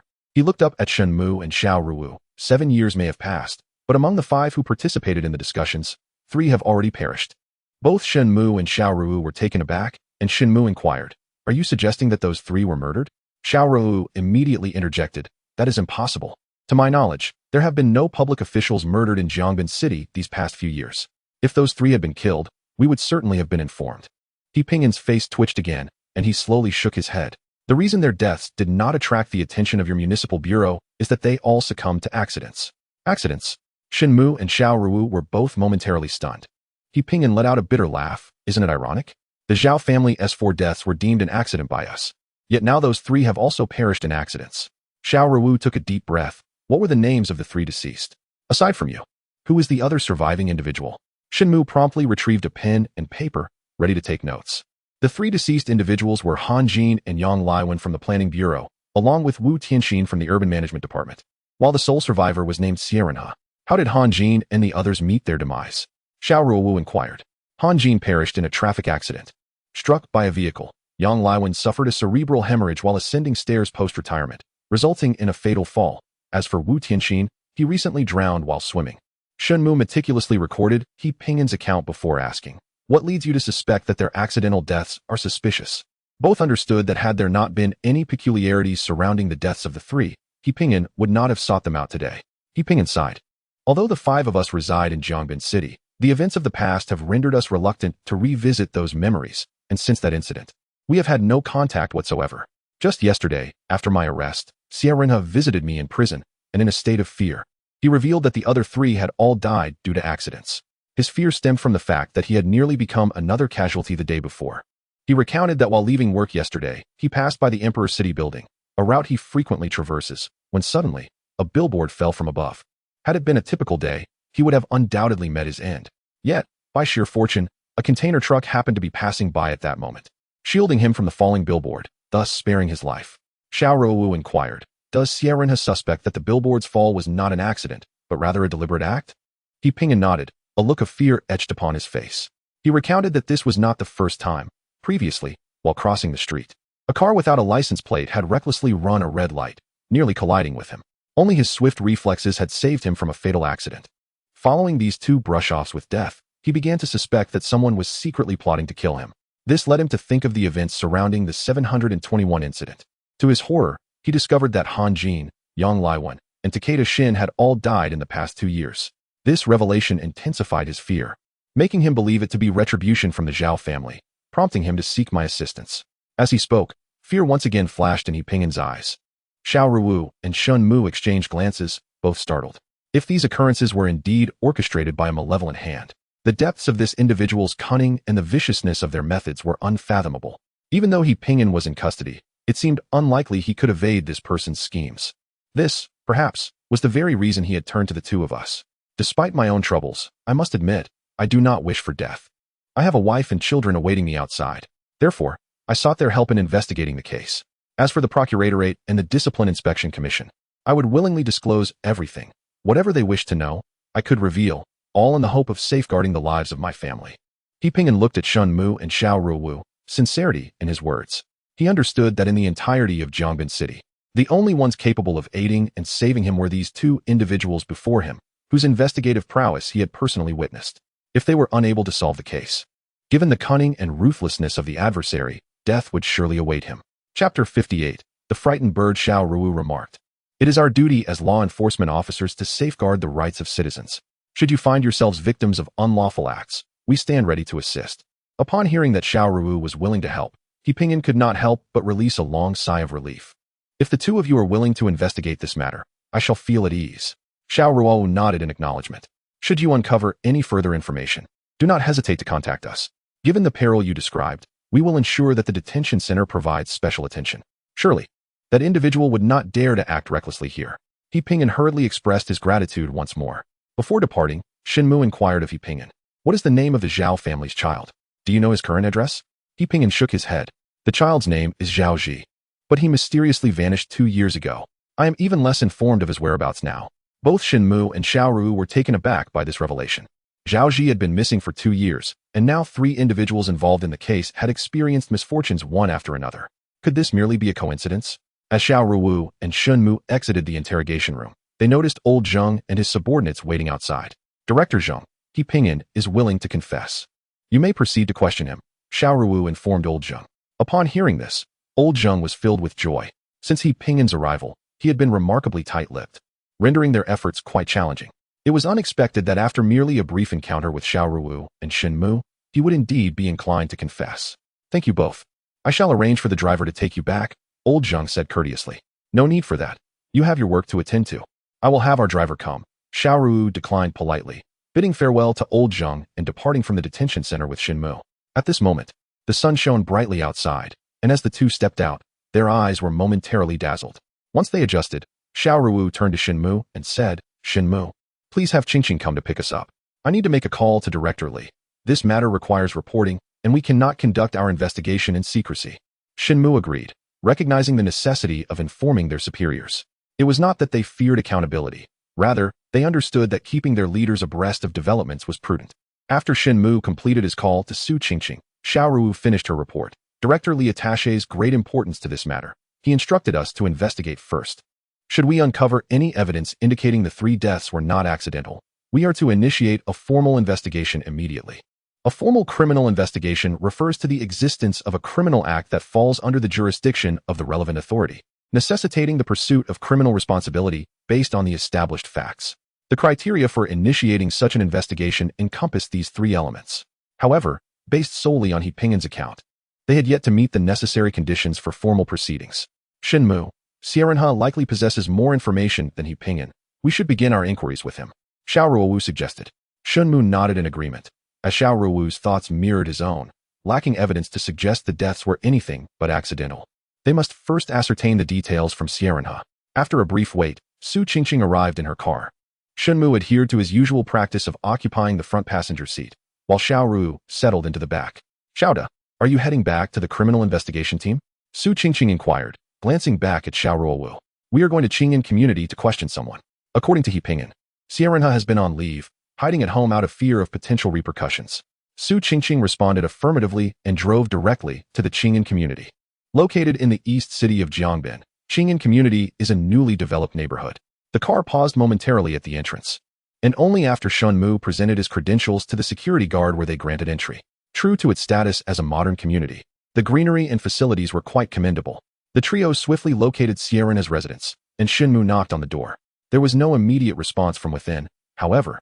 Shen Mu sensed a fleeting darkness in the peephole, indicating that someone inside was surreptitiously observing them. Who is it? As the peephole returned to normal, the door remained shut, only to be met by the voice of a middle-aged man. Shen Mu and Xiao Ruowu exchanged glances, recognizing that the speaker was likely Xiao. They both perceived that he was clearly on edge, despite their official police attire. Holding up his badge towards the peephole, Shen Mu declared, "We are from the Criminal Investigation Unit, here to inquire about some matters." "Are you Xiao? Criminal Investigation Unit? What do you want with me?" came the hesitant reply from inside. Indeed, it was Xiao, still harboring doubts. Xiao Ruowu, growing impatient, rapped on the door, stating, "We just came from He Ping'an at the detention center." Only then did Xiao relinquish his suspicions, promptly opening the door and apologizing. "My apologies, officers, please come in." After allowing the 3 to enter, he cautiously peered outside once more, ensuring there was no unusual activity before swiftly shutting the door. Shen Mu observed that Xiao was not particularly old, likely in his 30s, an age typically associated with vigor, yet he appeared somewhat worn and haggard. "I apologize, esteemed officers. I trust He Ping'an has already recounted the events to you. I, too, have been thoroughly frightened and must take additional precautions." Xiao, with an air of regret, invited the 3 to take a seat and proceeded to brew tea and pour water for them. Noticing that the curtains in Xiao's living room were drawn, Xiao Ruowu approached the balcony and dramatically pulled them open, allowing a flood of sunlight to illuminate the entire room. Upon witnessing this, Xiao hesitated, his thoughts unvoiced, ultimately choosing silence. "Captain Xia, we have just met with He Ping'an, who has informed us of the situation. We are here to gather further specifics from you," Xiao Ruowu stated directly, addressing him as captain due to her uncertainty regarding his position in the Urban Management Bureau. Xiao's expression darkened as he nodded, placing the tea on the coffee table before the 3, and seated himself on a stool opposite them. "Why do you assert that the 2 instances of danger you encountered were deliberate? Do you possess any evidence beyond mere suspicion?" Shen Mu inquired. At the mention of those perilous encounters, Xiao's facial muscles involuntarily twitched several times. Clearing his throat, he finally spoke. "During my first encounter with danger, the driver who ran the red light, I caught only a fleeting glimpse, yet he appeared remarkably familiar. Was he an acquaintance of yours?" Xiao Ruowu asked. Xiao nodded. The driver bore a striking resemblance to the boy from the Zhao family who was presumed dead, although 7 years have elapsed. "I find it hard to dismiss the resemblance," Shen Mu remarked. "It has been 7 years since the incident. Back then, the other party was merely a child, and now they have reached adulthood. Their appearance would have changed significantly. How can you be so certain it is them?" Given that the recent events were solely based on the accounts of He Ping'an and Xiao, Shen Mu harbored concerns that Xiao might fabricate lies, driven by paranoia, to involve the 2 of them in the investigation. Thus, he inquired with great care. However, Xiao shook his head, stating, "The child from the Zhao family, Zhao Zhio, has a red mole at the tip of his right eyebrow, and on that day, the driver also bore a similar red mole." It is precisely because of this distinctive feature that I refuse to believe it is mere coincidence. Xiao Ruowu and Shen Mu exchanged a swift glance, and Xiao Ruowu inquired, "Did you report the incident to the police afterward?" Chapter 59. An incongruous position. Sierenha nodded. I reported it to the East City Police Station. However, they only conducted a cursory examination of the situation and ultimately did not locate Zhao Ji. As for the billboard, they investigated and claimed it was improperly secured when it was hung, which, combined with the strong winds that day, led to the unfortunate accident. Did you inform the police about the other 3 fatalities? Xiao Ruowu asked. Yes, I did mention it, but they seemed incredulous. I suspect they did not conduct a thorough investigation, and in the end, they even questioned my mental stability, Sierenha replied, his expression one of indignation. After further questioning, the two eventually stood to bid farewell to Sierenha as they departed. Upon exiting, they noticed that he promptly shut the door behind him. As they descended the stairs, they looked up to find that Sierenha had drawn his curtains tightly closed. If this incident remains unresolved, Sierenha's mental state may deteriorate. As he has clearly reached a state of paranoia, Su Qingqing remarked. Shen Mu nodded in agreement, acknowledging that prolonged periods of such intense stress could inevitably lead to psychological issues. Let us investigate the Deduction building. Since Sierenha claimed there was a problem with the billboard, they decided to first examine it to determine if any foul play had occurred. The Deduction building, situated in the eastern part of the city, boasts over 20 stories, with the fallen billboard positioned between the 3rd and 4th floors. Upon exiting the vehicle, the trio looked up and noticed that the billboard had been rehung, displaying an advertisement for a local small hospital. Xiao Ruowu approached the building's management, who were quite cooperative and promptly sent a female manager named Chung to accompany them to the 4th floor. In fact, a few days ago, your colleagues also came to investigate but found nothing unusual and subsequently left, Manager Chung informed them. The 4th floor of the Deduction building is an office space, housing 3 companies, and the area where the billboard is located is adjacent to a long corridor that is open to the public. Employees from all 3 companies frequently traverse this corridor. The trio observed that the corridor was semi-enclosed, with gaps the size of an adult's fist between the large glass panes, presumably for ventilation. Which company was responsible for the production and installation of the billboard? Xiao Ruowu inquired of Manager Chung.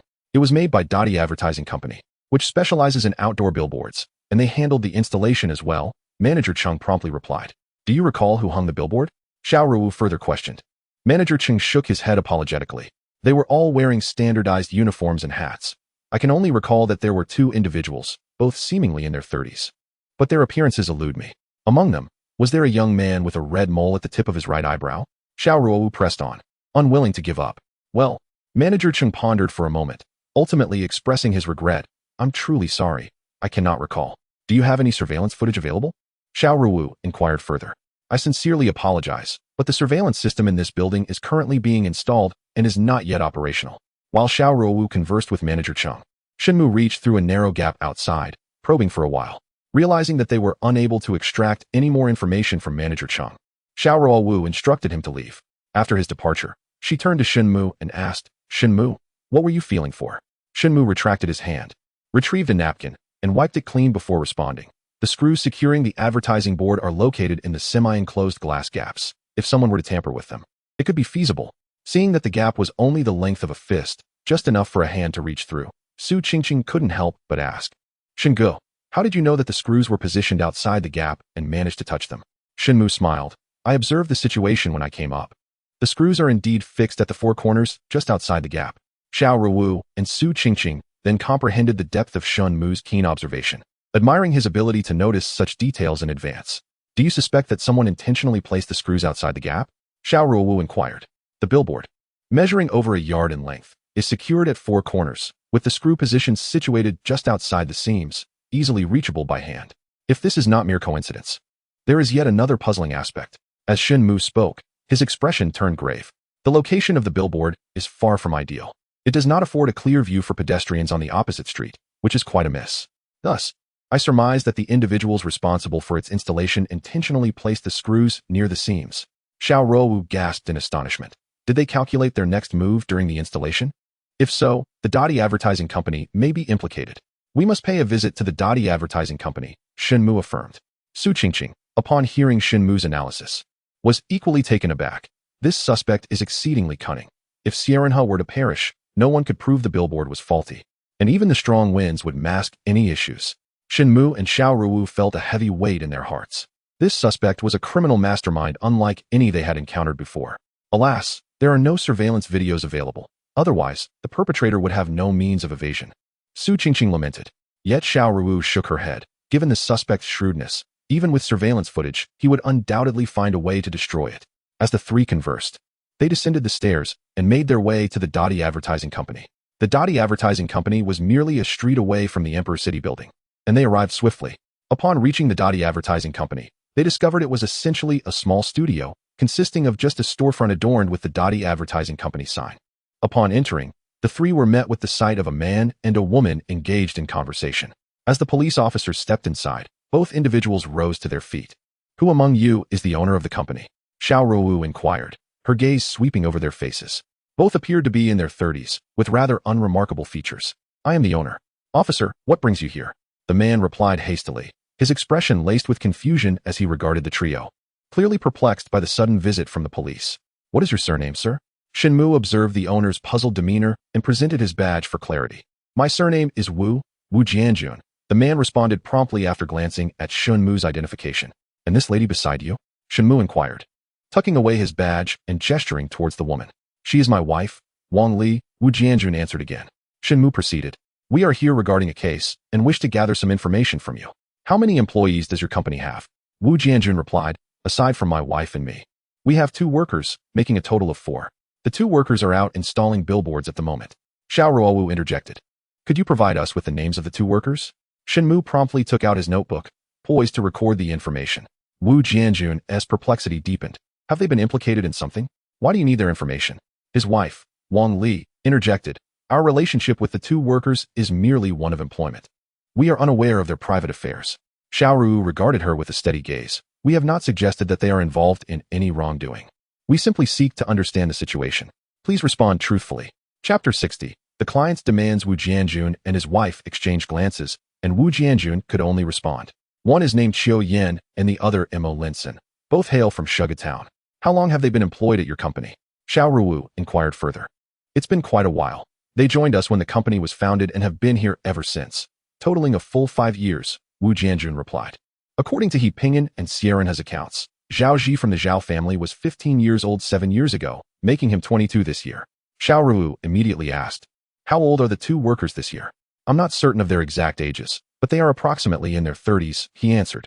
Approximately in their 30s? Xiao Ruowu and Su Qingqing felt a wave of disappointment. The ages did not align.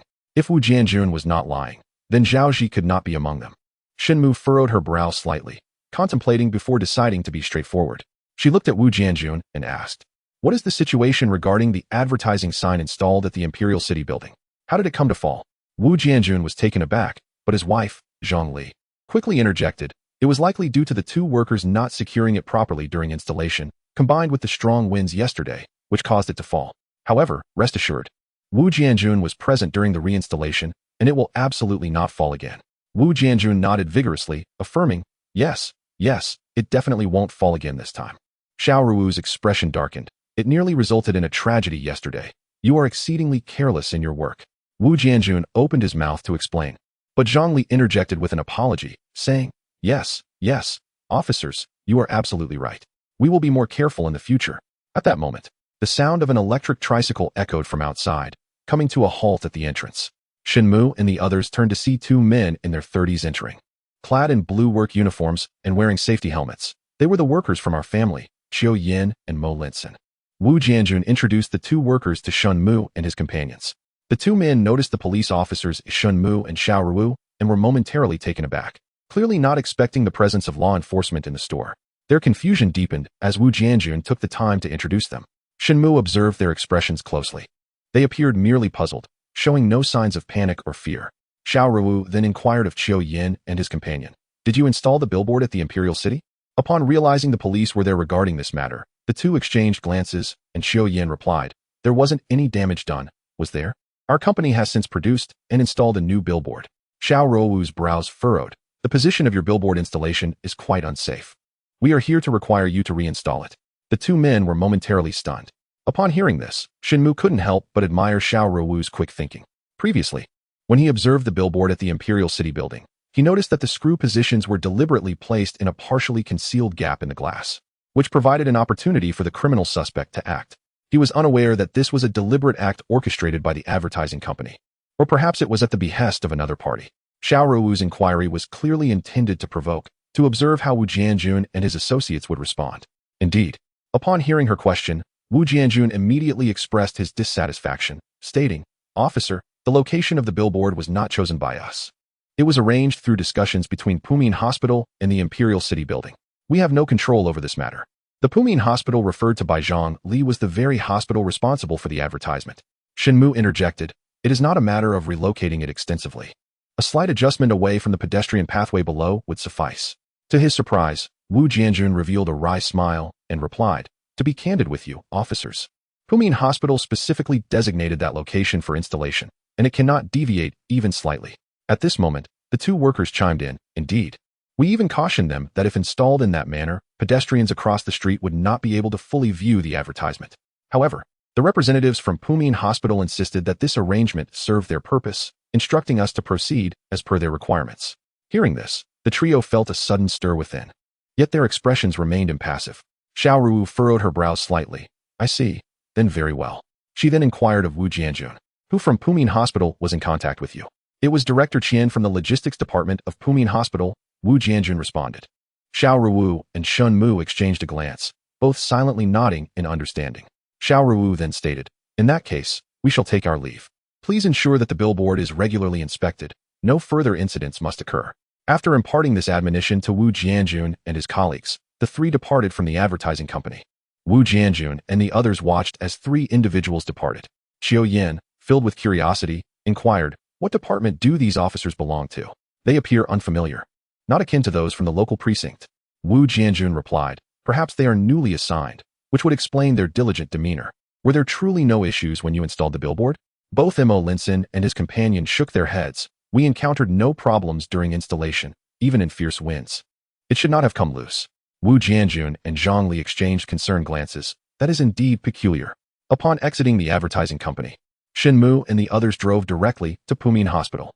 Given that the billboard's placement was under the stringent regulations of Pumin Hospital, any issues would naturally implicate the institution.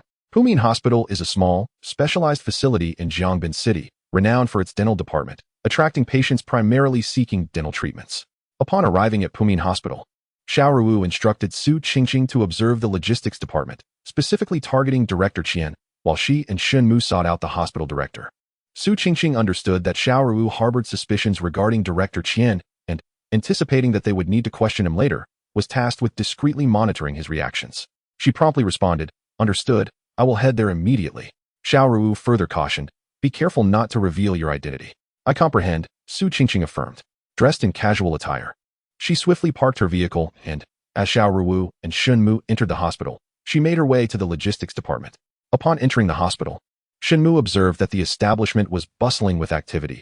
Patients hurried to and fro, many clutching their jaws and grimacing in pain. After ascertaining the location of the director's office from the receptionist, Shen Mu and his companion proceeded there. The director of the public hospital was a slightly, portly middle-aged man. Upon their knock, the director, who had been sipping tea, looked up and was momentarily taken aback by the sight of the officers in uniform. He quickly rose to his feet, inquiring, "May I assist you, officers?" "We are from the city police department, here to discuss a matter with the director," replied Xiao Ruowu as they entered the office. The director promptly gestured for them to take a seat. "I am the director. How may I be of service?" After the officer settled in, he offered to brew some tea, but Xiao Ruowu politely declined. "Director, we are here to inquire about the outdoor advertising sign your hospital has displayed on the Deduction building. Are you aware of this?" The director shook his head slightly. "The signage is managed by our logistics department. I am aware of its existence, but am not familiar with the specifics." Shen Mu pressed on. "The advertisement on the Deduction building fell yesterday and nearly caused a fatal accident. Are you unaware of this?" He continued, "The sign belongs to the public hospital, and should a tragedy occur, the hospital bears the responsibility." The director's expression shifted to one of concern upon hearing this. "I was indeed unaware of such an incident. I will immediately summon someone from the logistics department to report on this matter." With that, the director picked up the phone on his desk and dialed the logistics department. Xiao Ruowu surmised that Su Qingqing had already arrived at the logistics department.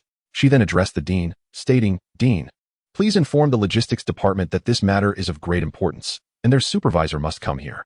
The dean nodded while holding the phone, and after a short while, the call was connected.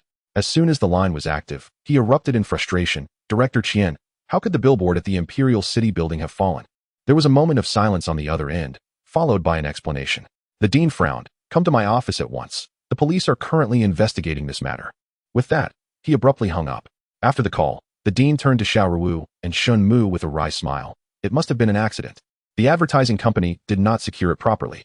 However, our hospital also bears responsibility for inadequate supervision.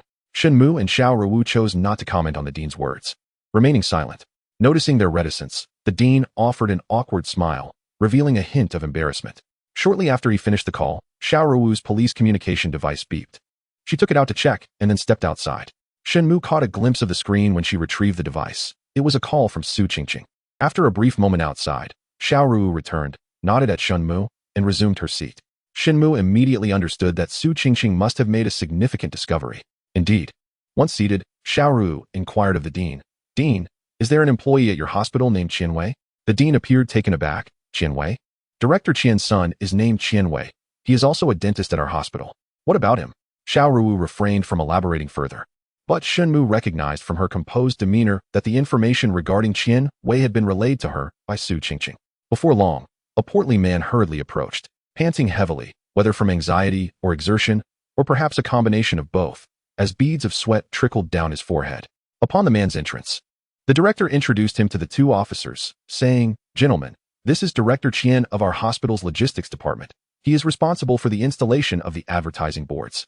The rotund figure bowed and smiled ingratiatingly at the officers, introducing himself as Qian Shu. Are you here regarding the advertising board? Its fall was entirely due to the fierce wind. Xiao Ruowu waved her hand dismissively, uninterested in his continued explanations, and coldly inquired. The personnel from Dottie Advertising Company claim that you deliberately hung the board over the sidewalk. What prompted such an action? Taken aback, Qian stammered, I did not instruct them to do this. Is there some misunderstanding? Are you implying that we are wrongfully accusing you? Xiao Ruowu questioned sharply. I meant no such thing. But, Qian faltered, momentarily rendered speechless by her sudden and forceful questioning. The advertising board nearly caused a fatal accident yesterday. What do you have to say about that? Surprisingly, instead of pressing him further, Xiao Ruowu shifted her line of questioning. Qian quickly responded, It won't happen again. I assure you there will be no next time. His anxiety intensified, and the perspiration on his forehead became even more pronounced as he wiped it away repeatedly. Can you truly guarantee that there will be no next time? Xiao Ruowu asked, her gaze fixed coldly upon him. I can assure you. Upon hearing her query, Qian visibly relaxed and immediately replied, You can guarantee? Can your son, Qian Wei, guarantee it? Suddenly, Xiao Ruowu let out a cold laugh, her gaze piercing as it fixed on Qian Shu. Upon hearing this, Qian Shu's expression shifted dramatically, paling considerably. What is Qian Wei's phone number? Have him come here. Without allowing Qian Shu a moment to respond, Xiao Ruowu demanded in an authoritative tone. Qian Wei, he. At this moment, Qian Shu realized that the other party possessed relevant evidence. Otherwise, they could not possibly know of his son Qian Wei's existence. Old Qian, what on earth is going on? How did this matter become entangled with your son? The dean, observing Xiao Ruowu's grave demeanor, sensed that something was amiss.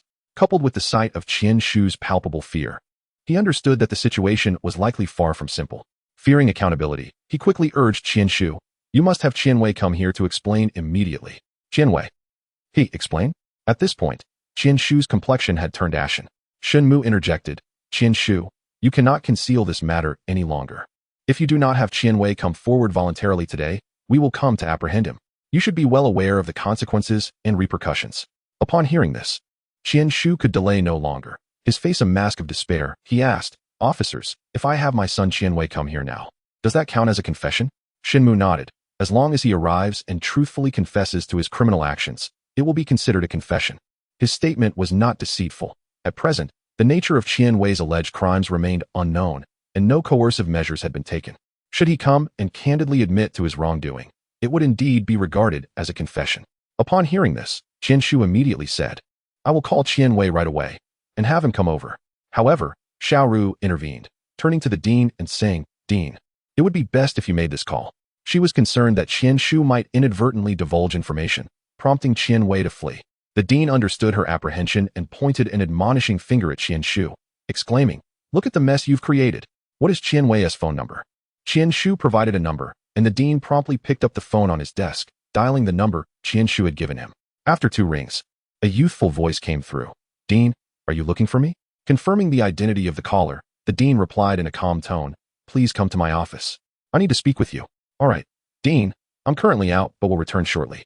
There was a noticeable hesitation in Qianwei's voice, yet he ultimately agreed. After hanging up, the group waited anxiously in the office. At this moment, Qianshu was drenched in sweat, consumed by nervousness. Shen Mu observed him and suddenly asked, "How much do you know about your son's situation?" His question was rather ambiguous. It appeared to be an interrogation, yet it stemmed from a lack of evidence, aiming to catch the other party off guard for a later comparison with Qianwei's testimony. Upon hearing this, Xiao Ruowu bit her lip. Clearly taken aback by Shen Mu's unexpected line of questioning, Qianshu, who had not anticipated such a tactic, grimaced and replied, "I do know that Qianwei raped that girl, but at the time, she seemed to be somewhat willing. Does that count as rape?" Upon the utterance of these words, not only did the dean express profound astonishment, but both Xiao Ruowu and Shen Mu were equally taken aback. They had never anticipated that this matter entailed a case of rape. Their initial intention had been to extract the reason behind Qianshu and his son's peculiar installation of the advertisement board. Yet they were met with the revelation of his son's heinous crime. Nevertheless, Shen Mu and his companion concealed their shock remarkably well, ensuring that Qianshu remained oblivious to their surprise. In truth, Xiao Ruowu had only learned from Su Qingqing that Qianshu had placed a call to Qianwei. Beyond that, she possessed no further information. In fact, due to Qianshu's utterance of his son's name during the call, Su Qingqing was unaware that Qianwei was indeed Qianshu's offspring. Otherwise, Xiao Ruowu would not have inquired about Qianwei's identity from the dean moments ago. Chapter 62. Coercion. Upon hearing that the case involved rape, Xiao Ruowu nodded to Shen Mu, who promptly retrieved a notepad to record Qianshu's statement. "How did you come to know that your son raped that woman?" Xiao Ruowu began her interrogation after asking Qianshu for some basic information. "My son, Qianwei, informed me," he replied. "5 days ago, he rushed home in a panic, asking for 200,000. When I inquired as to why he needed such a large sum, he confessed that he had raped a woman and wished to settle the matter with money." "In what circumstances did Qianwei commit this act?" "What is the name of the woman?" "That woman. She actually works in a nightclub.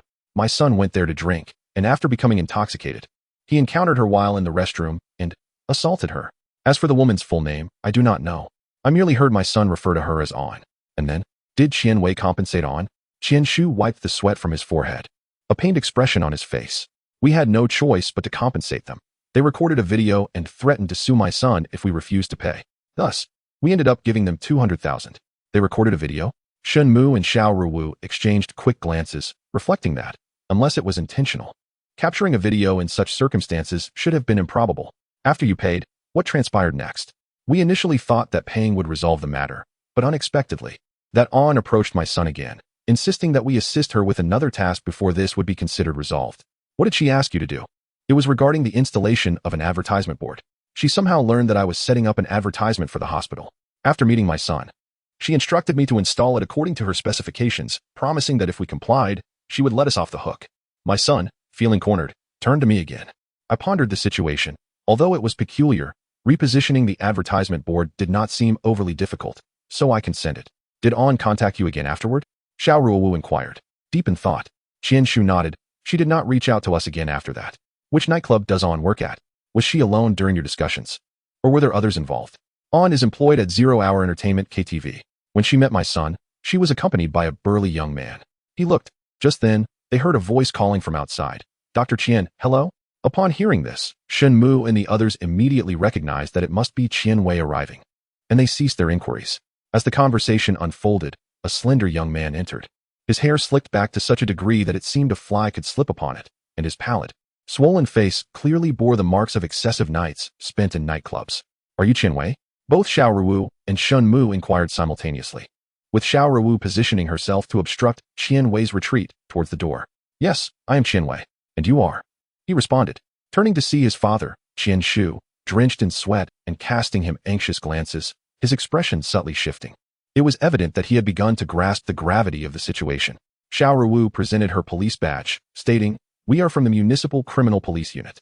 We have come to ask you some questions. Please take a seat." Upon realizing that Xiao Ruowu and her companion were criminal police officers rather than local precinct officers, Qianwei's complexion shifted again. "I haven't committed any crime. What do you want from me?" he stammered, unaware that his father had already divulged everything and still attempting to conceal the truth. Xiao Ruowu replied coldly, "Sit down and answer our questions." Seeing his son still inclined to withhold information, Qian Shu urgently pulled him aside to sit down. Qian Wei, you've confessed everything regarding On, haven't you?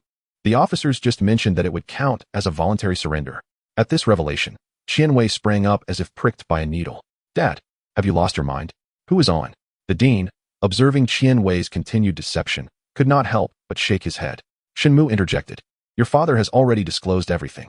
If you do not cooperate, we will take you back to the criminal police unit and summon On as a witness. The statement struck Qian Wei like a needle, instantly deflating him. He collapsed into his chair, gasping for breath, rendered speechless for an extended moment. After a while, he finally turned to Shen Mu and Xiao Ruowu, saying, Officers, I will now confess honestly. Does this count as a voluntary surrender? Qian Shu, unable to contain his eagerness, interjected, Yes, it counts. I just asked the officers, and they confirmed it. Shen Mu nodded in affirmation. It is indeed considered a surrender. With no other option, Qian Wei began to confess. His account closely mirrored that of his father's. That woman, On, not only demanded 200,000 from them, but also insisted on specific placements for the advertisement billboard at the Imperial City building. However, she did not explain the reasoning behind the placements. Is On still working at 0.KTV? Xiao Ruowu inquired. I cannot say for certain. After that incident, I ceased visiting that KTV, Qian Wei replied candidly. Once the father and son had completed their confessions, Shen Mu pondered for a moment before asking, What is the name of the young man who accompanied On? What does he look like? Upon hearing Shen Mu mention the young man, Qian Wei instinctively shrank back, clearly filled with fear. He stands about 180 centimeters tall, has a fierce appearance, particularly his gaze, which seems as though he has taken a life. I do not know his name, Qian Wei responded. Does this young man have a red mole near his right eyebrow? Xiao Ruowu immediately asked. The Qian father and son exchanged puzzled glances, exclaiming, Officer, do you know this person? Indeed, there is a red mole near his right eyebrow. Upon hearing this, Shen Mu and Xiao Ruowu no longer harbored any doubts. The falling billboard that nearly struck Xie was not a mere coincidence, but rather a meticulously orchestrated act of murder by Zhao Ji. Consequently, it appeared that the deaths of Xie Jin and the other two were also likely not accidental, but rather the result of foul play. Have you encountered that young man on several occasions? Are you aware of any details regarding him? Despite their formidable self-control, both Shen Mu and Xiao Ruowu could not suppress a flicker of tension, as the matter at hand involved 3 lost lives, and such gravity warranted concern. Qian Shu and his son were perplexed by Zhao Ji's actions, which had provoked an unexpected surge of emotion from the usually composed officers. Qian Wei replied, We have only met that young man twice. The first time he accompanied On to find me, and the second time I was handing On money. And he was with her then as well. Beyond that, I know nothing of his identity or residence. What did that young man say when On asked you to install the billboard? Shen Mu inquired suddenly, having recalled something significant. Qian Wei shook his head. On was the sole person who approached me regarding the installation of the billboard. That young man was not present. Upon hearing this, Shen Mu and Xiao Ruowu exchanged a bewildered glance, sensing the peculiarity of the situation. If Zhao Ji's intent was to have the billboard fall and kill Xie, why did he not involve himself in this crucial matter? After the billboard fell yesterday, did On or anyone else reach out to you again? Xiao Ruowu asked, her brows furrowing with concern. Qian Wei shook his head once more. No, On did not contact me afterwards. Chapter 63. The old flame of the guest. As Shen Mu and Xiao Ruowu found themselves unable to extract any further information from Qian Shu and his son, Xiao Ruowu declared, Regardless of the circumstances, you, Qian Wei, have committed a crime and must face the consequences. You two will accompany me back to the criminal police team. At this point, Qian Shu and his son had no retort, both lowering their heads in acquiescence. The director escorted them to the door and, upon returning to his office, stroked his chin, his face a mask of perplexity. Throughout the interrogation, the 2 officers seemed to have presented no substantial evidence. How was it that Qian Shu and his son confessed so readily? After Shen Mu and Xiao Ruowu led Qian Shu and his son downstairs, they escorted them to the vehicle. Upon seeing them, Su Qianqin inquired eagerly, Xiao, did they confess? Xiao Ruowu nodded in response. Su Qianqin gave a thumbs up to the 2 officers, exclaiming, Xiao, Shengu, you are formidable. Qian Shu, spotting Su Qianqin, was momentarily stunned and blurted out, Weren't you just the sales representative discussing medical equipment in my office? So, you are a police officer. You deliberately approached me under the guise of a salesperson. Realizing at that moment that Qian Shu understood her ruse, Su Qianqin couldn't help but chuckle. It turned out that she had pretended to be a sales representative to discuss equipment purchases with Qian Shu, and after receiving a call from the director, she had remained on site. Although Qian Shu later made a call to Qian Wei behind her back, she had still managed to overhear the conversation. You, It dawned on Shen Mu that the police might not possess concrete evidence of their crimes after all. At this juncture, it is too late for words, should he confess. The authorities are already aware of the connection between On and that young man. If they were to confront them, he and his son would inevitably face a grim fate behind bars. Contemplating this predicament, Shen Mu refrained from the perilous act of retracting his statement. For once he did so, his prior confession would no longer hold merit. Upon returning to the Criminal Investigation Unit, Shen Mu and Xiao Ruowu recorded the testimonies of Shen Mu and his son. After concluding their inquiries, they reported the case to Li Donglai. Upon learning that it involved 3 lives, Li Donglai acted with urgency, instructing Xiao Ruowu to initiate an immediate investigation and to ensure the safety of Xie Renhe and He Pingyan, who were in custody. Xiao Ruowu complied and promptly commenced her investigative efforts. She first contacted the detention center, emphasizing the importance of securely holding He Pingyan due to his involvement in a significant case. The detention center expressed no objections, assuring her that no incidents would occur. After concluding the call, she arranged for discreet surveillance to ensure Xie Renhe's protection. As for the billboard at the Imperial City building, she opted against dismantling it. Instead, she deployed a team for continuous surveillance, prepared to apprehend On and Zhao Ji should they appear. Additionally, Xiao Ruowu began dispatching personnel to investigate the circumstances surrounding the deaths of Xie Jin and the others. As evening descended, the Zero Point Entertainment KTV began to welcome a steady stream of patrons, its business thriving with a constant influx of guests. A business vehicle quietly parked at the entrance, from which 3 men emerged. The foremost was a tall, slender young man, exuding a refined demeanor. Accompanying him were 2 others. One was notably tall, while the other was as lean as a monkey, yet his gaze was remarkably sharp, suggesting he was in his 30s.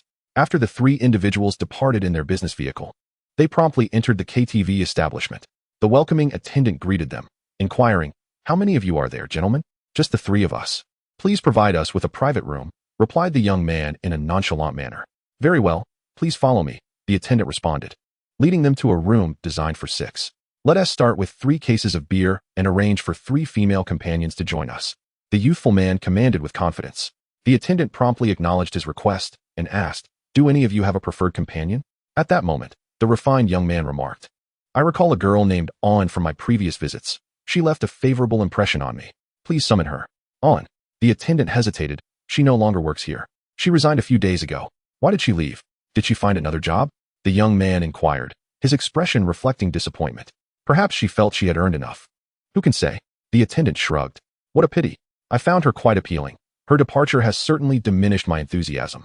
The young man lamented to his companions with a click of his tongue. Well, the jovial young man beside him coughed lightly and chuckled. "I never expected you to be so sentimental. It seems we misjudged you." The young man waved his hand dismissively. "I've visited here several times, always requesting her company. And now she's gone. By the way, do you happen to know On's WeChat number?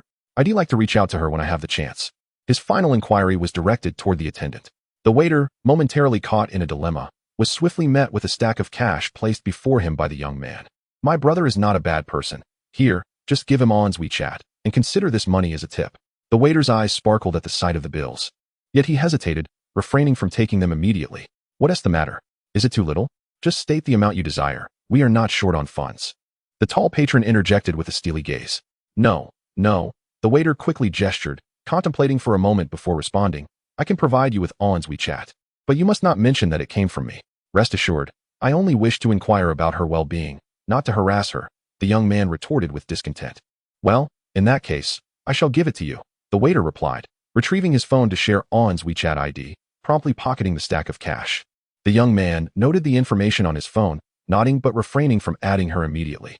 "Since On is not present, summon 3 more karaoke companions. Remember, they must be attractive, youthful, and of a commendable figure. Do not send us any middle-aged women to deceive us. We have plenty of money." The young man instructed the waiter. "Understood. Please wait a moment, gentlemen," the waiter acknowledged before exiting the private room, closing the door behind her. Once she departed, the 3 young men fell into a brief silence until the tall one murmured, "Now that we have On's WeChat, what are we still doing here?" The young man shook his head, replying softly, "We cannot leave just yet, lest the KTV staff become suspicious." The young man nodded in agreement. "Let's wait a bit longer." The tall man fell silent, murmuring under his breath, "I fear that if we spend too much, I won't be able to account for it when we return." The young man playfully patted the tall man's shoulder, chuckling softly, "If we can't report it, we'll cover it ourselves. This is a rare opportunity to broaden our horizons." Such chances are seldom encountered in daily life. The tall man scrutinized the young man. You've changed since your return.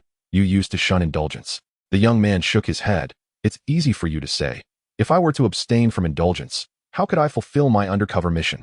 Just as the tall man was about to respond, a sudden cough from a young man interrupted them, prompting an immediate cessation of their conversation. They then noticed the door to their private room swing open, and a server entered with a tray of drinks. After delivering the drinks, 3 charming singing companions entered, taking their seats intimately beside the 3 young men. Chapter 64. Chaos and Clamor. A business vehicle was parked over 100 meters from the KTV, its windows tinted, obscuring the interior from view. Inside sat the captain of the criminal police team, Xiao Ruowu, alongside instructor Wu Qingjun. In the driver's seat was Su Qingqing, who turned to glance towards the KTV before checking her phone. Why has it taken Shun and the others so long? They should have emerged by now. Xiao Ruowu's gaze also fixated on the neon lights of the KTV, his brow slightly furrowing. Qingqing, please call Shen Mu and ask if he needs any support. Xiao Ruowu instructed. Understood, she replied. Su Qingqing promptly retrieved her phone, intent on calling Shen Mu. However, Wu Qingjun, seated in the back, interjected. Wouldn't calling now arouse suspicion among others? Should we perhaps wait a little longer? Xiao Ruowu let out a cold laugh. Yao Lin has long been engaged in undercover work. He is well versed in such scenarios.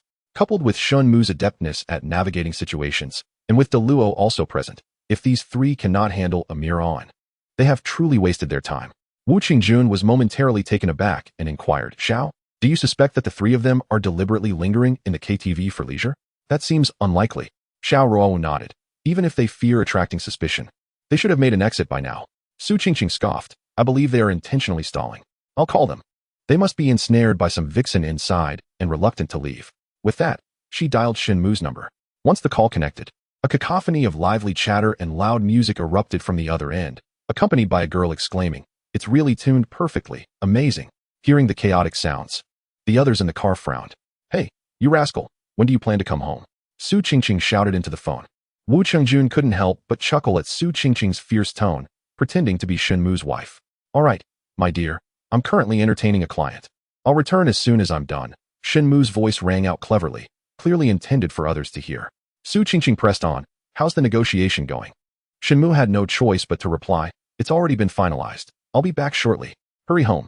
Upon hearing the news of a successful negotiation, Su Qingqing realized that there must be news concerning On. She snapped at Shen Mu once more before ending the call. After hanging up, she turned to Xiao Ruowu and said, Xiao, Shen Mu mentioned that everything is settled. They will be returning shortly. Xiao Ruowu nodded and then directed her attention to Wu Qingjun, instructing, when the 3 of them return, inquire about their expenditures. If they exceed the budget, do not reimburse them. Wu Qingjun, sensing Xiao Ruowu's irritation over the trio's frivolousness amidst an ongoing investigation, promptly responded, Understood. Any excess will be covered by them personally. After a brief wait, the 3 emerged from the KTV venue. Among them, the elegantly attired young man was, of course, Shen Mu, accompanied by the boisterous De Luo and the monkey-like Yao Lin. They staggered towards the business vehicle, ensuring that no one was observing, before hastily climbing aboard. Once inside, Su Qingqing pointed a finger at them, teasingly inquiring, was the princess inside truly so enchanting?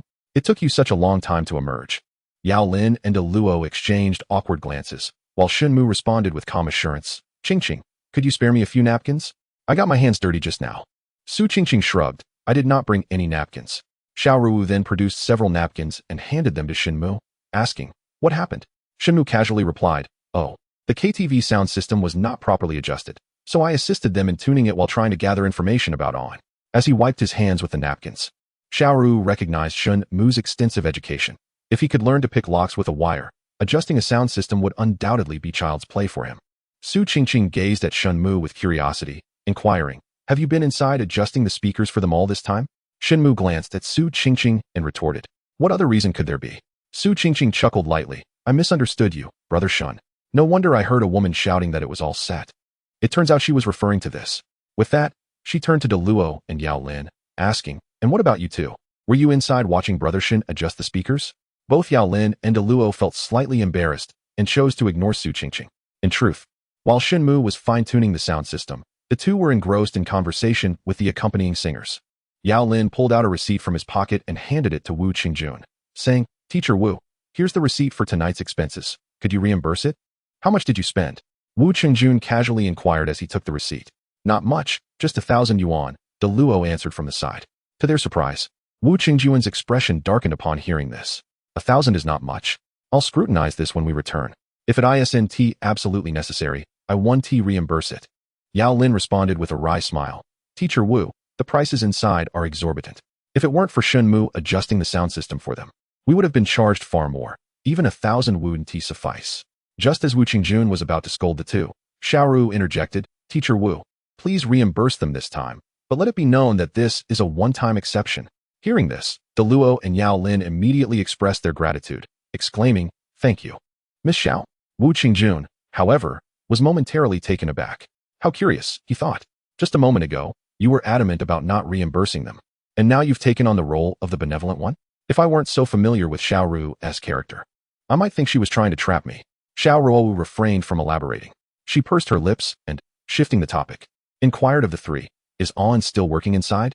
Shen Mu shook his head, responding, She has left, but I managed to obtain her WeChat. Xiao Ruowu then asked, Are you certain that this WeChat belongs to An? Shen Mu nodded, explaining, I first asked a waitress, and she provided me with this WeChat.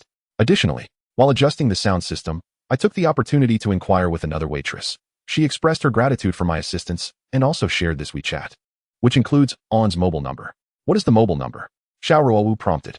Shen Mu relayed the number to her. Xiao Ruowu switched her police terminal to the internal system and commenced a search for An's identity information using the mobile number. An's original name was revealed to be Kai Wan, 24 years of age, hailing from Yeji Village in Maoshui Town, Jiangbin City. Xiao Ruowu swiftly located An's identity details. Maoshui Town. We can enlist Chu Jiao to investigate this Kai Wan and ascertain whether she has returned home, suggested Su Qingqing promptly. Previously, during the investigation of Lin Jun's murder of his sister Lin Ying, they had collaborated with Chu Qing, establishing a seamless rapport and mutual admiration. Xiao Ruowu nodded and promptly dialed the mobile number of instructor Chu Qing from the Maoshui Town Police Station. Hello, Xiaoda. Chu Qing's enthusiastic greeting resonated upon connection. Instructor Chu, I'm calling today to request your assistance with a matter, Xiao Ruowu said courteously. Of course, what is it? Chu Qing replied. Xiao Ruowu then detailed the situation regarding Kai Wan, asking her to investigate whether Kai Wan had returned home recently. This is quite simple. We have an auxiliary police officer from Yujiajin, and I will ask him to inquire about it. Please await my updates. Chu Qing readily agreed to Xiao Ruowu's request. Chapter 65. Luring out the suspect after expressing her gratitude to Chu Qing, Xiao Ruowu ended the call. Approximately half an hour later, Chu Qing called back. Xiao, according to our investigation, Kai Wan has not returned to Yujiajin recently. I asked the auxiliary officer to inquire with several acquaintances, and they all confirmed that they haven't seen Kai Wan at home lately. Upon hearing this, Xiao Ruowu's brows furrowed in concern. Kai Wan had not returned home, and she had also resigned from the KTV. In this vast sea of people, where could she possibly be found? Everyone momentarily fell into a dilemma. Shen Mu pondered aloud. Xiao, perhaps we should have the KTV staff reach out to Kai Wan. If they contact her, she is less likely to be suspicious, allowing us to lure her out. Wu Qingjun concurred. Xiao Shen's suggestion is viable. Given that Kai Wan is involved in a homicide case, I believe the staff will cooperate with us, as their professional duties would compel them to do so. Xiao Ruowu contemplated for a moment before nodding in agreement. Very well, let us proceed with that. Shen Mu added. Let us contact the second server who messaged me on WeChat earlier. I heard her mention that she had a good rapport with Kai Wan while I was adjusting the sound system. Xiao Ruowu inquired, what is her name? Before Shen Mu could respond, Yao Lin interjected from behind. Her name is Qian Qian. Wu Changjun shot him a disapproving glare. You seem to have inquired quite thoroughly. Yao Lin retracted his neck sheepishly, chuckling. I only asked for work-related purposes. Is that so? Wu Changjun gazed at him calmly, inquiring if he needed to acquire someone's WeChat. Yao Lin repeatedly shook his head, insisting, No, that is not the case. Wu Changjun chose not to press further. Instead, he spoke earnestly. Yao Lin, you are no longer undercover. You must amend the habits you developed during that time. After all, we are police officers. There are certain actions that ordinary individuals may undertake, but we cannot. I understand, Yao Lin replied sincerely, without offering any evasions this time. He recognized the sincerity in Wu Qingjuan's words and promptly agreed. Observing that Yao Lin had grasped his message, Wu Qingjun nodded appreciatively. It must be said that Wu Changjun excelled in matters of persuasion. Although he was somewhat less adept in investigation and case solving, his skills in influencing thought were unparalleled in the municipal bureau. With just a few words, he had prompted Yao Lin to alter his previously reckless demeanor. Shen Mu, you and your companions keep an eye on the entrance of the KTV. If that girl Shallow appears, we will follow her, Xiao Ruowu instructed Shen Mu and the others. Understood, They all replied in unison. Identifying Kai Wen was pivotal to cracking this case, so everyone remained vigilant. Even though they were unfamiliar with Xiao, their focus unwavering on the KTV entrance. As time passed slowly, beginning at 10 o'clock, guests and staff departed intermittently. However, Xiao did not emerge until past midnight. When she appeared at the KTV entrance wearing a t-shirt and shorts. She has come out. Shen Mu alerted the group. The previously drowsy individuals instantly perked up, observing Xiao as she left the KTV and strolled alone toward the end of the street. Xiao Ruowu observed for a moment, finding no issues, and then instructed Su Qingqing, "Follow her." Su Qingqing acknowledged and slowly drove the vehicle forward. They did not immediately confront Qian. Instead, they maintained a considerable distance from the KTV until it was no longer visible. Only then did they halt the car at a turn. Xiao Ruowu and Shen Mu exited the vehicle to block Qian's path. "What do you want?" Qian exclaimed, her voice tinged with suspicion as she noticed the two obstructing her way. Today, Xiao Ruowu was not in uniform. She produced her police badge and reassured, "There's no need to be alarmed. We are from the city's criminal police department. Here is my identification." Upon seeing the badge, Qian recognized their authority and relaxed her stance. She then looked at Shen Mu in surprise, exclaiming, "Aren't you the gentleman who helped us with the sound system?" With a smile, Shen Mu replied, "I am also a police officer. We would like to inquire about a matter." Qian responded, "Is it concerning Awing? I don't know much about her situation. Although we were on good terms, her resignation was quite sudden, and she did not share the reasons with me." Noticing curious onlookers in the distance, Xiao Ruowu promptly suggested, "Let us discuss this in the car." Qian hesitated for a moment, but eventually nodded in agreement. Once inside the vehicle, she recognized Luo and Yao Lin and remarked, "Are you two also police officers?" Luo and Yao Lin nodded, and Yao Lin asked, "Since Awing's resignation, have you had any further contact with her?" Qian replied, "We communicated on WeChat once. I inquired about her reasons for resigning, and she simply stated that she no longer wished to continue. However, we have not met since then." Upon hearing this, everyone felt perplexed. Logically, since Kai Wen was assaulted by Qian Wei at the KTV, her colleagues and friends should have been aware of it. However, from Qian's response, it was evident that few knew about this incident, and at least Qian herself was unaware. A trap? After a moment of contemplation, Yao Lin suddenly uttered two words.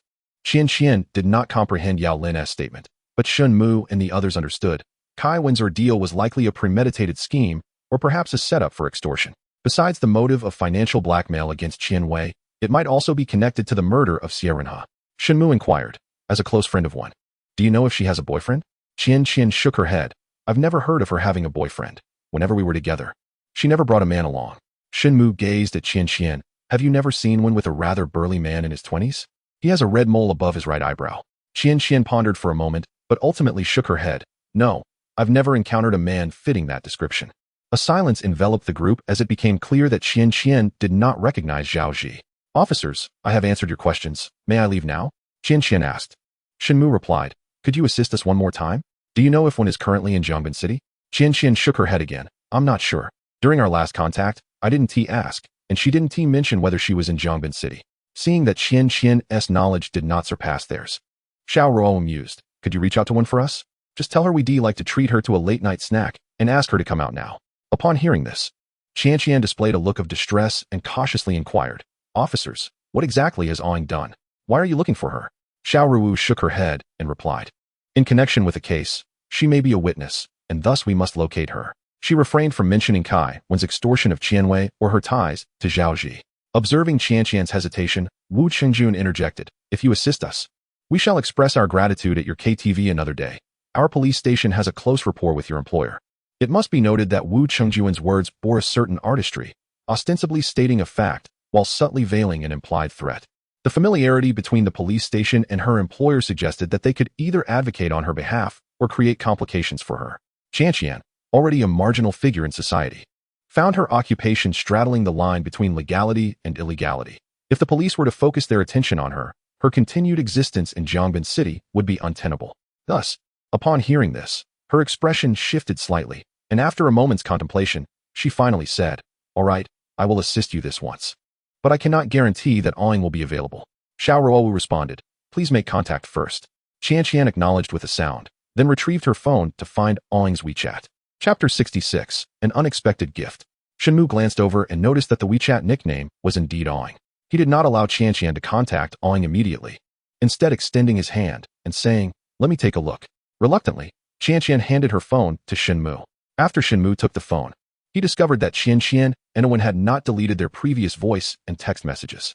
He quickly skimmed through them and listened to several voice clips before returning the phone to Qian, suggesting she should reach out. Upon receiving the device, Qian looked at Shen Mu with a hint of skepticism, puzzled by his intentions. However, Xiao Ruowu and the others understood. Shen Mu was wary that Qian might inadvertently disclose information to Kai Wan, thus examining their usual conversational habits. If any discrepancies arose in their dialogue, they could address them promptly. Wu Qingjun and Yao Lin exchanged glances, both nodding in quiet approval of Shen Mu's caution. Especially Yao Lin, who had recently joined the criminal investigation team and initially struggled to comprehend why Xiao Ruowu held Shen Mu in such high regard. Today's events, however, demonstrated Shen Mu's considerable abilities. Hello, Wen, it's Qian. Are you asleep?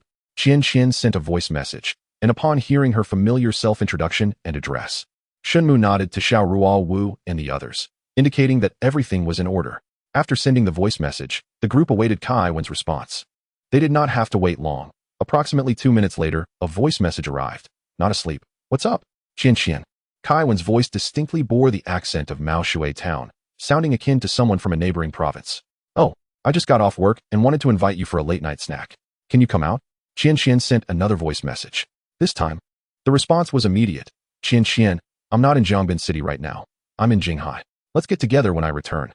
Upon hearing that Kai Wen was not in Zhongbin City, the expressions of Xiao Ruowu and her companions subtly altered. Xiao Ruowu immediately inquired, when will she return? Jinghai?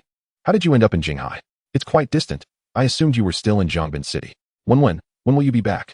Qian, following Xiao Ruowu's instructions, sent another voice message to Kai Wen. This time, there was no immediate response. It was not until 5 minutes later that a voice message arrived. I won't be returning soon. I have some matters to attend to here. The brows of Xiao Ruowu and her companions furrowed once more. Wu Qingjun asked, should we inquire where exactly in Jinghai Kai Wen is? After a brief discussion among Shen Mu and Xiao Ruowu's group, they ultimately shook their heads in unison. Asking would be too conspicuous. It would raise suspicion. This question must remain unasked. Qian looked at the others and asked, what should I say next? Shen Mu replied, simply respond with an O and refrain from further comments. Following Shen Mu's directive, Qian promptly replied with an O and ceased sending any more voice messages. After doing so, she turned to Shen Mu and asked, Officer, may I leave now? Just a moment longer, Shen Mu replied, concerned that Kai Wen might send another voice message shortly. Thus, he did not permit Qian to depart immediately. Qian complied, waiting alongside the others. As anticipated by Shen Mu, a little over 10 minutes later, Kai Wen once again sent a voice message. Qian, where are you right now? Seeking guidance from the group, Xiao Ruowu instructed, be honest. Tell her you just got off work and are near the KTV. Wen, I just finished work and am at Limu Alley. The location of the parked vehicle was indeed not far from the KTV, situated in Limu Alley. After a few more minutes of anxious waiting, a sudden WeChat video invitation came through, accompanied by a frantic melody that left everyone momentarily bewildered. They had not anticipated that Kai Wen would initiate a video call. What should they do? Xiao Qingqing couldn't help but voice her concern. If everyone descended at this moment, Qian might inadvertently signal to the other party, jeopardizing everything. Moreover, if Kai Wen learned that the police were searching for her, she would undoubtedly refrain from returning to Zhongbin City. This would render locating her nearly impossible. The urgency of the situation was palpable. The video invitation persisted, and without a prompt plan, suspicion from the other side was inevitable. At that moment, Shen Mu suddenly exclaimed, Yao Go, you and Qian stay in the car and dishevel your clothes and hair. Yao Lin, having experienced the world, quickly grasped Shen Mu's intention and replied, I understand, you all go ahead. He first tousled his hair and then loosened the top 2 buttons of his shirt. Shen Mu nodded in encouragement, Yao Go, it's up to you. With that, he leaped from the vehicle. In an instant, Xiao Ruowu and the others comprehended Shen Mu's strategy and promptly exited the car, leaving Yao Lin and Qian behind. As the car doors closed, Shen Mu and his companions concealed themselves in the shadows, each person wide-eyed and praying for the situation to remain unscathed. They waited for approximately 3 minutes. What usually felt like a fleeting interval now seemed to stretch into hours.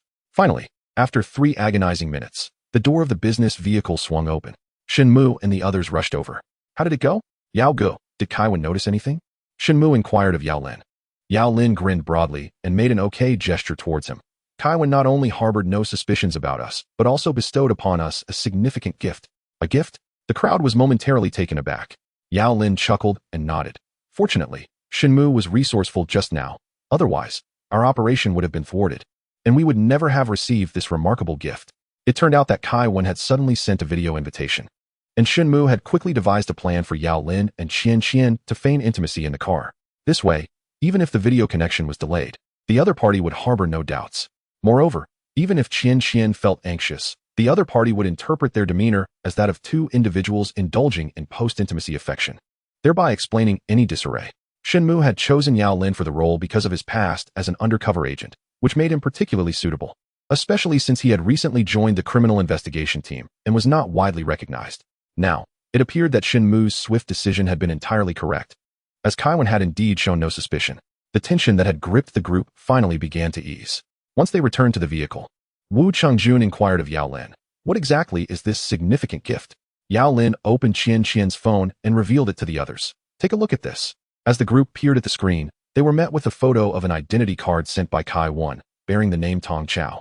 However, upon examining the photograph, they were all taken aback. The individual depicted was remarkably youthful, likely in their early 20s, and possessed a robust physique, with a distinctive red mole at the tip of his right eyebrow. "Zhaoji," Wu Chengjun blurted out. Even Shen Mu and Xiao Ruowu could not conceal their shock. The person in the photograph was none other than Zhao Ji, his identifying red mole unmistakable. The individual has altered his name and procured a counterfeit identification card. Dalu could not help but exclaim, "Why did Kai Wen send Zhao Ji's ID?" Xiao Ruowu inquired immediately. Yao Lin explained, "Kai Wen hopes that Qian Qian will assist Zhao Ji in finding a rental property." She mentioned that Tong Chao, also known as Zhao Ji, has only recently returned to Jiangbin City and is unfamiliar with the area. "What instructions did Kai Wen give you regarding contacting Zhao Ji?" Upon hearing this news, the group was filled with immense joy, and Wu Chengjun promptly pressed for further details. Since Qian Qian is to rent a place for Zhao Ji, they must inevitably meet. Consequently, if the police set up surveillance, they would be able to apprehend Zhao Ji, which would be far more efficient than trying to locate him through Kai Wen. Chapter 67. The Fatal Car Accident. After Kai Wen instructed Qian Qian to find a property, she would then get in touch with her, and subsequently, she would direct Zhao Ji to go there. However, the condition for renting was a 2-bedroom apartment. Yao Lin answered on her behalf, "Looking for a place?" Su Qingqing pondered for a moment and said to Xiao Ruowu, "Xiao, my aunt has an unoccupied apartment in Qinghe Community, which is a 2-bedroom unit, perfectly meeting Kai Wen's requirements." Xiao Ruowu nodded and turned to Qian Qian, saying, "Tomorrow, we will take you to Qinghe Community, and then you can contact On to inform her that the house has been found." Qian Qian immediately agreed. Qinghe Community is an older development, over a decade old, and Su Qingqing's aunt's apartment is located in Building 3. The following day, Su Qingqing obtained the keys from her aunt and promptly took Xiao Ruowu and Qian Qian to Qinghe Community, where they quickly located the apartment. If one were to observe the Qinghe Community today, particularly near Building 3, they would notice an influx of unfamiliar faces.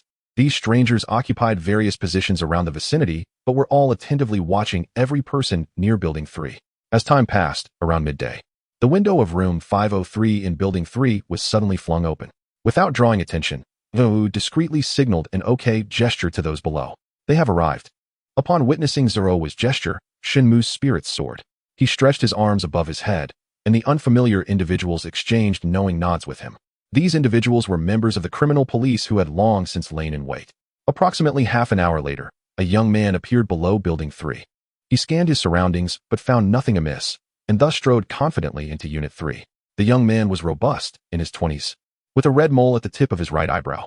"Finally, he has arrived," Shen Mu murmured in delight upon spotting the young man, and he promptly signaled his team to block the entrance of the unit. Just as they secured the doorway, a sudden commotion erupted from the 3rd floor. The young man, having just ascended, came barreling down the stairs, pursued closely by several others. "Zhao Ji, you cannot escape." Upon seeing the young man dash out, the team at the entrance surged forward, forcefully bringing Zhao Ji down to the ground.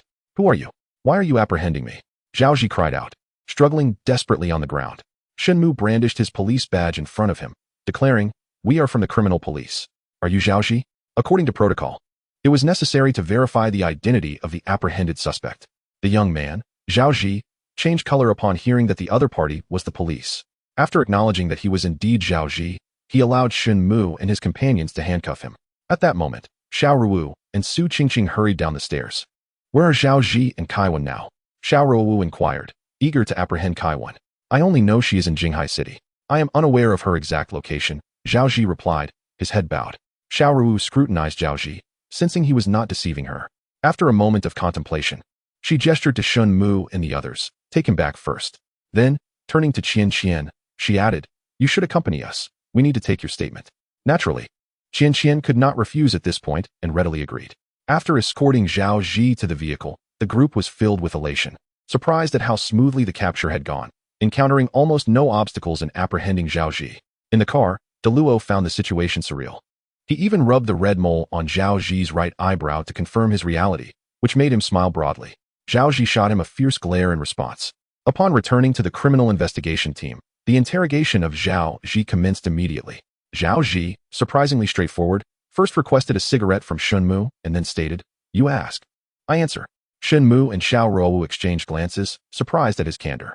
Typically, criminal suspects tend to vehemently deny their actions, yet Zhao Ji seemed disinclined to do so.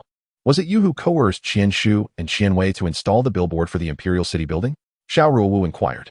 Yes, I was also the one who extorted Qian Wei, Zhao Ji confessed. Zhao Ji did not wait for Xiao Ruowu to continue her inquiry. He not only confessed to the matter of the billboard, but also admitted to the extortion. Why did you install the billboard in that manner? Xiao Ruowu asked again. Zhao Ji took a deep drag from his cigarette and, gazing at her, replied, you must have learned about the billboard from Sierenha. I will not conceal anything. I installed it that way to kill Sierenha. Why do you wish to kill Sierenha? Although aware of Zhao Ji's murderous intentions, Xiao Ruowu adhered to protocol and posed the question. 7 years ago, the 5 of them demolished my family's house, resulting in the deaths of my parents and my grandfather and aunt. Tell me, how could I not seek revenge for such a grievance? As Zhao Ji recounted this, his face twitched. How many times have you attempted to harm Sierenha? Xiao Ruowu pressed on. Twice. The first time, I ran a red light in my car, intending to run him over. Unfortunately, that bastard was fortunate enough to evade me. The billboard was the second attempt. Zhao Ji replied. Did you also kill Han Jin and his companions? Xiao Ruowu continued her questioning. This time, Zhao Ji refrained from answering, instead countering with a question of his own. May I inquire how you found me? Did Qian Wei inform you? And how did you uncover the issue with the billboard that led you to Qian Wei? Xiao Ruowu regarded Zhao Ji coldly. You need only answer our questions. There is no necessity for us to divulge anything else. However, Zhao Ji shook his head. First, you must tell me, otherwise, I will not disclose anything regarding Han Jin and his companions. With a piercing gaze, Xiao Ruowu retorted, are you negotiating with us? Indeed, the issue with the billboard is one that the average person might overlook. However, you have identified the problem. I am curious to know how you came to this realization. Zhao Ji stated resolutely. Xiao Ruowu and Shen Mu exchanged glances, a silent communication passing between them, and Shen Mu nodded in agreement to reveal the truth to Zhao Ji. Xiao Ruowu began to recount how they initially noticed the discrepancies with the billboard, which led them to uncover the involvement of Qian Wei and his son, and subsequently, the connection to Kai Wen and Zhao Ji himself. Upon hearing this, Zhao Ji's face displayed a hint of astonishment as he took a deep drag from his cigarette before slowly admitting, indeed, among you, there are skilled individuals. I believe that even if I do not confess, you would be able to uncover the truth behind Han Jin's death. Very well, I confess. I was the one who killed Han Jin and the other 2. I was the first to murder Han Jin. When the demolition of my house took place, he was the most enthusiastic advocate. Thus, I orchestrated his death by having him struck while riding his bicycle. How did you arrange for Han Jin to be struck? Xiao Ruowu inquired. The reason that murder was classified as a mere traffic accident is that I instructed the driver to avoid directly colliding with Han Jin. Instead, the driver struck a vehicle in between, utilizing inertia to cause Han Jin's demise. Shen Mu then asked, why did you choose to kill Han Jin on Anxiang Street? Zhao Ji replied, I conducted prior observations. Anxiang Street has a high volume of traffic, making it an ideal location for such an act, as it is less likely to raise suspicion among bystanders. Shen Mu cast a glance at Zhao Ji, remaining silent, while he diligently recorded his responses. Chapter 68. Vulnerability. When did you arrive in Jiangbin City to carry out the murder? Shen Mu inquired. Following the incident on July 21st, Zhao Ji had been taken away by relatives from out of town for upbringing.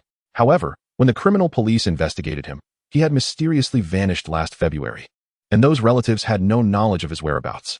I came to Jiangbin City to execute my plan last year, specifically in February, Zhao Ji replied. Noticing the consistency in his timeline, Shen Mu nodded slightly. What was the name of the individual you hired to kill Han Jin? His name is Zhuojia. I am uncertain whether that is his real name. We met previously in another location, and I enlisted his help this time, after the incident was resolved. In addition to the compensation, I paid him an extra 100,000, and he subsequently left Jiangbin City. What does Zhuojia look like? From which region does he hail? Shen Mu continued his questioning. Although the appearance of the hired assassin could be traced within the incident team, Shen Mu still insisted that Zhao Ji provide an answer. He is tall, with a round face and a stout build. He spoke Mandarin, but I could not discern his regional accent. Zhao Ji shook his head. How did you kill Yang Laiwen and Takeda Shin? I killed Yang Laiwen while he was swimming at the Dongfang Reservoir. I took advantage of his momentary distraction, forcefully held his head down, and drowned him. As for Takeda Shin, I pushed him as he was descending the stairs, which led to a cerebral hemorrhage and ultimately resulted in his death. The interrogation lasted just over an hour, during which Zhao Ji confessed everything without reservation. After the questioning concluded, Xiao Ruowu presented the transcript to Zhao Ji for his review, and subsequently requested his signature and fingerprint. Immediately, Xiao Ruowu dispatched someone to escort Zhao Ji to the detention center. At this moment, He Pingyan had already been taken to the provincial city, and the two were unable to meet.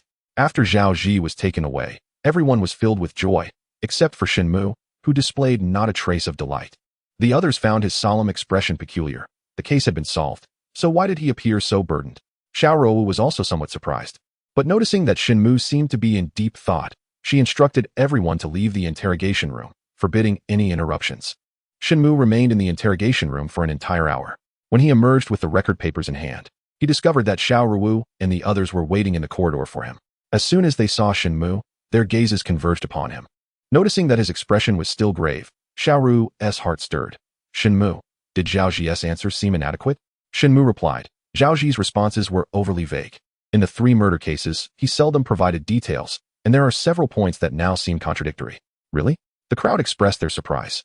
Shen Mu pointed to a section in the record. For instance, when I asked him why he chose to run over Hanjin and Anxiang, he claimed that the traffic there was heavy at the time, making it easier to commit murder without arousing suspicion.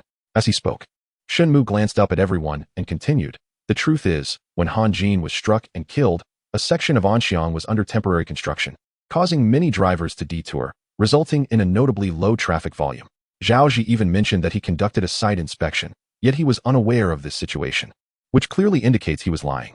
Moreover, the act of utilizing a vehicle to fatally strike Hanjin necessitates an immense force of impact. Thus, it is evident that the speed of the offending vehicle must have been considerable. If the perpetrator had chosen a congested area, achieving such an effect would indeed have been exceedingly difficult. To orchestrate a meticulously planned murder, one would surely have to conduct thorough preliminary simulations, a detail that Zhao Ji also finds inexplicable. Upon hearing Shin Muxu's statement, the expressions of those present instantly turned grave, as this point is undeniably suspicious. Shin continued, stating, if the demise of Hanjin could be attributed to mere chance, then when I inquired how he managed to kill the swimmer Yang Laiwen, his response became even more implausible. He claimed to have taken advantage of Yang Laiwen's momentary distraction to submerge his head underwater, leading to his drowning. At that time, Yang Laiwen was swimming in a reservoir on the outskirts of Jiangbin City, and although the location of his drowning was secluded from onlookers, it is inconceivable that a swimmer would not struggle vigorously when suddenly having their head pressed down, regardless of Zhao Ji's strength, which would make it impossible to subdue him instantly. Investigations revealed that Yang Laiwen was an excellent swimmer, and furthermore, none of his companions witnessed any signs of struggle. He simply vanished from the surface without a trace, which adds to the absurdity of the scenario. At this juncture, Shin sighed. Thus, the investigation into this case may not reach a conclusion and requires further scrutiny. An uncomfortable silence enveloped the group for some time until Wu Qingjun spoke up. If Hanjin and his companions were not slain by Zhao Ji, why would he confess? This is a capital offense. Upon hearing this, the crowd erupted into fervent discussion. What kind of individual would willingly face execution, content to take the blame? Zhao Ji is an orphan. Could it be that a relative, who raised him, is taking the blame? A relative? Why would his kin wish to murder Hanjin and the others? All for an incident that occurred 7 years ago. This seems implausible. Zhao Ji himself has not sought vengeance, so what motive could a relative possibly have? Xiaoda, do we need to re-examine Zhao Ji?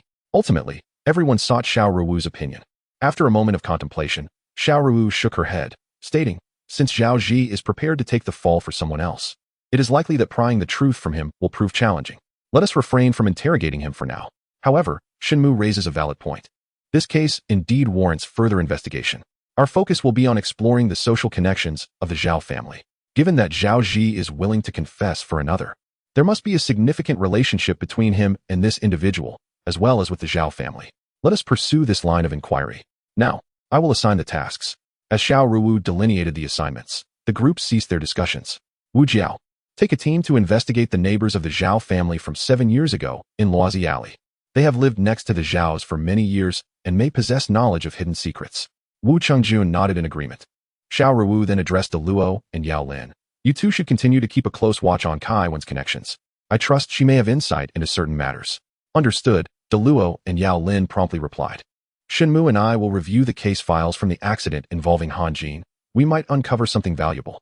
As for the others, please return to the other 2 crime scenes to re-interview witnesses and see if new information arises. As the captain of the criminal police team, Xiao Ruowu demonstrated remarkable organizational and coordination skills, efficiently delegating tasks in a remarkably short span of time, with personnel allocations that were exceptionally reasonable. For instance, Wu Chengjun, who excelled in interpersonal communication, was undoubtedly the best choice to engage with the elderly residents of the Zhao family neighborhood. This earned him the admiration of everyone, including Shen Mu. Once the tasks were accepted, each individual promptly set forth to carry out their respective assignments. Xiao Ruowu and Shen Mu took a vehicle directly to the Jiangbin City Traffic Police Department's accident division. The sweltering summer months are notorious for a surge in accidents, with incidents stemming from fatigued or intoxicated driving occurring with alarming frequency. Upon their arrival at the accident division, Xiao Ruowu and Shen Mu discovered that all personnel had been dispatched, leaving only an aging officer, Lao Wu, who was on the verge of retirement, along with 2 auxiliary officers to maintain watch. Chapter 69. The suspicious caller Lao Wu, who was acquainted with Xiao Ruowu, greeted her with a smile upon her arrival.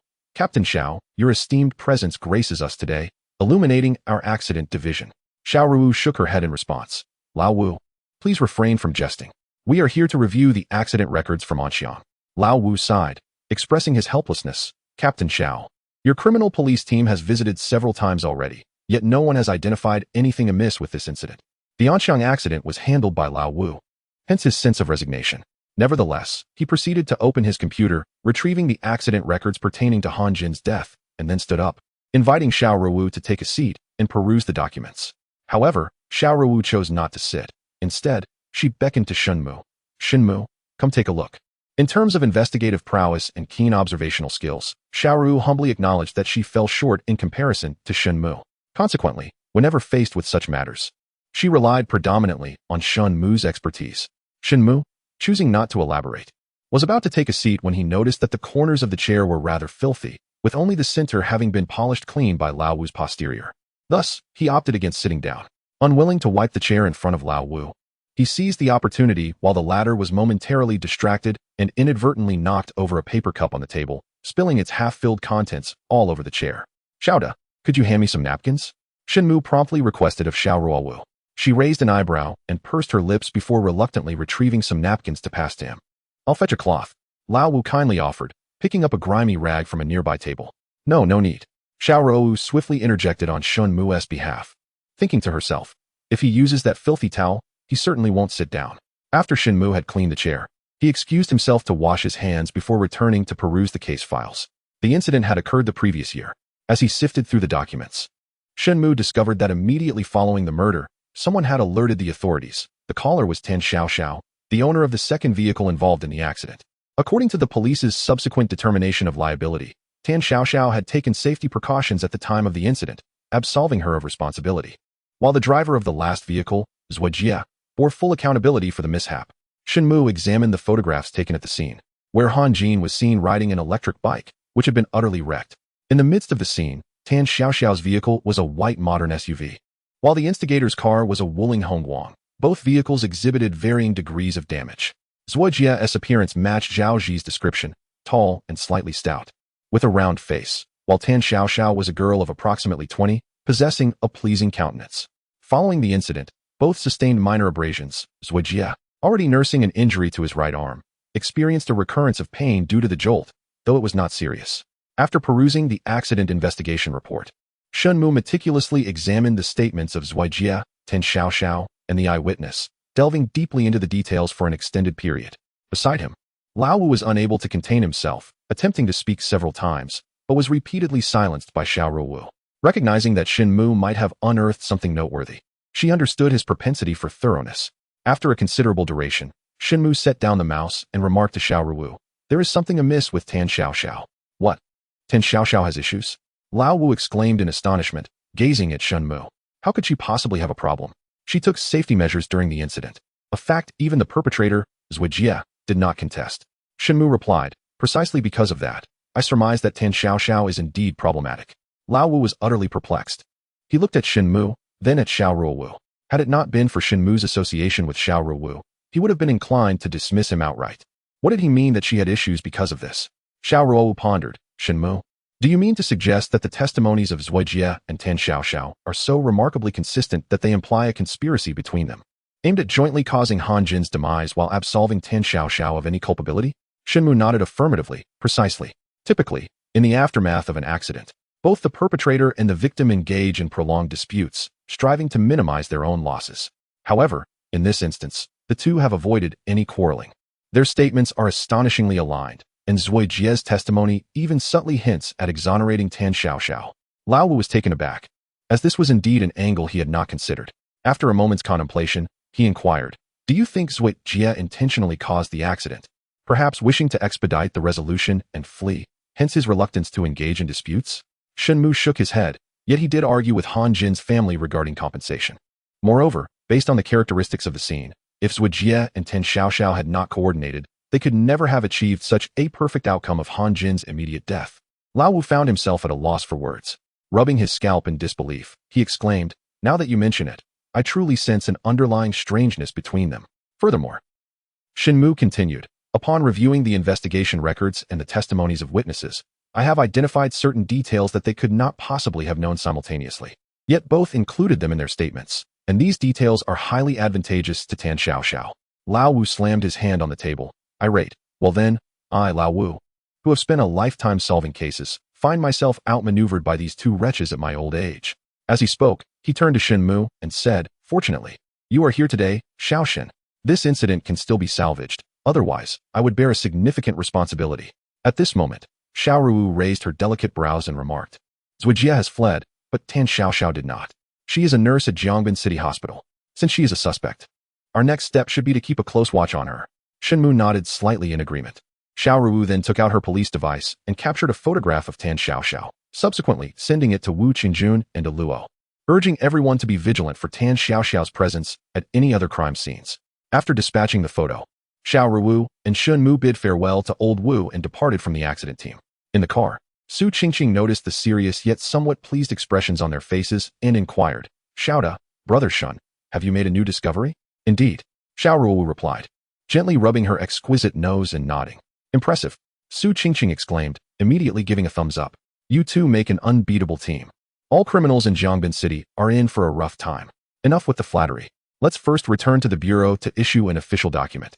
Then head to the police station and the city hospital to investigate Tan Xiaoxiao's criminal record and her educational and employment history, Xiao Ruowu instructed Su Qingqing.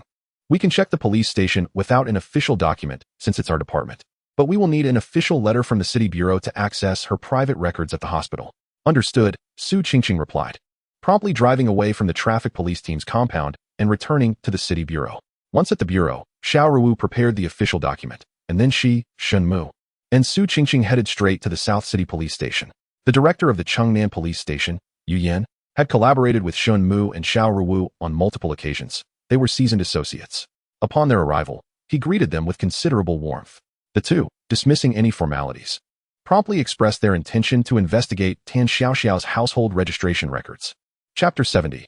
Unraveling the threads. Upon learning that Shen Mu and his companion had come to the police station to examine the records, Yu Yan readily acquiesced, personally escorting them to the household registration office, where he retrieved Tan Xiaoxiao's records.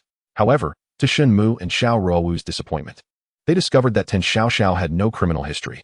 They proceeded to scrutinize her familial connections, revealing that Tan Xiaoxiao resided in the Chengnan New Town Garden community, alongside her mother, Zhang Xiaoyun, whose household registration had been transferred from the provincial capital.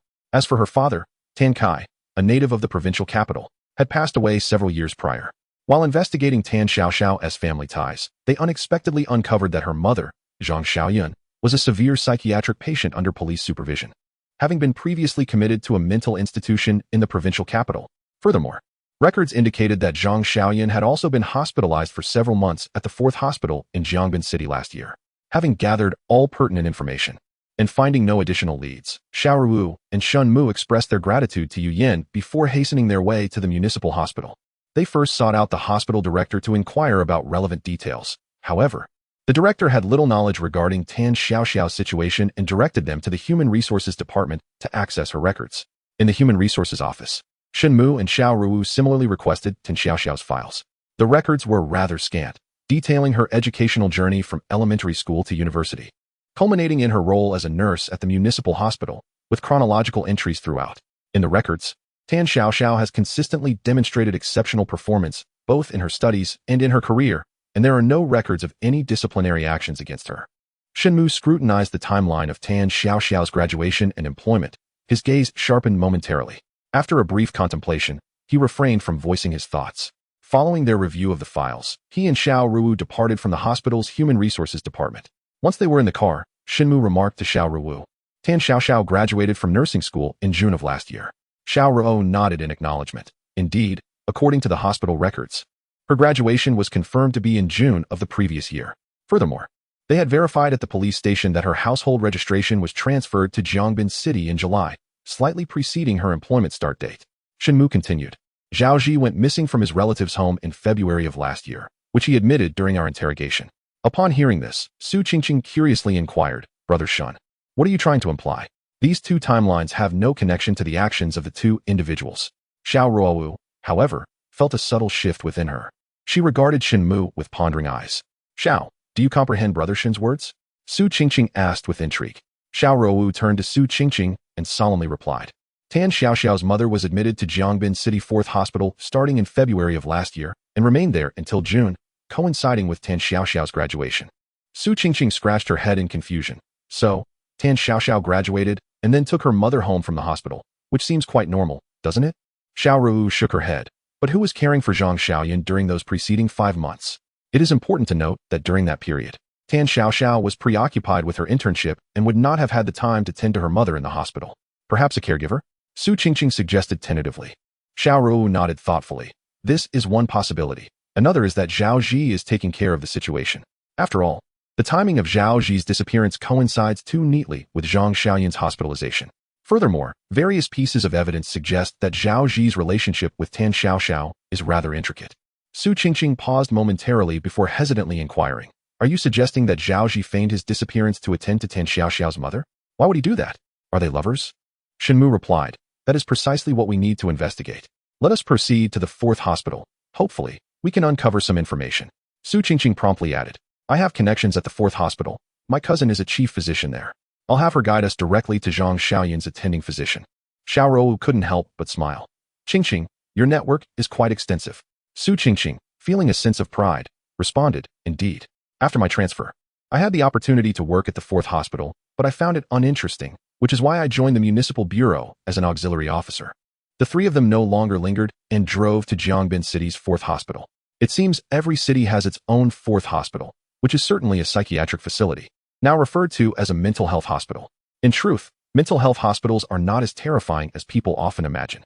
The notion that patients wield knives and attack others pertains only to those with severe violent tendencies, who are under strict supervision. The majority of patients suffer from mild mental disorders, such as depression, and are capable of self-care. This time, Shen Mu and Xiao Ruowu did not bring an official letter, but instead leveraged Su Qingqing's cousin's personal connections to locate Zhang Xiaoyan's attending physician.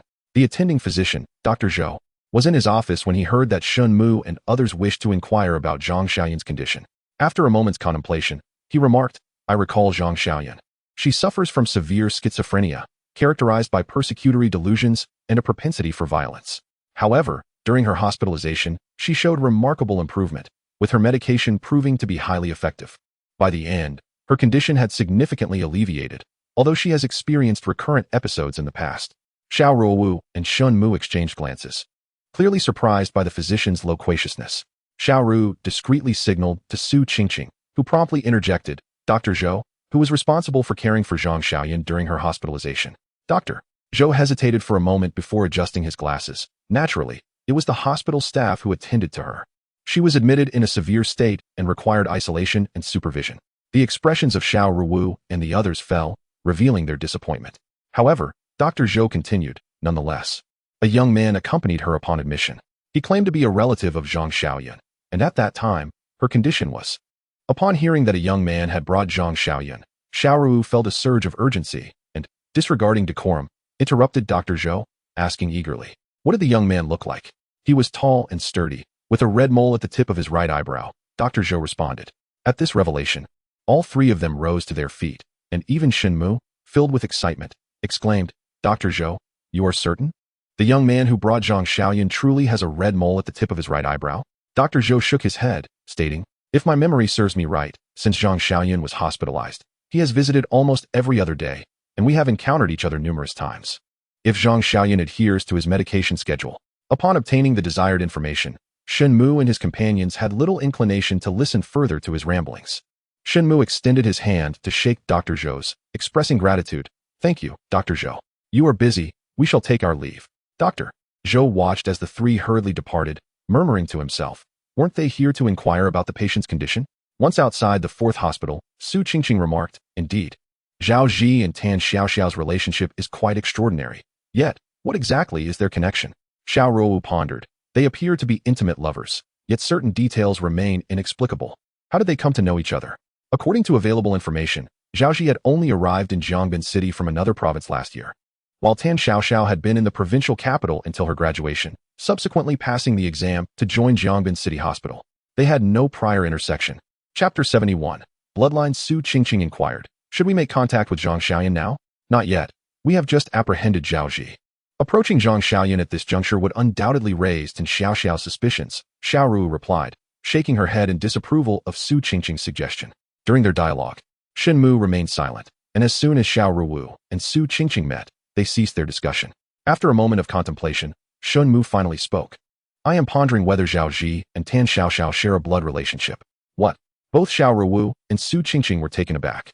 Could they truly be related by blood? Shen Mu nodded thoughtfully, stating that Tan Xiaoxiao held a position within the hospital's institutional framework, while Zhao Ji was unemployed. Their relationship did not resemble that of lovers. Furthermore, their acquaintance had been brief, making it implausible for Tan Xiaoxiao to resort to murder for his sake. After a moment of contemplation, Xiao Ruowu concurred, acknowledging that the only explanation lay in their blood relation. Su Qingqing interjected, questioning whether Tan Xiaoxiao might be Zhao Ji's sister, and what of Zhang Xiaoyan? Shen Mu speculated that Zhang Xiaoyan could be Zhao Ji's father, Zhao Feng's mistress, while Tan Kai served as Tan Xiaoxiao's stepfather. He suggested that Zhang Xiaoyan married Tan Kai only after Zhao Feng's demise. Su Qingqing expressed her skepticism, pondering if such a scenario were indeed plausible. Xiao Ruowu reassured her, stating that verifying this information would be straightforward. She could enlist the help of colleagues in the provincial capital to uncover the truth. Shen Mu nodded in agreement with Xiao Ruowu's approach. Without delay, Xiao Ruowu retrieved her police communication device and dialed a number. Upon connection, an elderly voice on the other end cheerfully asked if the young lady still remembered him. Xiao Ruowu responded with a smile, affirming her recollection of Uncle Lin, though she lamented her busy schedule had prevented her from visiting. Uncle Lin, still in good spirits, teased her about her flattery. Mentioning a conversation he had with her father the previous day, Xiao Ruowu promptly interrupted him, stating that today she wished to discuss a specific matter rather than reminisce. Uncle Lin sighed, acknowledging her stubbornness, and inquired about her request. Xiao Ruowu then recounted the situation concerning Tan Xiaoxiao in detail. Upon hearing this, Uncle Lin responded, "That's an easy task. I'll find the information and call you." "Thank you, Uncle Lin." Xiao Ruowu replied eagerly before hanging up the phone. Checking the time, she suggested, "Let us head back and grab something to eat. It's already mealtime, and we can wait for the call from the provincial city." Shen Mu and the others agreed, and Su Qingqing drove them back to the municipal bureau. In the cafeteria, they had just begun their meal when Xiao Ruowu's police communication device rang. Upon seeing the caller ID, she announced, "It's Uncle Lin calling." With that, she answered the device. "Young lady, I have clarified the matter for you. Zhang Xiaoyan married Tan Kai 7 years ago, when Tan Xiaoxiao was merely 13. She is indeed not Tan Kai's biological daughter. Shortly after their marriage, Zhang Xiaoyan developed schizophrenia, and not long after, Tan Kai passed away. As for Tan Xiaoxiao's biological father, it is indeed Zhao Feng. Zhang Xiaoyan was his mistress in the provincial city. The year following Zhao Feng's death, Zhang Xiaoyan married Tan Kai." Upon hearing this, Xiao Ruowu could not contain her joy. Shen Mu's deductions were once again proven correct. Tan Xiaoxiao and Zhao Ji were indeed related by blood, as they were half-siblings. "Thank you, Uncle Lin. When I return, I shall treat you to tea." Uncle Lin remarked with a hint of nostalgia, "I'm getting old. I wonder if I'll live to see that day." Xiao Ruowu chuckled, exchanged a few more words with him, and then ended the call. Su Qingqing, having overheard the conversation, gave Shen Mu a thumbs up after Xiao Ruowu hung up. "Impressive, Brother Shen. You truly are a remarkable detective." Shen Mu shook his head and remarked, What is this? He glanced at the clock in the cafeteria before continuing. If Uncle Lin can uncover such matters within an hour, he truly is remarkable. Su Qingqing, having just taken a bite of her meal, nodded repeatedly, hastily swallowing her food before turning to Xiao Ruowu and inquiring, Xiao, who is Uncle Lin? How can he possess such abilities? Shen Mu, too, was intrigued by this. Xiao Ruowu cast a glance at Su Qingqing and said, Qingqing, do you know why you were not retained in the military after your transfer? Su Qingqing scratched the back of her head, puzzled, and asked why. What does this have to do with Uncle Lin? Xiao Ruowu replied, you are far too inquisitive. The military dared not keep you. Su Qingqing then realized that Xiao Ruowu was teasing her. Shen Mu couldn't help but chuckle. He understood that although Su Qingqing was not an official police officer, she shared a close friendship with Xiao Ruowu, which allowed for such candid exchanges without hesitation. Xiao Ruowu was also unbothered by it. Moreover, Su Qingqing's work ethic was commendable. Whether it was maintaining police vehicles or handling overtime duties, she performed exceptionally well. This was one of the reasons Xiao Ruowu held her in high regard. After finishing her meal, Xiao Ruowu instructed Su Qingqing, hurry up and eat. Once you're done, inform Teacher Wu that we are convening for a meeting. Su Qingqing eagerly agreed. The three returned to the criminal investigation team and waited in the conference room for a while until Wu Qingjun, De Luo, and Yao Lin gradually returned. Wu Qingjun was the first to report his findings. According to my visits to the old residence of Zhao Family Street, although Zhao Feng resides in Jiangbin City, he works in the provincial capital year-round and returns home only on limited occasions. Upon hearing this, Xiao Ruowu couldn't help but nod in agreement. The findings from Wu's investigation mirrored their own. She proceeded to recount Shen Mu's deductions along with the details concerning Uncle Lin. As the information unfolded, a collective gasp resonated through the room. Tan Xiaoxiao was actually Zhao Feng's daughter. It became evident why she had murdered Han Jin and his accomplices. She was avenging her father's demise. Furthermore, Zhao Zi's willingness to take the blame for her was revealed to stem from their shared paternity as half-siblings. Wu Qingjun remarked, now everything is clear. Xiao, should we proceed to apprehend Tan Xiaoxiao immediately? Patience is paramount, Xiao Ruowu replied. We must first establish covert surveillance on her. Our immediate priority should be to interrogate Zhao Zi again and observe how he attempts to justify his actions this time.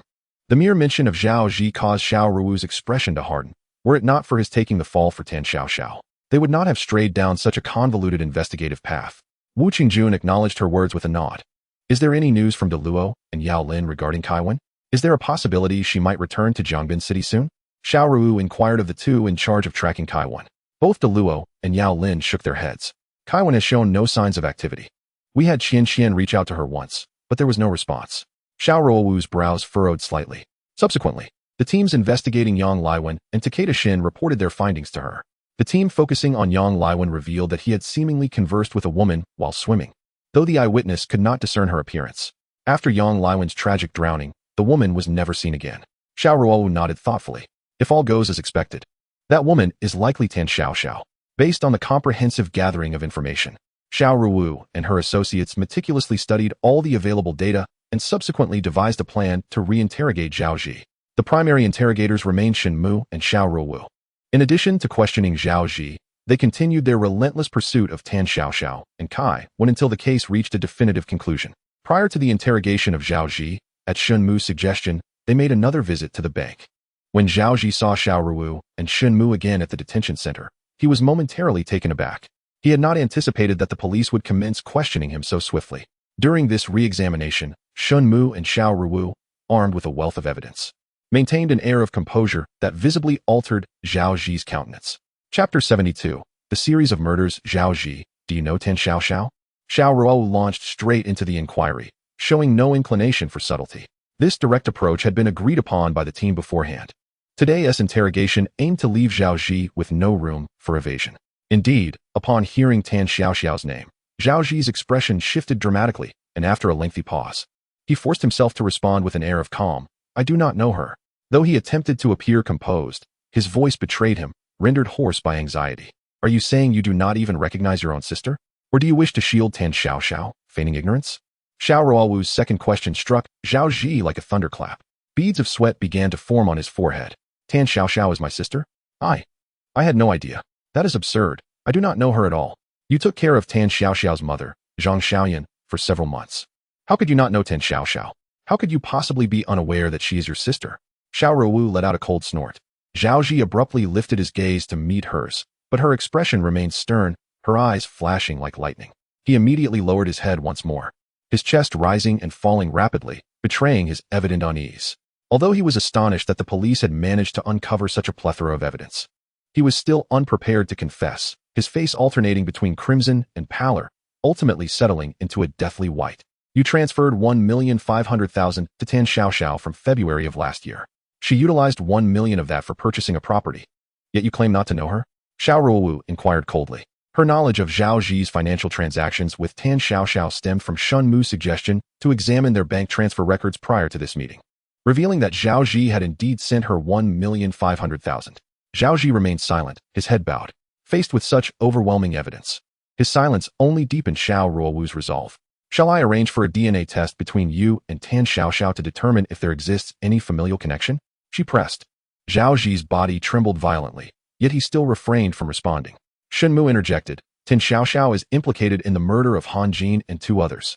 She cannot escape the consequences. Even if you choose to shield her, it would be futile. Both of you will inevitably face charges for murder. Consider this carefully. At this, Zhao Zi's expression finally shifted, revealing the first signs of hesitation since the interrogation began. Shen Mu and Xiao Ruowu exchanged glances, understanding that he was contemplating his options, and they refrained from further questioning. Shen Mu offered Zhao Zi a cigarette and lit it for him. Trembling, Zhao Zi inhaled deeply several times before finally speaking, his voice still hoarse. How did you uncover all of this? Xiao confided in me that her methods of murder were exceedingly covert, rendering it impossible for the police to uncover them. However, Xiao Ru interjected, asserting that no matter how flawless a crime might appear, it invariably leaves behind traces. In this world, there exists no such thing as an absolutely concealed method of killing. Zhao Zi sighed, lamenting, this is also Xiaoxiao's fate. She should never have crossed paths with you. He took a drag from his cigarette before continuing slowly. Indeed, Xiaoxiao is my sister. A sibling from the same father, but a different mother. My father, Zhao Feng, has long been employed in the provincial capital, where he became acquainted with Xiaoxiao's mother, resulting in Xiaoxiao's birth. I was initially unaware of this connection until last year, when Xiaoxiao sought me out in a neighboring province. After conducting a DNA test, I finally learned that she is my half-sister. From where did you acquire the funds you provided to Tan Xiaoxiao? Interjected Shen Mu. Zhao Zi offered a wry smile. Have you forgotten? Although my house was demolished 7 years ago, I received compensation for the demolition. The money I gave Xiaoxiao stemmed from that compensation. Shen Mu and Xiao Ruowu then experienced a moment of enlightenment, realizing the source of their funds. It was no wonder they could afford a home and pay substantial fees for hired assassins. Xiaoxiao utilized their money to eliminate them. Could this not be seen as poetic justice? A hint of sarcasm played at the corners of Zhao Zi's mouth. Shen Mu and Xiao Ruowu fell into silence, their hearts heavy.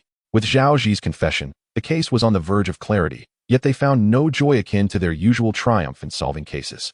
When did you discover that Tan Xiaoxiao was a murderer? Shen Mu inquired once more. I was unaware of Xiaoxiao's intention to kill Han Jin. However, prior to her murder of Yang Laiwen, I discerned her motives. At that time, she deliberately approached and seduced Yang Laiwen with her beauty. Upon realizing her intentions, I had cautioned her, but she remained resolute in her desire to eliminate him and his companions. Zhao Zi, lost in thought, finally sighed. Xiaoxiao endured considerable suffering due to my father's death. Unlike me, who, despite being dependent on relatives, received kindness from them, Xiaoxiao's situation was starkly different. Her stepfather, Tan Kai, exhibited violent tendencies, often assaulting her mother and her whenever he drank. This turmoil contributed to her mother's illness, leaving Xiaoxiao with deep psychological scars. The more she reflected on her own suffering, the greater her hatred grew towards Han Jin and his associates. Ignoring my advice, Xiaoxiao seized the opportunity when Yang Laiwen was swimming, luring him underwater and subsequently drowning him. Xiao Ruowu furrowed her brow. Yang Laiwen was an excellent swimmer. How could Tan Xiaoxiao manage to kill him? Zhao Zi nodded. Xiaoxiao has been passionate about swimming since childhood, having won the provincial swimming championship during her university years. In the water, Yang Laiwen was no match for her. Only then did Shen Mu and the others comprehend why Yang Laiwen had drowned silently. It is not merely a matter of physical strength, but rather swimming skill that determines survival. Clearly, Yang Laiwen's swimming abilities paled in comparison to Tan Xiaoxiao's. And coupled with his enchantment by her beauty, he tragically lost his life. What about Wu Tianxian? How did Tan Xiaoxiao kill him? Xiao Ruowu inquired again. Xiaoxiao's method of killing Wu Tianxian was akin to what I had described earlier. She took advantage of his unguarded moment and pushed him down the stairs, leading to a recurrence of his cerebral hemorrhage, ultimately resulting in his demise. Did you participate in Tan Xiaoxiao's 2 attempts to murder Sierenha? Shen Mu inquired, directing his gaze at Zhao Zi. With a deep sigh, Zhao Zi replied, If I were to claim that my intention while driving that day was not to kill Sierenha, but rather to save him, would you believe me? Shen Mu's expression shifted slightly. Was Tan Xiaoxiao present at the scene that day? Zhao Ji nodded affirmatively. Had I not positioned my car to block Xiaoxiao's awakening Sierenha in the process, he would have perished. Shen Mu and Xiao Ruowu exchanged glances. This outcome was indeed unexpected. Zhao Ji was not a murderer that day, but a savior? Since you rescued Sierenha, why did you later attempt to crush him with a billboard? Furthermore, you were also involved in extorting Qianwei. Xiao Ruowu raised an eyebrow and questioned. Zhao Ji took a drag from his cigarette and said, after saving Sierenha, Xiao discovered my intentions. We had a fierce argument, and she even insisted that I no longer stay at her house. However, I was concerned for her safety, so I feigned collaboration with her to eliminate Sierenha, intending to delay her from continuing her murderous pursuits, lest she eventually be apprehended by your police. Xiao Ruowu softened her tone slightly and continued to inquire. How did Tan Xiaoxiao subsequently scheme to use a billboard to kill Sierenha? Xiaoxiao enlisted Kai Wan, who worked at a KTV, to deliberately seduce Qianwei, thereby obtaining leverage against him for rape. She then planned to use Qianwei's father, who was in the business of installing billboards for hospitals, to set the stage for Sierenha's demise, but ultimately, the plan failed. Previously, due to Xiaoxiao's involvement in a homicide, she had expended a significant amount of money. At that time, she found herself in financial dire straits and conferred with Kai Wan, ultimately deciding to extort 200,000 from Qianwei. Fearing that the two young women might not be able to intimidate Qianwei effectively, Xiao approached me for assistance, urging me to help Kai Wan in the extortion attempt against him, who ultimately received the extorted 200,000 from Qianwei. Xiao and Kai Wan each took a share of 100,000. They intended to offer me a portion, but I declined. Why did Kai Wan leave Jiangbin City for Jinghai? She was apprehensive about the potential exposure of their actions, and after deliberating with us, she decided to retreat to Jinghai to avoid the spotlight. Do you know Caiwen's whereabouts in Jinghai? Kai Wan is a pivotal witness and suspect in this case. Capturing her would provide vital testimony, making it considerably more challenging for Tan Xiaoxiao to contest the allegations against her. Chapter 73. The cunning of Tan Xiaoxiao. Kai Wan is located in the Yongning district of Jinghai, residing at the Yongning Hotel under the alias Dingwen. Zhao Ji did not conceal this information and promptly disclosed Caiwen's whereabouts in Jinghai. Are you aware of Zui Jie's true identity? Shen Mu inquired. During their prior investigation into Zui Jie's involvement in the accident that resulted in Han Jin's death, the identification and driver's license provided by Zui Jie were authentic. However, he could not be found at the registered address. It is evident that Zui Jie obtained his identification and license through some connections, implying that he possesses at least one additional identity beyond Zui Jie. Zhao Ji shook his head. Zui Jie was contacted solely by Xiao, and she did not divulge this information to me. After Shen Mu and Xiao Ruowu completed the interrogation, they once again confined Zhao Ji.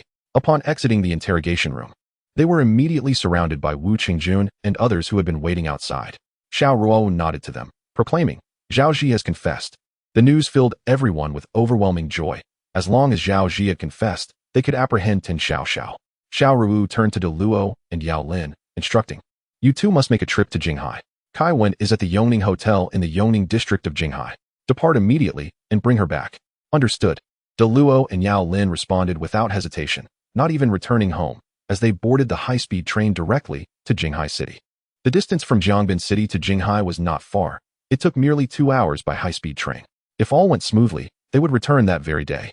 Once De Luo and Yao Lin had left, Xiao Ruowu glanced at the time and then spoke to Wu Qingjun. Tan Xiaoxiao should be at work now. I will take Shen Mu and the others to the municipal hospital. Wu Jiao, to be on the safe side, please take your team to Tan Xiaoxiao's residence and apprehend her. Wu Qingjun promptly agreed. The two groups then proceeded to their respective destinations. This time, Xiao Ruowu did not allow Su Qingqing to drive. Instead, she took the keys and drove herself. Shen Mu and Su Qingqing instinctively fastened their seatbelts, gripping the handrails tightly, embodying a demeanor of utmost vigilance. Their actions did not escape Xiao Ruowu's notice, but fearing that Tan Xiaoxiao might catch wind of their approach and flee, she did not reduce her speed. In a matter of minutes, they arrived at the municipal hospital at breakneck speed.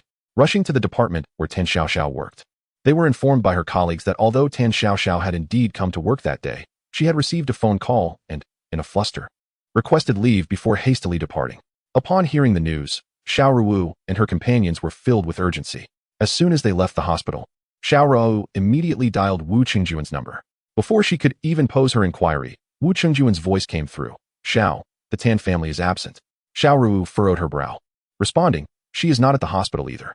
Wu, please inquire within the community to see if anyone knows where Tan Xiaoxiao and her mother may have gone. Understood. Wu Qingjun acknowledged, and they concluded their call. Xiao Ruowu then sought out those monitoring Tan Xiaoxiao's whereabouts, only to find them dozing off in their vehicle. Upon seeing Xiao Ruowu's icy demeanor, their expressions shifted dramatically. Where's Tan Xiaoxiao? Xiao Ruowu demanded coldly. The group hastily exited the car, explaining, we only saw Tan Xiaoxiao leave for work. We were merely resting in the car. Xiao Ruowu shot them a fierce glare. Tan Xiaoxiao just left. If she has absconded, you will all face repercussions. The individuals lowered their heads, refraining from any defense. Disregarding them, Xiao Ruowu turned and re-entered her vehicle. Could it be that Tan Xiaoxiao truly caught wind of the situation and fled? Su Qingqing asked with concern. Shen Mu pondered for a moment before shaking his head. If Tan Xiaoxiao sensed danger, she would not request leave. Rather, she would escape quietly. Xiao Ruowu nodded in agreement. Her mother is not at home. Could they have gone to the 4th hospital? Shen Mu immediately responded, that is quite possible. Perhaps her mother's illness has relapsed, prompting an urgent return home to take her to the 4th hospital. Let us head to the 4th hospital, Xiao Ruowu declared, revving the engine and speeding towards their destination with great urgency. 20 minutes later, they arrived at the 4th hospital, where they directly sought out Dr. Zhou's consultation room. Through the glass door, they observed Tan Xiaoxiao attending to a middle-aged woman, who appeared to be in her 40s. Shen Mu and his companions refrained from rushing in immediately. Instead, they waited outside. After a brief interval of 10 minutes, both Tan Xiaoxiao and the middle-aged woman emerged. Upon spotting the police officers, including Xiao Ruowu, a flicker of surprise crossed Tan Xiaoxiao's eyes. Mom, please don't wander off like that again. I thought your illness had relapsed. It terrified me. Tan Xiaoxiao admonished her mother, Zhang Xiaoyun, rather than addressing Shen Mu and the others. I understand, but I was feeling cooped up at home and just went for a little walk. I'm perfectly fine. Zhang Xiaoyun replied. Yes, Mom, you should head home first. I have some matters to attend to, Tan Xiaoxiao insisted. Zhang Xiaoyun complied with a nod and departed from the scene. Once Zhang Xiaoyun had left, Tan Xiaoxiao turned to Shen Mu and Xiao Ruowu, asking, have you come to find me? Xiao Ruowu presented a warrant to Tan Xiaoxiao and stated, Tan Xiaoxiao, you are suspected of the murders of Han Jin and Yang Laiwen, as well as Wu Tianxian. We need you to accompany us to the city bureau for questioning. Tan Xiaoxiao nodded. All right, I will go with you. With that, she left the 4th hospital under the watch of Xiao Ruowu and her team, heading back to the Jiangbin City Bureau. Unbeknownst to them, as they departed, Zhang Xiaoyun emerged from around the corner, watching the group fade into the distance as tears streamed down her face. In the interrogation room of the Jiangbin City Bureau's Criminal Police Unit, Xiao Ruowu inquired of Tan Xiaoxiao, please provide a detailed account of how you killed Han Jin, Yang Laiwen, and Wu Tianxian. Tan Xiaoxiao did not respond immediately. She glanced at Xiao Ruowu and then said, who told you that I killed Han Jin and the others? The group was momentarily taken aback, and Wu Qingjun replied, Zhao Ji has already confessed everything. It was you who killed Han Jin and the others. Do you still wish to deny it? Tan Xiaoxiao chuckled lightly. You believe what he says? If I were to claim that my brother Zhao Ji was the one who killed them and framed me, would you believe that? Wu Qingjun's face instantly flushed with anger. You were present at the scene of Han Jin's murder and collaborated with that assassin, Zui Jie, in causing Han Jin's death. How do you explain that? Xiao Ruowu inquired coldly. It was a coincidence. I discovered my brother Zhao Ji and Zui Jie acting suspiciously. So I followed Zui Jie, but unexpectedly, I became an unwitting tool in his assassination, Tan Xiaoxiao explained, looking at the individuals in the interrogation room. Am I to your satisfaction with this explanation? Wu Qingjun slammed the table in frustration. Tan Xiaoxiao, do not be arrogant. Who would believe such a story? Do you think we are fools? Tan Xiaoxiao chuckled softly. Whether you believe it or not is inconsequential. What matters is whether you possess evidence of my crime. Merely relying on my brother's testimony is insufficient. If I claim that he was the one who killed them, whom should you trust? As police officers, you must not be biased. Wu Qingjun was momentarily rendered speechless by her rebuttal.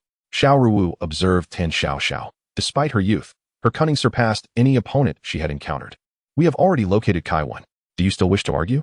You instructed Kai Wen to extort Qian Wei and planned to use a billboard to crush Sierra. Do you deny this as well? Xiao Ruowu inquired. Kai Wen? Who is Kai Wen? I am not acquainted with her. Tan Xiaoxiao shook her head. Upon hearing this, Xiao Ruowu and the others felt a heavy weight in their hearts. Observing Tan Xiaoxiao's calm demeanor, it was likely that Kai Wen had been forewarned and had already fled. If that were the case, De Luo and Yao Lin might have made the journey in vain. Have you received the 100,000 from Qian Wei? How do you explain that? Wu Qingjun suppressed his anger and asked again. No, I have not received the 100,000 from Qian Wei. On the contrary, my brother once gave me 100,000. At that time, I was puzzled as to how he still had that amount after using up his funds. Tan Xiaoxiao faced the crowd's inquiries with composure, deftly deflecting all accusations. Xiao Ruowu remained silent. The 100,000 from Qianwei was indeed meant for Zhao Ji and could not be proven to have been given to Tan Xiaoxiao. Shen Mu fixed his gaze on Tan Xiaoxiao and said, "According to our investigation, your vehicle accelerated after the collision during Han Jin's murder. How do you explain that?" Tan Xiaoxiao looked at Shen Mu and couldn't help but smile. Only this officer seems to ask questions of some interest. Unfortunately, you did not conduct a trace examination at the time. After such a long period, if you had evidence, you would have arrested me by now. Shen Mu chose not to respond further, putting away his pen and notepad. Clearly, Tan Xiaoxiao had anticipated every countermeasure, and prolonging the interrogation would only serve to make her the subject of ridicule. Tan Xiaoxiao leisurely remarked, "According to procedural regulations, you can only detain me for 12 hours. Even for major cases, you can only hold me for 24 hours. Time is of the essence. I wish you good luck." Chapter 74. Who kills? Who bears responsibility? Wu Changjun was infuriated by Tan Xiaoxiao. Before exiting the interrogation room, he sternly instructed several police officers, "Keep a close watch on her until we return." His words carried an implicit threat directed at Tan Xiaoxiao, which she perceptively caught, responding with a light chuckle. Wu Qingjuan's expression darkened. The group convened briefly in the conference room, and after much deliberation, they found themselves powerless against Tan Xiaoxiao's cunning arguments, as they lacked irrefutable evidence. Shen Mu suggested, "Let us visit Tan Xiaoxiao's home to speak with Zhang Xiaoyan. Given that the mother and daughter have lived together for years, she may be privy to any unusual behaviors." Time was of the essence, and with no clear direction in the case, the team reluctantly agreed to Shen Mu's proposal. However, they harbored doubts about the outcome of this visit, considering that Zhang Xiaoyan was Tan Xiaoxiao's mother. Even if she possessed information, it was unlikely she would assist the police in implicating her own daughter. "I will accompany Shen Mu to find Zhang Xiaoyan. Wu Jiao, you must closely monitor Tan Xiaoxiao's every move and maintain contact with De Luo and the others at all times," Xiao Ruowu decisively stated. Wu Changjun nodded in agreement. Xiao Ruowu then led Shen Mu and Su Qingqing directly to Tan Xiaoxiao's residence. At that moment, Zhang Xiaoyan had returned home from the 4th hospital, and upon seeing Shen Mu and the others at her door, she paused in surprise. Xiao Ruowu presented her identification, stating, "We are from the Municipal Criminal Police Team. We are here to inquire about your daughter. May we come in?" Realizing the gravity of the situation, Zhang Xiaoyan promptly invited them inside. Zhang Xiaoyan's home was impeccably tidy, with a lingering scent of disinfectant permeating the air. Shen Mu cast a cursory glance around the interior. It was a 3-bedroom apartment. The master bedroom was occupied by Tan Xiaoxiao, adorned with her large artistic portraits, while Zhang Xiaoyan resided in one of the secondary bedrooms, leaving the other vacant.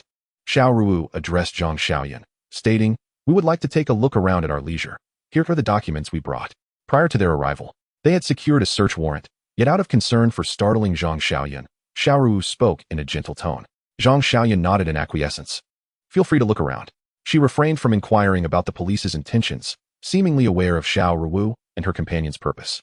Exchanging glances, Xiao Ruowu and Shen Mu silently acknowledged that Zhang Xiaoyan was not entirely oblivious to Tan Xiaoxiao's actions. Her composure suggested otherwise.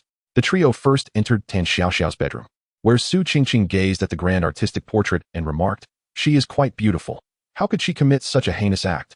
This comment caught Zhang Xiaoyan's attention, and her expression shifted, her body involuntarily trembling. Shen Mu and Xiao Ruowu began to sift through the room, discovering that aside from clothing and cosmetics, the shelves were lined with books, specifically those pertaining to criminality, some of which appeared quite worn. Xiao Ruowu shook her head, murmuring to Shen Mu, "It seems Tan Xiaoxiao harbored murderous intentions long before. Otherwise, these books would not be so tattered, nor exclusively about crime." Shen Mu nodded in agreement. As they continued their search, they found no suspicious items until Su Qingqing opened the drawer of the bedside table, letting out a surprised gasp. What did they discover? As Xiao Ruowu and Shen Mu approached, they found an open leather bag in the drawer. Inside the bag were alcohol-soaked gauze, bandages, and an assortment of surgical tools, including various clamps, sutures, scissors, and tweezers. "These are all instruments for performing surgery," Su Qingqing remarked, her curiosity piqued.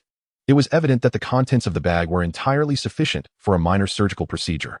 Observing the instruments, both Shen Mu and Xiao Ruowu felt perplexed. Why does Tan Xiaoxiao, being a nurse, keep these tools at home? Even physicians do not perform surgeries in their residences. Su Qingqing reached out to examine the instruments, but Shen Mu swiftly intervened to stop her. "Brother Shen, what's wrong?" Su Qingqing retracted her hand and inquired softly. Shen Mu shook his head, offering no response, but turned to Zhang Xiaoyan and asked, "Are these instruments all Tan Xiaoxiao's?" Zhang Xiaoyan glanced at the tools in the drawer and nodded affirmatively. "Yes, they belong to Xiaoxiao." Where did she obtain these items? Shen Mu pressed further. Zhang Xiaoyan replied, she took them from the hospital. I asked her, and she confirmed it. Why would she bring these items home from the hospital? Shen Mu continued his inquiry. I don't know. She didn't elaborate. Zhang Xiaoyan shook his head. When did she bring them back? Shen Mu asked again. Zhang Xiaoyan, with an indifferent expression, replied, she probably took them last year. It's been a long time. And she hasn't touched them since. When exactly last year? Shen Mu pressed on. At this moment, both Xiao Ruowu and Su Qingqing realized that Shen Mu had discerned something significant, which prompted his relentless questioning about the instruments. Xiao Ruowu, in collaboration with Shen Mu, inquired. These instruments were taken by Tan Xiaoxiao from the hospital. If we investigate at the hospital, it would be quite simple to determine the exact time she brought them home. Zhang Xiaoyan pondered for a moment before responding. It was in mid-September last year, though I cannot recall the specific date. Upon hearing this, Xiao Ruowu felt a sudden jolt in her heart. She vividly remembered that Tan Xiaoxiao had deliberately caused an accident that led to Han Jin's death in late September. Was this mere coincidence? Furthermore, after the incident, the seasoned officer Wu had discovered that Left Jie's old injury on his right arm had flared up due to the violent impact, a detail he had casually mentioned when they visited the accident squad. However, since Left Jie already had an injury and did not pursue accountability from others, no one had paid attention to this fact. Now it seems quite plausible that Left Jie's arm injury was perhaps treated by Tan Xiaoxiao. Otherwise, such coincidences would be hard to explain. As this realization dawned on her, Xiao Ruowu's expression grew icy, and she fixed her gaze on Zhang Xiaoyan, asking, did Tan Xiaoxiao bring back these instruments to secretly assist someone with surgery? Zhang Xiaoyan momentarily froze, a flicker of panic evident on her face. Seeing that Xiao Ruowu had grasped his meaning, Shen Mu nodded and turned his attention to Zhang Xiaoyan, curious about her response. After a brief moment of confusion, Zhang Xiaoyan shook her head and said, I am not aware of that. Shen Mu exchanged a knowing glance with Xiao Ruowu before shifting the topic. I have heard that during your hospitalization at the 4th hospital in Zhangbin City, it was Zhao Ji who took care of you? At this, a shadow of sorrow and guilt crossed Zhang Xiaoyan's face, clearly indicating her awareness that Zhao Ji had been apprehended. Indeed, although a Ji is not my biological son, he treats me with the affection of a true mother. He is a remarkable child. Zhang Xiaoyan spoke, her eyes glistening with unshed tears. Shen Mu discerned that Zhang Xiaoyan's emotions were genuine, revealing her deep concern for Zhao Ji. However, he was now in a predicament. If the truth remained unspoken, he would pay the price for your daughter Tan Xiaoxiao with his life. Xiao Ruowu's words were delivered with an icy calmness, yet they bore an undercurrent of cruelty. Zhang Xiaoyan's body trembled violently several times in response. If I am not mistaken, the reason Tan Xiaoxiao brought these items back was to facilitate surgery for that Zhu Jie, who had sustained an injury to his right arm. Am I correct? Seeing Zhang Xiaoyan thrown into disarray by Xiao Ruowu's remarks, Shen Mu promptly presented evidence to compel her to reveal the truth. Zhang Xiaoyan's lips quivered for a considerable time before she finally asked, will Ji and Xiaoxiao face execution? Her question was shrouded in ambiguity, yet Xiao Ruowu grasped her meaning and interjected, those who commit murder must bear the consequences. As for the death penalty, that is contingent upon the court's ruling. In Chapter 75, following the clue, Zhang Xiaoyan eventually sighed deeply. Perhaps this is fate. Regardless of the circumstances, Xiaoxiao cannot place all the blame on her brother Ji, for he is innocent. With that, she slowly took a seat, sighed once more, and began to recount her story. Upon witnessing this, Su Qingqing promptly handed Shen Mu the note-taking paper and pen she had been carrying, and Shen Mu accepted them, preparing to document the unfolding narrative. I recall it was on September 18th of last year when Xiaoxiao returned home particularly late, accompanied by a man. Xiaoxiao introduced him as her colleague, claiming they needed to discuss matters and requested me not to disturb them. However, I sensed something amiss about the man. Not only was his complexion pale, but there were also bloodstains on his right arm. I discreetly inquired with Xiaoxiao about the situation, but she urged me to mind my own business. Thus, they closed the door and remained in the room for approximately an hour. When the man finally emerged, he had changed into a fresh outfit, after which Xiaoxiao escorted him out. Immediately, I entered the room and discovered various instruments and bloodied bandages strewn across the floor. I was utterly horrified and hurried downstairs to follow Xiaoxiao and the man. It was already dark, and I saw them arrive at the Nanyuan Hotel. As I contemplated whether to alert the authorities, I noticed that Xiaoxiao did not enter the establishment. Upon returning home, I questioned Xiaoxiao about what had transpired, but she insisted I not pry further. Knowing her character, I understood that if she was unwilling to speak, no amount of persuasion would yield results. Over the course of the following week, the man returned to my home twice to change the bandages, and then he ceased to appear altogether. Not long after, an incident befell Xiaoxiao. Zhang Xiaoyan raised his gaze towards Xiao Ruowu and the others, stating, this is all I know. As for whether it is connected to Xiao Xiao's murder, I cannot say. Xiao Ruowu produced a photocopy of Left Jia's identification card for Zhang Xiaoyan to examine. Is this the man that Tin Xiaoxiao brought back? Zhang Xiaoyan glanced at it and nodded. Indeed, it is he. A round face, quite recognizable. Xiao Ruowu and Shen Mu exchanged a glance, with Shen Mu nodding in acknowledgement. This matter is of great significance to us. Thank you. Zhang Xiaoyan turned away to wipe away her tears, then inquired, when will Ji be released? Xiao Ruowu replied, if the investigation concludes, he should be out soon. However, he has also committed offenses, and we must impose penalties on him. Zhao Ji had assisted Kai when in extorting Qianwei and subsequently deceived the police. Both actions warrant punishment. Zhang Xiaoyan nodded. Ji is a sincere child. Seeing no further issues, Shen Mu and his companions stood up to bid farewell to Zhang Xiaoyan before departing. Just before leaving, Shen Mu took the entire package of surgical instruments with him. He suspected that these instruments might bear Zui Jia's fingerprints. Previously, he had refrained from allowing Su Qingqing to touch them for this very reason. Once they were in the car and had exited the residential complex, Xiao Ruowu immediately instructed Su Qingqing, Qingqing, let us head to the Nanyuan Hotel at once. Su Qingqing snapped her fingers in understanding. Got it. She pressed the accelerator, steering towards the relatively upscale Nanyuan Hotel, which was not far from the complex. Although the hotel was considered high-end in Jiangban City, its remote location resulted in less favorable business.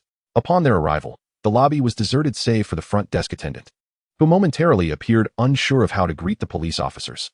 As the trio approached, Xiao Ruowu presented her identification to the front desk staff and inquired, we need to investigate an individual. Do you retain the guest registration records from last year? After a moment of hesitation, the female attendant nodded in affirmation.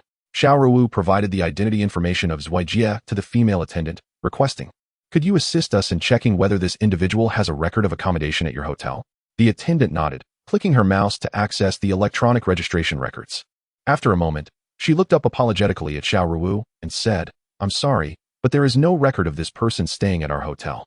Upon hearing this, Xiao Ruowu and Shen Mu felt an unexpected sense of relief, as it indicated that Zui Jia must have used a different identity for his hotel stay, potentially revealing his true identity. Please check the records of all guests who checked in on September 18th of last year, particularly those of a round-faced man. Xiao Ruowu requested of the attendant once more. The attendant replied, given the time that has passed, I may not remember the guest's appearances, but if he stayed at our hotel, there will certainly be a record. With that, she retrieved the data corresponding to the specified date. On September 18th of last year, 3 guests checked into our hotel. Their information is here. Please take a look and see if any of them match the individual you were searching for. The attendant turned her laptop towards Xiao Ruowu and her companions. As they examined the list, they discovered that 2 men and 1 woman had checked in that day. Xiao Ruowu exchanged a glance with Shen Mu, who promptly produced his police device. He switched to the internal system and began searching for detailed information about the guests using the identity card numbers listed on the screen. Upon retrieving the identity information of the first guest, Lu Kuan, Shen Mu let out a sound of acknowledgement. Have you found something? Xiao Ruowu and Su Qingqing immediately leaned in to observe. Shen Mu handed the police tablet to Xiao Ruowu, exclaiming, it's him. Upon glimpsing LV Kuan's information, Xiao Ruowu recognized him as a resident of Yongning District in Jinghai City, his round and chubby face unmistakably belonging to none other than Zui Jia. Su Qingqing, upon seeing the image, could not contain her excitement, exclaiming, at last, we have found this fellow. Both Shen Mu and Xiao Ruowu, despite their formidable self-control, were momentarily swept up in elation. Thank you. You have been an immense help to us. Xiao Ruowu expressed her gratitude to the waitress. The waitress replied with a smile. No need for thanks. Assisting the police in their investigations is a duty we, as citizens, should undertake. Nodding in acknowledgement, Xiao Ruowu departed the hotel with Shen Mu and Su Qingqing. Once they were in the car, Xiao Ruowu promptly contacted De Luo, who was still in Yongning District of Jinghai City. After a brief wait, De Luo's weary voice came through the line. Xiao Da, we have yet to locate Kai Wen. Previously, Zhao Ji had divulged Kai Wen's whereabouts in Jinghai City, but when De Luo and Yao Lin arrived, they discovered that Kai Wen had already vacated the premises. De Luo and Yao Lin were left to continue their search with the cooperation of the local police. De Luo, for the time being, cease your pursuit of Kai Wen. Immediately proceed to Building 7, Room 2013 at Baiwa Mountain Villa in Yongning District, Jinghai City, and apprehend an individual named LV Kuan. I will send you his information and photograph now. De Luo paused, surprised. Xiao Da, what is LV Kuan's involvement? He is closely tied to this case. Locating him will lead us to its resolution. Under no circumstances must he be allowed to escape. Additionally, enlist the assistance of the local police for the arrest. It is imperative that we do not let LV Kuan slip away. Xiao Ruowu instructed with solemnity. Understood. Upon hearing the new lead in the case, Deluo instantly perked up, his previously weary voice transformed into one that was resonant and robust. After concluding the call, Xiao Ruowu transmitted the information and photograph of Zhuojia, also known as El Kuan, via WeChat. Once she had contacted Deluo, Xiao Ruowu turned to Su Qingqing and said, "Let us return to the Criminal Investigation Unit and have the technicians extract fingerprints from these implements to ascertain if Zhuojia's prints are present." Upon their swift return to the unit, they found Wu Qingjun and others anxiously pacing at the entrance. As soon as they spotted Xiao Ruowu and her companions, they hurriedly gathered around. "Xiao, what did you discover at Zhang Xiaoyan's residence?" Wu Qingjun inquired immediately. Su Qingqing raised her handbag and replied, "There may be Zhuojia's fingerprints on this. Xiao intends to have the technicians extract them. If they indeed exist, then Tan Xiao cannot escape justice." The mention of Zhuojia's fingerprints left Wu Qingjun and the others momentarily taken aback. While they were aware of the connection between Han Jin's murder and Zhuojia, it had been nearly a year since Zhuojia had vanished. How could his fingerprints still be found? Observing the confusion on their faces, Xiao Ruowu recounted how Shen Mu had identified discrepancies with the implements, compelling Zhang Xiaoyan to divulge the connection between Zhuojia and Tan Xiao, and how this line of inquiry led to the discovery of Zhuojia's alternate identity. Upon hearing this, the group was filled with elation. They had never anticipated that the seemingly dead-end case would take such a dramatic turn. Wu Qingjun, unable to contain his excitement, clapped Shen Mu robustly on the shoulder and exclaimed, "Well done. When you first joined the Criminal Investigation Unit, we were not particularly welcoming, but it turns out you are a priceless asset." Chapter 76. The two returned to justice. Following this, everyone awaited news from Deluo. However, this anticipation did not last long, as Deluo called around evening. The call was directed to Xiao Ruowu, and at that moment, everyone had gathered in the conference room.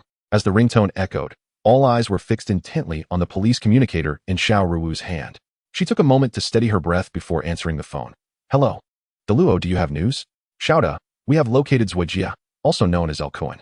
He resides in the Yongning district of Jinghai. We apprehended him upon our arrival and are now preparing to escort him back to Jiangbin City." Xiao Ruowu had activated the speakerphone, allowing everyone to hear Deluo's voice clearly. Upon hearing that Zhuojia had been captured, the room erupted in excitement, with individuals embracing and congratulating one another. "Excellent. Ensure you escort Zhuojia back safely," Xiao Ruowu instructed, her expression remaining composed, though it was evident to all that she bit her lips several times, revealing her inner exhilaration. "Rest assured, Xiao, we have requested support from our colleagues in Jinghai, and several of their brothers will accompany us back to Jiangbin City." "Good. I shall await your return," Xiao Ruowu concluded. At that moment, Deluo added, "Xiao, while apprehending Zhuojia, we discovered another individual at his residence. Can you guess who it is?" Deluo's joy was palpable, his voice trembling with excitement. The crowd fell silent, bewildered by Deluo's suspenseful revelation. With Zhuojia in custody, the case was bound to be resolved, leaving everyone curious about who could possibly elicit such delight from Deluo. Xiao Ruowu raised an eyebrow. "Is it Kaiwan?" "Haha, Xiao, you guessed it right. It is indeed Kaiwan. We hadn't anticipated her presence when we captured Zhuojia, so we apprehended her along with him." Upon hearing this, the crowd erupted in thunderous cheers, especially Wu Qingjun, whose face flushed with excitement. With both witnesses now in custody, I wonder how Tan Xiao will wriggle out of this one. Damn it. During the earlier interrogation, she certainly did not hold back in ridiculing me. Overcome with joy, Wu Qingjun began to speak in three-character phrases. The others could not help but smile, aware of how Tan Xiao had vexed Wu Qingjun during the previous interrogation.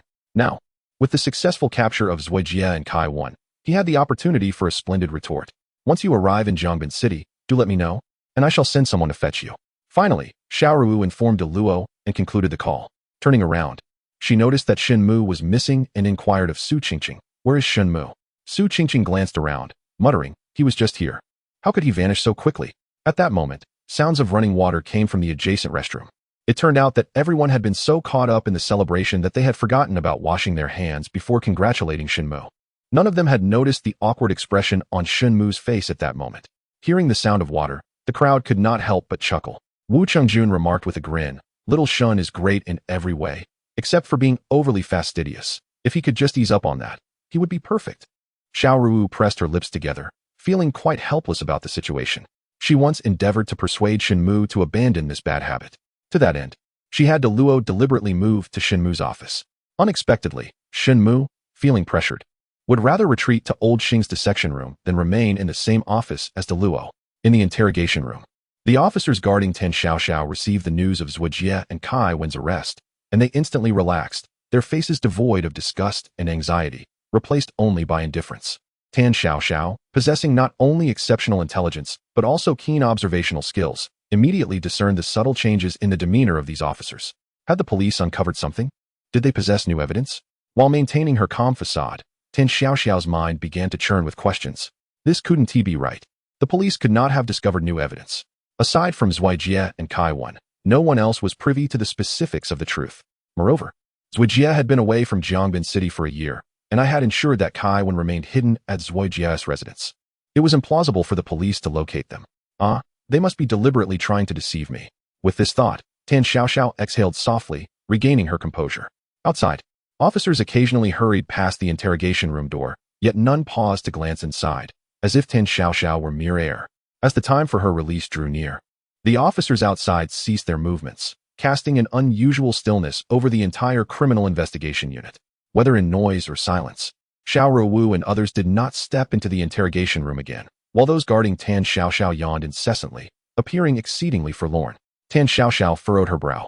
Although her analysis suggested that the police were unlikely to locate Zhuo Jie and his companion, her intuition indicated that the police's behavior was somewhat peculiar. "Excuse me, could you provide me with a meal box? I am rather hungry."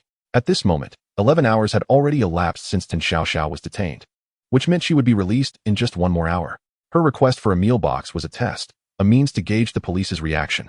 The officer on duty glanced at his phone and replied, "Are you sure you want to eat here?" The officer's response left Tan Xiaoxiao momentarily stunned. What did that imply? "I appreciate your assistance, officer."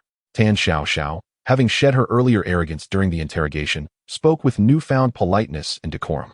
The officer regarded her for a moment before responding, "Please wait a moment, I will make arrangements." As he stood to leave in search of a meal box, he unexpectedly encountered Shen Mu, Xiao Ruowu, and Wu Chengjun entering the room. "Officer, Tan Xiaoxiao wishes to eat. Shall I arrange it?" The officer promptly reported. Wu Chengjun nodded, his tone gentle as he replied, "Yes, please do. Purchase something nice, you can claim reimbursement later." Inside the interrogation room, Tan Xiaoxiao was taken aback. Previously, Wu Chengjun had been vocally aggressive towards her, and even her request for a glass of water had been met with reluctance from the guards. Now, however, the atmosphere was markedly different. After Xiao Ruowu and the others settled in, Tan Xiaoxiao smiled and remarked, "Esteemed officers, only 1 hour remains until my detention concludes. Are you preparing to release me?" The trio exchanged odd glances, but remained silent. Upon seeing Tan Xiaoxiao, her heart involuntarily skipped a beat. What could the police possibly mean? Had they truly uncovered evidence? "Tan Xiaoxiao, we are offering you a chance. If you confess all your crimes now, we can truthfully inform the court, allowing them to exercise discretion in your sentencing," Wu Chengjun stated calmly while observing her. To his surprise, Tan Xiaoxiao merely chuckled in response. "Officer, you are not so young anymore. Do you really believe you can deceive me with such tactics? How naive of you." She gazed at Wu Chengjun with derision, her words laced with sharpness. Based on her previous encounters with him, she anticipated that such biting remarks would infuriate him. However, Wu Chengjun remained remarkably composed, shaking his head. "Since you refused to confess willingly, you have forfeited your opportunity. We cannot assist you further." Tan Xiaoxiao felt another jolt in her heart upon hearing this. In truth, with Wu Chengjun's experience and intellect, he could undoubtedly perceive that Tan Xiaoxiao was intentionally provoking him. Yet, having previously hit a dead end in the case, he had succumbed to frustration. Now that the investigation had taken a turn, he would no longer fall for Tan Xiaoxiao's ploys. Shen Mu began preparing to take notes, while Xiao Ruowu placed a stack of documents on the table, nodding at Wu Chengjun. "Officer Wu, shall we commence our questioning?" Wu Chengjun nodded in agreement and began his inquiry. "Tan Xiaoxiao, you and Zhuo Jie were involved in the fatal accident of Hanjin on September 18th of last year. Please elaborate on the events that transpired." Upon hearing this, Tan Xiaoxiao promptly corrected, "Officer, I urge you to reconsider your questioning approach. How can you accuse me of being involved in Hanjin's death alongside Zhuo Jie? The accident was entirely Zhuo Jie's responsibility, and I bear no culpability in Hanjin's demise. Is that not the case?" Wu Chengjun cast a brief, indifferent glance at Tan Xiaoxiao before retrieving a stack of documents from in front of Xiao Ruowu. After perusing a page, he continued, "However, Zhuo Jie's testimony contradicts your account. He claims that you had premeditated the arrangement, wherein Zhuo Jie would collide with your vehicle, leading you to subsequently strike Hanjin on his electric bicycle, resulting in his fatality." Tan Xiaoxiao was momentarily taken aback, scrutinizing Wu Qingjun for an extended period, only to discern that his expression was grave and devoid of deceit. Did Zhuijie really provide such a statement? May I see it? Tan Xiaoxiao furrowed her brow. Wu Qingjun shook his head. That is not permissible. A sardonic smile crept onto Tan Xiaoxiao's lips as she retorted, how can one ascertain the authenticity of your testimony? I could just as easily declare that Zhuijie has no connection to me. Wu Qingjun exchanged glances with Xiao Ruowu, who then remarked, we cannot allow you to view the records, fearing you may not speak the truth. However, we can arrange for you to meet Zhuijie. Oh, he is actually named Lu Kuan, residing at 1023, Baiwa Mountain Villa, Yongning District, Jinghai City. Xiao Ruowu paused, observing Tan Xiaoxiao with an unyielding gaze. Upon hearing this, Tan Xiaoxiao was struck with shock, her hands trembling uncontrollably. She was aware that Zhuijie's true name was Lu Kuan, and his home address was indeed in Jinghai City, Yongning District, Baiwa Mountain Villa. How did the police come to possess this information? Tan Xiaoxiao endeavored to regain her composure, yet her heart raced like a drum, refusing to settle. Furthermore, we discovered Kai when at Lu Kuan's residence. Who claimed it was you that instructed her to go there, Wu Qingjun added. At this moment, Tan Xiaoxiao finally comprehended that the police were not merely toying with her. They genuinely possessed evidence. Both Lu Kuan and Kai Wen must have already been apprehended, for the police could not have known such particulars otherwise. Yet, she was utterly confounded as to how the authorities had discerned Lu Kuan's identity and subsequently located his home to execute the arrest. How did you ascertain Lu Kuan's identity? Tan Xiaoxiao's voice grew hoarse, her demeanor stripped of its previous arrogance and cunning, now exuding a pitiful air. However, Xiao Ruowu and her companions had encountered numerous criminal suspects, each more malicious, devious, and ruthless than the last. They would not fall for Tan Xiaoxiao's ruse. The means by which we identified Lu Kuan is of no concern to you. What matters now is that both Lu Kuan and Kai Wen have confessed. Will you continue to resist stubbornly, or will you choose to confess? Wu Qingjun inquired. According to protocol, they were required to conduct an interrogation. Yet they all understood that the only path before Tan Xiaoxiao was to confess. If she were truly astute, she would not persist in her defiance, for such obstinacy would only exacerbate her transgressions. Tan Xiaoxiao remained silent for an extended period, offering no response. Xiao Ruowu furrowed her brows. Glancing at the clock before addressing Tan Xiaoxiao, let us do this. I will arrange for you to meet with Lu Kuan and Kai Wen. They are in the interrogation room next door. Tan Xiaoxiao gave a bitter smile and shook her head, saying, there is no need, I confess. Xiao Ruowu and the others nodded in agreement, this outcome well within their expectations. As Shen Mu listened to Tan Xiaoxiao's confession, he swiftly recorded all her responses. According to the regulations, Wu Qingjun inquired of Tan Xiaoxiao, what prompted you to kill Han Jin, Yang Laiwen, and Takeo Shin? Tan Xiaoxiao replied, revenge. They caused my father, Zhao Feng, to be killed during the demolition 7 years ago. I avenged my father by killing them. Wu Qingjun pressed further, are there any other reasons? Tan Xiaoxiao shook her head slightly, stating, I harbor a deep hatred. All my misfortunes stem from those few individuals. Their continued existence leaves me unsatisfied. Wu Qingjun continued, please elaborate on the circumstances surrounding the deaths of Han Jin and the others. Tan Xiaoxiao's subsequent account largely mirrored her earlier interrogation of Zhao Ji, albeit enriched with several details. Notably, when she fatally collided with Han Jin, she, as Shen Mu noted, accelerated at the moment of impact.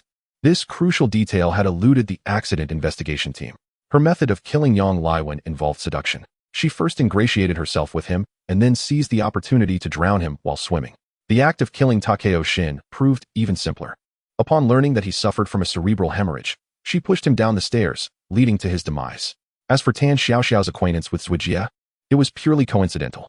Zhuijie had come to Jiangbin City to collect a debt from a loan shark. During the debt collection, a dispute erupted, resulting in him being shot in the right arm with a shotgun. He subsequently lost contact with his accomplices to extract the bullet from his arm without attracting police attention. He planned to abduct a doctor for surgery. However, fatefully, he mistakenly took Tan Xiaoxiao hostage. At this moment, Tan Xiaoxiao was devising a plan to eliminate Han Jin. Upon seeing Zhuijie, she immediately articulated her demands. She would assist him in healing his wounds and offer him a sum of 100,000 in exchange for his help in assassinating Han Jin. Zhuijie, being a desperate outlaw, readily acquiesced to the proposition upon hearing the promise of such a sum. This led to the subsequent events where Tan Xiaoxiao took Zhuijie back to her residence to tend to his injuries. Once Tan Xiaoxiao had satisfactorily addressed all inquiries, Shen Mu presented her with a review of the interrogation records.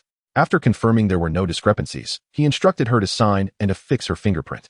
Tan Xiaoxiao complied obediently with the requirements. As she gathered her belongings to exit the interrogation room, Shen Mu suddenly inquired. Why did you disclose several instances of murder in your plans to Zhao Ji? Taken aback, Tan Xiaoxiao hesitated before responding. Shen Mu continued, given your nature, if you wished to conceal the truth from Zhao Ji, he would be none the wiser about your involvement in the killings. Were you not fearful of exposure? Intending from the outset to use him as a scapegoat? After a moment of silence, Tan Xiaoxiao nodded. Yes. Shen Mu pressed further. Then why did you refrain from sharing certain details of the murders with him? Wouldn't that bolster our belief that he is the true perpetrator? During the initial interrogation of Zhao Ji, it was precisely due to his vague and inconsistent account that Shen Mu concluded he was not the culprit. Tan Xiaoxiao offered a melancholic smile. I never anticipated my brother would unconditionally bear the blame for me. The reason I withheld specific details from him was to prevent him from alerting the authorities and thus leaving a potential escape route. If he were to report it, I could accuse him of lying. Both Shen Mu and Xiao Ruowu could only shake their heads in disbelief. Had Tan Xiaoxiao not been so selfish, the police might not have uncovered Zhao Ji's deceit, and as a result, Zhao Ji could have easily taken the blame for his sister. It was precisely Tan Xiaoxiao's selfishness towards her brother that led to their utter ruin. Chapter 78. Have you ever chased your own shadow? With the complete confessions of Tan Xiaoxiao, El Kuan, and Kai Wen, the investigation into this case concluded, and what awaited them was the stern hand of the law. The criminal investigation team celebrated the resolution of the case, with Shen Mu earning significant recognition. The municipal bureau not only rewarded him, but also granted him a 7-day leave. The one who chases shadows is, indeed, a shadow himself. Shen Mu heard this phrase in the People's Square of Jiangbin City, spoken by a man in his 40s. A vagabond. Upon hearing it, Shen Mu initially thought some national studies master had fallen on hard times. The homeless man wore a tattered yellow trench coat. His hands clasped behind his back, gazing at the evening glow in the sky as he uttered those words. Onlookers found his appearance amusing and could not help but laugh. A child asked his mother, Mom, what does he mean by that? What could it mean? He must have read too much and gone silly, replied the young mother as she pulled her child away. Shen Mu purchased 4 bottles of mineral water and casually handed one to the vagabond. The man was taken aback. This is for you to drink, Shen Mu said, pressing the bottle into his hand before turning to leave. However, the vagabond stopped him, asking, Have you ever chased your own shadow? The gathered crowd, bemused by the vagabond's strange inquiry, erupted into laughter once more. Shen Mu found himself unable to escape the situation, and with a hint of resignation, remarked, Why would I pursue my own shadow? Isn't that an utterly peculiar endeavor? The vagabond nodded in agreement, stating, You speak wisely. One who chases their own shadow is, in essence, a shadow themselves. The crowd, hearing the vagabond revert to his earlier phrase, erupted into laughter once more. Among them, someone turned to Shen Mu and suggested, Brother, just tell him you've chased your shadow and see how he responds. Naturally, Shen Mu found such an idea rather trivial and chose to step aside. Hey, master, I have pursued my own shadow. What say you? Someone called out, prompting the vagabond to respond earnestly. Those who chase their own shadows are, indeed, shadows themselves. This declaration elicited another round of hearty laughter from the crowd. The vagabond reiterated, Those who chase their own shadows are but shadows. As the spectators grew weary of his repetitive phrase, they gradually dispersed. Shen Mu approached the bench where his grandparents were seated, offering them a bottle of water. Grandpa Shen accepted it and inquired, What transpired over there? Shen Mu glanced back, noting that the vagabond had moved on, and shook his head. Oh, nothing significant. Just an amusing conversation with a vagabond that caught everyone's attention. Grandpa Shen took a sip of water and chose not to pry further. Shen Mu regarded the incident as a mere amusing interlude, not giving it much thought. Until the following day at work, when he spotted Xiao Ruowu hurrying outside with a group. Upon seeing Shen Mu, she expressed surprise, asking, Aren't you supposed to be on leave for another day? Why have you come in today? Shen Mu remarked, feeling quite bored at home. I decided to come to work. Laughter erupted among the crowd, and Yao Lin responded, complaining during busy times and feeling bored in leisure. Perhaps this is our occupational hazard. Xiao Ruowu added, Perfect timing. Since you're here, join us.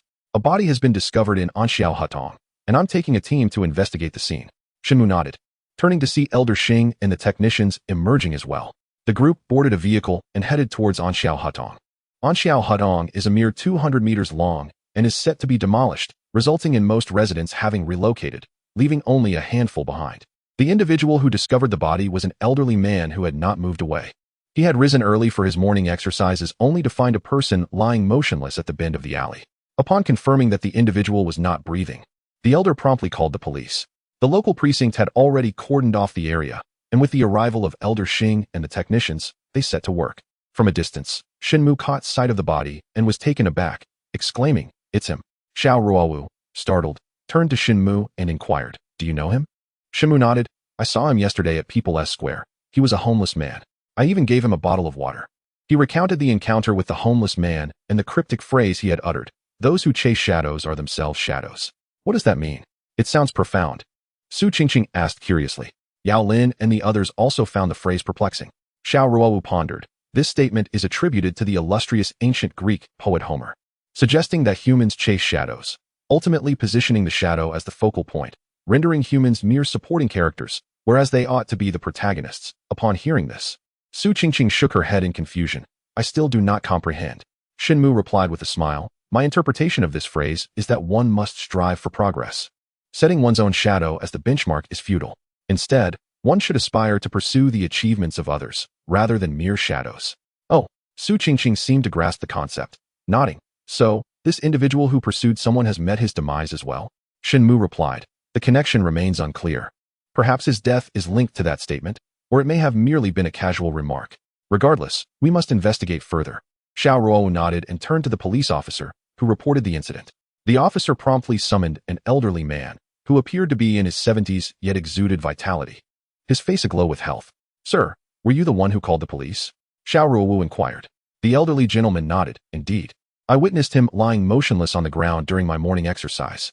Upon checking his nostrils, I found no breath, and I promptly reported the incident." "May I ask your surname?" Xiao Ruowu gestured for Shen Mu to take notes. Shen Mu retrieved a pen and paper to document the information. "My surname is Zhang Yingui. I am a longtime resident of this Anxiao Alley. Due to some belongings remaining at home, I had not yet relocated, and I never anticipated encountering such an event." Zhang Yingui replied. "Do you know the deceased?" Xiao Ruowu asked once more. Zhang Yingui nodded slightly, acknowledging yes. "I am familiar with him. His name is Hudaji. He can be considered an old resident of Anxiao Alley, but he later became unhinged and began to wander aimlessly." "Does he have any family?" Xiao Ruowu inquired further. Zhang Yingui shook his head. "His parents passed away long ago. Subsequently, the government, recognizing his mental instability and inability to care for himself, auctioned off his family home and sent him to a nursing home. However, he refused to stay there, opting instead to roam freely." "Does he often return to Anxiao Alley?" Xiao Ruowu pondered before asking. "Not frequently.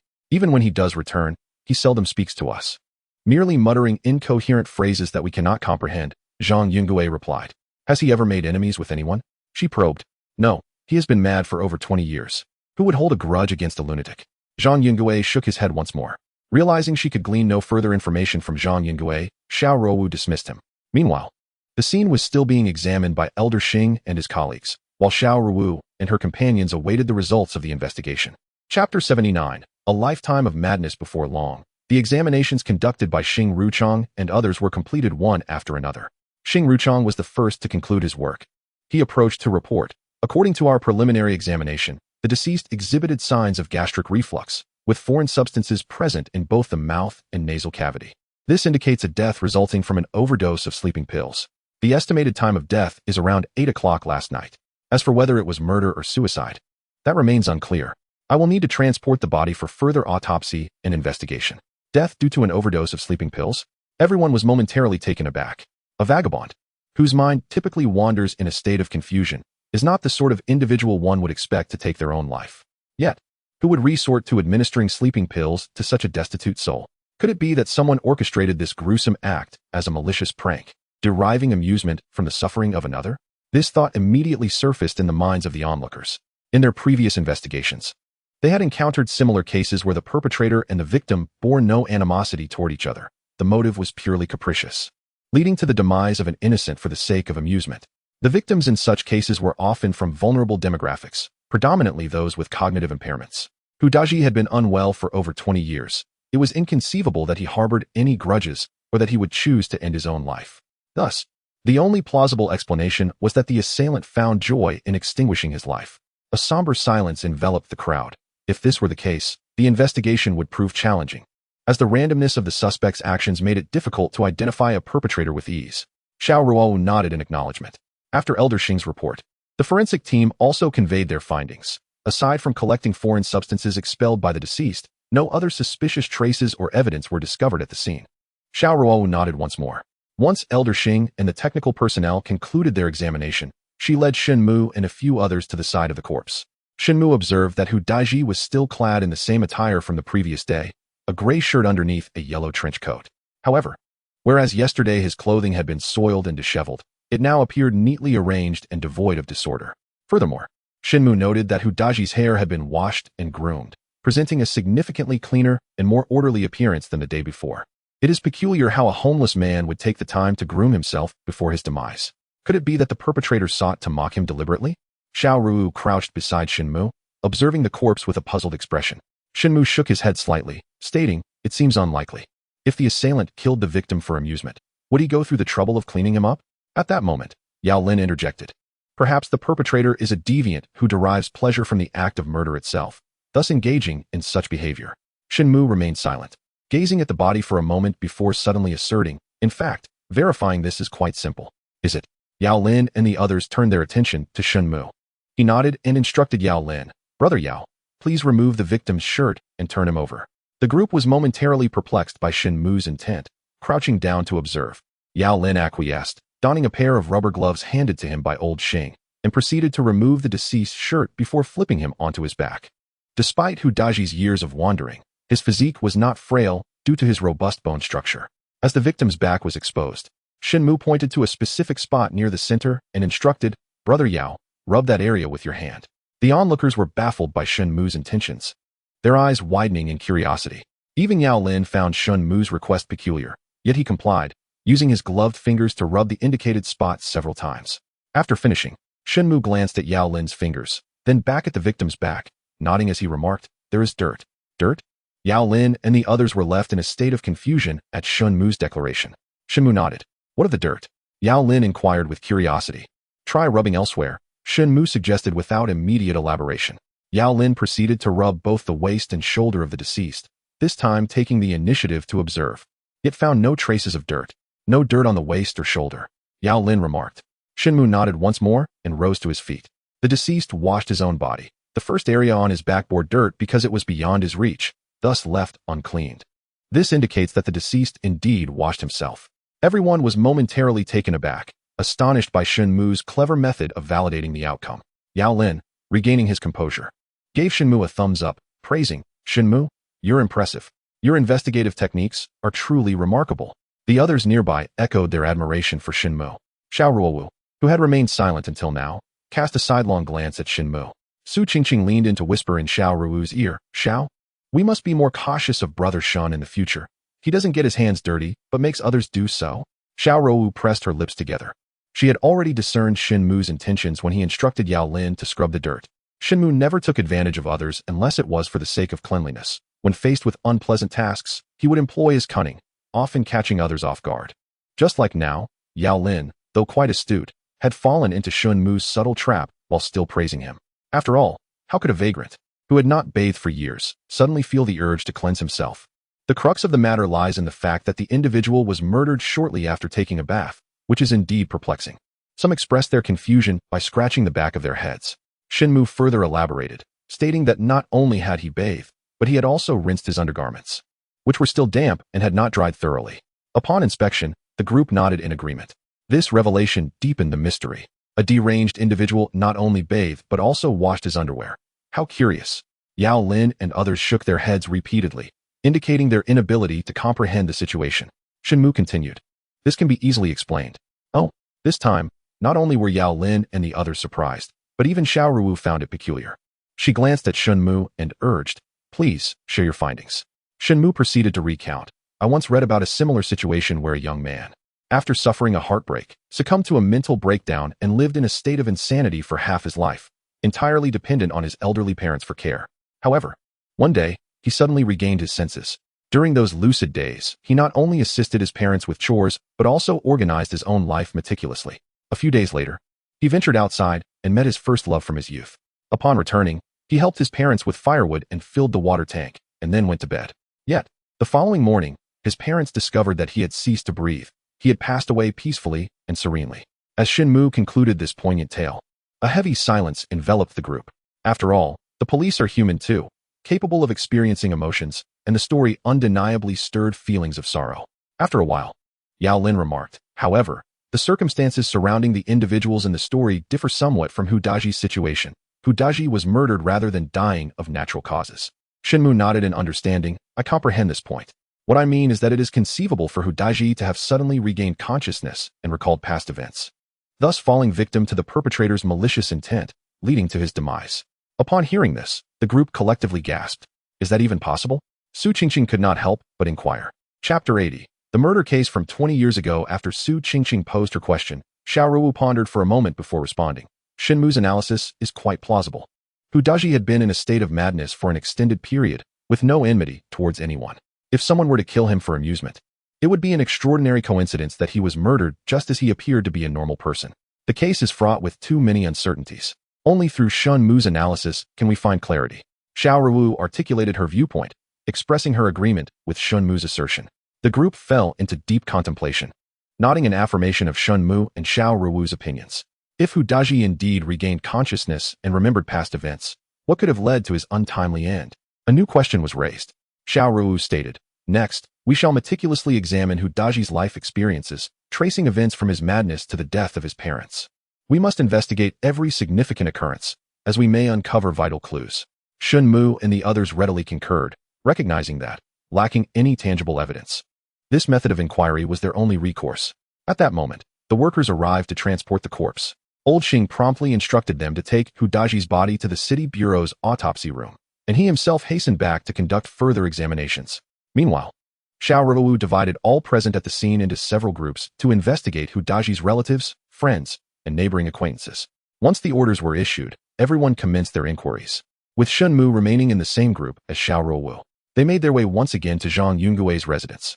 As the one who reported the incident and a longtime neighbor of Hu Daji, his account was deemed particularly significant. At that time, Zhang Yungue was at home having breakfast with his elderly spouse. Upon seeing Xiao Ruowu, Shen Mu, and Su Qingqing at his doorstep, he paused his meal and rose to greet them. Xiao Ruowu quickly reassured him, please continue with your meal. We simply wish to ask a few questions. So there is no need for formality. Only then did Zhang Yungue and his wife resume their seats. Shen Mu surveyed the modest dwelling, noting that it consisted of 3 simple rooms, the walls and floor marred by wear and tear. Observing that the couple's breakfast consisted merely of porridge accompanied by pickled vegetables, Shen Mu remarked with a smile, it's surprising to see you both so frugal despite having retirement pensions. Earlier, during their questioning, he had learned that Zhang Yungue and his spouse were retired factory workers. With a wry smile, Zhang Yungue replied, how can we afford to be anything but frugal? Our son and daughter-in-law are both unemployed, only managing to run a small business. We have 2 grandsons who are growing up and require financial support, so we must endure some hardship to save for them. Shen Mu nodded in agreement. Indeed, raising such a large family is no easy task for you both. At this juncture, Zhang Yungue's wife interjected, nevertheless, we are fortunate that our son and grandsons are quite filial. We are content. Xiao Ruowu smiled in response. That is certainly true. The crowd paused for a moment, and then Shen Mu inquired, Old Zhang, which family originally owned Hu Daji's house? You mentioned earlier that the government assisted in its sale. To whom was it sold?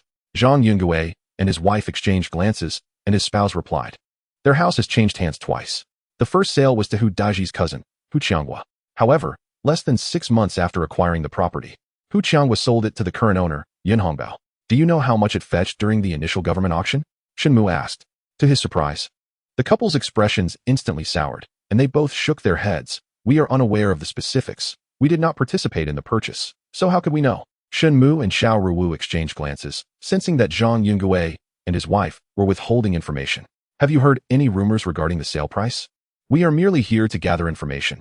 Please do not feel apprehensive. Shen Mu attempted to alleviate their concerns by altering his line of questioning. Zhang Yungue remained silent. But his wife interjected, how did Hu Daji actually die? Why are you asking these questions? Unexpectedly, Zhang Yuntao sharply rapped his chopsticks against his wife's bowl, admonishing her. The police are conducting an investigation. Why are you asking such things? Upon witnessing this, she immediately lowered her head and resumed drinking her porridge, ceasing to speak. Shen Mu and his companions exchanged glances once more, realizing that Zhang Yungue and his wife indeed possessed knowledge but were either unwilling or afraid to disclose it. Xiao Ruowu refrained from further probing into the matter and casually remarked, it seems that you two have been neighbors with Hu Daji for quite a number of years. Haven't you? Upon hearing this, Zhang Yungue's spouse immediately displayed a hint of sorrow on her face. Indeed, it has been many years. Hu Daji's parents worked at the same factory as us, and we have always gotten along well. We have practically watched Hu Daji grow up. Yet we never anticipated that his family would meet such a tragic fate, some dead, others driven mad. Alas. With that, she let out a sigh. At this moment, Zhang Yungue also seemed to reflect on the good times shared between the two families, and he could not help but let out a soft sigh, his countenance revealing a touch of melancholy. Seizing the opportunity, Shen Mu inquired, "What is the relationship like between Hu Daiji and his cousin, Hu Qianghua? Is Hu Qianghua still alive?" Just as Zhang Yungue's wife was about to respond, Zhang Yungue shot her a glare, saying, "You go sit by the door. If someone comes, just make a noise." His wife, quick-witted, immediately grasped Zhang Yungue's intention and nodded, taking her bowl of rice to sit by the door. Only then did Zhang Yungue say, "I understand what you wish to ask. In light of our long-deceased neighbor, I can share some information with you." Shen Mu and Xiao Ruowu nodded in acknowledgement, and Su Qingqing prepared to take notes. However, Zhang Yungue waved his hand, stating, "What I am about to say lacks evidence. There is no need for you to record it. Mr. Zhang, we must document this according to protocol." Su Qingqing began, but was interrupted by Shen Mu, who insisted, "Listen to Mr. Zhang. Do not take notes." Su Qingqing had no choice but to put away her notepad and pen. Zhang Yungue nodded at Shen Mu, expressing his gratitude. Indeed, the friction between the Hu Dezi's family and Hu Qianghua has persisted for over 2 or 3 decades, tracing back to Hu Daji's university days. As for Hu Qianghua, he is nothing short of a rogue. During his earlier days of misfortune, it was Hu Daji's parents who offered him a meal. However, upon aligning himself with a property developer and rising to prominence, he not only turned his back on them, but also set his sights on Hu Daji's family's property. At that time, Hu Daji was still in university and had not yet lost his sanity. Thus he refrained from openly retaliating. However, as Hu Daji succumbed to madness and his parents' health deteriorated, Hu Qianghua began to covet their home. You may be unaware, but over 20 years ago, our Anxiao Hutong was on the verge of demolition. Hu Qianghua, having received insider information, sought to acquire Hu Daji's house at a bargain. At that juncture, Hu Daji had just begun to lose his mind, and his parents were scrambling to raise funds for his treatment in a distant hospital. Seizing the opportunity, Hu Qianghua was poised to purchase their property. Curiously enough, on the eve of Hu Daji's parents' decision to sell their home to Hu Qianghua due to their urgent need for money, tragedy struck. The couple was murdered in their home. Shen Mu and the others were taken aback, having never anticipated that Hu Daji's parents had been slain. Were the perpetrators apprehended? Asked Xiao Ruowu. Zhang Yungue shook his head, letting out a sigh. They were not caught. The police conducted investigations for several months, and I heard that experts from the provincial bureau were even dispatched. Yet the case remains unsolved to this day. Chapter 81. Father-son grievances. Zhang Yungue paused momentarily before continuing his narration. After the death of Hu Daji's parents, due to the absence of a formal contract for the sale of their property with Hu Qianghua, the government proceeded to auction it off. However, Zhang Yungue glanced at his wife, who was seated at the door, and she shook her head at him. He then continued, "Nevertheless, according to the neighbors' whispers, the auction price set by the government for Hu Daji was exceedingly low, even lower than the initial offer made by Hu Qianghua. Of course, the exact figure remains unknown to us, yet it was Hu Qianghua who eventually secured the property. Less than 6 months after acquiring it, he sold it to the current owner, Yun Hongbao, and I have heard that he made a considerable profit from the difference." At this point, Zhang Yungue shook his head. "Perhaps it is poetic justice. A few years ago, I encountered Hu Qianghua, who had suffered a stroke, leaving him partially paralyzed and struggling to speak." Upon hearing this, Shen Mu inquired, "Does Hu Qianghua have any descendants?" Zhang Yungue grimaced. "He has a son named Hu Gongxing, who shares his father's unscrupulous nature, deceitful, cunning, and a bully to the weak. Truly not a commendable character." Shen Mu nodded. "Do you know where Hu Qianghua's family resides?" "They live in the urban village, not far from here. You will discover their whereabouts with a little inquiry," Zhang Yungue replied. Xiao Ruowu posed a few more related questions, and as they prepared to depart, she presented Zhang Yungue with a business card. "This is my card. Should you recall anything further, please do not hesitate to inform us." Zhang Yungue nodded and accepted the business card. After bidding farewell to Zhang Yungue and his wife, Xiao Ruowu and her companions departed from the Zhang residence. At that moment, the colleagues conducting the investigation around them had also concluded their inquiries, yet they had failed to uncover any valuable leads. Xiao Ruowu instructed them to continue searching for relevant individuals and to conduct thorough investigations. Subsequently, she, along with Shen Mu and Su Qingqing, proceeded to the urban village of Jiangbin City. Based on Zhang Yungue's account, Hu Guoqiang was a prime suspect in this case. Although he was partially paralyzed, his son remained at liberty.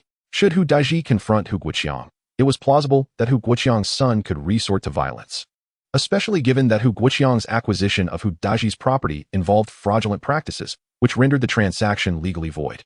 An urban village is essentially an area situated within the city that remains undeveloped for various reasons, resembling a rural setting.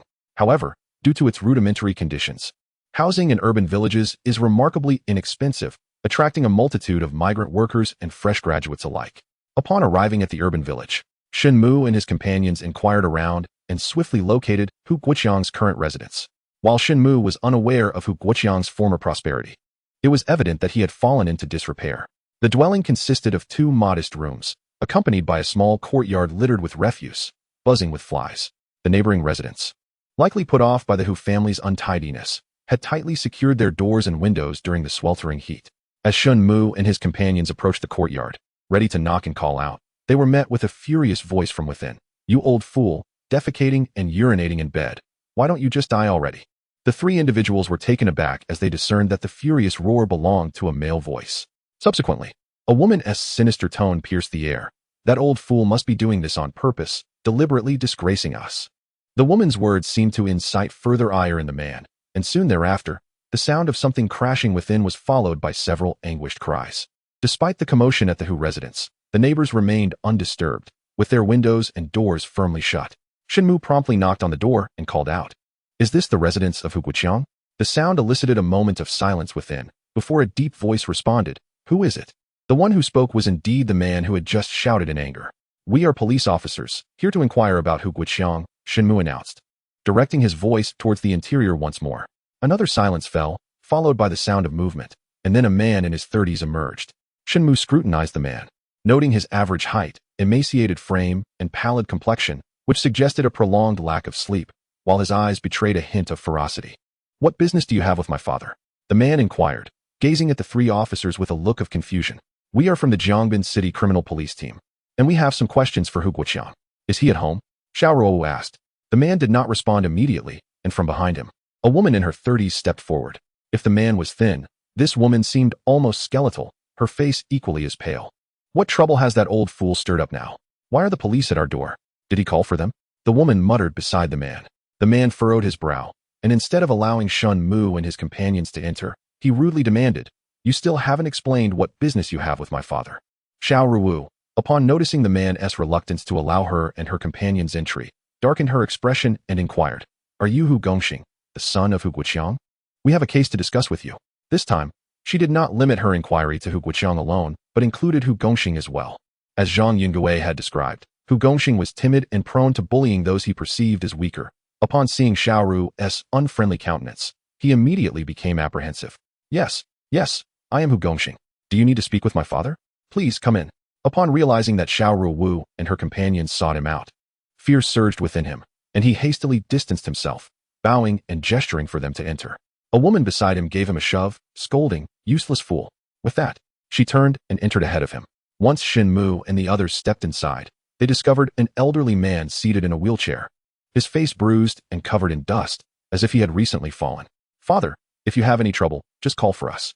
If we are not home and you fall, who will help you?" Hu Gongxing remarked, gesturing toward the elderly man while offering a forced smile to Shen Mu and his companions. "This is my father, Hu Guoqiang. Since my wife and I are often busy, he frequently falls, resulting in these injuries." Shen Mu cast a glance at Hu Gongxing, recognizing that he was not only irritable but also quite cunning. Just outside, he had clearly heard Hu Gongxing pushing his father, Hu Guoqiang, leading to a cry of distress. Yet now, Hu Gongxing insisted on providing an explanation, a clear indication of his guilt. Hu Gongxing's wife, seated on the sofa and cracking sunflower seeds, disdainfully spat out the shell upon hearing her husband's feeble explanation. Shen Mu did not engage in further entanglement with Hu Gongxing regarding the matter. He turned to the wheelchair-bound Hu Guoqiang and confirmed, "You are Hu Guoqiang?" Hu Guoqiang did not respond immediately. Instead, he scrutinized Shen Mu and his companions.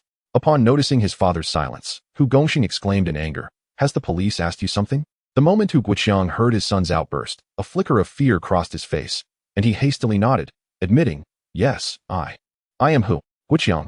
Though he had suffered a stroke, he was still able to speak, albeit with a slurred and distorted speech. Shen Mu exchanged glances with his companions. If Hu Guoqiang truly possessed the shamelessness that Zhang Yungue had mentioned, then his current predicament could indeed be seen as a form of retribution. "Hu Guoqiang, we are here to inquire about Hu Diji. Do you know him?" Xiao Ruowu asked. Hu Guoqiang nodded. I know him, he is my distant nephew." As Hu Guoqiang responded, Shen Mu noticed his right index finger suddenly bend slightly towards him, then point, before swiftly returning to its original position. Shen Mu felt a stir within, yet maintained a calm exterior. Chapter 82. The subtle hint from Hu Guoqiang. When was the last time you saw Hu Deji? Shen Mu inquired. Hu Guoqiang's finger bent once more, then pointed again, while he verbally replied, "It was a long time ago, perhaps, over 10 years. Shen Mu's eyes narrowed slightly, and he nodded discreetly. Observing this subtle interaction, Hu Guoqiang exhaled softly in relief, unnoticed by others. Over 10 years without seeing him? He did not come to your house yesterday? Xiao Ruowu interjected with a question. Shen Mu cast a fleeting glance and noticed that when Xiao Ruowu posed her question, Hu Gongxing's expression subtly shifted, while his wife remained oblivious nearby, engrossed in her seeds. No, not at all. Hu Guoqiang replied with slurred words. Upon hearing Hu Guoqiang categorically deny that Hu Daji had visited the previous day, both Xiao Ruowu and Su Qingqing displayed expressions of disappointment. Well then, since that is the case, we shall take our leave, Shen Mu declared, signaling to Xiao Ruowu and Su Qingqing before leading the way towards the door to exit. The two women had no choice but to follow suit. As Hu Gongxing escorted the trio to the entrance, he suddenly inquired, "Officers, why the sudden interest in Hu Deji?" Xiao Ruowu immediately turned back, her gaze icy. "What of it? Is there a problem with us wanting to understand his situation?" Hu Gongxing was taken aback, hastily responding, "Oh, it's nothing. I was merely curious." He forced a smile, seemingly attempting to divert the attention of the three, as he reached out to open the door for them, ingratiatingly stating, "Thank you for your hard work, officers. Please take care on your way." Xiao Ruowu scoffed softly, choosing not to engage further, and turned to leave the Hu residence alongside Shen Mu and Su Qingqing. Once outside the courtyard, Shen Mu couldn't help but exhale in relief. The place was so filthy, and the smell was unbearable. How could they possibly get accustomed to living there? Su Qingqing remarked, "Shen Gu, not many share your penchant for cleanliness." Shen Mu nodded in agreement. Observing Shen Mu's candidness, Su Qingqing couldn't help but chuckle. After they got into the car, Su Qingqing inquired of Xiao Ruowu, "Xiao Da, where shall we head next?" Xiao Ruowu glanced back at the Hu family's courtyard, pondering. This family has maintained a tight-lipped demeanor. We should proceed to the Shila nursing home. Perhaps Hu Detzi will regain consciousness and return. Turning to seek Shen Mu's opinion, she inquired, "Shen Mu, what do you think?" The Shila nursing home is where Hu Detzi currently resides. Shen Mu took out his phone to check the time, nodding in agreement. It is currently 10 in the morning. We can return at 1 o'clock. There is still ample time. Xiao Ruowu and her companion were taken aback, and Su Qingqing curiously asked, "Return at 1 o'clock? Why? Even if we come back, there seems to be no need for such urgency. It would be prudent to gather some evidence before our return. Otherwise, this family is unlikely to be forthcoming." However, Xiao Ruowu turned to Shen Mu and asked, "Shen Mu, what did you discover at the Hu residence?" Only then did Shen Mu reply, "It was Hu Guoqiang who suggested we return at 1 o'clock." This statement left both Xiao Ruowu and Su Qingqing momentarily stunned. Su Qingqing, perplexed, remarked, "Brother Shen, we were together the entire time. When did Hu Guoqiang suggest we return at 1 o'clock? Did he imply something to you?"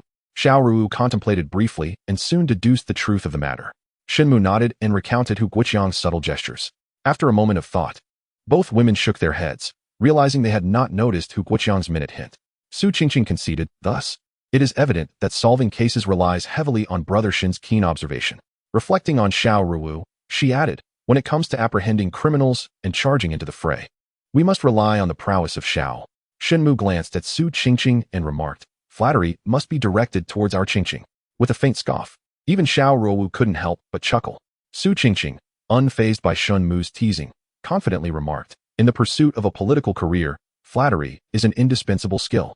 Observing the scenery outside the window receding, Xiao Ruowu commented, "Qingqing, your audacity grows thicker by the day."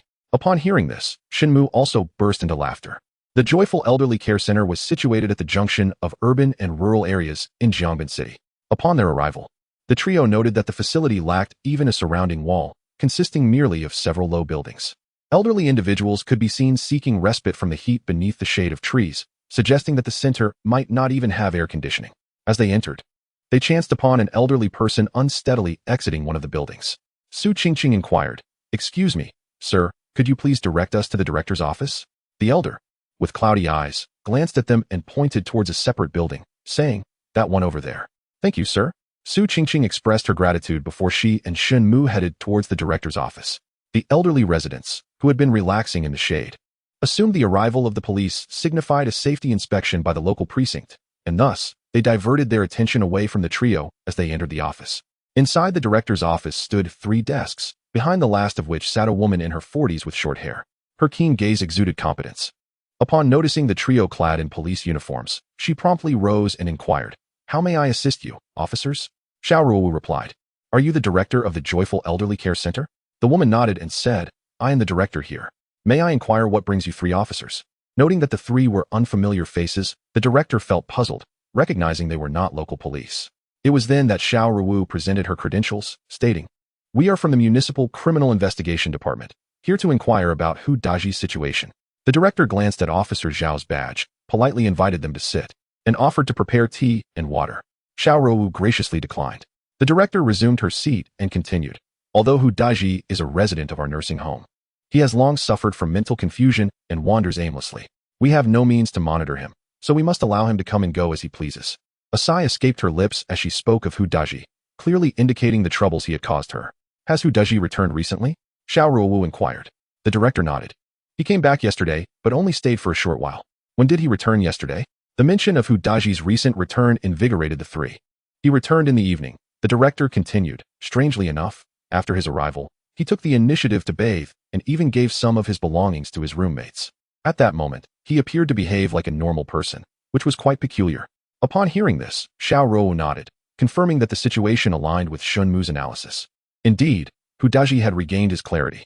Xiao Qingqing silently gave Shen Mu a thumbs up, admiring his astute deduction. Did Hu Daji say anything upon his return? Or did he reveal where he was going? Xiao Ruowu inquired again. The dean shook his head, saying, "No, he did not communicate with us at that time. It was merely his behavior that struck me as peculiar, as it did not resemble that of an insane person."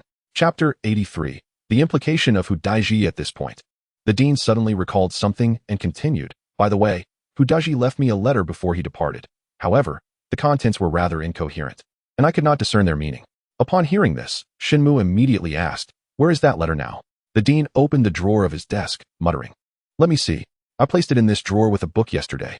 Ah, here it is, I found it." The group observed as the dean retrieved a yellow envelope. Shen Mu took it and noticed the words "opened by the courtyard" inscribed on it. Upon opening the envelope, he discovered a sheet torn from a notebook, upon which several lines were written. The letter began, "Dear Dean, I am deeply grateful for your care over the years. I pen this letter to express my appreciation. In my pursuit of a noble life, I have gradually lost my faith, which has profoundly impacted my existence, rendering me a mere shell of a person. I have let down my parents, as I have no son to carry on the family name." The letter concluded with the signature Hu Daji, followed by the date. The handwriting was hasty, yet displayed considerable skill. It was evident that Hu Daji had dedicated effort to his calligraphy in his youth. After reading the letter, Shen Mu and the others furrowed their brows. For the letter appeared disjointed and chaotic, reminiscent of the ramblings of a deranged individual. Yet, yesterday, Hu Daji had regained consciousness. Why then, did he choose to pen such a nonsensical letter? "Dean, under what circumstances did Hu Daji send you this correspondence? Were there others present at the time?" Fearing that Hu Daji might have ulterior motives, Xiao Ruowu inquired of the dean. The dean shook his head, stating, "At that moment, there was no one else present.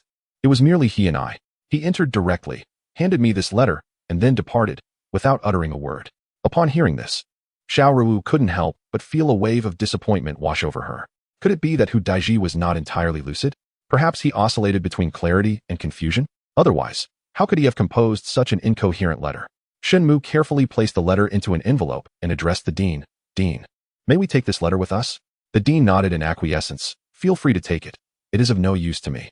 Being the ramblings of a disturbed mind. Expressing their gratitude, Shen Mu and Xiao Ruowu stood to bid farewell to the dean before departing from the joyful elderly home. Once the trio was in the car, Xiao Ruowu glanced at the time, noting it was only 11 o'clock. She suggested, "Let us first have lunch before visiting Hu Guoqiang's home." Both Su Qingqing and Shen Mu nodded in agreement. Upon their return to the city, they chose a bustling eatery. However, as Xiao Ruowu and Su Qingqing prepared to alight from the vehicle, they noticed Shen Mu lost in thought, his gaze downcast. Xiao Ruowu gently tapped him on the shoulder. "Shen Mu, it's time to go in for lunch." "Huh? Oh." Shen Mu finally came to his senses and followed Xiao Ruowu as they both exited the car. Throughout the meal, Shen Mu remained distracted, responding to Xiao Ruowu and Su Qingqing's attempts at conversation with mere murmurs, often failing to address their inquiries. This perplexed both Xiao Ruowu and the others. Xiao Ruowu initially presumed that Shen Mu was fatigued, and after finishing their meal and returning to the vehicle, she instructed Su Qingqing to take a brief respite before proceeding to Hu Guoqiang's residence. It was at this juncture that Shen Mu suddenly exclaimed, "There is something amiss with that letter." With urgency, he rummaged through his bag to retrieve Hu Dez's letter, extracting the paper to scrutinize it once more. Curiosity piqued. Xiao Ruowu and Su Qingqing leaned in to observe alongside Shen Mu. The letter appeared unchanged, the words remained the same. And the signature was correct, there seemed to be no discrepancies. Su Qingqing, puzzled, inquired of Shen Mu, "Brother Shen, you claim there is an issue with this letter? What could possibly be wrong?" Shen Mu shook his head, remaining silent for a moment. Su Qingqing continued, "Could it be that this letter has been tampered with, and that a different letter would emerge upon submersion in water?" Having likely watched numerous spy films, she speculated readily. Shen Mu disregarded her conjecture and pondered aloud. "Previously, when I discovered Hu Dez's corpse, I mentioned to you that I had encountered him just yesterday." Xiao Ruowu and Su Qingqing exchanged glances, and Xiao Ruowu nodded, recalling, "Yes. You even mentioned that Hu Dez was mumbling a line from the ancient Greek poet Homer." As she spoke, Xiao Ruowu's voice abruptly trailed off. She seized the letter from Shen Mu's hand, her excitement rendering her breath slightly erratic as she examined it closely. Noticing her fervor, Shen Mu remarked, "Has Miss Xiao also discerned something?" Xiao Ruowu set the letter down, nodding slightly, yet her brow furrowed in confusion as she pondered. "But what does this phrase he wrote signify? That aspect remains unclear to me." Shen Mu remarked, "I cannot quite comprehend it, but he certainly wishes to convey something while fearing to attract attention, thus embedding it within this chaotic correspondence." Su Qingqing, her eyes wide with curiosity, inquired, "What on earth have you discovered? Your words are so cryptic." As she took a moment to examine the letter in Xiao Ruowu's hand, she found herself unable to decipher its meaning. Noticing her frustration, Shen Mu suggested, "Do you see that Hu Daji's brief remarks encompass all the words from Homer's verse?" Su Qingqing paused, then responded, "Let me check. The line from Homer is those who chase shadows become shadows themselves. This letter contains the character chase and the character for pursue." As she meticulously compared each character, her astonishment grew. Indeed, it contains all the words from the poem. What is Hu Daji trying to convey? Shen Mu took the letter, secured it within his bag, and stated, "Though we remain uncertain of Hu Daji's intentions, his demise appears to be far from ordinary." Xiao Ruowu and Su Qingqing exchanged grave glances, both acknowledging the weight of his words. "Furthermore, Hu Daji may not be as straightforward as we initially presumed," Shen Mu added. Xiao Ruowu remarked, "To leave such a subtle hint suggests that Hu Daji possesses considerable intellect." Su Qingqing, taken aback by their discussion, found the complexity overwhelming. Observing the time on his phone, Shen Mu turned to Xiao Ruowu and said, "It is nearly time. Let us proceed to the urban village to locate Hu Guoqiang." Xiao Ruowu nodded slightly and gently tapped Su Qingqing on the back of her head, saying, "Stop overthinking. What if your little brain gets damaged? Let's drive." Su Qingqing pouted but had no choice but to start the car and head towards the urban village. Upon their arrival, the clock struck 1, and the urban village was enveloped in an air of tranquility, with workers at their jobs and others taking their breaks, compounded by the sweltering heat. The trio approached the small courtyard of the Hu family, listening intently, but hearing only silence within. They did not knock on the courtyard door, but instead walked directly through the open gate to the entrance of the house. Inside, the stillness persisted. Noticing that the door was ajar, Xiao Ruowu exchanged a nod with Shen Mu and discreetly reached into her bag, where a handgun was concealed. Maintaining her stance, she led the way into the Hu residence, followed closely by Shen Mu and Su Qingqing. "You finally made it." Upon entering, they were greeted by Hu Guoqiang, who emerged from a room in a wheelchair, his face lighting up with joy at the sight of them.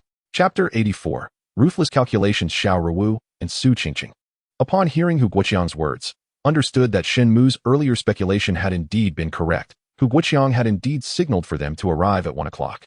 However, Hu Guoqiang's speech was markedly more fluid now than it had been that morning. Xiao Ruowu inquired, "Where are your son and daughter-in-law?" Her hand remained in her bag, firmly gripping the handgun. Upon hearing her mention his son, Hu Gongxing, and daughter-in-law, Hu Guoqiang's expression darkened with fury. "Those two scoundrels have gone off to gamble." Xiao Ruowu and Shen Mu exchanged a glance. It appeared that Hu Guoqiang harbored deep grievances against his son and daughter-in-law. Otherwise, he would not have expressed such intense anger. "Did you deliberately ask us to come at 1 o'clock to avoid your son and daughter-in-law?" Shen Mu inquired. Hu Guoqiang nodded vigorously, his fury palpable. "What is the purpose of our visit?" Upon noticing that only Hu Guoqiang was present in the house and that he was partially disabled, Xiao Ruowu lowered her firearm and withdrew her hand. After a moment of contemplation, Hu Guoqiang finally spoke. "I am aware that you are investigating the death of Hu Daji, and I know who killed him." The three of them were taken aback. The case surrounding Hu Daji's murder had consistently lacked evidence, and they had suspected it was Hu Guoqiang and his son due to a possible conflict. They never anticipated that Hu Guoqiang would proactively approach them, claiming knowledge of the murderer. Who killed Hu Deji? Xiao Ruowu asked coldly. Hu Guoqiang gritted his teeth, articulating each word with precision. It was my ungrateful son, Hu Gongxing. The trio was once again astonished. They could hardly believe that Hu Guoqiang would implicate his own son in the murder. Do you have evidence to support your claim? Xiao Ruowu asked calmly. Hu Guoqiang nodded, struggling to shift his body forward. He then retrieved a crumpled piece of paper from a hole in the back of his wheelchair. After adjusting his position and catching his breath, he finally sighed deeply. Every day, after they leave the house, I practice speaking, but I dare not let them know about this matter. Thus, when you arrived, I still pretended to have difficulty speaking. Hu Guoqiang spoke as he handed the crumpled piece of paper to Shen Mu. Upon seeing the grimy, sticky paper, Shen Mu furrowed his brow slightly and refrained from accepting it. What is inside? He inquired. Hu Guoqiang replied. It contains the remnants of kanji poisoned with a substantial dose of sleeping pills, which Hu Gongxing used to lethally poison Hu Deji. His wife was complicit in this heinous act. Together, they orchestrated the demise of Hu Deji. Turning to Su Qingqing, Shen Mu instructed, please find a convenient bag. Understanding Shen Mu's aversion to handling the soiled paper directly, Su Qingqing procured a plastic bag from the Hu residence and asked Hu Gongxing to place the crumpled paper inside. As Su Qingqing secured the bag, Xiao Ruowu turned to Hu Guoqiang and said, we need to take this back for analysis. Additionally, how did you come to know that sleeping pills were mixed into the kanji? How did Hu Deji consume it and meet his end? Hu Guoqiang explained, actually, Hu Deji visited my home last night. However, after you arrived this morning, my son Hu Gongxing, that scoundrel, forbade me from speaking about it. I dared not defy him, which is why I subtly hinted for you to come at 1 o'clock, as they would all be at the mahjong parlor at that time. What brought Hu Deji to your house last night? Shen Mu inquired. Hu Guoqiang responded, it is quite peculiar. Hu Deji has been mad for over 20 years. Yet yesterday, he was remarkably lucid. He came to discuss the matter of the house we sold. He informed us that the sale was legally void and demanded compensation for the remaining balance. As Shen Mu and the others heard Hu Guoqiang's response, it mirrored the information they had gathered during their investigation. Firstly, Hu Deji had regained consciousness. Secondly, the house had been acquired by Hu Guoqiang at a remarkably low bid. And thirdly, Hu Deji had come to demand the money that had been swindled from him. However, Shen Mu and his companions remained composed, revealing nothing of their thoughts. Then what? Hu Deji came to demand money, and surely you and your son should be aligned in this matter. Why do you instead assist Hu Deji in accusing your son and daughter-in-law? Xiao Ruowu inquired, her gaze fixed on Hu Guoqiang. With a cold sneer, Hu Guoqiang replied, aligned? Allow me to show you the wounds upon my body. He lifted his shirt, and Shen Mu and the others were taken aback by the sight of his emaciated frame, marred with an array of injuries, some from beatings, others from burns, both old and fresh, leaving his skin a disturbing tapestry of bruises.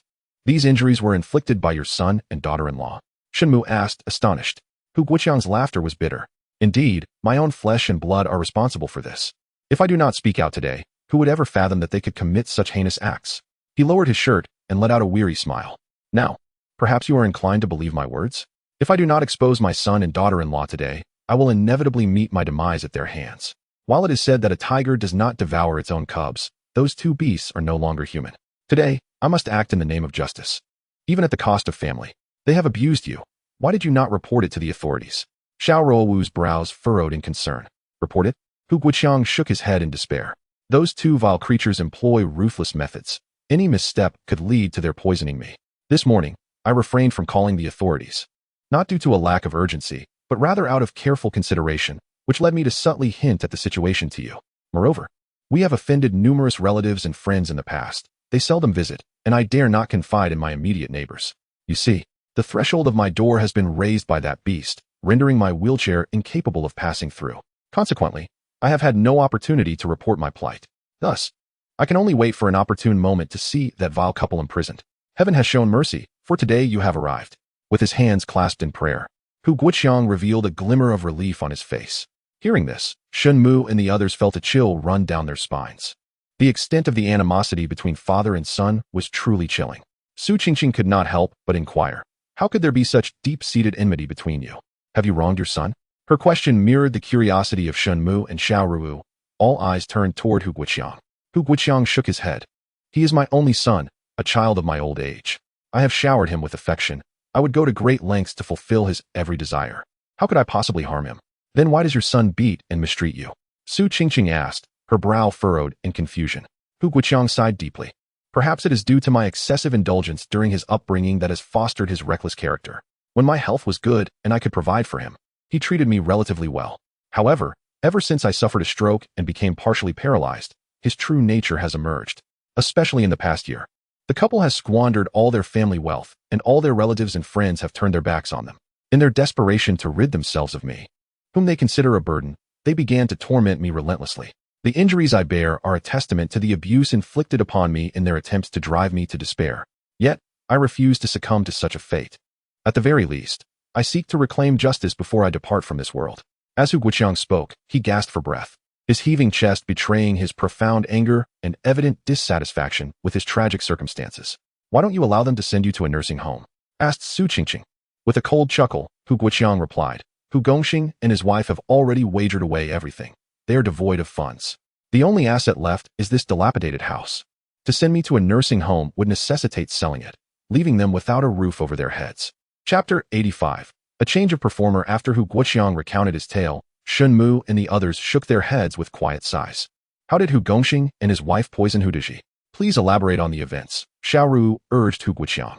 "When Hu Daji visited yesterday, to be honest, we were all taken aback. Upon revealing his intentions, I fell silent, while that cunning Hu Gongxing addressed him as brother repeatedly.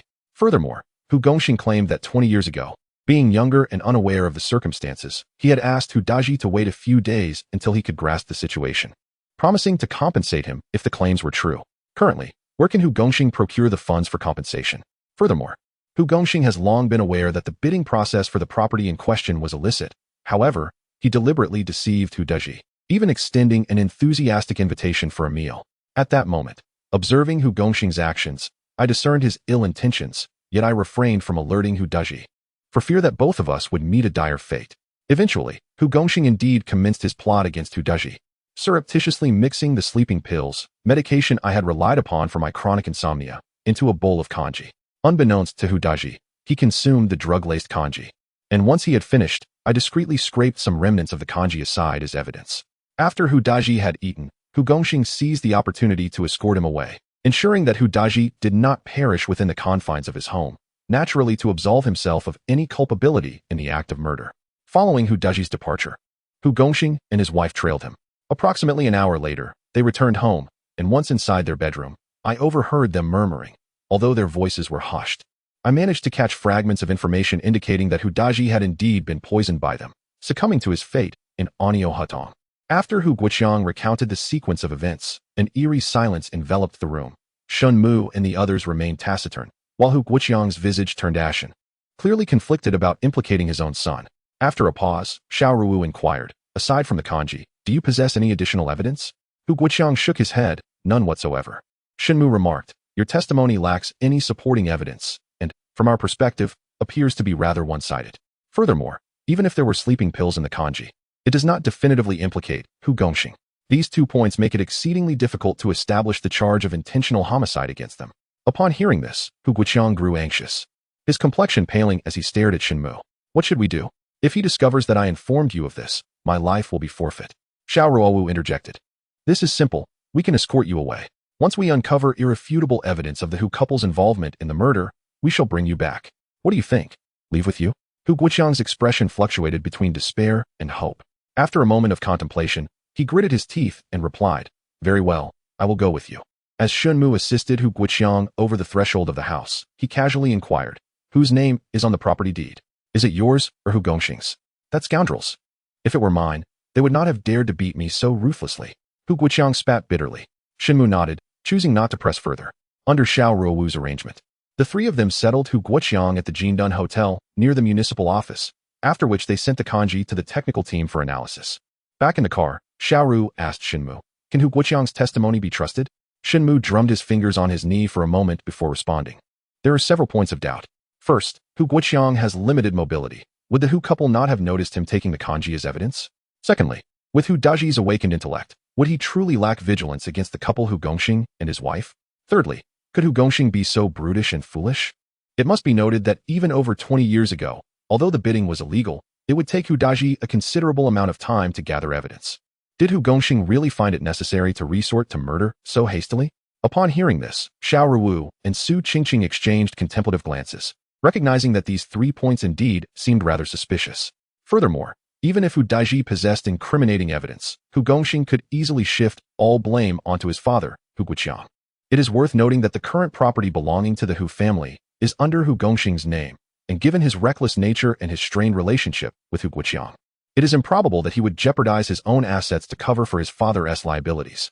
Xiao Ruowu and Su Qingqing were momentarily taken aback, and Xiao Ruowu turned to Shen Mu, saying, "No wonder you inquired about the ownership of the property when we were at the Hu residence. It seems you had already considered these factors." Shen Mu replied with a smile, "It was merely due to the numerous inconsistencies in Hu Guoqiang's statements that prompted my question." Xiao Ruowu nodded, fully aware of and admiring Shen Mu's investigative prowess after spending these days together. Su Qingqing turned to Xiao Ruowu and remarked, "Do you think Shen Guo's intellect surpasses that of others by a considerable margin?" Shen Mu shook his head in amusement. "It's not that exaggerated." Xiao Ruowu glanced at Shen Mu, "Not 2 pounds, but certainly 1.5 pounds. As she spoke, her countenance remained as frosty as ever. Yet her tone revealed a hint of undeniable admiration. Su Qingqing burst into laughter and inquired of Shen Mu, "Brother Shen, since you have noticed several discrepancies, why did you not confront Hu Guoqiang directly? Instead, you agreed to let Xiao to protect him." Shen Mu replied, "I once read a saying, when seeking a flaw in someone's performance, it is best to assume the role of an audience rather than that of an adversary. Allow them to showcase themselves. The more they perform, the more flaws will emerge, ultimately leading to their downfall." Su Qingqing nodded in agreement, acknowledging the wisdom in Shen Mu's words. She then turned to Xiao Ruowu and asked, "Xiao Da, what shall be our next course of action?" Xiao Ruowu gazed out at the scenery and replied nonchalantly, "Since Hu Guoqiang has had his moment on stage, let us observe Hu Gongxing's performance and listen to his lines." "All right," Su Qingqing exclaimed, and without hesitation, she started the car, setting off towards the mahjong parlor where Hu Gongxing and his wife regularly played. They had already learned the location from Hu Guoqiang, Dongxing Mahjong Parlor. Upon entering, Shen Mu and his companions immediately spotted Hu Gongxing and his wife, each engrossed in their respective games of mahjong, their faces pale, indicating a significant loss. The parlor owner, upon noticing the arrival of the 3 officers, hurried over with a forced smile, saying, "Officers, our parlor operates legally, with all the necessary permits approved by your municipal bureau and the business administration." Xiao Ruowu glanced at the owner and replied coolly, "We are not here to inspect your permits. We are looking for Hu Gongxing and his wife." At this moment, the entire game room ceased its activities, with everyone turning their gaze towards the scene. Hu Gongxing and his wife recognized Shen Mu and his companions as the 3 police officers who had visited their home earlier that morning. Both were momentarily taken aback, not expecting to see Shen Mu and his colleagues return so swiftly. Chapter 86. Inconsistent testimony. Upon hearing that Xiao Ruowu and her companions were seeking Hu Gongxing and his wife, the proprietor immediately called out to them, urging, "Hu Gongxing, please accompany these 3 officers outside for a discussion." He was evidently concerned that the presence of the police might make the patrons uncomfortable, as the game room thrived on maintaining an atmosphere devoid of any gambling-related activities to attract clientele. Xiao Ruowu and her associates understood the proprietor's intentions and exchanged glances with him. The proprietor's expression shifted slightly, and he forced a smile, saying, "I have a good rapport with Director Yu Yan. Just yesterday, I ran into him. I invited him over for dinner, but he was preoccupied. I shall extend the invitation again, and you are welcome to join us." Being seasoned officers, Shen Mu and his companions were well aware of the proprietor's penchant for ingratiation. Despite his lively chatter, it was likely that he knew Yu Yan, while Yu Yan did not recognize him. As for the dinner invitation, it was merely a casual remark, and even if it were genuine, Shen Mu and his team would decline, especially in light of the current crackdown on dining and entertainment. Under the proprietor's urging, Hu Gongxing and his wife, filled with apprehension, followed Shen Mu and his companions outside. "We need to speak with you both about a matter concerning your case. Please accompany us to the Criminal Investigation Unit." Xiao Ruowu positioned herself strategically, effectively blocking any possible escape route for Hu Gongxing.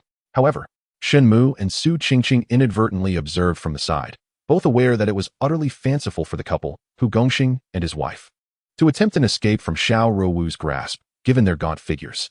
Not only would the 2 of them fail, but even if they were to enlist another 10 individuals, it would be an impossible feat. Clearly, Hu Gongxing and his wife understood this predicament as well.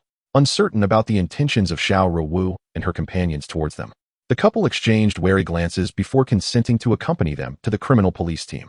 Su Qingqing initiated the vehicle, and Shen Mu entered from the opposite side of the back seat. Subsequently, Hu Gongxing and his wife took their places in the rear as well, with Xiao Ruowu being the last aboard. She positioned herself strategically between Shen Mu and Hu Gongxing, ensuring that the couple could not make an impulsive exit during transit. Upon their return to the criminal police team, The entire precinct was bustling with activity, as officers were engaged in various cases, leaving only Deluo and a few auxiliary officers on duty. The moment Deluo spotted Shen Mu and the others escorting Hu Gongxing back, he hurried over to assist. Deluo, Shen Mu and I need to interrogate Hu Gongxing. Please take his wife to the office to wait, Xiao Ruowu instructed. Understood, Deluo replied promptly, signaling two auxiliary officers to keep an eye on Hu Gongxing's wife as they escorted her to the office. Earlier that morning, she had exhibited a fiery demeanor. Yet now her gaze was filled with uncertainty as she obediently followed. Xiao Ruowu and Shen Mu then proceeded to lead Hu Gongxing into the interrogation room. As per the established protocol, Shen Mu took notes while Xiao Ruowu conducted the questioning. After clarifying Hu Gongxing's identity information, Xiao Ruowu inquired, Hu Gongxing, when was the last time you saw Hu Dezai? In the morning at the Hu residence. Hu Guoqiang recounted that the last time he saw Hu Daji was over a decade ago, at which time Hu Gongxing was also present. However, in the afternoon, Hu Guoqiang claimed that Hu Daji had visited their home the previous night. Thus, the first question posed by Xiao Ruowu pertained to this discrepancy. Upon hearing her inquiry, Hu Gongxing contemplated briefly and responded, in fact, my old man deceived you this morning. He met Hu Daji last night, as Hu Daji came to our house. Xiao Ruowu and Shen Mu exchanged a swift glance, both astonished that Hu Gongxing had promptly divulged the truth, acknowledging that Hu Daji had visited them the previous evening. Who is this old man you refer to? Xiao Ruowu inquired, her brows furrowing. It is essential to maintain rigor in interrogation. Such ambiguous responses necessitate clarification. Hu Gongxing hastily clarified, the old man refers to my father, Hu Guoqiang. He conversed with Hu Daji for quite some time last night. What did they discuss? Xiao Ruowu pressed further. Hu Gongxing shook his head. I am unaware of that. Hu Daji came to our home seeking compensation for a property price difference from over 20 years ago. However, with the passage of time, it was my father, Hu Guoqiang, who handled the matter, and I found it too tedious to inquire further. After all these years, whoever compensates him would be a fool. My wife and I grew impatient and went to play mahjong. So, you went to play mahjong after Hu Daji's visit last night? At the Dongxing chess room? Shen Mu immediately questioned. Hu Gongxing nodded. Yes, the owner was also present. You can verify with him if you wish. What time did you arrive at the chess room? Xiao Ruowu asked. It is probably not yet 7 o'clock. I do not recall the precise time, but it is certainly before 7, Hu Gongxing remarked. Earlier, while examining the body of Hu Daji, Elder Xing had stated that the time of death was approximately 8 o'clock the previous evening. Furthermore, the efficacy of the sleeping pills typically manifests within half an hour to an hour, meaning that after this period, an individual who has ingested the medication would surely succumb to a deep slumber. If Hu Gongxing and his companion arrived at the game room just before 7 and spent time en route, then the timeline would not align. Thus, it appears that Hu Guoqiang's assertion that Hu Gongxing and his spouse murdered Hu Daji is likely a fabrication, suggesting he is concealing something. Did Hu Daji dine at your residence last night? Xiao Ruowu inquired. Hu Gongxing shook his head, stating, no, we had already finished our meal by the time he arrived. And there were no leftovers. The old man is half paralyzed. After we left, he certainly would not have prepared a meal for himself.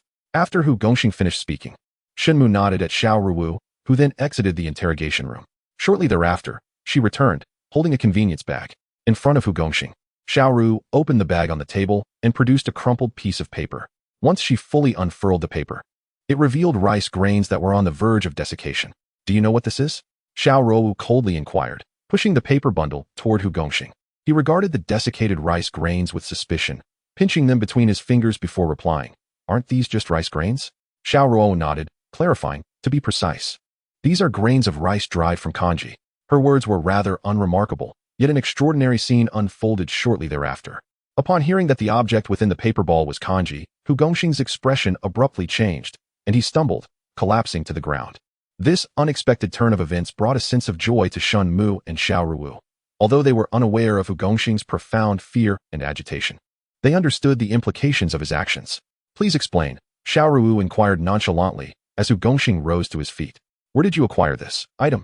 Hu Gongxing spoke while beads of perspiration formed on his forehead. From your home, Xiao Ruowu replied coolly. Upon hearing this, Hu Gongxing's complexion drained of color, and he muttered curses under his breath. That old fool has indeed caught on, pretending to be innocent. How utterly cunning. Shen Mu recognized that the old fool Hu Gongxing referred to was his father, Hu Guoqiang, and it was indeed rare for a son to speak so disparagingly of his father. Why did you put sleeping pills in the kanji? Xiao Ruowu asked coldly once more. Hu Gongxing felt the sweat cascading down his forehead again. Speak. The evidence is irrefutable. Do you still wish to deny it? As Xiao Ruowu's voice rose sharply, Hu Gongxing trembled violently. A look of terror etched on his face. Chapter 87. The comical couple Shen Mu and Xiao Ruowu exchanged glances, although they were oblivious to the specifics of Hu Gongxing's illicit actions. It was evident from his demeanor that something was amiss. Indeed, as Xiao Ruowu's voice intensified, Hu Gongxing, though reluctant to confess immediately, was clearly engulfed by fear. Having committed the crime of intentional homicide, you are undoubtedly aware of the consequences, even without our admonitions. We are now affording you an opportunity to confess voluntarily, otherwise, upon the verdict, you shall face severe repercussions. Shen Mu regarded Hu Gongxing with a frigid demeanor and spoke. He was unaware that Hu Gongxing had indeed committed murder. Yet the act of administering sleeping pills in the kanji clearly indicated an intention to poison someone. Even if the intent was not to kill, there existed a malicious motive. Thus, his accusation of intentional homicide was not unfounded, albeit articulated with deliberate ambiguity, leaving Hu Gongxing unable to discern the police's hand. Officer, will this lead to a death sentence for me? Hu Gongxing inquired, wiping the sweat from his brow with his sleeve, his expression a mixture of anxiety and anticipation. Shen Mu flicked his fingers on the table, stating, "It depends on your conduct and the facts of the crime." His words, though vague, held a kernel of truth. Any suspect's good behavior could indeed influence the court's judgment. With a sigh of despair, Hu Gongxing lamented, "I never wished to kill him. He forced my hand, leaving us no choice." Xiao Ruowu cast a glance at Shen Mu, her lips pursed slightly. His inquiries were executed with remarkable finesse, encapsulating Hu Gongxing's readiness to divulge in just a few words. Having collaborated with Shen Mu in interrogating numerous suspects, she had observed that he possessed an uncanny ability to perceive the thoughts of offenders with astonishing clarity, a skill both rare and intricate. "Please elaborate," Shen Mu prompted calmly. "I have long endured him. Even in the most basic of human functions, he relies solely on me, with my wife offering no assistance. I am the one who cleans him every time. I am utterly exasperated. The mere sight of him ignites a desire for his demise, yet he remains in robust health, showing no signs of impending death, and my patience is wearing thin. If he were to live, I would be driven to madness. Yesterday afternoon, he soiled himself once again, and at that moment, I could no longer contain my frustration. I conferred with my wife and resolved to mix a sleeping drug into his porridge to end his life. Once he is gone, we could claim he succumbed to despair and took his own life." Hu Gongxing, upon uttering these words, glanced up to find Shen Mu and Xiao Ruowu regarding him with peculiar expressions. He was momentarily taken aback, unable to comprehend why Shen Mu and the others were looking at him in such a manner. "Are you referring to your father, Hu Guoqiang?" Xiao Ruowu inquired after a brief contemplation. Hu Gongxing nodded. Who else could it possibly be but that old wretch? Xiao Ruowu and Shen Mu exchanged glances, both feeling astonished. They intended to uncover the truth behind Hu Gongxing's involvement in Hu Daji's demise, yet they were taken aback to learn that the target was Hu Guoqiang. "What happened next? Why did you not proceed to kill your father, Hu Guoqiang?" Xiao Ruowu probed. Hu Gongxing gritted his teeth and replied, "That old fox is quite cunning. When I brought him the porridge, he must have sensed something amiss and shattered the bowl. The grains of rice you see here were likely concealed by him while I turned to clean up." Upon hearing Hu Gongxing reveal the truth, Xiao Ruowu pondered for a moment before asking, "So you did not poison Hu Daji?"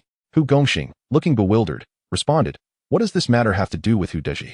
He indeed came to collect a debt last night, but after more than 20 years, who would pay heed to his demands?" Xiao Ruowu and Shen Mu exchanged slight nods, concluding that, based on the nature of Hu Gongxing and his wife's admissions, they indeed had no motive to murder Hu Daji. "Do you think your father, Hu Guoqiang, would kill Hu Daji?" asked Xiao Ruowu. Hu Gongxing pondered for a moment. Perhaps, if Hu Daji insists on that mortgage for the house, the old man might become desperate enough to commit murder. However, he currently lacks the means to kill Hu Daji.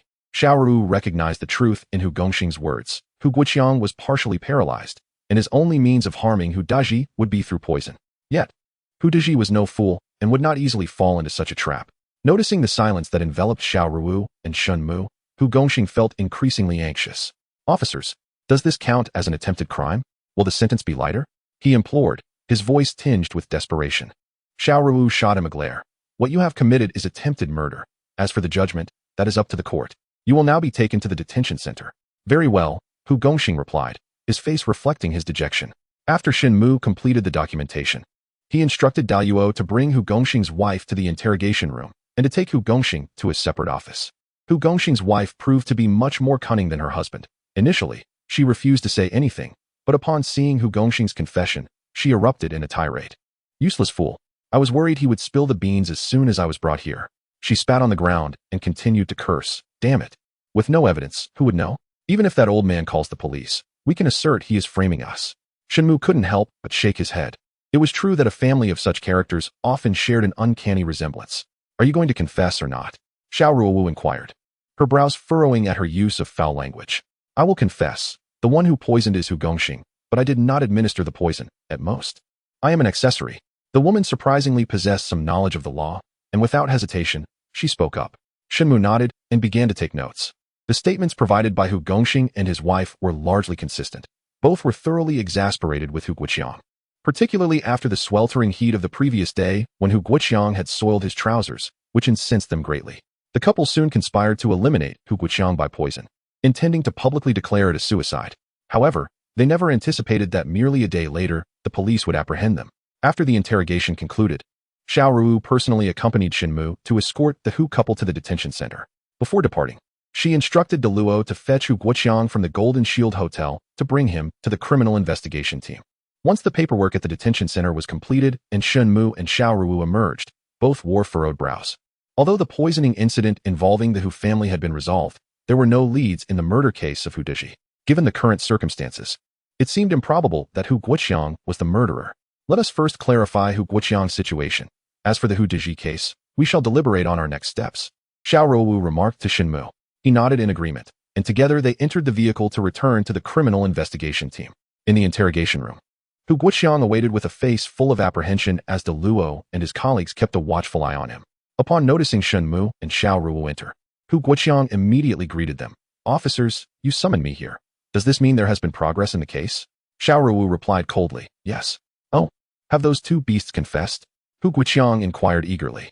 Not at all, Xiao Ruowu stated, her expression devoid of emotion. Officer, those two brutes will not shed a tear until they are facing the grave. You should intensify the interrogation, perhaps even give them a beating. Only then will they confess. Upon hearing that Hu Gongxing had not admitted to anything, Hu Guoqiang grew anxious. Xiao Ruowu slammed her hand on the table and retorted coldly. Do you think our police department resorts to torture? Taken aback, Hu Guoqiang fell silent. Xiao Ruowu fixed her steely gaze upon him. However, Hu Gongxing and his wife have disclosed another matter. Hu Guoqiang froze, sensing the shift in Xiao Ruowu's demeanor. His heart raced as he cautiously inquired, what matter? Chapter 88. A painting. Xiao Ruowu inquired coolly. You previously claimed that Hu Deji was poisoned by your son Hu Gongxing? Hu Guoqiang's heart skipped a beat. He realized the atmosphere had shifted dramatically, as if the police held some crucial insight. After a moment of hesitation, he stammered, Officer, Hu Gongxing and his wife are not good people. You must not believe their words. What do you think they would say? Xiao Ruowu immediately pressed. Hu Guoqiang found himself at a loss for words, his face flushed with embarrassment. You previously mentioned that after poisoning Hu Deji, the couple followed him. Do you know what time they left the house? Xiao Ruowu reiterated her question, pressing further. Shen Mu, standing nearby, chimed in, Hu Guoqiang, you'd best think carefully about your answer. We will be questioning your neighbors and the residents of the community. Hu Guoqiang abruptly swallowed the words he was about to utter, his facial muscles twitching before he responded, around 6 o'clock. Specifically, what time at 6? Xiao Ruowu inquired with a cold expression. Approximately, maybe around 6:30. Hu Guoqiang began to feel anxious, beads of sweat forming on his forehead just like his son. You are lying. Your son, Hu Gongxing, and his wife went to the chess room to play cards before 7 o'clock. It takes at least 15 minutes to travel from your home to Anxiao Hutong, meaning a round trip would take half an hour. If they left at 6:30, they would arrive back by 7. How is it possible that they appeared in Dongxing chess room before 7? Xiao Ruowu's piercing gaze fixed on Hu Guoqiang. Hu Guoqiang found himself at a loss for words. In truth, this timing did not constitute a flaw in Hu Guoqiang's scheme. As far as he knew, Hu Gongxing and his wife did not usually play cards in the evenings. However, they had been upset the previous night and chose to seek distraction through gambling. This was clearly something Hu Guoqiang had not anticipated. Observing Hu Guoqiang's silence, Xiao Ruowu pressed. Why do you falsely accuse your son and his wife? Claiming they killed Hu Deji? I am not falsely accusing them. The injuries on my body are proof that they attacked me. Hu Guoqiang retorted immediately. Xiao Ruowu furrowed her brows. The injuries you sustained do not necessarily indicate that Hu Gongxing and his wife killed Hu Deji. We sympathize with your plight, but you must tell the truth. What truly transpired? Hu Guoqiang hesitated before finally rasping. I despise those two beasts. I gave them all my money, and yet they tried to poison me. As he spoke, Hu Guoqiang recounted how Hu Gongxing and his wife had slipped sleeping pills into the kanji, how he had seen through their scheme, and subsequently shattered their bowl. Both Shen Mu and Xiao Ruowu nodded slightly, noting that his narrative aligned with the testimonies of Hu Gongxing and his spouse. After a moment of contemplation, Xiao Ruowu inquired of Hu Guoqiang, You could have informed us earlier that Hu Gongxing and his wife intended to kill you. We could have aided you in that regard. Why did you choose to deceive us? Hu Guoqiang let out a cold laugh, declaring, I am aware of the distinction between attempted murder and premeditated homicide. I spoke the truth. They would not receive a death sentence. I desire their demise. At this juncture, Hu Guoqiang's expression contorted into a grimace, akin to a cornered beast poised to unleash a final, fatal strike. Shen Mu and Xiao Ruowu exchanged glances, both sighing at the rarity of such a profound enmity between father and son. At what time did Hu Daji leave your home last night? Xiao Ruowu queried. At 6:50. Shortly after Hu Gongxing and his wife departed, he too left, Hu Guoqiang replied. And how did you come to know of his death? Xiao Ruowu pressed further. It was relayed by those two brutes, Hu Gongxing's couple. They had merely heard it from others. At that moment, I realized the police would soon come knocking, thus I commenced my plan to frame them. At this point, Hu Guoqiang was candid, divulging all without reservation. What did you and Hu Daji discuss last night? Xiao Ruowu continued her inquiry. We initially spoke about the disparity in house prices. He came to demand the difference. However, that matter has lingered for over 20 years. Even if I had money, I would not give it to him. As Hu Guoqiang spoke, a hint of hesitation flickered across his face. Shen Mu immediately seized upon this, inquiring, do you have any further revelations? After a moment's pause, Hu Guoqiang replied, last night, he visited my home, seemingly seeking to negotiate the difference in housing prices. Yet, his words meandered, as he subtly probed into the whereabouts of the contents within his house. Contents? What sort of contents? Xiao Ruowu pressed further. Hu Guoqiang explained, initially, he did not specify, merely hinting around the subject. Eventually, perhaps convinced by the veracity of my statements, he asked if I had seen a particular painting after moving in. What kind of painting? Xiao Ruowu was taken aback. According to Hu Daji, there existed a self-portrait of Van Gogh in his home prior to his madness. He even mentioned that if he discovered who had taken it, he would refrain from pursuing the housing price difference. Hu Guoqiang could not help but shake his head.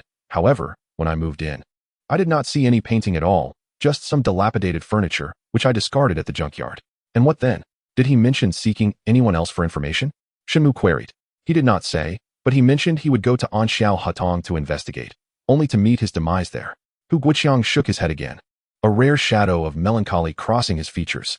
Was it possible that he felt remorse for his past actions? Have you ever heard that Hu Daji possessed a Van Gogh self-portrait? Shen Mu asked. Hu Guoqiang shook his head. No, I have no knowledge of who Van Gogh is. What use would I have for such a thing? Did Hu Daji dine at your home last night? Xiao Ruowu inquired finally. No, those two brutes fled early. With my limited mobility, how could I assist him in cooking? Hu Guoqiang shook his head once more. Shen Mu and Xiao Ruowu exchanged glances, realizing that another party must have poisoned Hu Daji. It remained uncertain whether the poisoning occurred after his arrival at Anxiao Hatong or prior to it. After interrogating Hu Guoqiang, Xiao Ruowu escorted him to the detention center. Upon her return with Shen Mu, the others who had been investigating also trickled back, each bearing a dejected demeanor, having yielded no results. As dusk settled, a meeting convened in the conference room to deliberate on the case and strategize the next steps.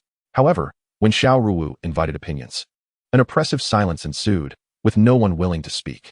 After waiting for a moment, and seeing that no actionable plans emerged, Xiao Ruowu turned her gaze towards Shen Mu.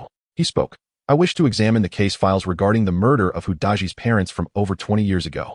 Xiao Ruowu nodded promptly and instructed De Luo and the others, go retrieve the files from 20 years ago. De Luo and his companions readily complied and set off to procure the documents. Xiao Ruowu then inquired of Shen Mu, do you believe there is a connection between the murder of Hu Daji's parents and his own demise? Shen Mu nodded. Hu Daji has been deranged for over 20 years. His death should not be attributed to personal vendetta. Other types of murder seem unlikely as well. Only a murder for financial gain appears most plausible.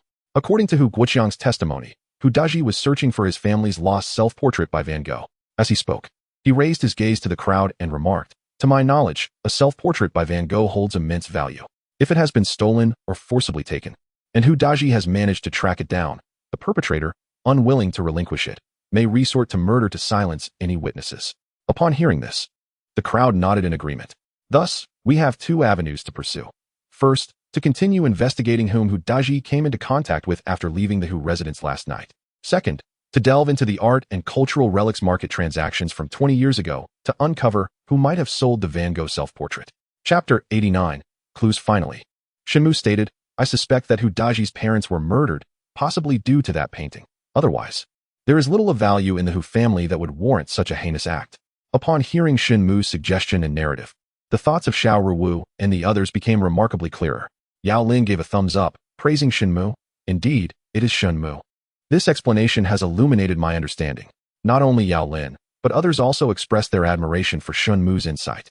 At that moment, De Luo entered, carrying a substantial stack of documents. So many files. This pertains to a case from 20 years ago, the crowd exclaimed in astonishment, as they had not had the opportunity to participate in the original investigation. De Luo placed the documents before Shen Mu and pointed to the back, where several others entered, each carrying additional piles of materials. Heavens, when will we ever finish reviewing all this? Yao Lin couldn't help but exclaim. Although the crowd faced difficulties, they showed no inclination to retreat. Only Shen Mu, gazing at the dusty files before him, furrowed his brow in concern. Xiao Ruowu pressed her lips together, understanding Shen Mu's aversion to dirtiness. She immediately addressed the group, instructing them to each take a file and study it closely, voicing any questions that arose. The others complied, each beginning to sift through their respective documents, filling the conference room with swirling dust. Meanwhile, Shen Mu had already slipped away to the adjacent restroom. Upon noticing this, Xiao Ruowu could not help but shake her head, bemused by Shen Mu's antics. She knew he was not averse to hard work, yet he cunningly evaded tasks that involved filth, ensuring others bore the burden. It's too dirty, Xiao Ruowu exclaimed, turning to Su Qingqing. Qingqing, please bring over several cloths. Everyone, use the cloths to carefully clean the dust, but do not damage the files. The group acknowledged her request, and with Su Qingqing bringing all the office cloths, they meticulously dusted off the documents. After an hour of diligent effort, as dusk approached, she instructed Su Qingqing to order takeout, preparing for an all-nighter. About half an hour later, as everyone exchanged information after reviewing their materials, Shen Mu finally sauntered back in. Shen Mu, where have you been? We didn't see you at all, De Luo inquired. Oh, my grandmother called with something urgent, so I stepped out for a moment, Shen Mu replied nonchalantly. Xiao Ruowu shot him a glance, having seen him loitering in the small grove of the municipal compound earlier. Xiaoda, it seems Shen Ge has learned to lie. I spotted him wandering in the grove just now. Su Qingqing whispered softly into Xiao Ruowu's ear. Xiao Ruowu pursed her lips and playfully reproached, when working, why all this unnecessary chatter? Su Qingqing stuck out her tongue, picked up a file, and muttered, the lonely white rabbit hops eastward, glancing around. The new clothes do not compare to the old. What do you mean by that, Qingqing? De Luo inquired curiously. I mean, one only hears the laughter of newcomers. Where can one hear the tears of the old? Su Qingqing replied. De Luo scratched the back of his head, puzzled. Are these two phrases synonymous? Pretty much, Su Qingqing answered with a smirk. Upon hearing this, Xiao Ruowu bit her lip, caught in a moment of both amusement and exasperation. Yao Lin, seated across from them, remarked. Qingqing, your knowledge has certainly grown. I've noticed you reading lately. Are you contemplating a career in law enforcement? Yes, that is indeed a thought, Su Qingqing affirmed. Meanwhile, Shen Mu remained oblivious to their banter, completely engrossed in the documents before him, furrowing his brow at times and relaxing it at others, occasionally putting the file down in contemplation. Noticing this, Xiao Ruowu gestured for everyone to refrain from disturbing Shen Mu. The group was well aware that Shen Mu was unparalleled in the entire criminal police team when it came to investigating and analyzing cases. Over time, they had come to trust him implicitly. Thus, even without Xiao Ruowu's intervention, a natural silence enveloped the meeting room. Soon, the atmosphere was filled with quietude, with the only sounds being the rustling of pages as everyone perused their files. Shen Mu's approach to the documents was intriguing. At times, he would swiftly finish several pieces of information, while at other moments, he would linger over a single document for an extended period. By the time Shen Mu finished reviewing all the case files, it was already past 10 in the evening. Throughout this period, he diligently consumed his boxed meal while immersing himself in the documents, remaining completely undistracted, even when others occasionally made noise. It seemed as though he was oblivious to it all. The unwavering focus exhibited by Shen Mu left Xiao Ruowu and the others in awe. Upon completing his review, the first thing Shen Mu did was to head to the adjacent restroom to wash his hands, a behavior to which the group had long since grown accustomed. When he returned and settled back into his seat, Xiao Ruowu inquired, Shen Mu, did you discover anything? Everyone immediately set aside their files and turned their attention to him. Shen Mu nodded slightly, took a pen and a sheet of white paper, and stated, having examined all the case files and according to the investigation records, it appears that Hu Dizhi's father, Hu Qilin, was murdered in the room by the assailant, while his mother, Wu Xiujuan, met her demise in the living room. Both suffered fatal stab wounds to the abdomen, with Wu Xiujuan also having sustained a blow to the back of her head from a heavy object. Furthermore, Wu Xiujuan's body was positioned with her head facing the direction of the door, indicating that she likely attempted to flee to the room before her death. The fact that the assailant was able to separate the Hu Qilin couple prior to the murders, and that they were caught off guard during the attack, strongly suggests that this was a crime committed by someone familiar to them. Xiao Ruowu and the others nodded in agreement. During the investigation 20 years prior, the police had also leaned toward the theory of a familiar perpetrator, noticing that there were no objections from the group. Shen Mu inscribed on the white paper, "First clue, the assailant is an acquaintance." After writing this, he continued, Hu Qilin and his wife were found deceased in the room and the living room respectively, with Wu Xiaojuan having been struck in the back of her head by a heavy object, and her final posture indicates she was running towards the room. It is evident that an incident transpired in the room, prompting her to rush inside with great urgency. However, she only managed a few steps before collapsing. The assailant lacked the ability to be in two places at once, thus indicating that there were at least two perpetrators, one who murdered Hu Qilin within the room and another who took the life of Wu Xiaojuan outside. The crowd nodded in agreement upon hearing this revelation. Shen Mu inscribed the second line on the blank paper, the second clue, indicating that there were at least two assailants. Upon completing this note, he continued, stating that since the crime was committed by acquaintances, they must have had a motive, if it were an act of vengeance. As I previously mentioned, Hu Qilin and his wife were not naive. Would they not have been on guard against their assailant? This suggests that the murderer sought to obtain something from Hu Qilin and his wife. Yet, after the act, they left the Hu household's belongings untouched. Clearly, they acquired what they desired post-murder. Yao Lin could not help but inquire, what did the assailants wish to obtain? Shen Mu tapped the tip of his pen on the table before responding. According to the crime scene investigation report, an exceedingly peculiar phenomenon was noted. Both the overhead light and the desk lamp were illuminated, and Hu Qilin met his demise at the desk. Moreover, the desk was devoid of any items, as all the books had been displaced to the floor. This peculiar situation implies that Hu Qilin and one of the assailants were examining a particular object at the desk, with the lamp lit for a closer inspection, while the books being moved indicated that the object in question occupied a considerable amount of space. At this point, someone inquired curiously, what were they looking at? Su Qingqing's eyes sparkled with excitement as she exclaimed, I know. It's a painting. They are looking at Van Gogh's self-portrait. Chapter 90. Soup. Shen Mu nodded in appreciation at Su Qingqing's insight. You have deduced it just as I did. I share your sentiment. Upon witnessing Shen Mu's agreement with her inference, Su Qingqing became exhilarated. The murderer feigned an interest in purchasing a painting from the Hu Qilin family. Once it was revealed, he then proceeded to commit murder and robbery. Shen Mu was genuinely astonished by Su Qingqing's analytical prowess and remarked, Qingqing, you have made significant progress. However, De Luo pondered for a moment before suggesting, perhaps the murderer merely claimed to admire the painting? There is no necessity for a pretense of purchase. Shen Mu shook his head in disagreement. The value of Van Gogh's self-portrait is immeasurable. Even Hu Guiqiang was unaware that the Hu Qilin family possessed such a treasure. Thus, Hu Qilin would not readily display it for anyone to see. Surely they understand the principle that a man without guilt may still suffer for possessing something precious? Furthermore, during that period, Hu Qilin was desperately trying to raise funds for his son Hu Daji's medical treatment, even contemplating selling his house. It is evident that he intended to part with the painting. The others nodded in agreement, acknowledging that this analysis indeed suggested the murderer could have used the pretense of purchasing a painting to commit his crime. Shen Mu once again inscribed in his notes, third clue, the murderer who killed Hu Qilin possesses knowledge of calligraphy and painting.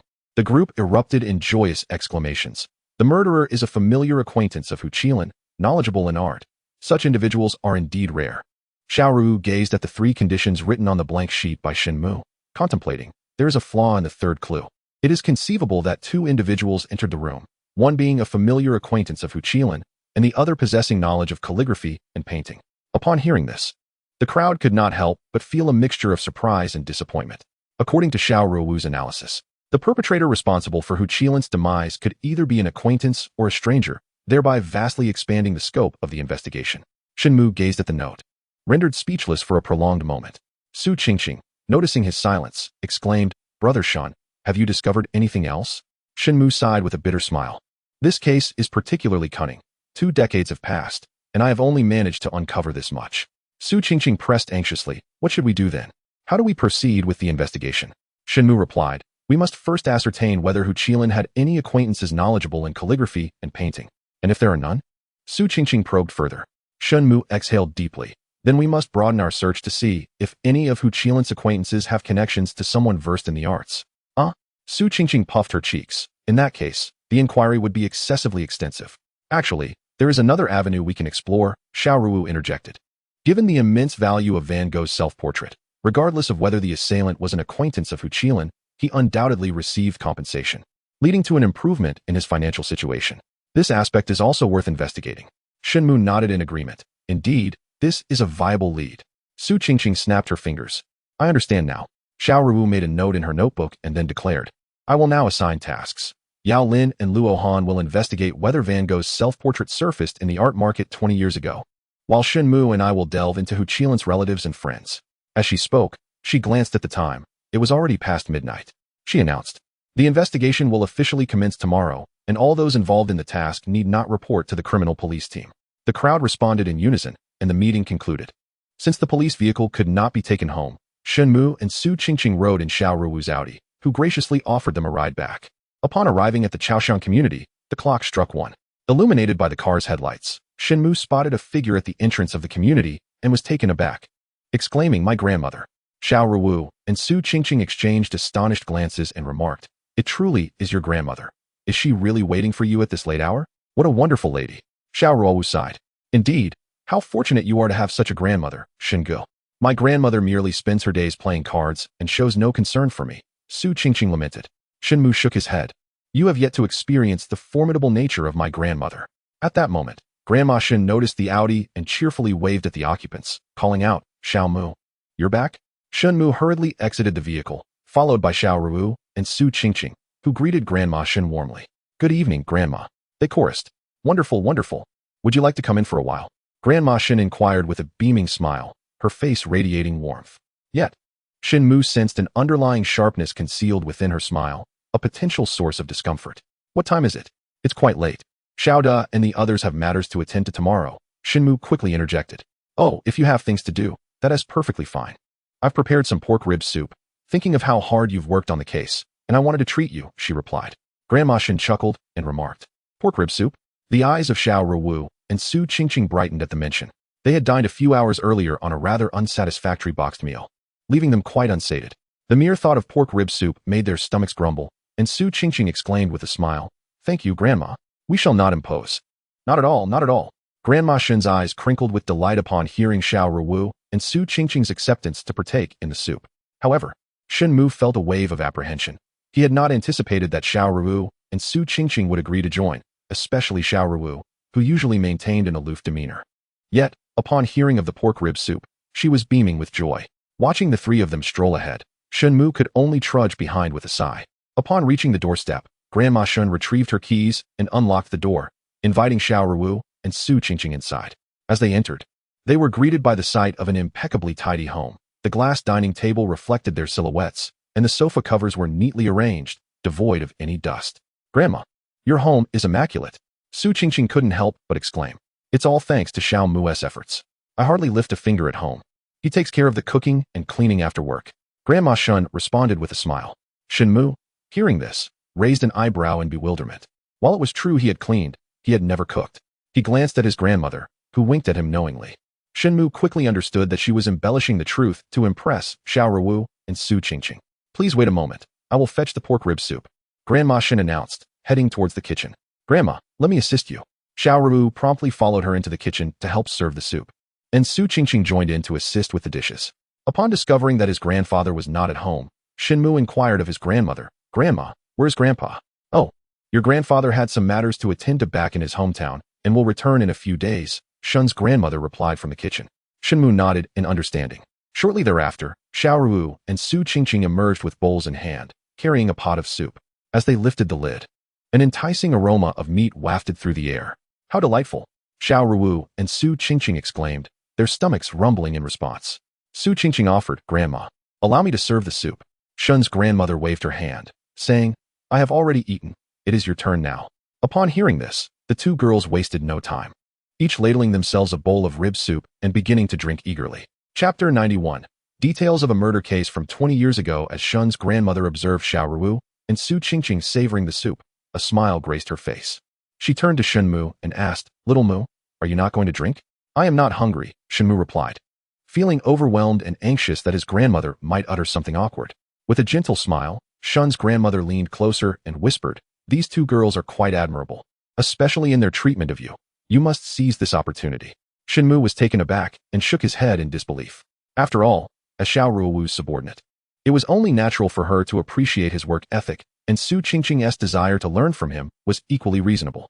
Noticing his indifference, Shen's grandmother playfully poked his forehead, exclaiming, "How did I end up with such a thick-headed grandson?" The interaction between the grandmother and grandson went unnoticed by Xiao Ruowu and Su Qingqing, who, upon finishing their soup, praised Shen's grandmother for her delicious concoction. Su Qingqing remarked, "I simply cannot fit another bite. The soup was too delectable." Grandma Shen chuckled, "You are welcome to visit often. I can prepare other soups that are equally delightful." Xiao Ruowu and her companion hurriedly expressed their apologies, insisting it was too much trouble. After finishing their soup, they stood up to bid farewell. Mindful of not disturbing Grandma Shen's rest, she accompanied them to the stairway, earnestly reminding them to drive carefully before returning to close the door. Upon her return, Shen Mu was brushing his teeth. Grandma Shen patted his shoulder, encouraging him, "Keep up the good work." With a toothbrush in his mouth, Shen Mu nodded in acknowledgement. "I understand, Grandma. I will strive to do my best." Grandma Shen playfully scolded him with a gentle tap on his head. "You might as well be foolish. I find it strange that you excel academically, yet seem so clueless in this regard." She shook her head in exasperation. The following day, having gone to bed late the night before, it was already 8 in the morning when Xiao Ruowu arrived to pick up Shen Mu. He hurried downstairs upon receiving her call. "Let us head to Anxiao Alley. The Zhang and Hu couples are familiar with each other, and they might have some insights. We should inquire further, as they may have overlooked certain details." Shen Mu and Su Qingqing nodded in agreement with Xiao Ruowu's plan. The relocation of Anxiao Alley was nearing completion. Apart from the Zhang family, no other households remained. Upon seeing Shen Mu and his companions at their door, Zhang Yungue and his wife welcomed them warmly, offering them seats. After settling down, Xiao Ruowu said, "I apologize for interrupting you once more." Zhang Yungue replied with a smile, "Not at all. We are quite idle at the moment." He then inquired, "I heard that you apprehended both Hu family members. Was Hu Daji involved in their crimes?" Due to the ongoing investigation of the Hu Daji case, Xiao Ruowu refrained from making direct statements, merely expressing that the case is exceedingly intricate and far-reaching, complicating the inquiry. Zhang Yungue nodded in understanding. At that moment, Shen Mu inquired, "I heard that 20 years ago, Hu Daji's parents were murdered, and you were the one who reported it?" Zhang Yungue sighed, saying, "Alas, I never anticipated that I would be the first to discover the tragic demise of their entire family. It is truly heartbreaking." Zhang Yungue's elderly wife also lamented, "I only hope that your police force can swiftly apprehend the murderer, allowing their family to find peace." Xiao Ruowu then asked, "Could you describe the specific circumstances at the crime scene from 20 years ago?" "Certainly, as long as it aids your investigation, I shall share," Zhang Yungue readily agreed. Su Qingqing promptly produced a notepad and handed it to Shen Mu for documentation. When the Qi Lin couple was murdered 2 decades ago, it was also summer, and the weather was exceedingly hot. Knowing that the Qi family was selling their house and leaving the next day, I felt reluctant and decided to visit them. Little did I know. Zhang Yungue paused, shaking his head in sorrow. I discovered Wu Xiaojuan lying in the living room, covered in blood, with a severe blow to the back of her head, while Hu Qilin lay in the bedroom, equally bloodied. Xiao Ruowu asked, "Do you recall which parts of their bodies were injured?" Zhang Yungue replied, "Both Hu Qilin and Wu Xiaojuan were fatally stabbed in the abdomen." Shen Mu pondered for a moment before asking, "Can you ascertain what heavy object struck Wu Xiaojuan's head?" Zhang Yungue stated, "It must have been a hammer at that time. Her occiput was severely dented, a truly tragic sight. I cannot fathom who could be so malicious. Officers, you must apprehend that murderer. It is utterly ruthless to invade someone's home and commit such a heinous act, completely disregarding the law." As he spoke, Zhang Yungue shook his head, revealing a look of sorrow on his face. Xiao Ruowu replied, "We will do our utmost to capture the perpetrator. You need not worry about that." Zhang Yungue responded with a nod. "I hope you can swiftly bring the culprit to justice, allowing the Hu Qilin family to find peace in the afterlife." Shen Mu interjected, "By the way, after you discovered Wu Xiaojuan lying in a pool of blood in the living room, what did you observe upon entering the room?" Zhang Yungue recounted, "Upon witnessing Wu Xiaojuan's murder, I rushed into the room and immediately saw Hu Qilin also lying in a pool of blood." Shen Mu inquired, "What was the room like at that moment? Could you describe it in detail? This information is crucial for our investigation." Zhang Yungue pondered for a moment and replied, "After I saw Hu Qilin had been killed, I did not have the time to take in more details. Besides, more than 20 years have passed, and my memory is not clear." "You entered the room, saw Hu Qilin murdered, and then called the police?" Shen Mu asked. Zhang Yungue nodded yes. "I went out and reported it." Shen Mu affirmed, "Do you recall anything else about the crime scene from that time?" Zhang Yungue thought again, shaking his head. "I have shared everything I know. There is nothing more to add." "Very well. Please sign the statement and provide your fingerprint." As Shen Mu observed that Zhang Yungue had little left to say, he prompted him to sign and affix his thumbprint. "We appreciate your assistance once again. We shall take our leave now." After completing the formalities, Xiao Ruowu rose and courteously expressed her gratitude to the couple. Zhang Yungue and his wife quickly replied, "It is nothing. This is what we ought to do." Shen Mu tucked the recording paper into his bag and casually inquired, "Mr. Zhang, are you preparing to move?" Zhang Yungue's spouse responded, "Indeed, we are moving tomorrow. Having lived here for several decades, I must admit it's rather difficult to part with this place." Shen Mu chuckled. "Elderly folks tend to be nostalgic. My grandparents reside in the countryside, and despite my urging them to move to the city, they simply cannot bear to leave their old home." Zhang Yungue nodded in agreement. Indeed, the older one becomes, the harder it is to forget the past. Shen Mu further asked, "Where will you be relocating? Are you renting temporarily or moving in with your son?" Zhang Yungue replied, "At our age, we intend to stay with our son and daughter-in-law who run a small business in Jinghai. We feel rather bold asking them for a place to stay." Shen Mu couldn't help but laugh. "It is only natural to seek refuge with your children as you age. There is no need for modesty. Your kindness is truly admirable." The couple also chuckled, their smiles revealing their appreciation for their son and daughter-in-law's filial piety. As the three departed, Zhang Yungue and his wife accompanied them to the door. Shen Mu quickly said, "Please, do not see us off any further. We are leaving now." Only then did the couple cease their farewells. Watching the trio depart, Zhang Yungue's wife remarked, "These three officers seem quite amiable." Zhang Yungue nodded. Chapter 92. Unusual Behavior at the Crime Scene. After Shen Mu and his companions departed from Zhang Yungue's residence, they ventured a considerable distance before Shen Mu suggested, "Shall we pay a visit to Hu Daji's former house?" Xiao Ruowu and the others agreed, and the trio made their way to Hu Daji's ancestral home. They had previously visited this location the day before Hu Daji was murdered, but their search had yielded no results. The old residence of Hu Daji had been completely vacated, as had the adjacent properties on either side. Upon entering, Shen Mu observed the walls, which were mottled and already adorned with cobwebs after just a few days of abandonment. However, the window panes remained intact. Shen Mu scanned the living room and then addressed Su Qingqing, saying, "Qingqing, Xiaoda, please go to the neighboring houses on either side. I will speak, and let us see if you can hear me." Scene simulation is a crucial method in solving cases. Xiao Ruowu and Su Qingqing proceeded to the adjacent houses. Shen Mu raised his voice and called out, "Xiaoda, Qingqing, can you hear me?" Simultaneously, responses echoed from both sides. "We can hear you." Shen Mu nodded and instructed, "All right, Xiaoda, return, while Qingqing remains there." "Understood." After Xiao Ruowu returned, Shen Mu entered the room and called out to the two, "I will now imitate the cry emitted by Hu Qilin when he was stabbed in the abdomen. Please listen carefully." They both agreed. Shen Mu promptly let out a low, mournful wail. From both sides, Xiao Ruowu and Su Qingqing responded, "We can hear it." Shen Mu then covered his mouth with his left hand and emitted another subdued cry. This time, Su Qingqing did not respond immediately, but Xiao Ruowu remarked, "I can hear it." Shen Mu called out to Su Qingqing, "What about you, Qingqing?" From the other end, Su Qingqing replied, "I didn't hear anything this time." Shen Mu continued, "Qingqing, please come back." As the three regrouped at the entrance, Shen Mu remarked, "When Hu Qilin was murdered, his mouth may have been covered by the assailant, rendering his cries inaudible to those next door. However, Wu Xiaojuan in the living room would have been able to hear him. This explains why Wu Xiaojuan rushed to the room to investigate, only to be ambushed and killed by the perpetrator outside." Xiao Ruowu nodded in agreement. "The layout of this house has remained unchanged for over 20 years. The scenario we are simulating today mirrors that of over 2 decades ago, which is why Wu Xiaojuan did not scream for help, while Hu Qilin made a subdued sound." After she spoke, both she and Su Qingqing turned their gazes toward Shen Mu. Shen Mu nodded in affirmation. Wu Xiaojuan did not call for help, nor did Zhang Yungue. Xiao Ruowu and Su Qingqing were taken aback, exclaiming in surprise, "You suspect Zhang Yungue?" Shen Mu replied, "I am unaware of the specific circumstances from 20 years ago. But concerning today as Zhang Yungue, he is clearly acting strangely." Su Qingqing, puzzled, remarked, "He seemed perfectly normal just a moment ago." Xiao Ruowu, however, appeared contemplative. "Shen Mu, are you suggesting that Zhang Yungue's responses were peculiar?" Shen Mu nodded. Based on his answers earlier, he was acutely aware of the murder scene in the living room. Yet he seemed unclear about the details of the crime scene in the room. Xiao Ruowu and Su Qingqing both nodded, recalling that Zhang Yungue had indeed responded in such a manner. Su Qingqing tentatively inquired, "Brother Shen, do you believe Zhang Yungue is lying?" To her surprise, Shen Mu shook his head, stating, "Quite the contrary. He is indeed telling the truth, which makes it all the more suspicious." Even Xiao Ruowu was perplexed by this, asking incredulously, "How can Zhang Yungue's truthfulness be deemed suspicious?"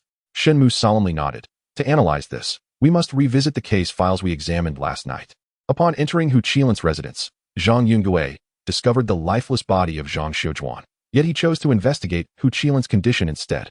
Typically, one would instinctively call for help in such a scenario, especially since the layout of the house concealed the view of the rooms. Not only did he fail to alert the authorities, but he also refrained from calling for assistance, opting instead to rush into the room. This is decidedly peculiar. Furrowing his brow, Shen Mu continued. This inconsistency was noted by investigators 2 decades ago, who questioned Zhang Yungue about his actions. He explained that he was eager to check on Hu Qilin's well-being. However, in his statement, he acknowledged seeing Hu Qilin's corpse, yet did not raise an alarm until he reached the door, a fact corroborated by the testimonies of neighboring witnesses. When confronted about this behavior, his justification was that he was momentarily stunned and only recalled to call for help once he reached the doorway. Shen Mu remarked, "It is curious that he could think to check on Hu Qilin's safety while simultaneously claiming to be startled." Regrettably, the investigators from 2 decades prior did not pursue this line of inquiry further, as there were witnesses who recalled seeing Zhang Yungue playing chess at the door at the time of the incident. Evidently, our predecessors committed a grave and fundamental error. They disregarded Zhang Yungue's unusual behavior at the crime scene merely because he had an alibi. They failed to consider that Zhang Yungue's innocence in the act of murder did not imply his ignorance of the fact that the Hu Qilin couple had already fallen victim to a heinous crime. It is only logical that Zhang Yungue was aware of Hu Qilin's murder from the outset, which elucidates the peculiarity of his actions at the scene. Xiao Ruowu raised an eyebrow. Are you suggesting that the murderer of the Hu Qilin couple informed Zhang Yungue of this matter afterward? The specifics still require further investigation, but it is certain that Zhang Yungue is implicated in this case. Shen Mu continued. Regarding this, let us revisit the earlier question. The reason I assert that Zhang Yungue is well versed in the situation of the living room, yet remains oblivious to that of the bedroom, is quite genuine. This is because the murderer of Wu Xiaojuan informed Zhang Yungue about the living room's circumstances post-crime, while the perpetrator of Hu Qilin's murder did not disclose the bedroom details to him afterward. Furthermore, Zhang Yungue's primary concern in the bedroom was to ascertain Hu Qilin's fate, and he hastily exited, thus leaving him indeed uninformed about the conditions in the room where the crime transpired. Upon hearing this, Su Qingqing appeared utterly perplexed, as did Xiao Ruowu, who wore a similar expression of confusion. Su Qingqing remarked, Shen Gu, I can't shake the feeling that you're speaking in riddles. I understand each word, yet when they form sentences, I find myself lost. Shen Mu chuckled softly. Very well, I shall disclose the outcome first. After the heinous act of murdering the Hu Qilin couple, the 2 perpetrators may have encountered an unforeseen circumstance, prompting them to hastily depart with the painting. Their hurried exit precluded them from discerning whether the couple had indeed succumbed at the scene. Consequently, the assailants informed Zhang Yungue, who then rushed to the site to ascertain the couple's fate. Upon discovering their demise, he feigned an urgent plea for help at the entrance. Zhang Yungue's earlier claim of visiting the Hu Qilin couple was merely a ruse to probe into their condition. At this revelation, Xiao Ruowu and Su Qingqing suddenly comprehended the gravity of the situation. Su Qingqing inquired, but why did the assailants reveal the circumstances of the living room to Zhang Yungue, yet withhold information regarding the bedroom? Xiao Ruowu interjected. I can elucidate this point. The perpetrator who disclosed the details was responsible for the murder of Wu Xiaowan in the living room. As for the other culprit, who likely hails from outside in Xiaohutong, he feared detection and thus departed without relaying the situation of the bedroom to Zhang Yungue. Shen Mu nodded in agreement. Zhao's final analysis aligns perfectly with my previous deductions. The assailants encountered an unexpected complication during the murder and, fearing suspicion, had to vacate in Xiaohutong post-haste. While perusing the case files last night, I sensed something amiss, and today, upon deliberately questioning Zhang Yungue about the case's intricacies, he inadvertently revealed the truth. Chapter 93. The Fierce Tiger and the Delicate Rose. After listening to Shen Mu's analysis, Su Qingqing expressed her admiration, exclaiming, How impressive! You were able to identify Zhang Yungue as a suspect. Brother Shen is truly remarkable. Xiao Ruowu, noticing Su Qingqing's excitement, couldn't help but smile. She said, Your brother Shen has even more astonishing deductions. Would you like to hear them? Really? Su Qingqing looked at Shen Mu in disbelief. At that moment, Shen Mu was engrossed in his police terminal. Hearing the conversation between the 2 women, he smiled faintly and remarked, It's not so much a brilliant deduction. It merely suggests that since the murderer confided in Zhang Yungue about the crime, it is likely that he shares a very close relationship with him. Furthermore, according to Zhang Yungue, his son Zhang Jiang conducts business in Jinghai City. I just checked Zhang Jiang's household registration, and he relocated to Jinghai shortly after the deaths of Hu Qilin and his wife. Moreover, he purchased a house shortly after moving there. 20 years ago. Property in Jinghai was quite costly. Shen Mu handed the police terminal to Xiao Ruowu and Su Qingqing for them to examine. Upon reviewing the information, both women exclaimed in surprise, it is indeed the case. Xiao Ruowu pondered. 20 years ago, a house like this in Jinghai would have been worth at least several million. While at that time, the Zhang Yingui couple were merely factory workers, and their son Zhang Jiang did not even have a job. Indeed, given their financial situation back then, it would have been impossible for them to afford such a property. Could it be that they stole the Van Gogh self-portrait from the Huqilan household? Su Qingqing contributed to the analysis. Shen Mu nodded, but his expression soon darkened. If my analysis is correct, one of the culprits is Zhang Jiang, the son of Zhang Yingui. He conspired with others to commit murder and theft of paintings, using the proceeds to purchase property.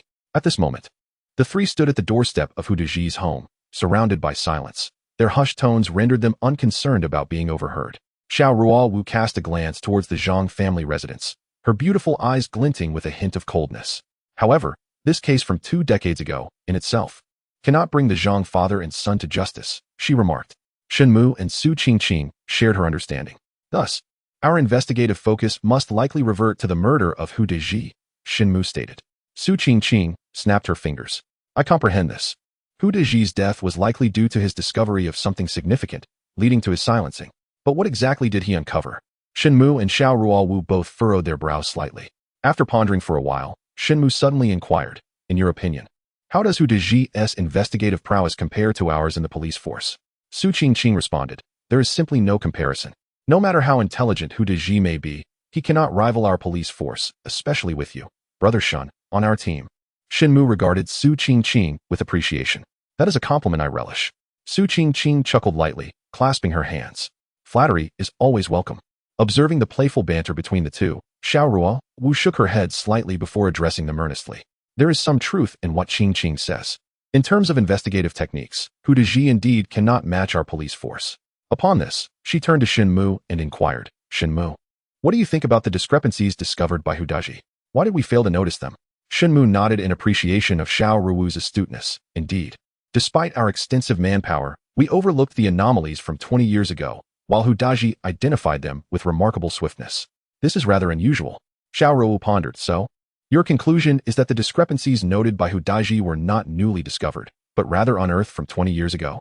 Before Shen Mu could respond, Su Qingqing interjected with confusion. Wait a moment. When the Huqilan couple was murdered 20 years ago, Hu Deji was already in a state of madness. Precisely because Hu Deji was deranged at that time, I assert that the anomalies were recognized by him 2 decades ago, Shen Mu explained. What? Su Qingqing, though clever, struggled to keep pace with Shen Mu's reasoning. Are you suggesting that after Hu Deji regained his sanity, he remembered the events he experienced during his madness? This time, even Xiao Ruowu couldn't help but express her astonishment. Generally, individuals with mental illnesses do not recall their experiences during episodes, yet nothing is absolute. Medical research has shown that some individuals with mental disorders can indeed remember events from their episodes. Hu Deji clearly belongs to the latter category. Upon regaining his clarity, he recalled the events he endured during his episodes, including the identity of his parents' murderer. Su Qingqing couldn't help but gasp. This matter, encompassing both medical and psychological issues, exceeded her realm of understanding. Shen Ge knows so much. Su Qingqing exclaimed with great admiration. Shen Mu shook his head and said, I stumbled upon this knowledge in a book. I found it rather amusing at the time and decided to jot it down. The heart of a fierce tiger delicately sensed the rose. Indeed, splendid. Beside him, Xiao Ruowu could not help but praise Shen Mu. Shen Mu smiled and replied, Please, no more flattery. Let us return to the investigation at hand. Su Qingqing then remarked, One thing perplexes me. If Hu Deji knows who the murderer is, why does he not report it to the authorities, but instead seeks out the killer privately? I can elucidate this, Xiao Ruowu interjected. The reason Hu Deji refrained from contacting the police is that he is a psychiatric patient. 20 years ago, he was in the throes of his illness and lacked the capacity for legal responsibility. Consequently, his statements hold no legal weight, meaning the murderer could easily disprove his testimony. Moreover, all evidence pertaining to the intentional homicide case from 2 decades prior has been obliterated. Even though we are aware of Zhang Yingui's questionable character, we find ourselves at a loss, let alone Hu Deji, who is in an even more precarious position. Thus, he resorted to risky measures and sought the murderer in secret. Su Qingqing then experienced a moment of clarity. So that's how it is. After a moment's contemplation, she added, However, Hu Deji clearly misjudged the killer's ruthlessness. The latter acted swiftly and lethally against him. Xiao Ruowu's delicate face turned cold. To keep one's deeds concealed, one must refrain from wrongdoing. To commit murder and robbery is indeed audacious beyond measure. As noon approached, the sun began to blaze with intensity. though the surrounding temperature rose. Both Shen Mu and Su Qingqing distinctly sensed the chill emanating from Xiao Ruowu, clearly indicating her profound wrath towards the murderer. If evidence is found, the perpetrators must be severely punished. Their arrogance is simply intolerable, Su Qingqing asserted. During their conversation, Shen Mu remained silent nearby. After a brief pause, he finally spoke. There is something I do not quite understand. Xiao Ruowu and Su Qingqing immediately turned their attention to him. Shen Mu continued. Earlier, Qingqing mentioned that Hudaji misjudged the ruthlessness of the killers. I believe this assertion is debatable. Given Hudaji's intellect, would he truly be so foolish as to leave no evidence behind? Leave evidence? After contemplating for a moment, Xiao Ruowu inquired, if he were to leave evidence, how would he allow it to surface? Shen Mu pondered. When we visited the Shila nursing home, Hudaji handed the director a letter containing a line of poetry by Homer. Su Qingqing remarked, the one who chases shadows becomes a shadow himself? Shen Mu replied, he meticulously included each character of that line in the letter, which is rather peculiar. Might it be an indication of something he wishes to convey? Convey what? Xiao Ruowu mused. Are you suggesting that he anticipated his own peril, thus leaving behind a letter, with the poetic lines serving as evidence? Chapter 94. Entering the game, the three of them deliberated for quite some time, but failed to ascertain the reason behind Hudaji's letter. As Xiao Ruowu glanced at the time, she noted that it was already noon, and the brilliant sunlight had begun to illuminate their surroundings. She suggested, let us first have lunch. They all climbed into the car, with Su Qingqing at the wheel as they exited on Xiao Alley. What would you like to eat? Today, I shall treat, Xiao Ruowu asked Shen Mu and Su Qingqing. I desire steak, came the reply. Su Qingqing exclaimed, Xiao is treating us.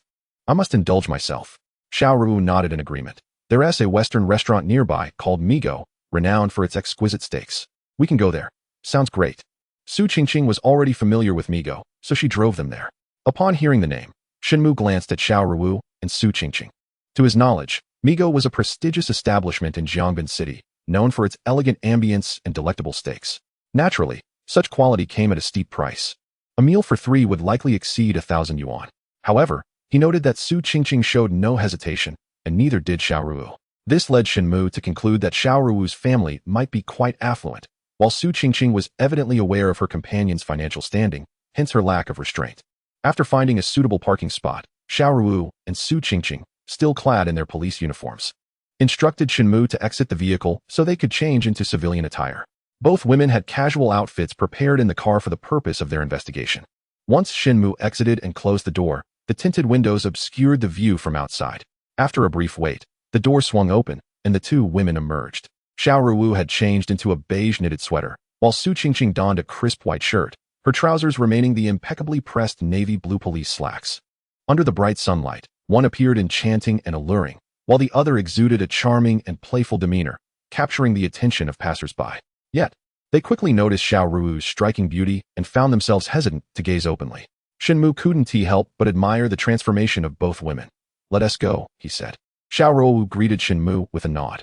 It must be said that the pair were indeed strikingly attractive, and upon entering the Western restaurant, they drew numerous gazes, not devoid of jealousy directed towards Shen Mu. Inwardly, Shen Mu felt a sense of helplessness. Dear gentlemen, these two have no connection to me. Once seated, Shen Mu discovered that this restaurant surpassed the one he had visited previously with Xiao Ruowu, boasting an elegant ambience and a fitting atmosphere. The gentle music flowed like a babbling brook, instantly easing the tension in his heart. At that moment, the waiter approached with 3 menus, politely presenting them to Shen Mu and his companions. Shen Mu accepted the menu and began to peruse it slowly. The images were paired with prices, accompanied by detailed descriptions, and even featured handwritten reviews from celebrities. Xiao Ruowu and Su Qingqing swiftly made their selections, but when they looked up, they noticed Shen Mu furrowing his brow as he studied the menu intently. They observed that his gaze was fixated on a particular celebrity's review, as if it were a magnet holding his attention captive. Shen Gu? Su Qingqing called to him softly. Startled, Shen Mu finally came to his senses and, noticing the waiter still awaiting his order, randomly chose a steak. After the waiter departed with the menu, Shen Mu suddenly turned to Xiao Ruowu and Su Qingqing, his expression profound. I now understand why Hudaji left that letter. Both Xiao Ruowu and Su Qingqing were taken aback. They had not anticipated that Shen Mu had been contemplating the case moments ago. Why? Xiao Ruowu leaned closer to Shen Mu's shoulder, lowering her voice to inquire. Mindful of the curious glances from nearby patrons, Shen Mu immediately caught a whiff of a fragrant scent, feeling somewhat embarrassed as he averted his gaze slightly. He then whispered, I suspect that Hudaji's letter was not intended for the dean, but rather meant to be delivered to us through him.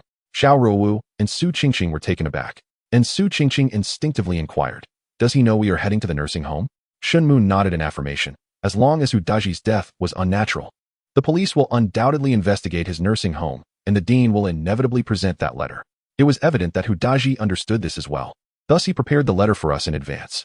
If he were to pass away, we could follow this lead. However, even if we read that letter, what then? We still wouldn't know what he intended to convey to us, Xiao Ruowu pondered. Shen Mu glanced around and noticed that everyone was looking at their trio with envy due to their intimate demeanor. At that moment, a waiter approached, serving 3 plates of steak. Shen Mu, upon seeing this, ceased his discourse. Xiao Ruowu also noticed the surrounding atmosphere and tugged at Shen Mu and Su Qingqing, stating, "No more eating, we should leave." Su Qingqing had just taken a bite of steak, but with the case progressing, she felt compelled to follow Xiao Ruowu as they exited the Western restaurant. Before leaving, Xiao Ruowu settled the bill. Observing the 3 of them disappear, the waiter shook his head in confusion. Once back in the car, Xiao Ruowu remarked, "Shen Mu, now please share your findings." Shen Mu nodded. The fact that Hu Daiji provided us with that letter is undoubtedly crucial evidence. If we can unravel the mystery surrounding that letter, this case should become clear. Xiao Ruowu remained silent, while Su Qingqing remarked, "I find it perplexing that he did not directly disclose the evidence to us. Perhaps he fears that the murderer might obtain that letter, which is why he hesitates to provide us with the proof." Xiao Ruowu responded, "Indeed." Su Qingqing, tugging at her hair in frustration, added, "Yet, if it weren't for Brother Shen's prior encounter with Hu Daiji, we would never have discovered that a poem was embedded within that letter." Shen Mu spoke in a low voice. "Thus, I suspect that Hu Daiji, upon meeting me in the square, intentionally revealed that poem. He must have been quite aware of my identity at that moment." Xiao Ruowu and Su Qingqing exchanged glances, and Xiao Ruowu stated gravely, "Hu Daiji must have inquired about you, recognizing your prowess in solving cases, and subtly indicated how to uncover the evidence." Su Qingqing nodded in agreement. It was no secret that Shen Mu was an adept investigator, and it was reasonable for Hu Daiji to be aware of his presence. To risk his own life in order to draw Brother Shen into this, Hu Daiji has certainly played a significant game, Su Qingqing mused. Xiao Ruowu said solemnly, "He is gambling, wagering that Shen Mu will solve the case and restore justice for his family." Shen Mu added, "Hu Daji's extreme caution clearly indicates that the identity of the second murderer is not straightforward and may even impact our police investigations. While he was alive, his mental health issues led to a lack of belief in his claims, but now that he has been murdered, the police have no choice but to consider his words credible, given the severity of this homicide and its detrimental societal implications." Both Xiao Ruowu and Su Qingqing nodded in understanding. Therefore, the letter left by Hu Daiji is intricately connected to the identity of the second murderer. Xiao Ruowu speculated, "Well, it seems that Shen Mu agrees." After contemplating for a moment, she continued, "Since Hu Daiji meticulously plans every step, his inquiry at Hu Guoqiang's residence regarding the whereabouts of Van Gogh's self-portrait must be intentional. He wants us to connect the death of his parents to that painting." "Impressive, Xiao." Shen Mu commended her. Hearing his praise, Xiao Ruowu smiled faintly. What kind of person could influence the police investigation? Could the murderer be one of us? Su Qingqing suddenly inquired in a hushed tone. Although the 3 shared a hierarchical relationship, their camaraderie allowed for open conversation without pretense. Yet even so, when Su Qingqing suggested that the murderer might be an insider, Xiao Ruowu was momentarily taken aback. Shen Mu, however, shook his head and said, reflecting on that poem, "A particular name comes to mind, one whose profile aligns perfectly. This individual has a fondness for antiques and calligraphy. Who is it?" Both Xiao Ruowu and Su Qingqing inquired simultaneously. Shen Mu glanced at them, his voice low and serious. "Zhujiao." Upon hearing this name, Xiao Ruowu and Su Qingqing were taken aback, exclaiming in unison, "Could it really be him?" Shen Mu affirmed, "His qualifications are a perfect match." Having spent a considerable amount of time at the Jiangbin City Police Department, they were certainly aware of who Zhujiao was. He served as the Deputy Secretary of the Political and Legal Affairs Committee in Jiangbin City. Presently, the structure of domestic police management is a combination of vertical and horizontal systems, simultaneously overseen by higher police authorities and local government, with the Political and Legal Affairs Committee managing the Municipal Police Bureau. Xiao Ruowu pondered, "I have reviewed his resume. 20 years ago, he was working at the grassroots level in an agricultural technology station, and then he suddenly ascended to prominence, ultimately attaining a vice position." Su Qingqing added, "He is acquainted with my father and indeed has a passion for antiques and calligraphy, with quite a collection at home. On one occasion, he even invited my father to appreciate them. The alignment of their identities and interests does not eliminate the possibility that this is all mere coincidence," Su Qingqing reflected. Unexpectedly, both Shen Mu and Xiao Ruowu shook their heads in dissent. Xiao Ruowu asserted, "It cannot be a coincidence. Perplexed by their rejection of her argument, Su Qingqing inquired, "Why can it not be a coincidence? Do you have any evidence?" Xiao Ruowu responded, "Have you forgotten the poem by Homer? Those who chase shadows are themselves shadows." Su Qingqing murmured the lines, and suddenly her eyes sparkled with realization. Does the poem contain his name? It's a homophonic pun. Both Shen Mu and Xiao Ruowu nodded gravely in agreement. Zhuojio's status and position surpassed theirs, and having operated in Jiangbin City for an extended period, it would be challenging to bring him down without concrete evidence. Shen Mu remarked, 20 years ago, he was inconspicuous, but he suddenly rose to fame. I suspect it is connected to the theft of Van Gogh's self-portrait. Su Qingqing couldn't help but exclaim, he sold the self-portrait and amassed a fortune? Shen Mu and Xiao Ruowu nodded once more. Xiao Ruowu solemnly stated, the knowledge of Zhuojio's existence is confined to the three of us. It must remain a secret, even from those in the municipal bureau. We shall deliver a decisive blow once we possess irrefutable evidence. Shen Mu and Su Qingqing naturally understood this principle. Should they inadvertently reveal any hint, not only would their investigation be jeopardized, but they themselves might also find themselves in a precarious situation.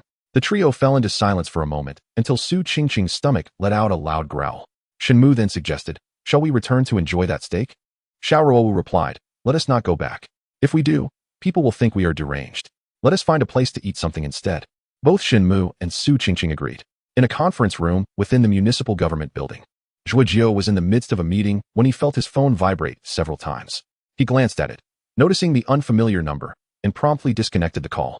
A minute later, the same unknown number rang again. Zhuojio furrowed his brows and stepped outside the conference room. Who is it? He asked as he answered the call. His voice tinged with impatience. After a moment of silence, the caller replied, it's me. Upon recognizing the voice, Zhuojio's expression shifted dramatically, as if he had discerned the identity of the caller. He moved to a quieter corner by the staircase and asked in a lowered voice, what do you want? Did we not agree to cease all contact? After another brief silence, the caller responded, someone is investigating that matter. Zhuojio's face turned pale at the revelation. Have they uncovered anything? He inquired anxiously. Not yet, but it seems there are no signs of them halting their pursuit. They are relentlessly following the trail, the caller replied. A hint of urgency in their tone. Zhuojio's brow furrowed deeper. After all these years, how could they possibly be diligently investigating that incident? The caller continued. That family's son contacted my father, claiming that we were responsible for that affair.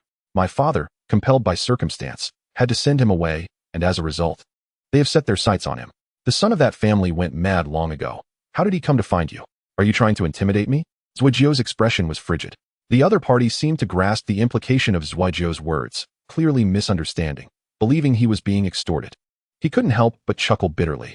I've been living quite well these years, there's no need to seek you out. Upon hearing this, Zhuojio let out a slight sigh of relief. How could a madman possibly locate your father? According to my father, he suddenly regained his senses and even remembered that incident. The other party continued. Zhuojio's expression shifted once more. Did that son leave any evidence behind? I'm not sure if he left anything, but those investigating should not have obtained any solid proof yet.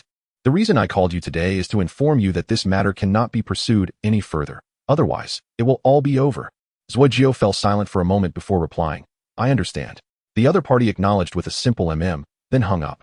Zhuojio pocketed his phone, staring blankly for a moment, before hurriedly retrieving it to note down the number from which he had received the call, subsequently deleting it from his phone. After pondering for a while, he dialed another number. After several rings, the call was answered. Hello, Zhuoshuji, how are you? Zhuojio smiled. Old Xia. I've heard you have acquired some intriguing collections recently. Might you enlighten me? I am free this evening. The other party chuckled. What collections could there be? Just a few old items. If you wish to see them, come to my house tonight. Very well, I shall not be too polite then. Zhuojio exchanged a few pleasantries before ending the call. At that moment, a staff member ascended the staircase and greeted Zhuojio politely. Good day, Zhua. Zhuojio nodded in acknowledgement and turned back towards the conference room. Meanwhile, a meeting was convening at the Municipal Criminal Police Department, presided over by Xiao Ruowu. With the team of detectives in attendance, Xiao Ruowu addressed the assembly, stating, it has been 2 days since the murder of Hu Diji. Have we made any progress in our investigation? She turned to Yao Lin. Please share your findings. According to the adjustments made in yesterday's meeting, Yao Lin and Deluo were tasked with tracking down the whereabouts of the Van Gogh self-portrait.